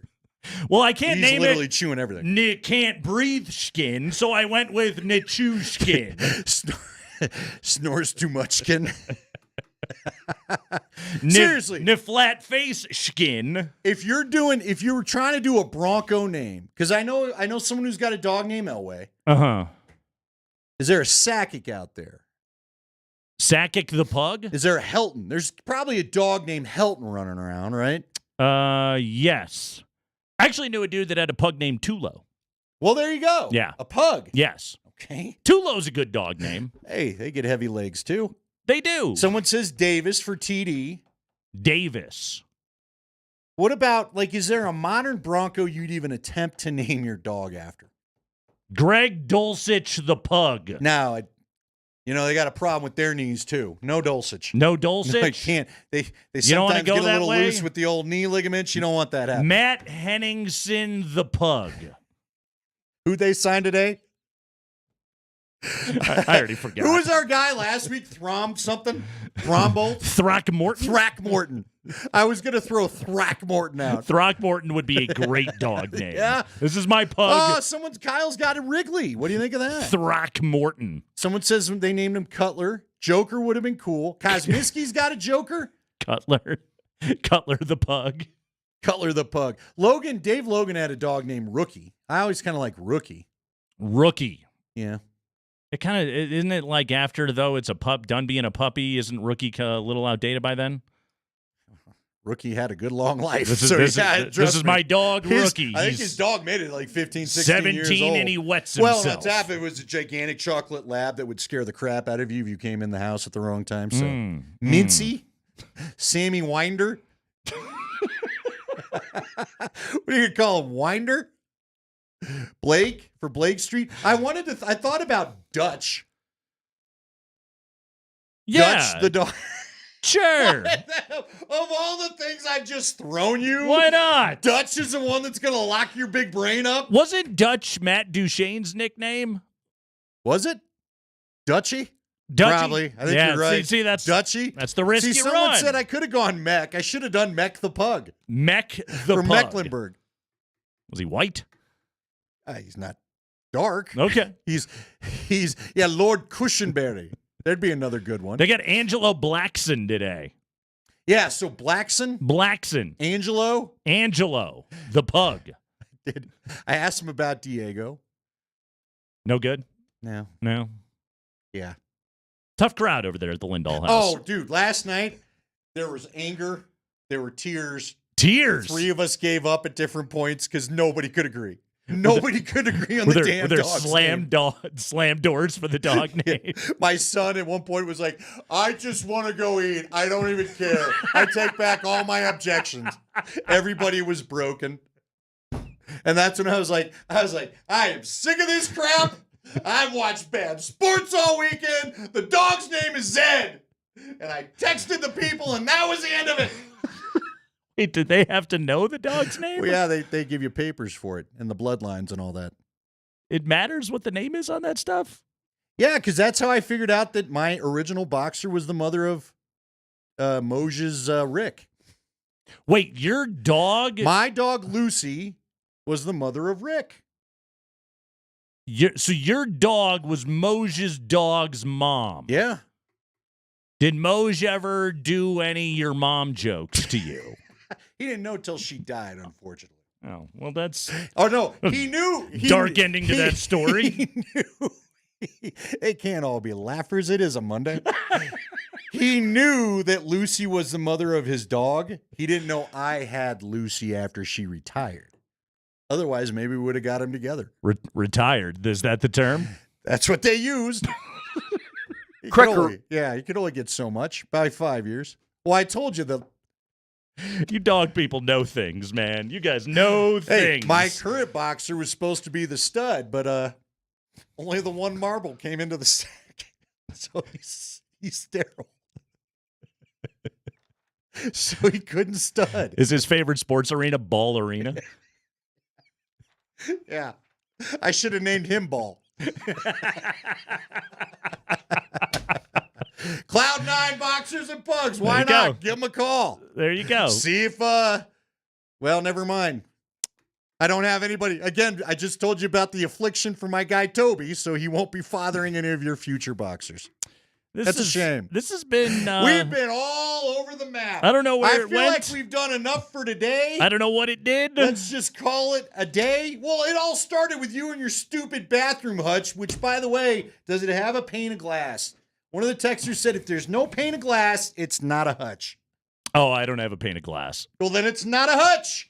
See, but the reason I don't have a pane of glass is because I often leave McDonald's bags on the floor of my bathroom. And if I slip, listen, Brandon, that Marshall, would be a disaster, okay? By the way, it was a TV, which would be cool to have in your bathroom. I thought it was like a glass cabinet door. No, I thought it was a TV. Oh, okay. We'll Did we ever get the right? It could have been a coffee table. All I know is... Or it could have been we never got the story straight because it was a lie. Yeah, it was a bad lie. Too many people got a different story.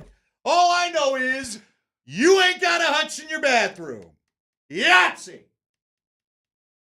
I don't think it has to have a pane of glass. I disregard that assessment. I am a hutch truther, and the truth is, you ain't got a hutch. Dig your heels in, Stephen A. style. My hutch remains a hutch. It's the Craigman and Lindahl Show.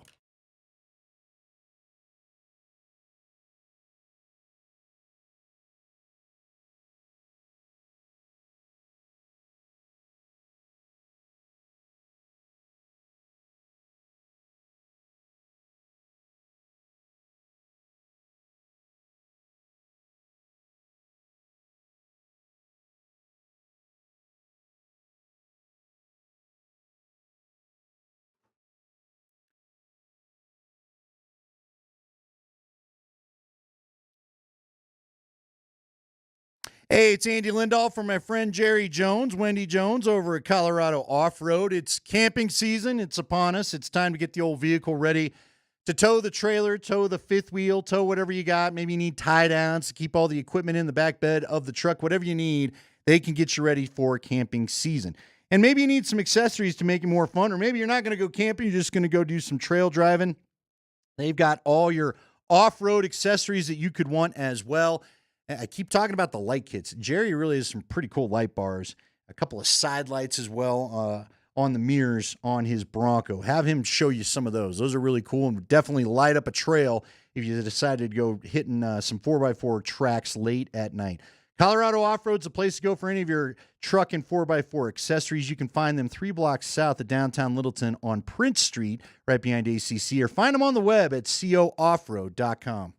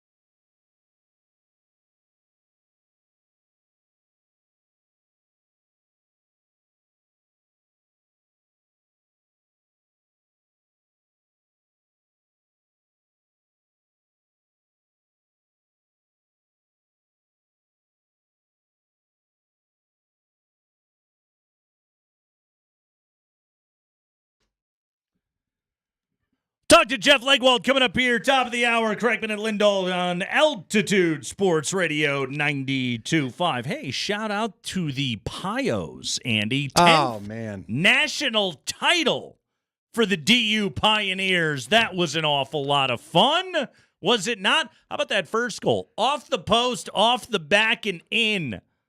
Yeah. That's a frustrating one if you're that goalie. Grubauer says hello. Yes. Off the post, off the back, and it trickles in. DU gets one more. They shut out Boston College to get their 10th national title. Zeev Buyam with an entertaining post-game interview that he did there on ESPN. That was that was an awful lot of fun. Let's get a little touch of that. Let's check out. No, let's not. Anyway. No. By the way, how about DeBrickashaw for a That's a good name. I mean, have you ever heard DeBrickashaw before? There was DeBrickashaw Ferguson. Yes. Is that an all-time draft name? Oh, DeBrickashaw? I've never heard of another DeBrickashaw. Yeah. Leggy's trying to come in here. Let's see if he can get the door. Oh, he did. Okay. There he is. He had to get into it. He managed to do it. We'll ask him in the 4 o'clock hour. Yeah. And he can hear it now so he can do the research. I don't think there was ever another DeBrickashaw. Our producer is back. Let's hear Zeev Buyam now. This is his post-game interview that he's doing with his brother on ESPN. Roll it, Spring. Again, what a moment for the Buyam brothers. Zeev, how do you describe what you're feeling in this moment? Your smile's so big. Yeah, just smiling faces. What a special moment for all the guys on this team, everyone part of Denver hockey. It's an unreal feeling, really. Zeev, you get to do this with your big brother. What does that feel like? It's unbelievable. Sorry. It's great. No, it's great. Yeah. No, it's cool. It's great. She's like, you're done answering questions, and turned right back to the older brother. I do think he was allowed to answer one more question. No, it was cool to watch. I'm not going to act like, I've been on the DU train. Now, I obviously follow their lacrosse team pretty closely, but it is amazing. They are the Montreal Canadiens of college hockey, right? Is that the franchise you're going with? We going Islanders? What are you picking? 10. Yeah. 10. The Yankees. The Yankees. Of college hockey. Don't the Canadians have the most, or is it Toronto? I don't know. Don't ask me. Who? The Canadians? Leggy? Just say it. It's a Canadian. I can't tell you a lot of the hockey players' names. I don't know. You don't like your little Montreal Canadian hockey? Not really. Why not? Do you? I did when Wah was there. Didn't you like it better when he wasn't there anymore? Oh, I liked it all sorts of. Yeah. Didn't things when he get showed better up then? Here. Yes, things improved tremendously when that happened. So yesterday the Nuggets get win number 57 on the year. Do you have any frustration that they missed an opportunity to win number 58 and get the all-time franchise record for wins in a season? Yeah, why not? Yeah. Mm-hmm. I have the frustration because you should have won the San Antonio game. Sure. I'm not so, it's, hopefully it's a mark that gets challenged for the next few years as long as Jokic is on this team, right? Jokic and Murray. But the fact that it was right there for the taking, the fact that it cost you not only the record in wins for a single season, but also your number one seed, it just is all a little stupid. I don't know what else to say. It's just stupid and frustrating, right? Do you think the Oklahoma City Thunder are going to the Western Conference Finals? I do not. I think you'll have your home court advantage. Yeah. I got a feeling I would call it second round. I think a lot of people are discrediting them a little quick in the first round, no matter who they get. And look, maybe I'll be wrong. Maybe they get someone of championship caliber. All the conspiracy theorists are out there. I guess it started on Get Up today of the Lakers ought to just toss this one against New Orleans so that they can go and play OKC. You know what they should do? They should totally do that. Okay, well, they should do and if that. they do it, maybe that's what happens. Because remember, it's what's the point? Is it to get in, or is it to win an NBA championship? No, it's actually go play. Yeah, it's something meaningful. to go and try and win it all. If you're the Lakers, You are way better off trying to game the system to get yourself the Thunder in the opening round than you are going and beating the Pelicans in New Orleans and then getting your ass handed to you by Nikola Jokic. Yeah, I would agree. I mean, if that's how you want it, you made to make darn sure, though. No, it's risky. Hey, you better go take him back Sunday and make damn sure you win that game. But what's the difference? Okay, you can go and then you can lose in 5 to the Nuggets. I'll say the Lakers will get one this time around. Won't be the greatest sweep ever. Maybe not. You can either lose in 5 in the opening round, or you can try and set up a better situation, and maybe it all backfires and you get bounced. Maybe it does. But let's say is Golden State still in the thing, right? There's a chance that Oklahoma City could see Golden State. Either of those teams could prove to be A, too championship tested, or B, quite honestly, ready to get a better whistle than you're gonna. Okay? That's my one concern about the Lakers. Anthony Davis and LeBron James are going to get more calls than your stars. Period. That's just how it's going to be. Probably. And if they can make the game ugly, especially against a young team, anything can happen. But what did you say? Dallas and the Clippers is going to be the reward for Oklahoma City if they were to move on? Is that the case? So, see, that's the series I think they get got in. I think the Lakers are a bad matchup for the Thunder. Okay. Should that be the way that it goes? It could just be, the Pelicans are playing the Kings Warriors winner, and it could be either one of those teams. Certainly would be next up against Oklahoma City, and the Nuggets could just be getting ready for the Lakers. It could just be that simple. But also, the Lakers against OKC, LeBron, AD, a lot of championship equity. The Lakers aren't a bad team. They're old. If they put it all together, they can go win that series. They can completely go win that series. Oh, yeah, against OKC, they can. They can. Look, I don't think you should take anything for granted if you're Denver. It's not like it was blowouts left and right. So, but still, I'm not. I like where the Nuggets are at. I do. I do too. I just hope I hope they come out looking fresh as a daisy in a week. Who do they get in the second round, Minnesota or Phoenix? I'm going to say Phoenix. I don't know that. I'm not sure Minnesota's got enough shooting if Phoenix goes off. That's just it. Frankly, it could be a slight concern for Denver. That's what I'm saying. When did they lose last year in the playoffs when the Suns just made everything? Okay, now they ran out of gas, but that's the only team that won 2 games against those guys last year. Jeff Legwold is here. NFL draft conversation is coming up. We'll get his NBA draft thoughts as well. We'll do all of it. We'll get drafty with Jeff Legwold. That's next.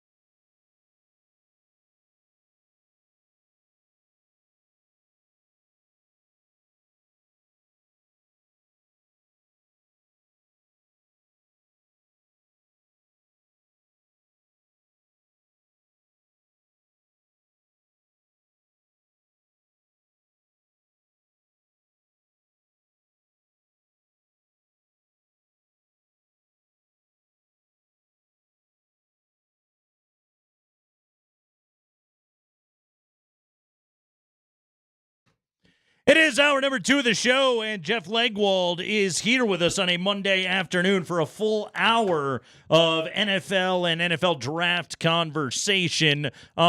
Leggy, let's just dive right after this. You wrote over the weekend about, and I don't know if anybody has noticed this or not, but the Broncos offense has been a little inept and boring in recent years. They haven't necessarily been I like how you go right to boring. Scoring a ton of points or entertaining anyone. Yes, it's been one of the issues with this franchise basically since 2014.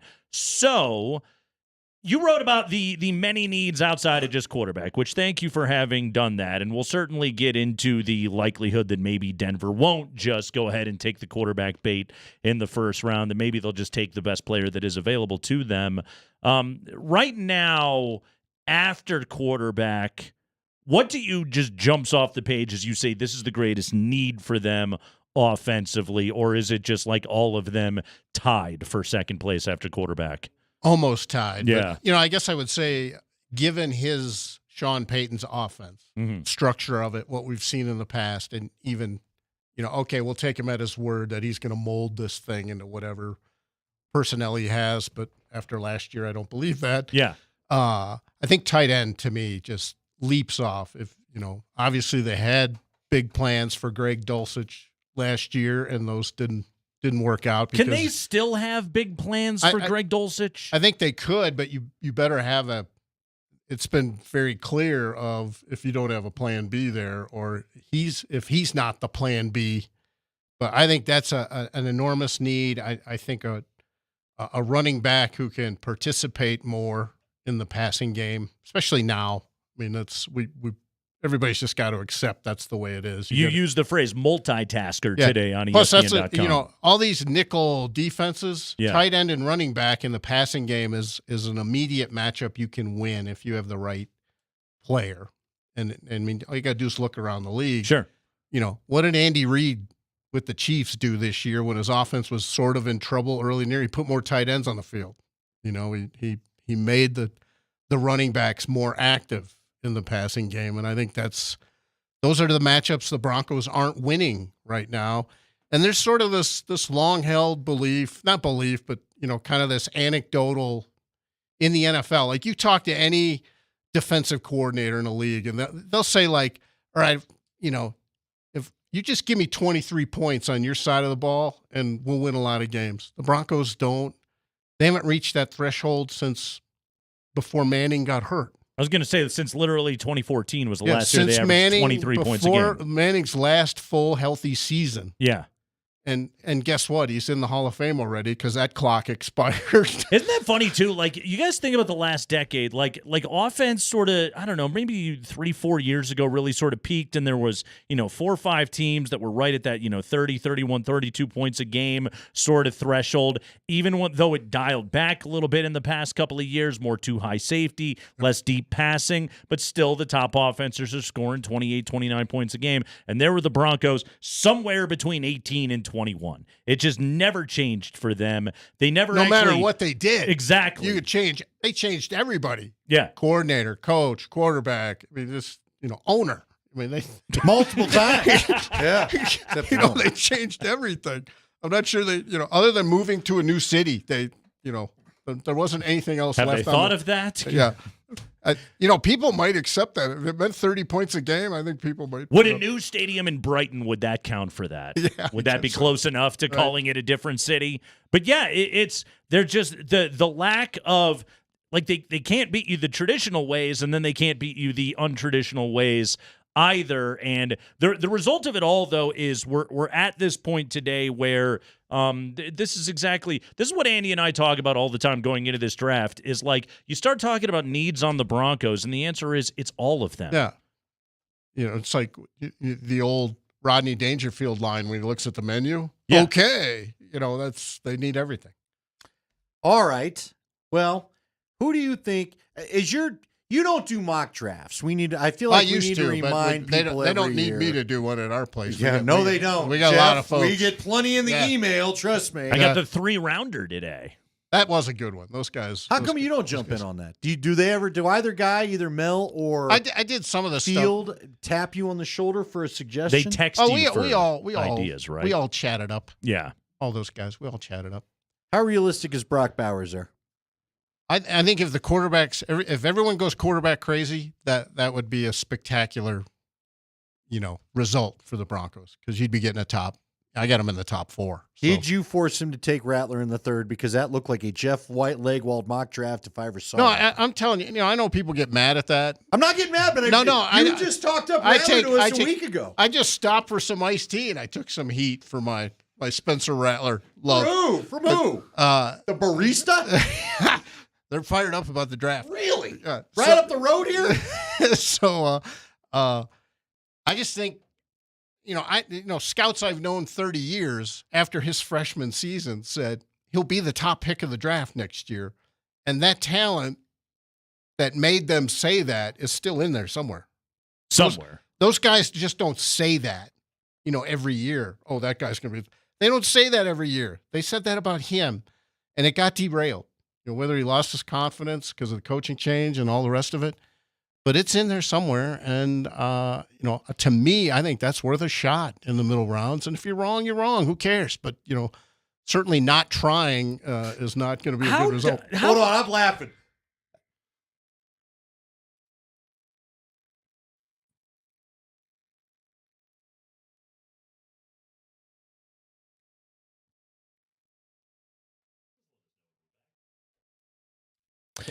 There we are.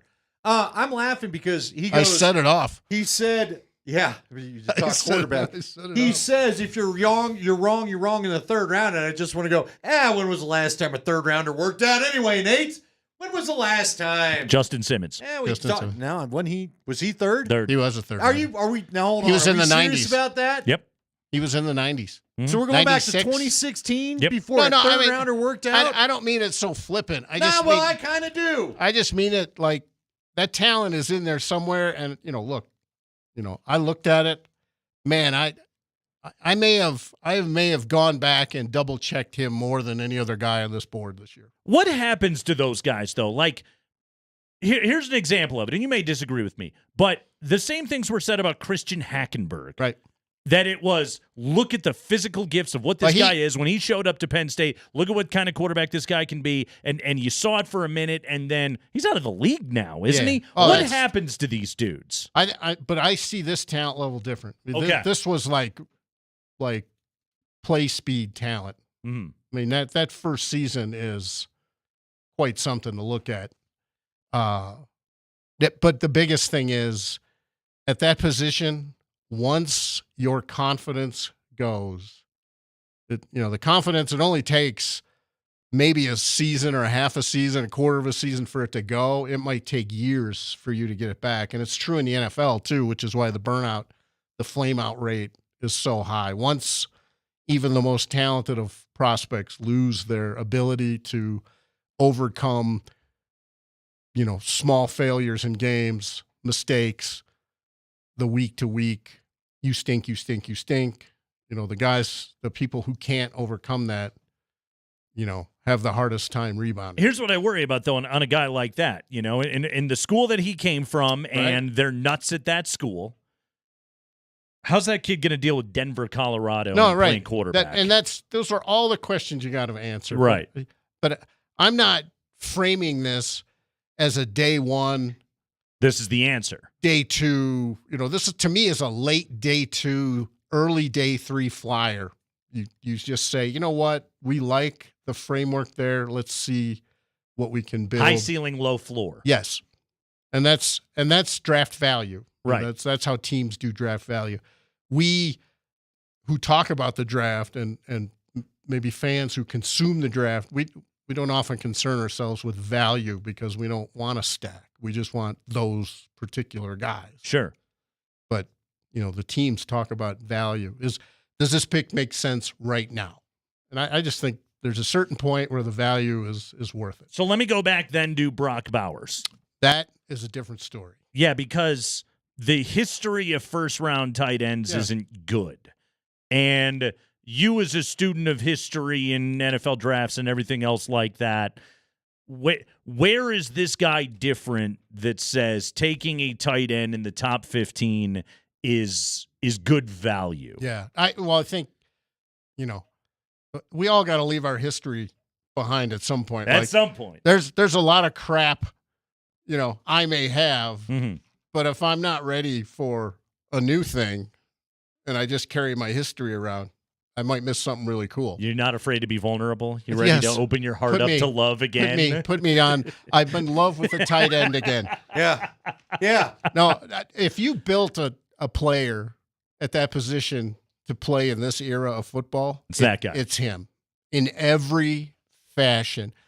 People are going to do the nitpick. Oh, he's not an awesome blocker. Like, I don't give a rat's, I don't care. Uh-huh. Don't ask him to do it then. He'll be too busy scoring touchdowns. Yeah. But if you built a player at that position for this era of the game, it's him. He's great athlete, great technique catching the ball. All of the little things he does, his routes are he sets guys up. It's just he dominates different levels of players. I've seen him beat corners in space, one-on-one. I mean, it's just the guy is what you want. And they even, I think SEC players are the safest bets on the board. You're not really taking a chance. You've seen them against best on best almost every week. Mm-hmm. You don't have to go search for matchups with those guys. That's why you see so many of them come off the board in day 1 and day 2. All right, Jeff Legwold, he's ready to fall in love with the tight end. It's Craigman and Lindahl. We'll take a break. When we come back, first off, want to get your thoughts, 303-504-0925. Any draft question you have for Jeff Legwold, 303-504-0925. He's eaten the tape. He's got answers for you. I want to talk about the other offensive positions of need, again, which they are plentiful. We'll do that with Jeff Legwold, but again, 303-504-0925. Get drafty on a Monday on Craigman and Lindahl.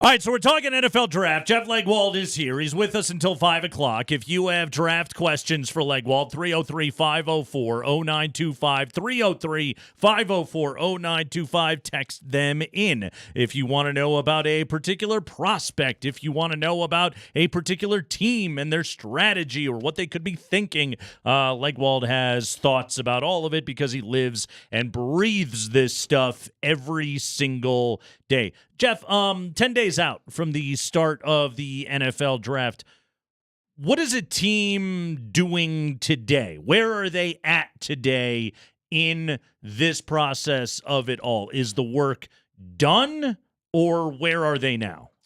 Most teams, now it varies GM to GM, but most teams right now are just concluding all the scouts in the meetings, just to review the prospects. And the two biggest things they're doing right now is get the medical information from their medical staff onto the board where they want it, and then to break the clusters. Like if they have 10 players with the same grade, they got to stack those guys somehow. Yeah. And that's a lot of what's going on now. And then if they can't come to sort of a consensus on a few, especially day 1, day 2 guys, then they go back over it all. They all sit in there. They all watch the cut-ups. And the cut-ups are usually clusters of plays from a prospect that they want. Maybe like if you're a quarterback, a lot of third down, a lot of red zone cut-ups, maybe, particular games, matchups against defensive coordinators they respect, things like that. But so when they break up those clusters of players, that can take a while. And when they can't sort of find the agreement they need. Now, eventually, like with the Broncos, either George Paton or Sean Payton eventually is going to end the discussion and just say, all right, we're slotting the guy here, carry on, everybody. But that's a lot of what's happening right now. Are the scouts trying to sell the front office? A scout will take a prospect they've handled because it isn't like they've done them just since January. Right. A lot of times a scout's been making the same visits to the school since the guy was a freshman. Tell the Kolar. Wasn't it the Kolar story about the Australian kid? Oh, Gotsis? Gotsis. Yeah. No, I mean, where he was banging the drum for that for a whole year or something, you said? And that, he would walk by Elway's office, don't forget Gotsis, that kind of stuff. But usually assistant coaches don't get too riled up until the January, February zone.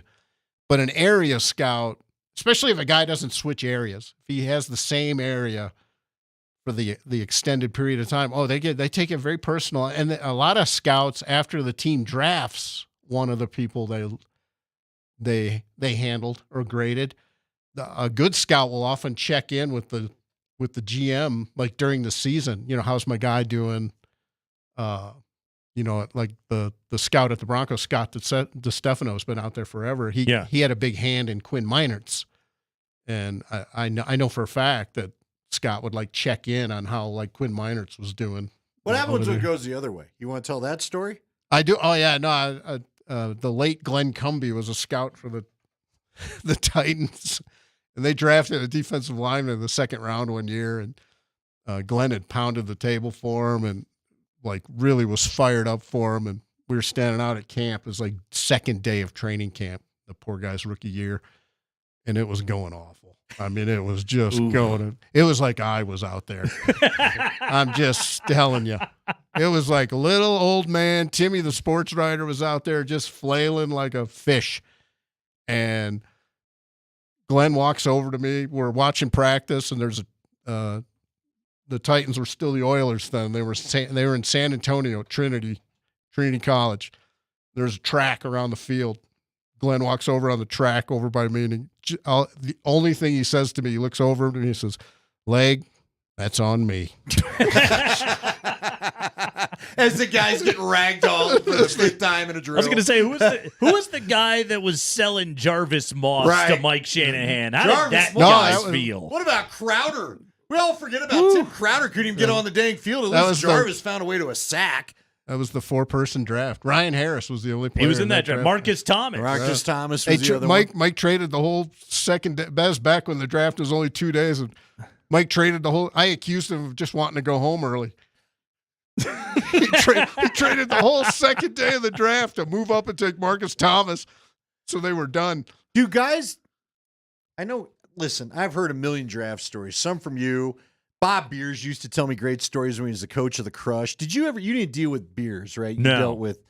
I can't even remember the guy's name. Mike, named after Daly, because it's Mike John Daly, Daly. I would always yes. call him John Daly in my penchant for giving you the wrong name. I was thinking of John Dutton, the quarterback. Mike Daly. There you go. I always got those two messed up. So Beers had told me stories, though, of you're sitting in there, and sometimes there is a robust debate. Oh, yeah. But sometimes coaches just want to be. I've heard a few stories of Shanahan on Player X going in, this is who I'm drafting. Anybody want to tell me why I'm wrong? And like everybody afraid to say anything. Oh, no, that's when you're Like that's when it's not. That's a bad environment, isn't it? You want the debate, don't you? Well, unless the coach is so spectacular at the draft that he just, Which who would that be? What coach was ever spectacular at the draft? It's hard for them to get. It's hard for them to start in January and get to where. They know what they like. Any coach I've ever known knows what they like. That's just the bottom line. It's like asking people what their favorite pizza is or something. Everybody just knows this is the best. But it's just really hard to get all the information that the other people would have making the decision. But I think as an organization, you're always in trouble if you ask for an opinion and you don't get one. Okay. I think that's always trouble. Now the good drafting team get all those arguments out of the way before the draft weekend.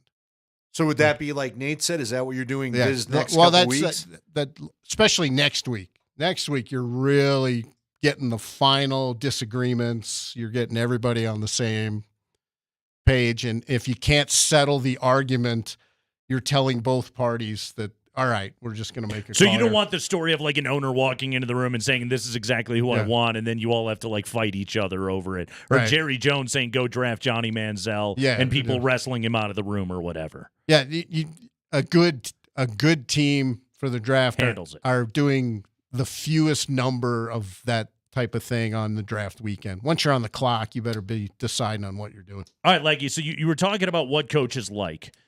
When you wrote for ESPN.com about the offense this weekend, you used a phrase, and I'll just read the sentence. You wrote, Peyton doesn't have the multitasker at running back like he had during his long tenure in New Orleans with players such as Alvin Kamara or Reggie Bush.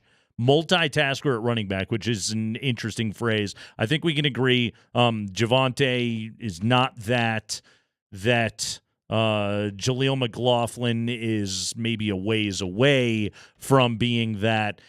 When you look at this draft and in the middle rounds where the Broncos will have picks, is there a guy that you say this guy checks the box of a Sean Payton type of running back? Well, I think a lot of those running backs exist in the draft now more than ever because this is the way it's being played. Yeah. In college, and now the benefit is there are a lot of low mileage, so to speak, running backs, and there's tons of guys who didn't get, for whatever reason, they're getting rotated or they only played a season or whatever. But I think backs. I like the Tennessee. Jalen Wright. I like Jalen Wright a lot. Yeah. In that kind of role, and I think he might go a little earlier than.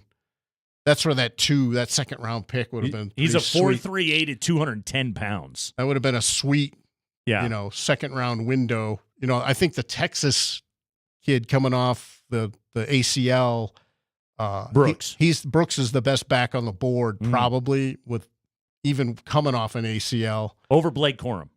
Yeah, but I think Blake Corum would be a nice late day 2 pick. Yeah. For somebody in that role. I think Will Shipley from Clemson, he could also be a kick returner, and with the new rules, you're going to need a kick returner now. You're going to have to be cognizant of who's going to do that with your team now.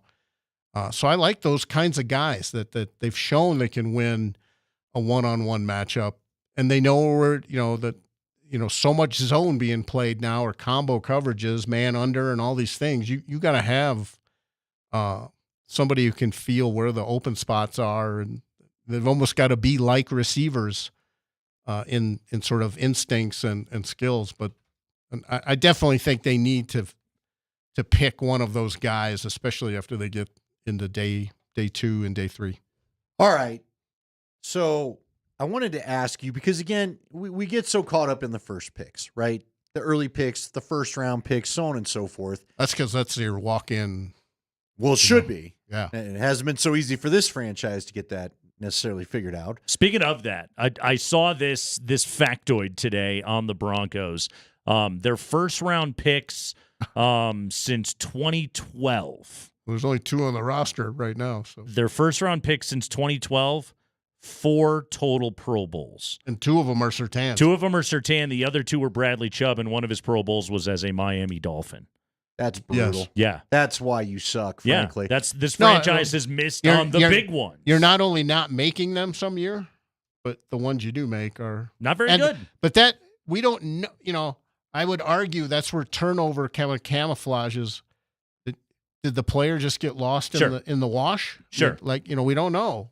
Did a player not reach his ceiling because they switched coaches twice? Yeah. In his first 3 years of the of his career. All right. So the Broncos do have a 4th round selection this year. Yes. We had a little fun about the 3rd rounders not always being so sweet. And they're loaded up in the 5th. What they got? Who is, well, I looked at the 5th. 3 5th rounders. I'm going to ask you 3 5th rounders, but that's not always worked out so well. I've got the all-time history here. Jeff Legwold. Yes. Who was the best Broncos 4th round pick overall? In their history. In their history. Wow. Because I think the best in my time on the beat might be Doomerville. Doomerville was there. Brandon Marshall was there. Brandon Marshall, both those guys are picked. They both could play. Here's your thing. Brandon Marshall was my number 100 guy, my top 100 is always the player I like. And when Brandon Marshall was my number 100. He's your hipster pick every year. Yeah. Mm-hmm. My hipster pick. Yes. Josie Jewell was there. He's on that list. Julius Thomas was a 4th rounder. Julius Thomas was a 4th rounder. He was the one I was looking for. They've had some very interesting. Now, 5th rounder, it's Malik Jackson, and the rest are just a bunch of dudes. But for me, I think in my time on the beat, I think Doomerville front to back in his career was the best 4th rounder I saw. Ben Hamilton was a 4th rounder. Yep. Good player. They've done all right in the 4th round. They really have. Yeah. That is a great GM will tell you they love that round for whatever reason. But again, back in the day, that was the cutoff. That was the beginning of day 2 back in the day. Now that sweet spot, the beginning of day 2 is that first 15 picks of the 2nd round. GMs love those picks. Because by the time you get to the 4th rounder, it's not necessarily about stack. It becomes about taste at that point of the draft, right? It's like these are the kind of football players that I like. And there may be a guy more athletically gifted or whatever, but I view this guy by fit, and that's the point of the draft where you start making those kind of picks. And often you're picking a guy you've got a 3rd round grade on. Yeah. Maybe even a late 2. If the board falls weird or some teams just find themselves some years are outliers. Like their grades aren't matching how the board's fallen. That happens a lot, actually, more than we talk about, probably. I'm going so far back in their history. It is amazing how many different starters. Maybe not like Orlando Scary was a 4th rounder. Well, right? you got to remember before free agency, people looked at the draft a lot differently. It was like, is this guy going to be able to play for us in 5 years type of thing? So there was a lot more flippant picks made. People won't admit it, but yeah, there were. When the draft was 12 rounds, they would have office staffers making the 10th and the 11th and the 12th round picks.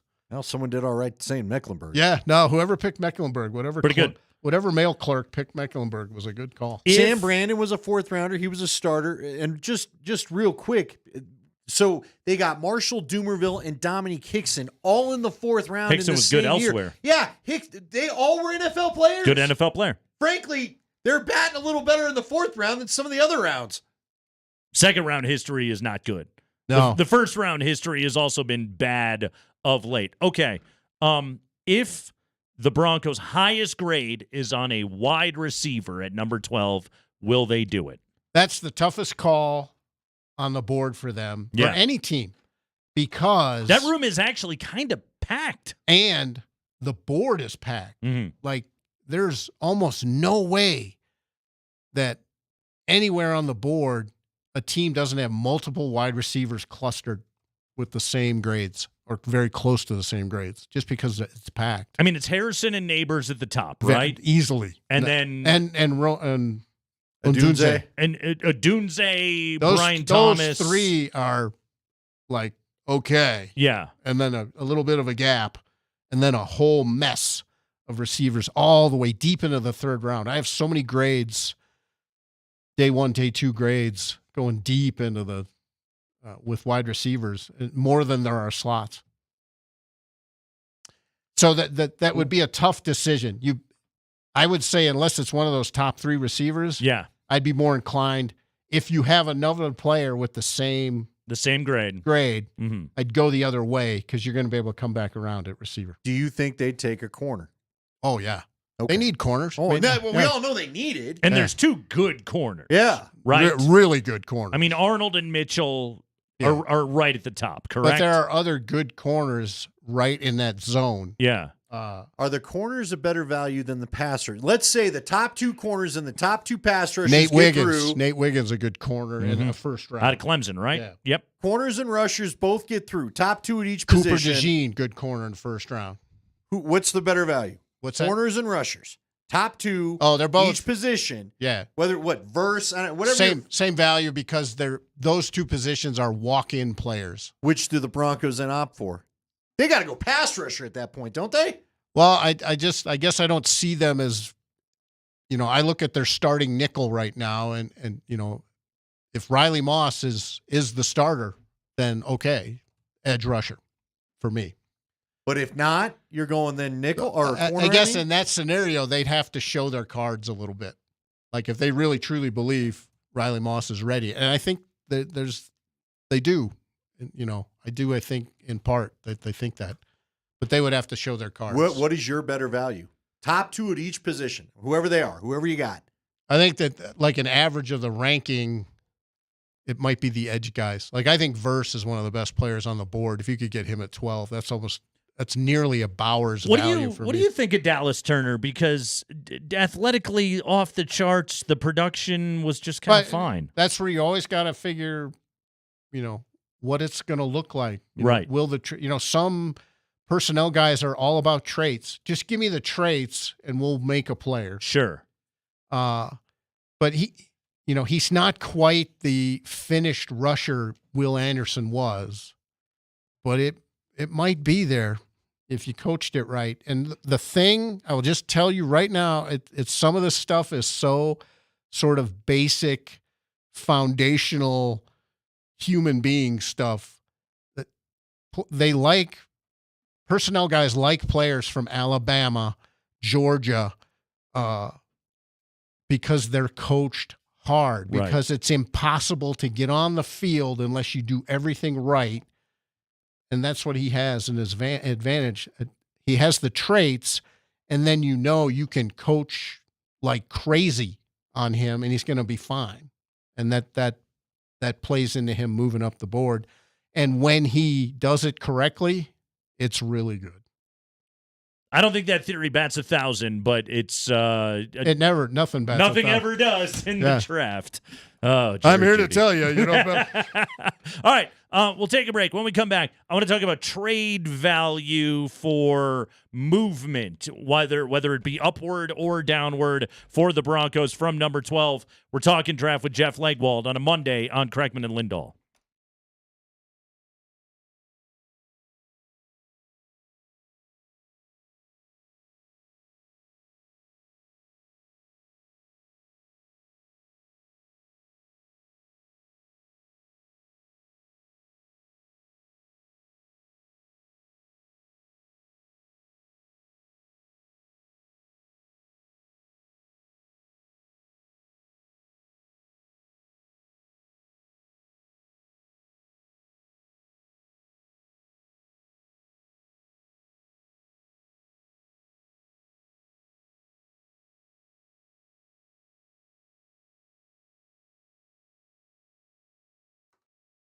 Hey, it's Andy Lindahl for the Rocky Mountain Men's Clinic. It is now Monday. You know what that means? Saturday was 2 days ago. Date night. How'd that go for you? Are you experiencing problems with erectile dysfunction? That can ruin date night a little bit, not only for you, but for the significant other. If you need to talk to somebody about it and you want to get real answers, go to the guys over at the Rocky Mountain Men's Clinic, guys and gals, really. But anyway, they can answer your questions. They can help you. There's a lot more men that suffer from this than you may realize. And if you want to have a good open conversation about what the true treatment options are, they've got plenty of them over at the Rocky Mountain Men's Clinic. Matter of fact, they have treatments that work when pills or herbals fail, and they have treatments with success rates well over 90%. Some treatments even have you lasting more than an hour. That'll give you something to talk about Sunday morning, past the croissants. Rocky Mountain Men's Clinic has served the Front Range of Colorado for nearly a decade and has successfully treated tens of thousands of men. You can schedule a consult with the Men's Clinic today.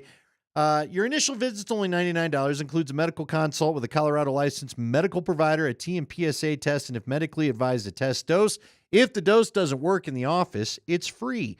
And they can have you, they can help you out like they have so many before. They've got 5 locations here. Look, I can tell you, now I'm going for the tee shots. I can tell you, a lot of good, friendly people in the office. The visits for me have always been quick. Stop on by, see them. They've got 5 locations here in Denver, 720-440-7900 or RockyMountainMen'sClinic.com.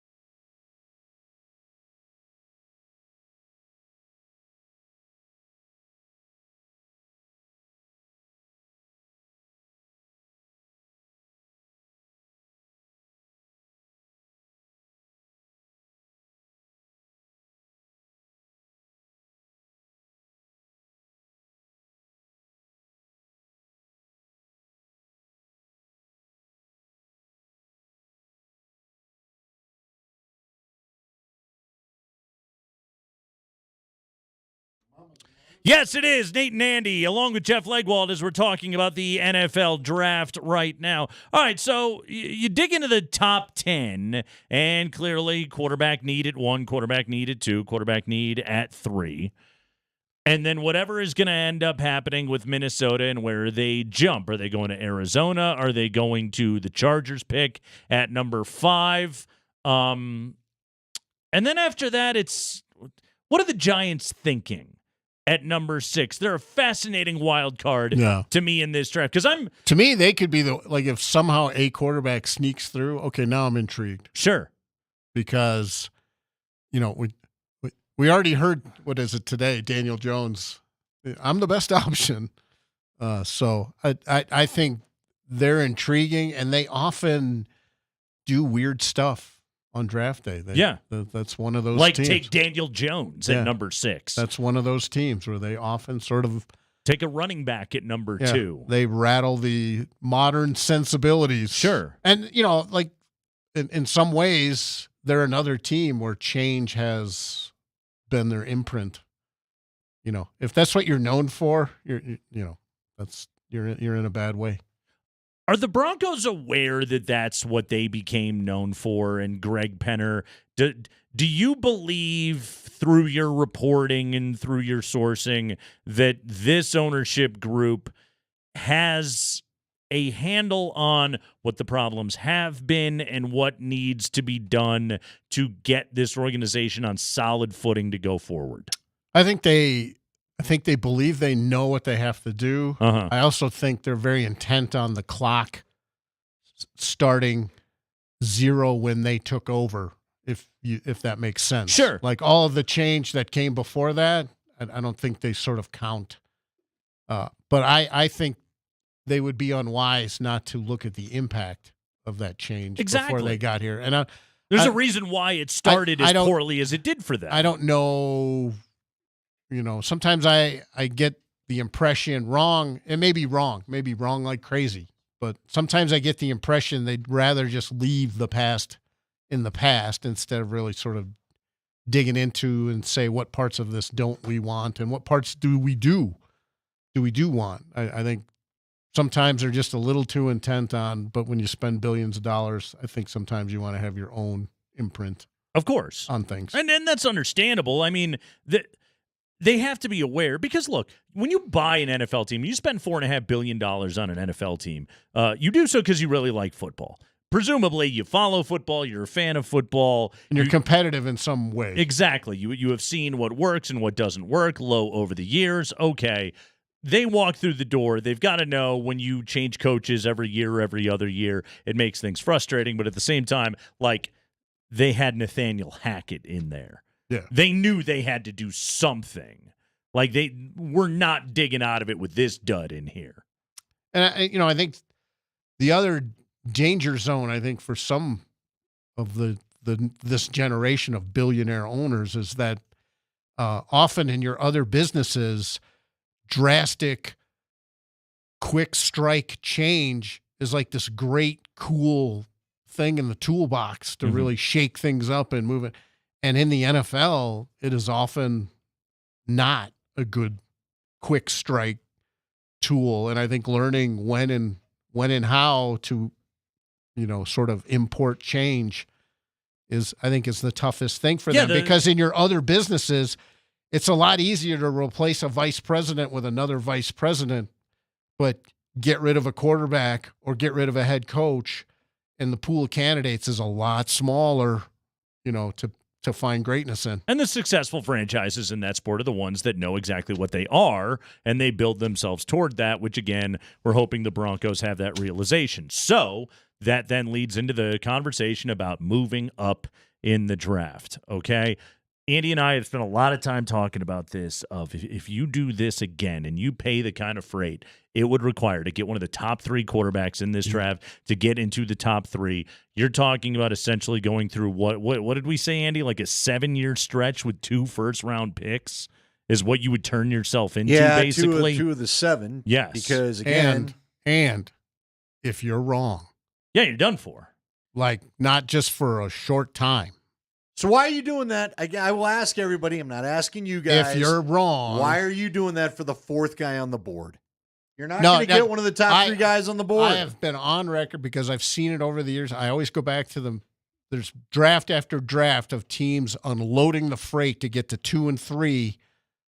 If you can't get to 1, I say you don't do it ever for a quarterback. Yeah. If you don't control the board, there's no point because you are at somebody else's mercy. It's like, what if, and no one's going to do it, but it puts you on the clock to try and make the trade. But what if you trade to 5? Like the Chargers will make you a deal, and you make a deal, and somebody goes to 4 and takes the guy you want, and now you've surrendered all of what it took. I mean, you can't do that until the Chargers are on the clock. No, but you can always get the curveball. Right. From somebody. And it's just, to me, if you don't control the board, if you're going to surrender all it takes to move up, in terms of value for me, moving up to 3 does nothing for me unless somehow the number 3 quarterback is the number 1 quarterback on your board. And I think the chances of that being true are very limited. Luke McCaffrey, where do you think he goes? We're getting him. Luke I got McCaffrey a 4 on him right now. A good Okay. solid 4. He really did well in the pre-draft process. I hope he goes sooner than that. But again, wide receiver is so crowded. Yeah. They're going to be 3rd and 4th round grades in the 5th and 6th round at receiver. Who's your favorite tackle in this draft? My favorite tackle is Alt. Notre Dame. Yeah. Good old Joe Alt. He's going top 10, right? I got him. Yeah, I got him in the primo zone. Just athletically rare. Now the most fun tackle for me to look at this year was Latham. Oh my God, he's a freak. Oh, I've said it's like a weed eater. Yeah, there's just scattered carnage after he's finished. If he was there at 12, because he played right tackle in college, I think he could be a left.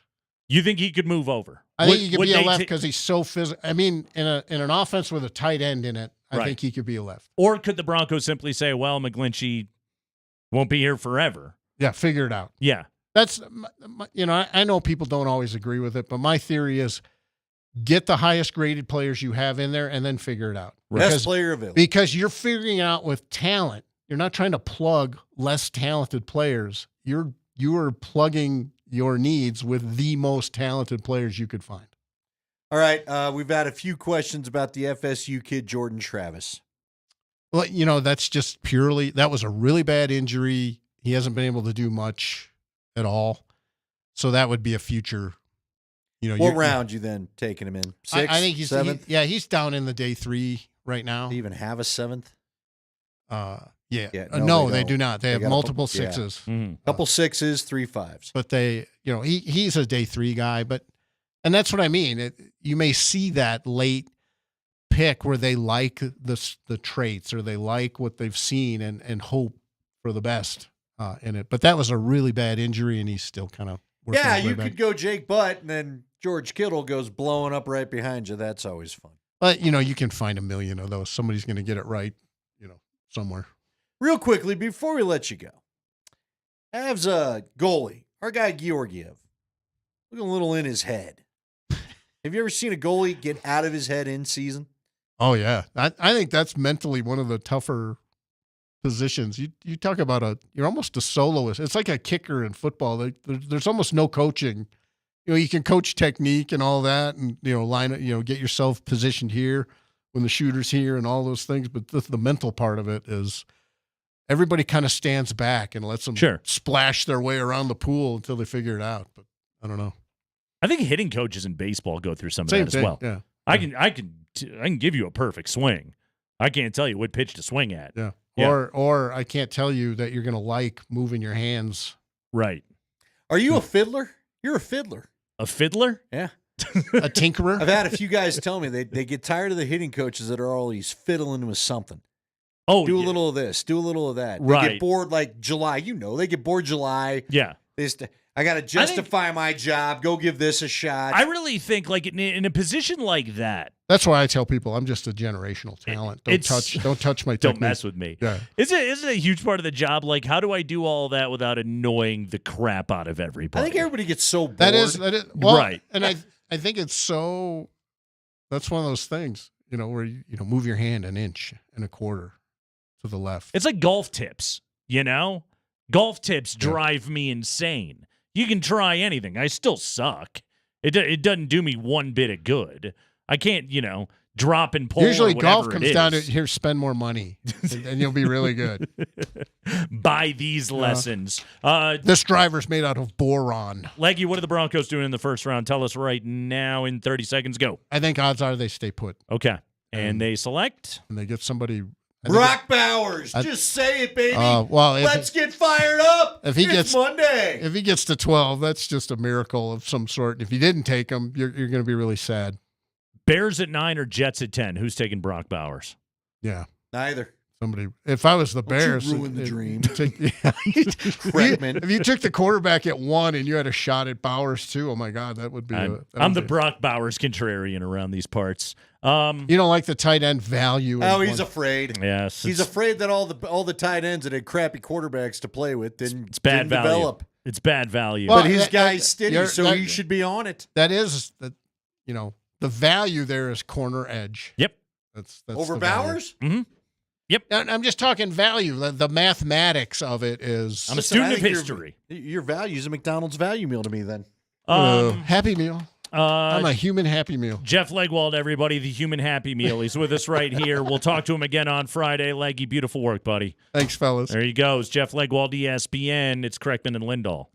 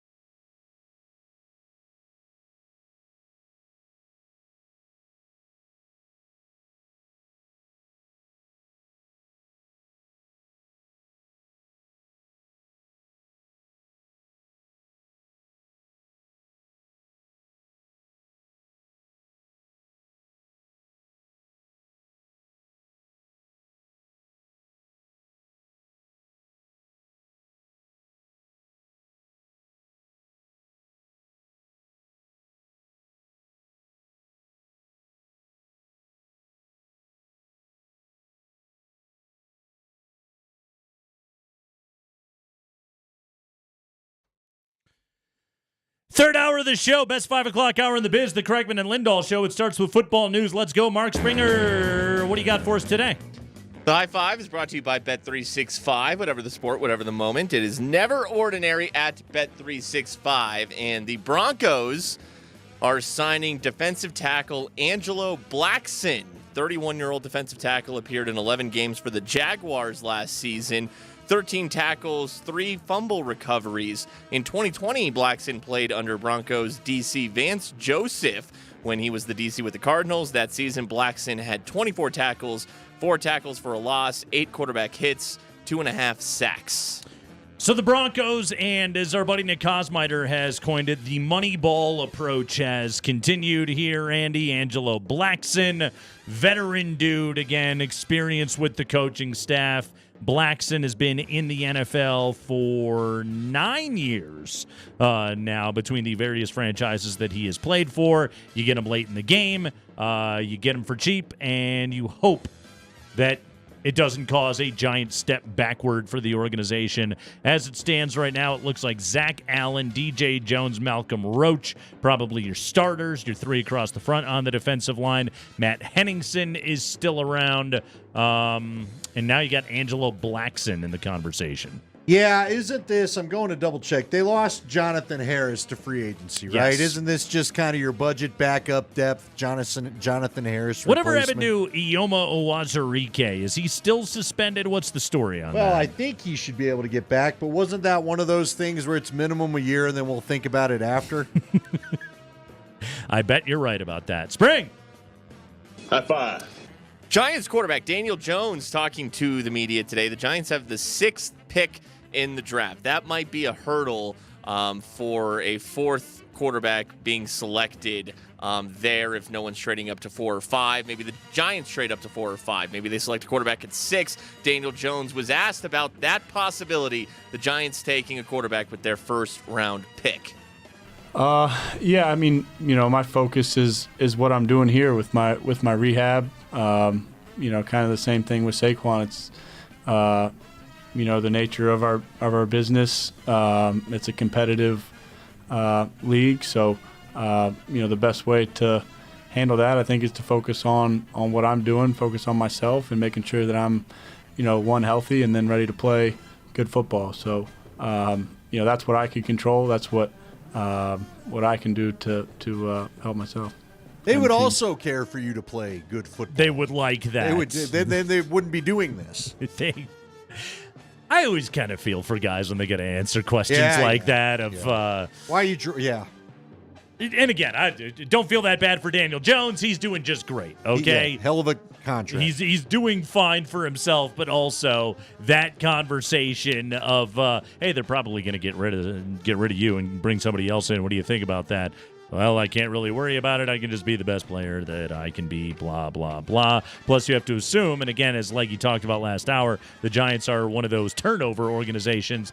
Clock is probably ticking on Brian Daboll. Mm-hmm. Yeah. Started hot, stepped backwards big time. Kind of messed up, though, isn't it? Yeah. He got him in the playoffs. Yeah. He had this incredible turnaround with largely the same personnel as Joe Judge. Wasn't he NFL Coach of the Year? Yeah. And then just one bad year, and everybody decides you stink.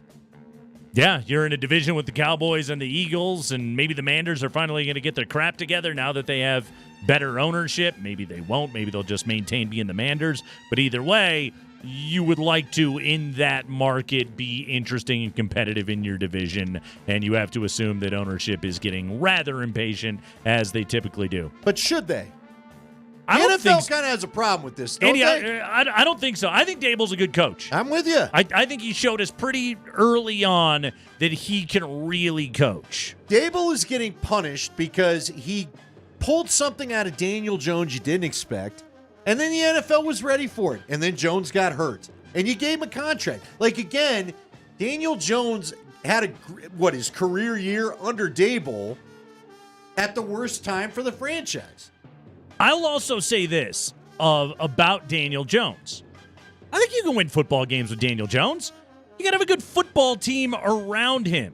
And, the Saquon thing turned into a disaster. Can you name a single receiver on the Giants right now? No. Yeah, exactly. Kadarius Toney's gone. Darius Slayton is their number All one right. receiver right now. Yeah, it's they should be taking a receiver at number 6 is what they should be doing, and not worrying about getting so impatient with Daniel Jones at the moment after they already paid him. But I bet they don't do that. Spring. High five. Eagles wide receiver Devontae Smith is going into the 4th year of his rookie contract. The Eagles have already picked up that 5th-year option for 2025, and they extended him today. A 3-year extension will start in 2026, will run through 2028. It is, according to Adam Schefter, sources have told him the contract is worth $75 million, $51 million guaranteed. Good player. Devontae Smith, former Heisman Trophy winner. Where did they get him? Like number 15, 14, 15 in the draft? Pretty Somewhere good right there in that value. sweet spot? 10th They got him at 10th overall, okay? Really good football player. I don't think it really requires all that much thought. Here's my question on the Eagles is, how much do you trust Jalen Hurts going forward? He banged up down the stretch by the end of that year last year. Everything that he is asked to do physically, and I know you already paid him for the long term, but, hey, guys played in the Super Bowl. But as the years stack up, are you trusting that guy to take you deep into the postseason? Is he going to be healthy enough to do it? Not really. Remember, everybody seems to forget the year the Broncos acquired Russell Wilson, the Eagles were interested. Yeah. But the Seahawks, which I think is funny, the Seahawks seemed to know he was done, and they were insisting on not trading him in the NFC. So, whatever. No, I don't trust Jalen Hurts, unfortunately. All that tush pushing with him. How much is that body going to be able to hold up till the end of the year? Because that's asking something very physically different than you do with like a Lamar Jackson. All you have to do is watch any other team tush push. To Jason Kelce missing, that's a big deal. Yeah. For your tush push. And Hurts is fortunes. special at it. Yeah. But also it beats the so is crap Kelce. out of you. So is Kelce. Yeah. Because how many other teams try the tush push and don't do it near as well? Exactly. And now you've lost one of the key cogs in the whole operation. Spring. High five. Let's talk about another wide receiver named Devontae. This one spelled differently. This one in the AFC West. Devontae Adams had his youth football camp, and he was asked when he talked to the media at his camp about rumors, speculation that he was just going to want out of the Raiders. He didn't want to be there anymore. Now they have Gardner Minshew, year 2 of Aiden O'Connell. Antonio Pierce is the full-time head coach. Here's what Devontae had to say. I wouldn't say I ever wanted to be gone. If I wanted to be gone, I'd be gone by now. So I picked to come here. This is where I want to be. And obviously, if you're not winning and things are not going the way you want, you either want to see things change to get headed in the right direction, or something else has got to change. So I don't want to go anywhere. I want to be a Raider. So hopefully that answers everyone's question. Listen, he needs to go Ed Orgeron. Hey! I'm doing a wrestling back here. Shut that thing off. That's all I could hear in the background. 10 years in the league. He's 31 years of age. Making snot loads of money living in Vegas. You don't necessarily hear about a lot of receivers starting to kick ass again at 32, 33. How long is his contract extension for? Do you remember? Does it say here? Because what do you sign with the Raiders? Because here's the thing. A lot of people thought he'd be traded to the Jets. Right. The problem is, if Aaron bounces, then you're still stuck with the Jets. The convenient out for the Raiders is after this year. Okay. Yeah, that's 5 year. Yeah. My guess is he won't be a Raider as of 2025. They're not going to pay the freighted $35 million per year for a dude that is, again, well past his prime. This is pretty much his last chance as a member of the Raiders. And to your point, Andy, I don't know if he's necessarily in a position to be making a whole bunch of demands right now. I don't know how robust a trade market would look like for Devontae Adams at the moment. I view that as two entities, Adams and the Raiders, that are kind of stuck with each other. The only way he gets to the Jets is if Aaron Rodgers demands it and Woody Johnson decides to keep writing checks for his new pal. Right. That's it. I also think that Devontae Adams wants to be a leader on that franchise, and as one of the guys that advocated for Antonio Pierce, would like to be a part of that transition. And look, guys he wanted to go live in Vegas. He lived in Vegas in the offseason, right? Yep. He's happy to be there. Mm-hmm. Yeah. And finally, Spring. High five. Got a couple updates on Chiefs wide receiver Rashee Rice. According to Fox 4 in Kansas City, Rashee Rice and SMU cornerback Teddy Knox face a $1 million lawsuit for injuries occurring during the 6-car crash. Chiefs head coach Andy Reid talked to the media today. He said Rashee Rice will take part in their virtual Zoom meetings coming up, but when they start meeting in person here in a month or two, he's not sure about that yet. Here's how Andy Reid opened his media availability today. As far as Rashee Rice goes, his situation, I'm leaving that like we've done most of these, just for the law enforcement part of it to take place, and then we will go from there with that. So you can hold your question. I have had an opportunity to talk to Rashee. And I'm not going to obviously get into that, but anyways, that part that part has been excuse me, has been gone through. So really getting Josh McDaniels there with the cough. Yeah, you really are. Having the football part of the conversation here for just a moment, okay? And we don't know what the NFL is going to decide when it comes to Rashee Rice. They go and get Hollywood Brown. They pay good money for him. You needed that speed on your offense, absolutely. Last year, we really did start to see some decline out of Travis Kelce. I know he had a hell of a closing kick, and he's an all-time great player. So that's what those guys tend to do. Okay, I feel like we ask this every single year, but at what point is the lack of quality pass-catching options going to frickin' catch up to the Chiefs? Never? When Mahomes isn't the guy anymore? There you go. Seriously, as long as you don't get dropsy guy like Kadarius Toney and Marcus Valdez-Scantling, then you're probably just fine. That's all they had last year. He's a raise all boats guys, to quote John Fox. By the way, I think he doesn't, though. That's the thing. The receivers still stink. Well, but he raises the other boats, I guess, enough to win a championship. I don't know. I was asking Spring this the other day, I think, right, Spring? If you're Travis Kelce, when do you tap out of the T-Swift concerts? Is he still going? When do you just be like, I'm gonna miss a few, babe? I've seen it. Yeah. Let me know when you got some new material. Yeah. I'll show up when the new album comes out. Do you ask for a lullaby at night, though, maybe? Just something to lay your head on the pillow? So it's a little different because it's Taylor Swift, obviously. But you ever had a friend in a band? Oh, yeah. And they're like, and I'm sure you've been this friend before, actually. And they're like, you got to come see me. And then you're going to be a good friend. And then you go and you see their gig. And then it's like, the texts keep coming. The evites keep, and it's like, do you have any new stuff? Right. I've been to the show. I've seen the 3 tunes you guys do. Do you have anything else? I am not sure I had any friends. We probably played, call it 20 shows with Fatty's Big Chance. Okay. I am not sure any friend showed up for more than a show. That's it. And I, like you, I quit asking because I was like, hey, you made it. I appreciate it. That's it. You showed up one time. You saw the deal. Yeah. You know? She at least has a 3.5-hour gig, and I'm assuming the backstage spread is pretty good. Yeah, but good snacks. After a while, aren't you like, oh, here we... Because I know she changes a couple up or whatever she does. It's mostly, she doesn't change it all up. I know what you're saying. Hell, dude, there was a Social Distortion on my birthday one time, and I'm like, I'll get him next time. I want to sit here and, maybe shoot a firework off and have a beverage or two and not go mess with parking down there. By the way, did you check any Coachella with my girl? Oh, no doubt. Yeah.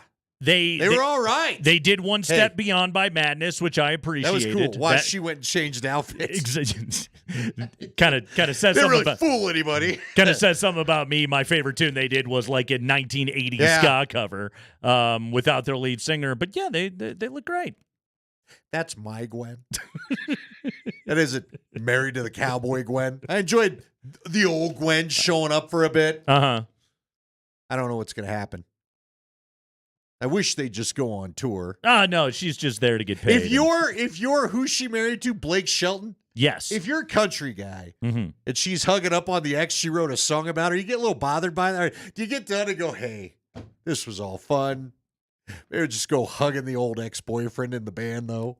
Or are you just big cowboy guy and you don't care? Yeah, I think you don't care. You sure? Yeah, I think. Not even a little bit? I think the It's not just a twinge of like all right. Like I got the prenup. It's cool.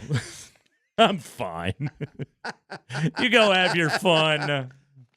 Yeah. But we'll take the helicopter back to my crib. Tony Kanal wouldn't get you any helicopter last I checked. There's no bass player helicopters out there, okay? It's Craigman and Lindahl. We'll take a break when we come back. All right, let's take a look at these NBA playoff scenarios for the Denver Nuggets. How should we map this way through the postseason, starting with play-in week? We're talking about that next.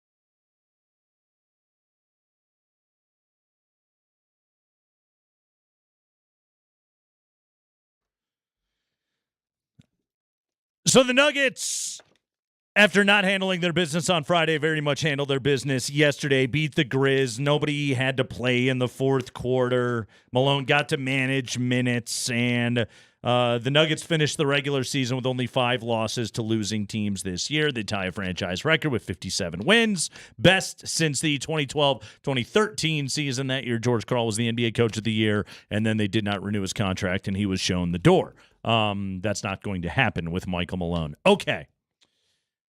So the Nuggets get the 2 seed because Phoenix handles their business and beats up on Minnesota yesterday. Phoenix lands as the 6. The Timberwolves fall to the number 3. This is the way that it looks like now, Andy. Oklahoma City is the 1 seed. They will get the second of the 2 play-in teams. The loser of Pelicans-Lakers will then play the winner of the Sacramento Golden State game. That is your other matchup for you right there, and then that will determine things. One advantage that the Nuggets do have as being the number 2 seed is tomorrow night, Pelicans-Lakers. You get your guy. And then you know what your matchup is. Yep. And Michael Malone is pretty good at this. So he will have Wednesday, Thursday, Friday, and by the way, he already has a coaching staff and probably himself working furiously on preparing the 2 game plans, but they'll know for sure tomorrow. They will have 3 full days of practice for install on a game plan to get ready for the start of a series. Michael Malone tends to shine in this area. Now, clearly, it helps when you have Nikola Jokic and Jamal Murray, but Malone's good at this part of the job. I would argue he's better at the initial series plan than he is the in-series tweaks. Now, you just got to go 16-4 in the playoffs. Then you don't really ever have to do that. You have to tweak much. You don't have to tweak much. You're just beating the snot out of everybody. But it is one of the advantages over being the 1 seed. You do get a little bit more time to prepare. You're not as scrambly. So you get that going for you a little bit. Also, the Nuggets will beat either the Pelicans or the Lakers. I do think New Orleans will physically be tough. Yeah. But here's something to consider, okay? 3 games against the Pels this year. In those 3 games, Nikola Jokic was a plus 12 or greater in 2 of the 3 games. He was a plus 5 in the middle matchup of the 3 games that they played against each other this year. I know the Nuggets lost one of their games this year against New Orleans, but plus 16 and plus 12 in 2 of those 3 games. You got to figure Jokic is going to play, 40, 41, 42 minutes a night in the playoffs? I wish we could shave that down to 36 or 37, but yes, you're probably right. Don't lose in the other 7-8 minutes by any more than that, and boom, you should just go and win the series, right? Yeah. But it would be nice to let big man have a little rest here and there. Yeah. I know. It's the playoffs. It ain't going to happen. And the Pelicans are a huge team. They are. Zion's a great player, okay? Ingram's a great player. Herb Jones is going to be chasing Jamal Murray around, and he's going to be making life tough on him. It is the playoffs. Everybody's good. So in that regard, like, you can't get too worked up over any matchups, but the Nuggets are going to beat the New Orleans Pelicans. The Nuggets will beat the Lakers too, all right? Anthony Davis already has his back barking at him a little bit before they've even played in the play-in game, all right? So, and the Nuggets just, they own the Lakers. But at this point of the rivalry, they absolutely own the Lakers. Sorry, I don't buy the Brian Windhorst argument that it was a close sweep. I don't think such a thing exists. So I love the Nuggets in either one of those series. After that, Minnesota or Phoenix? Is there a matchup in there that gives you any more pause, one over the other? Look, well, here's the thing. I guess if you want to look at recent history, the Nuggets did lose 2 to the Suns on the backside, right? Yep. I've got that? Okay. You are correct. So make sure I'm remembering that. Now, one was in overtime. The other one was the other one close? The second one towards the end of the season? Yes. Because I remember the one in overtime because that was their first loss post All-Star break, right? Right. That was the Durant hit the crazy shot at the end, and they get you an OT. Anything. Exactly. So, and then you're right. He went nuclear in OT. See, it's tough because I do think Jokic takes great pleasure and embarrassing Rudy Gobert. I don't know why, but we saw a little of the feistiness just within the week, right? Two days ago. It's another great big. It is. In his era, and he likes being the best big of his era. Here's the thing. I would say the shooting of Phoenix bothers me. Plus, I don't know that I'd love the idea of Jokic dealing with the physical series that would be New Orleans in this case, if we talk about it that way. Yeah. And then going right into Nurkic. Nurkic is he's gonna use all his fouls. He'll probably foul out most of the game. If they go 6 games, he'll foul out 4 of them, right? But that's gonna be very physical on Nikola. And I don't necessarily love that. I'd probably prefer Minnesota. But man, the Minnesota games were tough. Minnesota's got a little something spicy. They got old coaches. They got old friends. They've been inside your building, right? Yeah. I guess, let me ask you, how healthy do you think Phoenix is when you get to that series? Because if you think Phoenix is healthy, you should probably root for Minnesota. If you think there's a pretty good chance that the old men, in particular Kevin Durant, is going to get a little worn down, then maybe Phoenix is the better way to go. They had all their starters yesterday against Minnesota, so they're all there. When it comes to Phoenix, they have great shot makers, okay? Kevin Durant is an all-time shot maker, and I think that Devin Booker is playing himself into that conversation. He is a great freaking player. And Nurk, while you're right, will foul out a lot. He's also one of the dudes that has the bulk to slam around with Nikola Jokic for 40 minutes a night. And Nurk gets up for that game. He gets up for that matchup. Now we're talking about playoff Jokic, which is he's a cyborg, okay? So he will be just fine. I'm not necessarily concerned about that part of it, but there is a physicality to it that's going to be really tough. All of that said, Minnesota is built to beat the Denver Nuggets. They're not there yet, but that's what they're constructed to be able to do. But if you have a guy get hurt, I don't like it. If the Nuggets lose any one of their starting 5 to injury, they will not win the NBA championship. I don't even think they'll go to the NBA finals. Let me ask you this real quick. Let's backtrack just 1 second. Okay. Of all the playoff teams we've talked about so far, who's got the most physical guards? Because I'm just going to say this. I don't believe Jamal Murray is going to be fully healthy the rest of this go. Yeah. It's not going to happen. Yeah. He's had too many dang leg injuries, right? He's been twisting ankles and little weird knee things and all that other stuff. The answer in the way that they guard is Minnesota. Is what Mike Conley's not bad defensively, but they'll throw a bigger body like a Jaden McDaniels at Jamal Murray plenty. Nickeil Alexander-Walker will get that responsibility off of the bench, and then Anthony Edwards is just a pain in the ass. He really is. And he goes hard every moment that he's out on the floor. Again, he can get lost a little bit in the offensive shuffle. I think he plays hard defensively at all times. Let me ask you this, because unfortunately, too, see, I don't know that we go to the first round matchup. What would make me nervous about the Lakers is the foul call ability, because Davis and LeBron are getting their calls. Just all there is to it, right? Saw it in the playoffs last year, and it didn't stop the Nuggets from getting there. I don't know that the Pelicans have the same guys. It's almost pick your poison with Minnesota. We know there's 3 shooters for Phoenix that will get calls because of their great history. Right. But my God, if you're going to call all the flop that Ant does, like, that doesn't thrill me either. And Karl Anthony Towns will be back in the mix for this thing too. He also tends to get a fair share of whistles. Yeah, I don't really get that worked up over the whistle. But I know what you're saying. I'd like to forget about the whistle, but the other night, Nate, when they were playing the game, when the Nuggets beat Minnesota here in Denver, was that Wednesday night, I guess? Yeah. When they beat him last Wednesday, for 3 quarters, his antics, it's funny he's called Ant because he gets calls. He just was flopping the head. Like, you're going to give yourself whiplash one of these days trying to get that call, Well, and it's also it's an effective weapon because he is so strong. He can go in on you with the shoulder and then try and hit that, that 15, 16-footer as he's falling backwards. He's trying to get himself 3-point plays. Plus, he was getting the and ones left and right. It's driving me nuts. Scott Foster was buying a hook, line, singer every time. It's unfortunately effective. You're right about that. right now, I will say this, okay? My preferences for matchups, and this will sound ridiculous. I'd rather get New Orleans than the Lakers. I totally get that. I'm with you.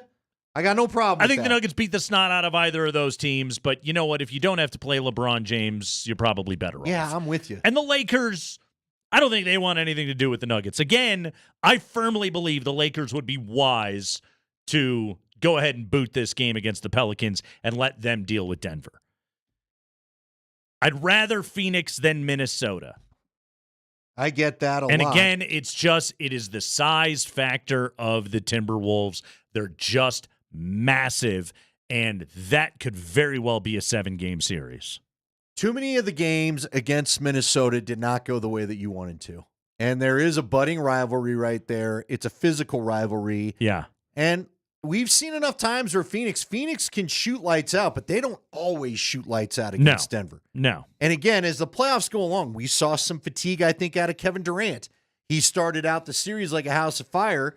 By the time the Nuggets were beating him, he wasn't hitting shots very consistently. Now, again, all it takes is, one of games 1 or 2 for Booker to go off for 55 or something crazy like that, and suddenly you're tied at 1-1 going to Phoenix. Yeah. It definitely makes me nervous. That said, I think Minnesota is just the worst matchup. On the other side of the bracket, this is where I've been on the Clippers all year long. I do think that age has caught up to them a little bit. Now, the thing I worry about with the Clippers is Norman Powell and Russell Westbrook are just two very good reserves that can give you all kinds of problems. They have a little bit more depth. They can probably stretch out a little bit more rest for their starters when they need to. Yeah, but, okay, Dallas got bigger at the trade deadline. They're going to be, the physicality of them is going to be a tough matchup. And again, all it takes is Luka Doncic going for 50 points in games 1 or 2, and in the Western Conference Finals, suddenly, boom, you're going back to Dallas, and you're in a risky place, and we've already seen what can happen for the Nuggets in that building. Again, if I'm just, my dream scenario matchups would be that the Nuggets get the Pelicans, that the Nuggets then get the Suns, and quite frankly, by dream scenario, after that, it would be the Nuggets and OKC. Because I just think Denver's experience and physicality, they would work the Thunder. I don't think the Thunder are getting that far. If I'm picking between Dallas or the Clippers, I'd rather get the Clippers right now than Dallas. Some of it is I'm just very obviously recency bias. I'm influenced by the way that the Mavericks finished the season. Yeah, but I think that's for good reason. Yeah. Although it is interesting with Luka walking around, I guess, in whatever. What is Luka's nationality? Is he Croatian? He is Slovenian. Slovenian. Yes. So, did you see the word last week? He's walking around with the real MVP shirt in Slovenian, is apparently what it said. Maybe that gets back to Jokic. He's Maybe just Jokic gets a little Nikola, something. right? That's fine. That's all he's But doing. you want to beat your friends more than you want to beat your enemies, is the old saying sometimes. That would be a competitive series. I'm with you, though. There's still a part of me that isn't sure the Clippers get there with all their guys either. See, the thing about the Clippers and the Suns is I'm not sure I believe their whole roster makes it through the playoffs healthy. That's what I think their flaw is. By the way, according to Woj, tweeting this out this afternoon, speaking of international basketball, USA Basketball finalizing its 2024 Paris Olympics roster. Steph, LeBron, KD, Jason Tatum, Joel Embiid, Devin Booker, Tyrese Halliburton, Anthony Edwards, Drew Holiday, Bam, and Anthony Davis.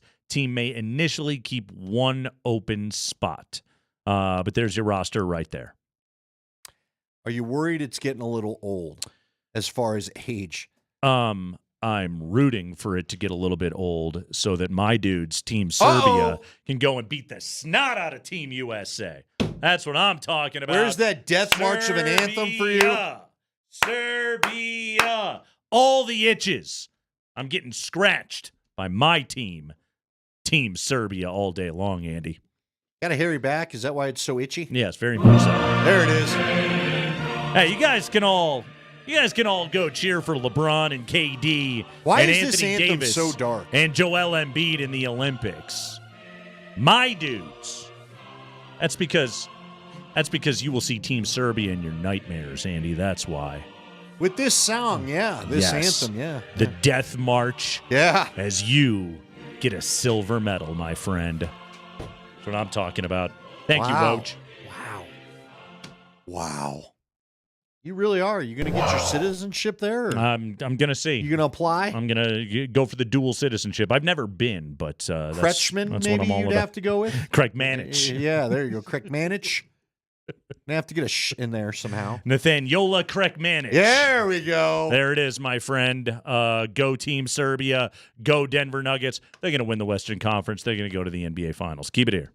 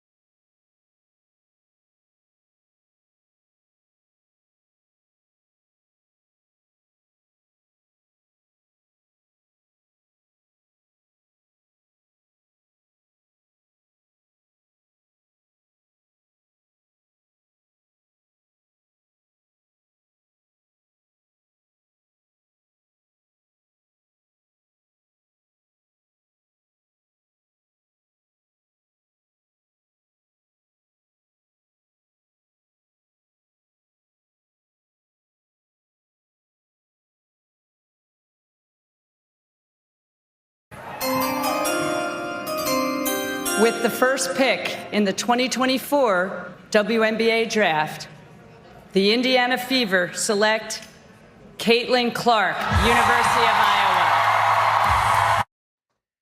I got a fever, and the only prescription is Caitlin Clark. Number one overall in the WNBA draft, Andy. I can't believe it. I'm floored. Yeah, I'm going to gripe again. Is it an old man gripe? Let's have it.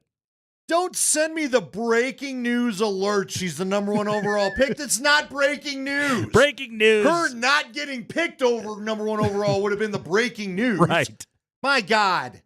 What if the Fever were just digging into the tape and they were just like, we don't know about this. There's some flaw in the court vision. I don't know about this. Yes, Caitlin Clark goes number one overall to the Indiana Fever. Beyond that, of what I have seen, Cameron Brink is largely been mocked to go number 2 overall to the LA Sparks, but we shall see. Plus, Camila Cardoso is still right there on the board as well. The WNBA draft is going on right now. For Caitlin Clark, Andy, once you take away the broad appeal of Big Ten school, a network devoted to it, massive built-in fan base. Once you take that away, is Caitlin Clark now in the WNBA, now playing for the Indiana Fever? What happens next with her? Does her star, which carried the women's Final Four and the women's national championship game, the viewership numbers like we have very rarely seen, not only just for women's sports, but hell, in sports in general, does that now continue for her, or in what form does it exist? Okay, I'm going to answer your question with a question for you. Okay? But I will give you an answer. I don't think it'll be quite the same for this reason. And there's, this is why everyone says, why didn't the NFL just go and start its own minor league? Yeah. Because people are not as attached to a minor league the way they are attached to their school, the way you are to the Illini. I'm not saying people will follow Caitlin Clark. I do believe that. Yeah. But I don't think there's going to be, who are they playing for? Who's she playing for? She's on the Fever now. What's the city? Indiana. The old Indiana Fever. At least it's regional. So in that region, she's in Big Ten country. Absolutely. But, and I think the Fever certainly will gain more fans. Without a doubt. But one thing I can tell you is ticket prices on Fever games have gone through the roof. Even pre-draft, some friends of mine in Chicago said they were looking up for when the Fever come to play the Chicago Sky, and they were like, cheapest ticket in the building's $200. So they're feverishly high? If you will. They had a Fever tickets. Look, I think some people will watch the league a little bit more because of her, okay? Yes. Now, I do think attendance will be better when she's in town. Without a doubt. Ultimately, though, my question for you that I promised is, wouldn't it be better if the WNBA, you're so aligned with the NBA anyway, why not do the WNBA Denver Nuggets or the WNBA pick your team? Now, I guess a lot of them are in different cities and all that kind of stuff. So it's kind of what they did when the league started. Right. It didn't really matter.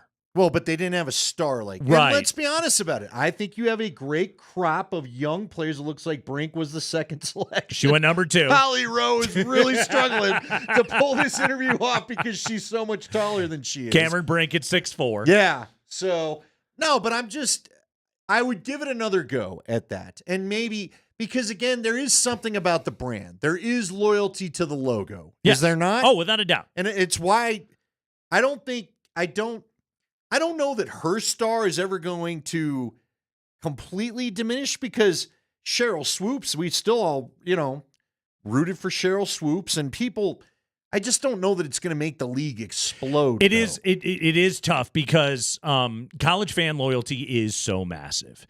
And in any of the discussions that they have about the revamping of college football, we were talking about the Super League stuff a few weeks back, which ain't going to happen, right? But that's the challenge of it, is that those brands are so massive with such huge loyalty and appeal. Like that's just it. My loyalty to my college, it transcends whomever is on the team. whomever is coaching the team at that time. If you're a CU fan, it transcends whatever conference you are in, because now you're going back to the Big 12 this upcoming season. Like, that's a loyalty that you will feel forever, whether, it's being an alum or it being regional or whatever it is. Now what you're asking is, all right, for those of you that got on the Caitlin Clark bandwagon, does it now continue on in a league where it's, first off, it will be a little bit tougher to follow. The WNBA is more available now, but you play for a Big Ten school, like, they're going to get your games out there, and they're going to get them on television. It is going to require a little bit more effort now for everybody to be able to follow what she does. But also, like, I can tell you this. My daughter is 6 years old, okay? Her two favorite basketball players in the world are Nikola Jokic and Caitlin Clark, to the point where when we now watch Nuggets games, she tells me, like, Caitlin Clark can shoot from there. All right, Luce, we get it, but it's very cute the way that she does it, and informs me of these things. Caitlin Clark can make that shot. All right, probably not with that defense, but okay. Yeah. Anyway. It's a bad take. You bad take. You will actually your daughter. You know what? I'm trying to inspire her excitement in the sport, so I'm going for it. And you want me to make you feel better real quick? We will still watch when she's on the Fever. I will, actually, to my son the other day. Did you? He just has, like, he's angry at our goalies sometimes. You know what? I don't know. It was, we were watching.